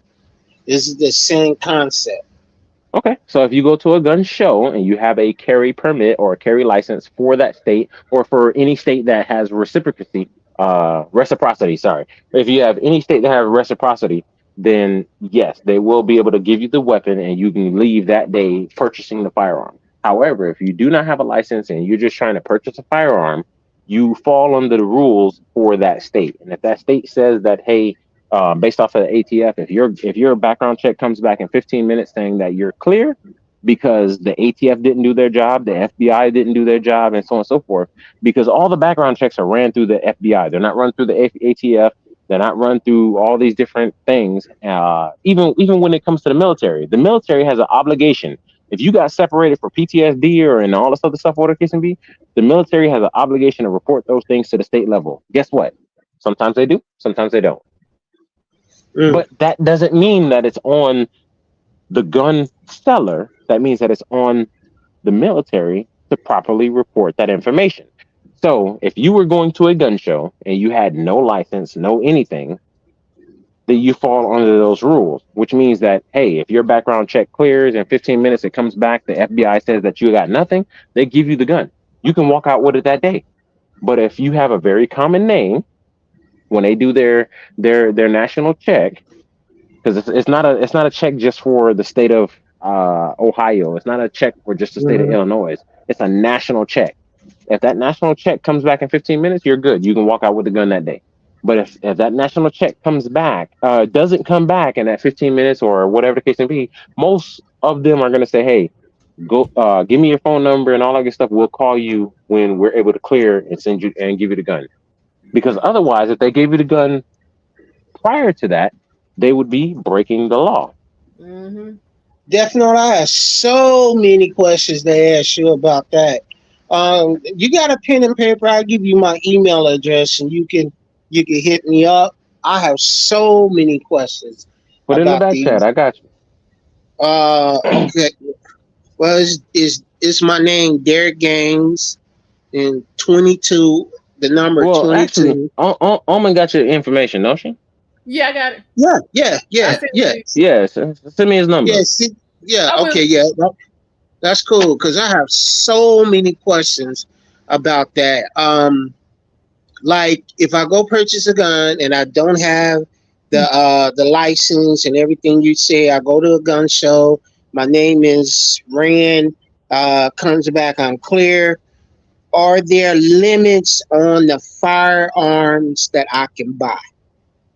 There's not yes, there are limits on the firearms that you can buy because some things have to go through ATF clearance and you have to file a tax stamp and so on and so forth, such as SBRs and things that like suppressors and all that good stuff. Even though the Supreme Court has already ruled with a few recent rulings saying that you don't necessarily have to go through a lot of those things. But do you really want to deal with the headaches of cops who don't know the laws and don't know the changes? But either way, a lot of these gun owners, they don't follow a lot of the Supreme Court laws, especially right when they first come out. Usually they're between 3 months and a year behind as far. So if the Supreme Court says, hey, they can do this, they can sell you a suppressor right now, guess what? There are some gun stores that will not sell you a suppressor for a year because they just haven't heard about it yet.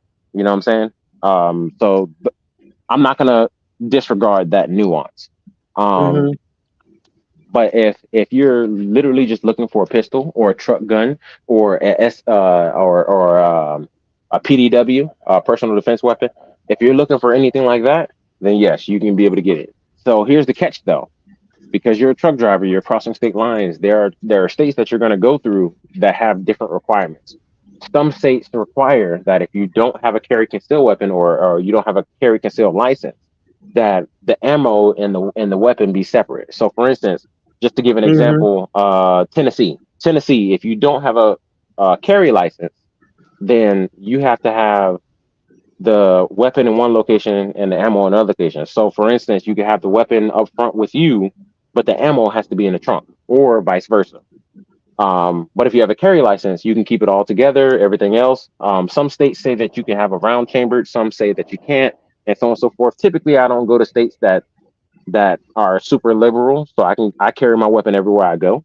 Anytime that anybody ever sees me, aside from inside of a bank, school, or places that clearly posted in some states and so on and so forth, I won't have it. But most times I don't even go to those stores. If a store has a sign posted saying that I can't have it, I'm probably not going to be there, depending on state laws. For instance, in Georgia, even if they have it posted, hey, no weapons allowed, because I have my permit, I can still go to those locations. So, for instance, if Walmart says, hey, they have a sign posted up front saying, hey, you can't come in my store with a weapon, I can still go inside the store with a weapon or whatever, unless somebody asks me to leave. But I carry concealed everywhere I go. But they can ask me to leave, and if they ask me to leave, then I have to leave, because obviously they can trespass me and everything else. Obviously, other laws come into play.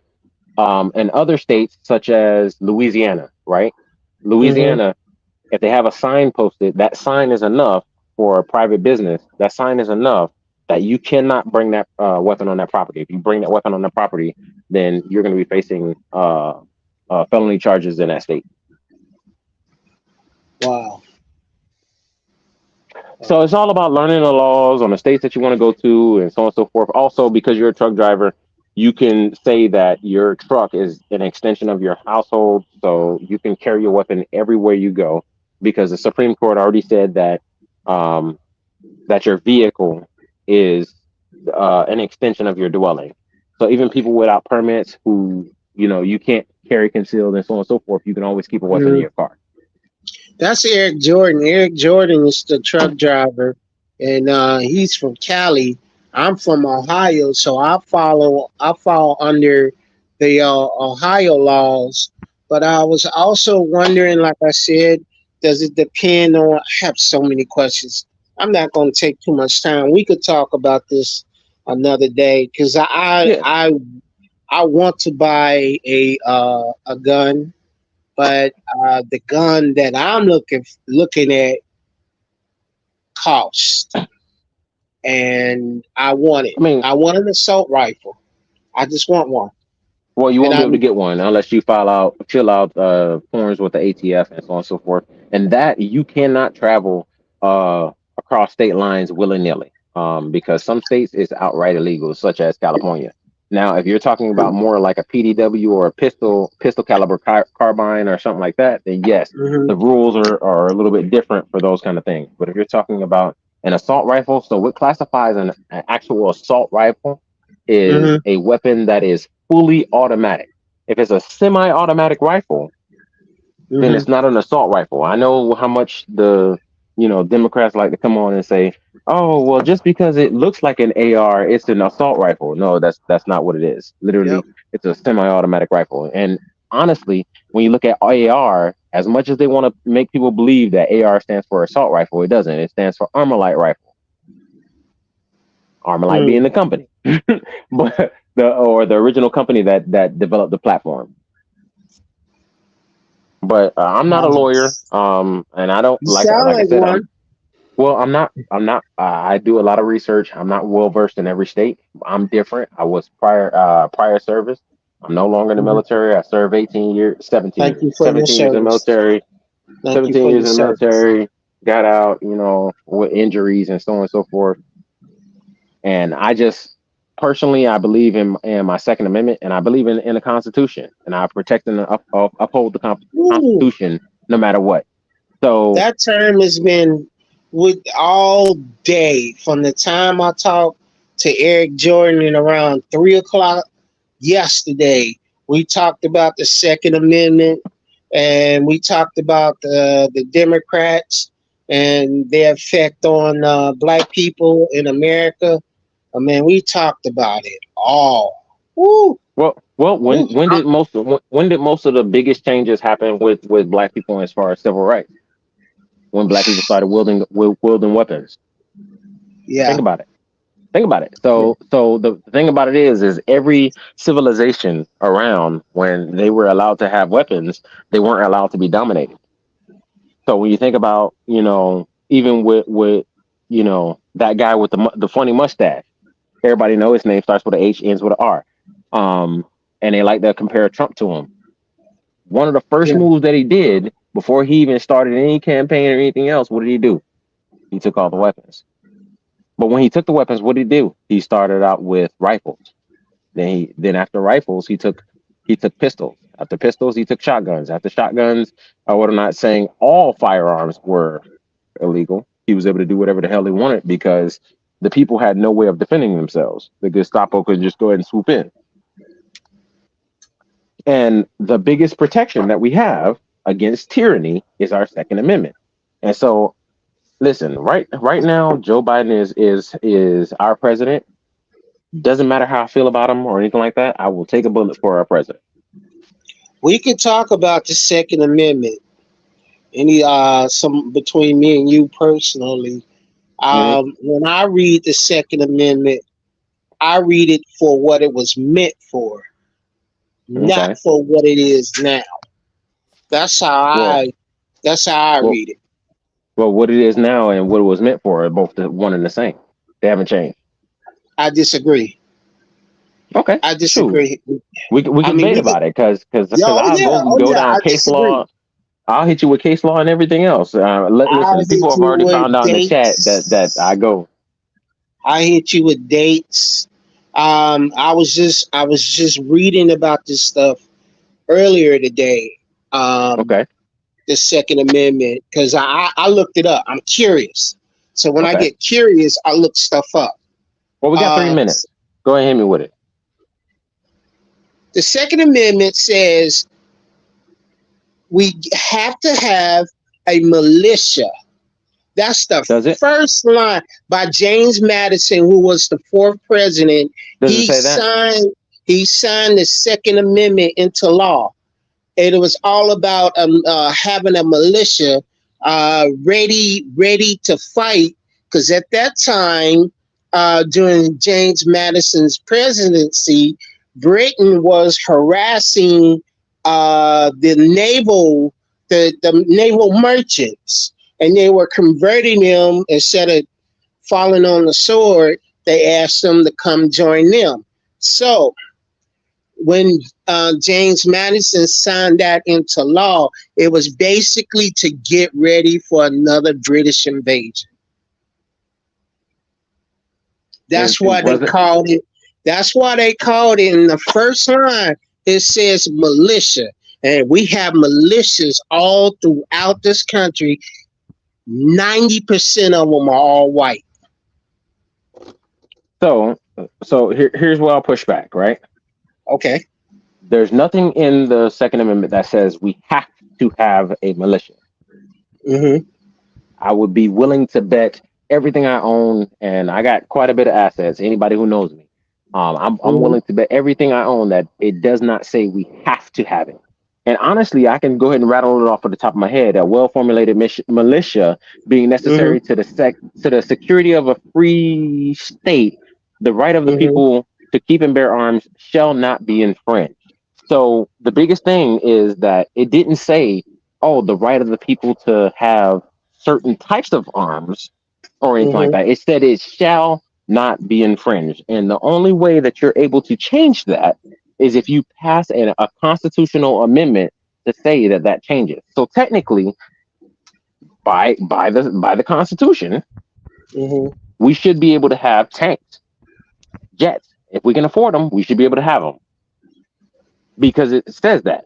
But again, a lot of people get caught up on the part where it says that a well formulated militia being Mm-hmm. necessary to the security of a free state. So a lot of people get caught up on that because they think that you have to form a militia to be able to have these weapons. And Mm-hmm. when you think about it in modern times, they say, okay, well, to have a militia, then you have to have people with weapons who are well Mm-hmm. trained, like a military here in the United States. So a lot of people think about the KKK and so on and so forth. What I'm saying is that yes, they're saying that so the first portion of the amendment was saying, hey, this is the reason why. Because when it came to fighting against the British and all that good stuff, guess what? They weren't issued weapons and everything. They used their personal weapons for all this. Yes, they did. So They were so the called. same They were the called the very Minutemen. yeah, so the very same muskets that the British had, guess what? These men had. The very same Mm-hmm. cannons that the British had, guess what? These men had. So Mm-hmm. they had the exact same weapons as the people as the tyrannical government that were trying to oppress them. And again, it said shall not be infringed. It's the only amendment out there that says that says shall not be infringed. Mm-hmm. So if we want to go down that road, I can literally explain it to you. So there's no difference now than then. The only difference now between now and then is first off, yes, we're not using muskets. But again, if you think about it, when the regular person had muskets, what did the military have at that time? Muskets. Exactly. So if we want to actually look at though, if even if you want to take the historical stance, Mm-hmm. the military at the time had muskets, and people who were at home hunting and everything else, what did they have? They had muskets. They had the exact same weapons that the military did. Mm-hmm. So they had an understanding because these people weren't stupid. These people were not stupid because most of their amendments have stood the test of time, especially the amendments that are in the Bill of Rights. Most of them have stood the test of time even to today. But the only one that says shall not be infringed is the Second Amendment. The Second Amendment. That's what it Again, says. I swore an oath, I raised my hand and everything else, and I said, hey, I'm a protect and defend and so on and so forth. And I believe in that. I'm a black man, Mm-hmm. and people might see things otherwise, and they say, oh, the military is a trap for the black man and so on and so forth. But here's what I say. I say this. First off, there's only a record of a few thousand slaves that actually got delivered onto the United States soil from Africa. Everybody else, if you look through their journals and so on and so forth, what did it say? It says that when they arrived in America, they found black people or they found dark Black people were colored people. already here. That's So what it that means that, says. that means that you don't know if you came from Africa or if you're a native, because a vast majority of the population of the earth are melanated, with the exception of those who were in the Caucasus Mountains. Why? Because they didn't have to have as much melanin. Why? Because Mm-hmm. from protection from the sun, they had the clouds, as well as them being seeking caves for cover and so on and so forth. Whereas Mm-hmm. for us, or for people who are more melanated, they didn't have to worry about inclement weather, so their body built up a tolerance to And higher people ask, temperatures. how can it be black people in the Americas before slave trade? Easy. There's a current that rolls from Africa.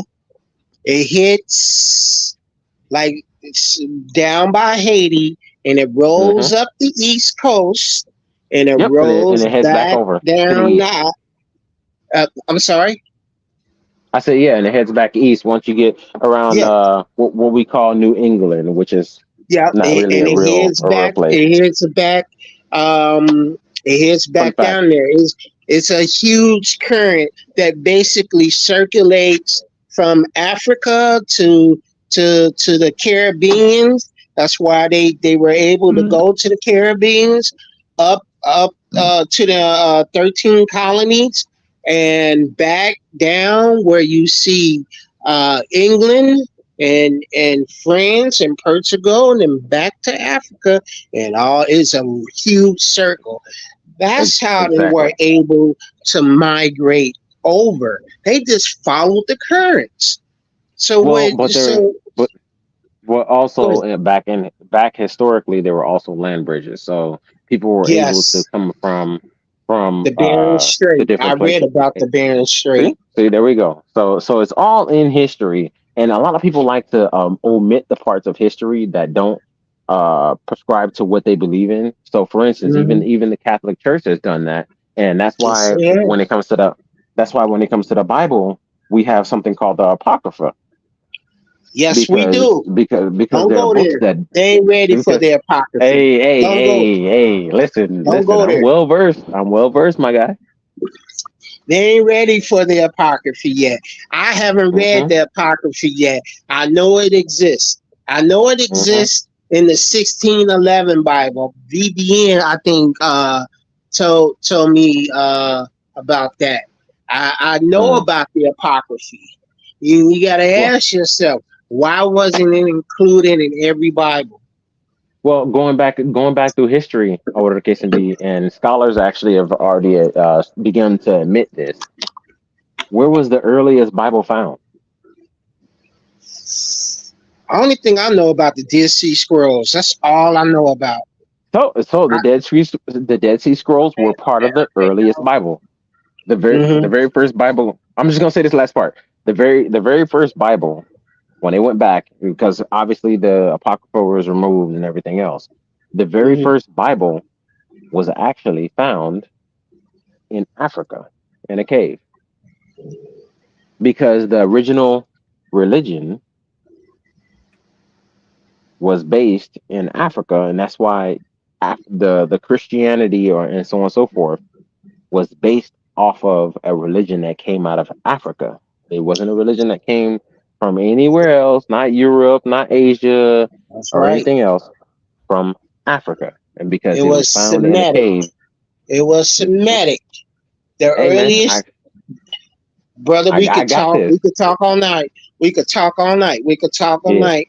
I I'ma ain't trying to have fuck up a stream though. I ain't trying to fuck up a no, stream. no, no. We didn't change it so many times, and she got things to do in the morning. Well, it's morning now, but uh Almondeyez, give him my contact information, please. I will. And I love to talk to you. Man, it's so good. That's why I love my brothers in my life. My brothers like Eric Jordan, even Theo Cook. It feels good to talk to another scholar about some things. Because Eric Jordan hit me up on some things. I'm like, really, honey? Yeah, look that up. VDN Israel hit me up on an author.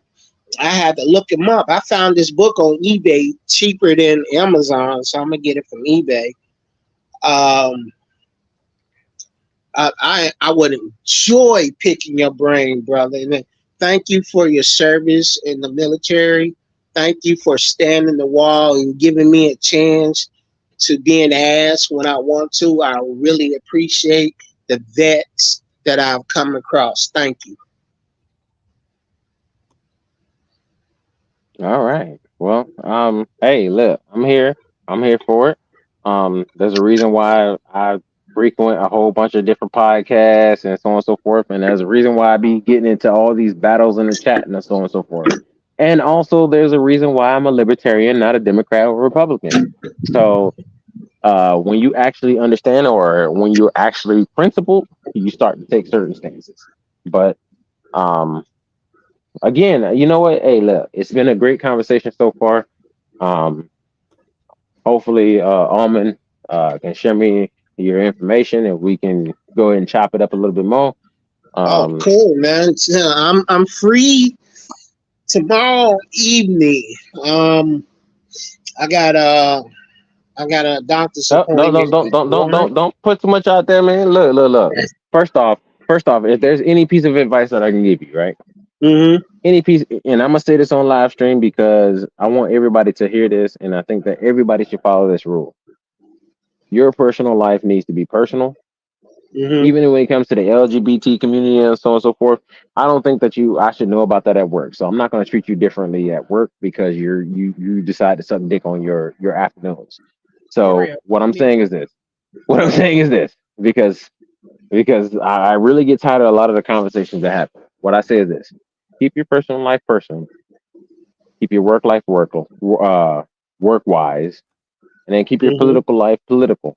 And so when you start to make that separation, it doesn't necessarily ostracize you from your family and so on and so forth, because a lot of times your family have different political views, and that can break up a whole entire family. So when your family starts Yeah. to talk to you, especially political, you say, hey, listen, I really don't want to talk political. I have my own views, you have yours, but how are your kids? You know what I'm saying? Just change the subject because you should keep these things separate. And if we want to go biblical, God even told you to separate even just your days, to separate them. 8 hours for work, 8 hours for rest, and 8 hours for what? The service of God. So Mm-hmm. so let's start separating things in our life, because those things, when we start to intermingle them and intertwine them, they will tear us apart more so than bring us together. And I personally believe that through unity, because I believe in this United States of America, coming together Mm-hmm. is the best thing that we can do. And I get it, we're dealing with political parties and everything else, but if there's one piece of advice that I can give to anybody, no matter if you're left, right, or center like me, um, Mm-hmm. is to just try your best to keep everything separate. Unless somebody is forcing you and pushing you and pushing you and pushing you, obviously you can't dodge it for too long. But as much as you can, just try to keep as everything separate. You will see so much benefit in your life. You will see so much growth in your life, because your religious side will be for you, your business side will be for your growth as far as your finances, and then your personal side will be for your personal development and growth and self-reflection. So do that, and there's no way you can't be successful. So those are my parting words to not only you, but anybody who may be still watching the chat, or anybody who may be watching this on replay. That's my recommendation to everybody, and that is the key to success. Well, I appreciate the words of wisdom, brother, and I will take it to heart. I appreciate you. Thank you.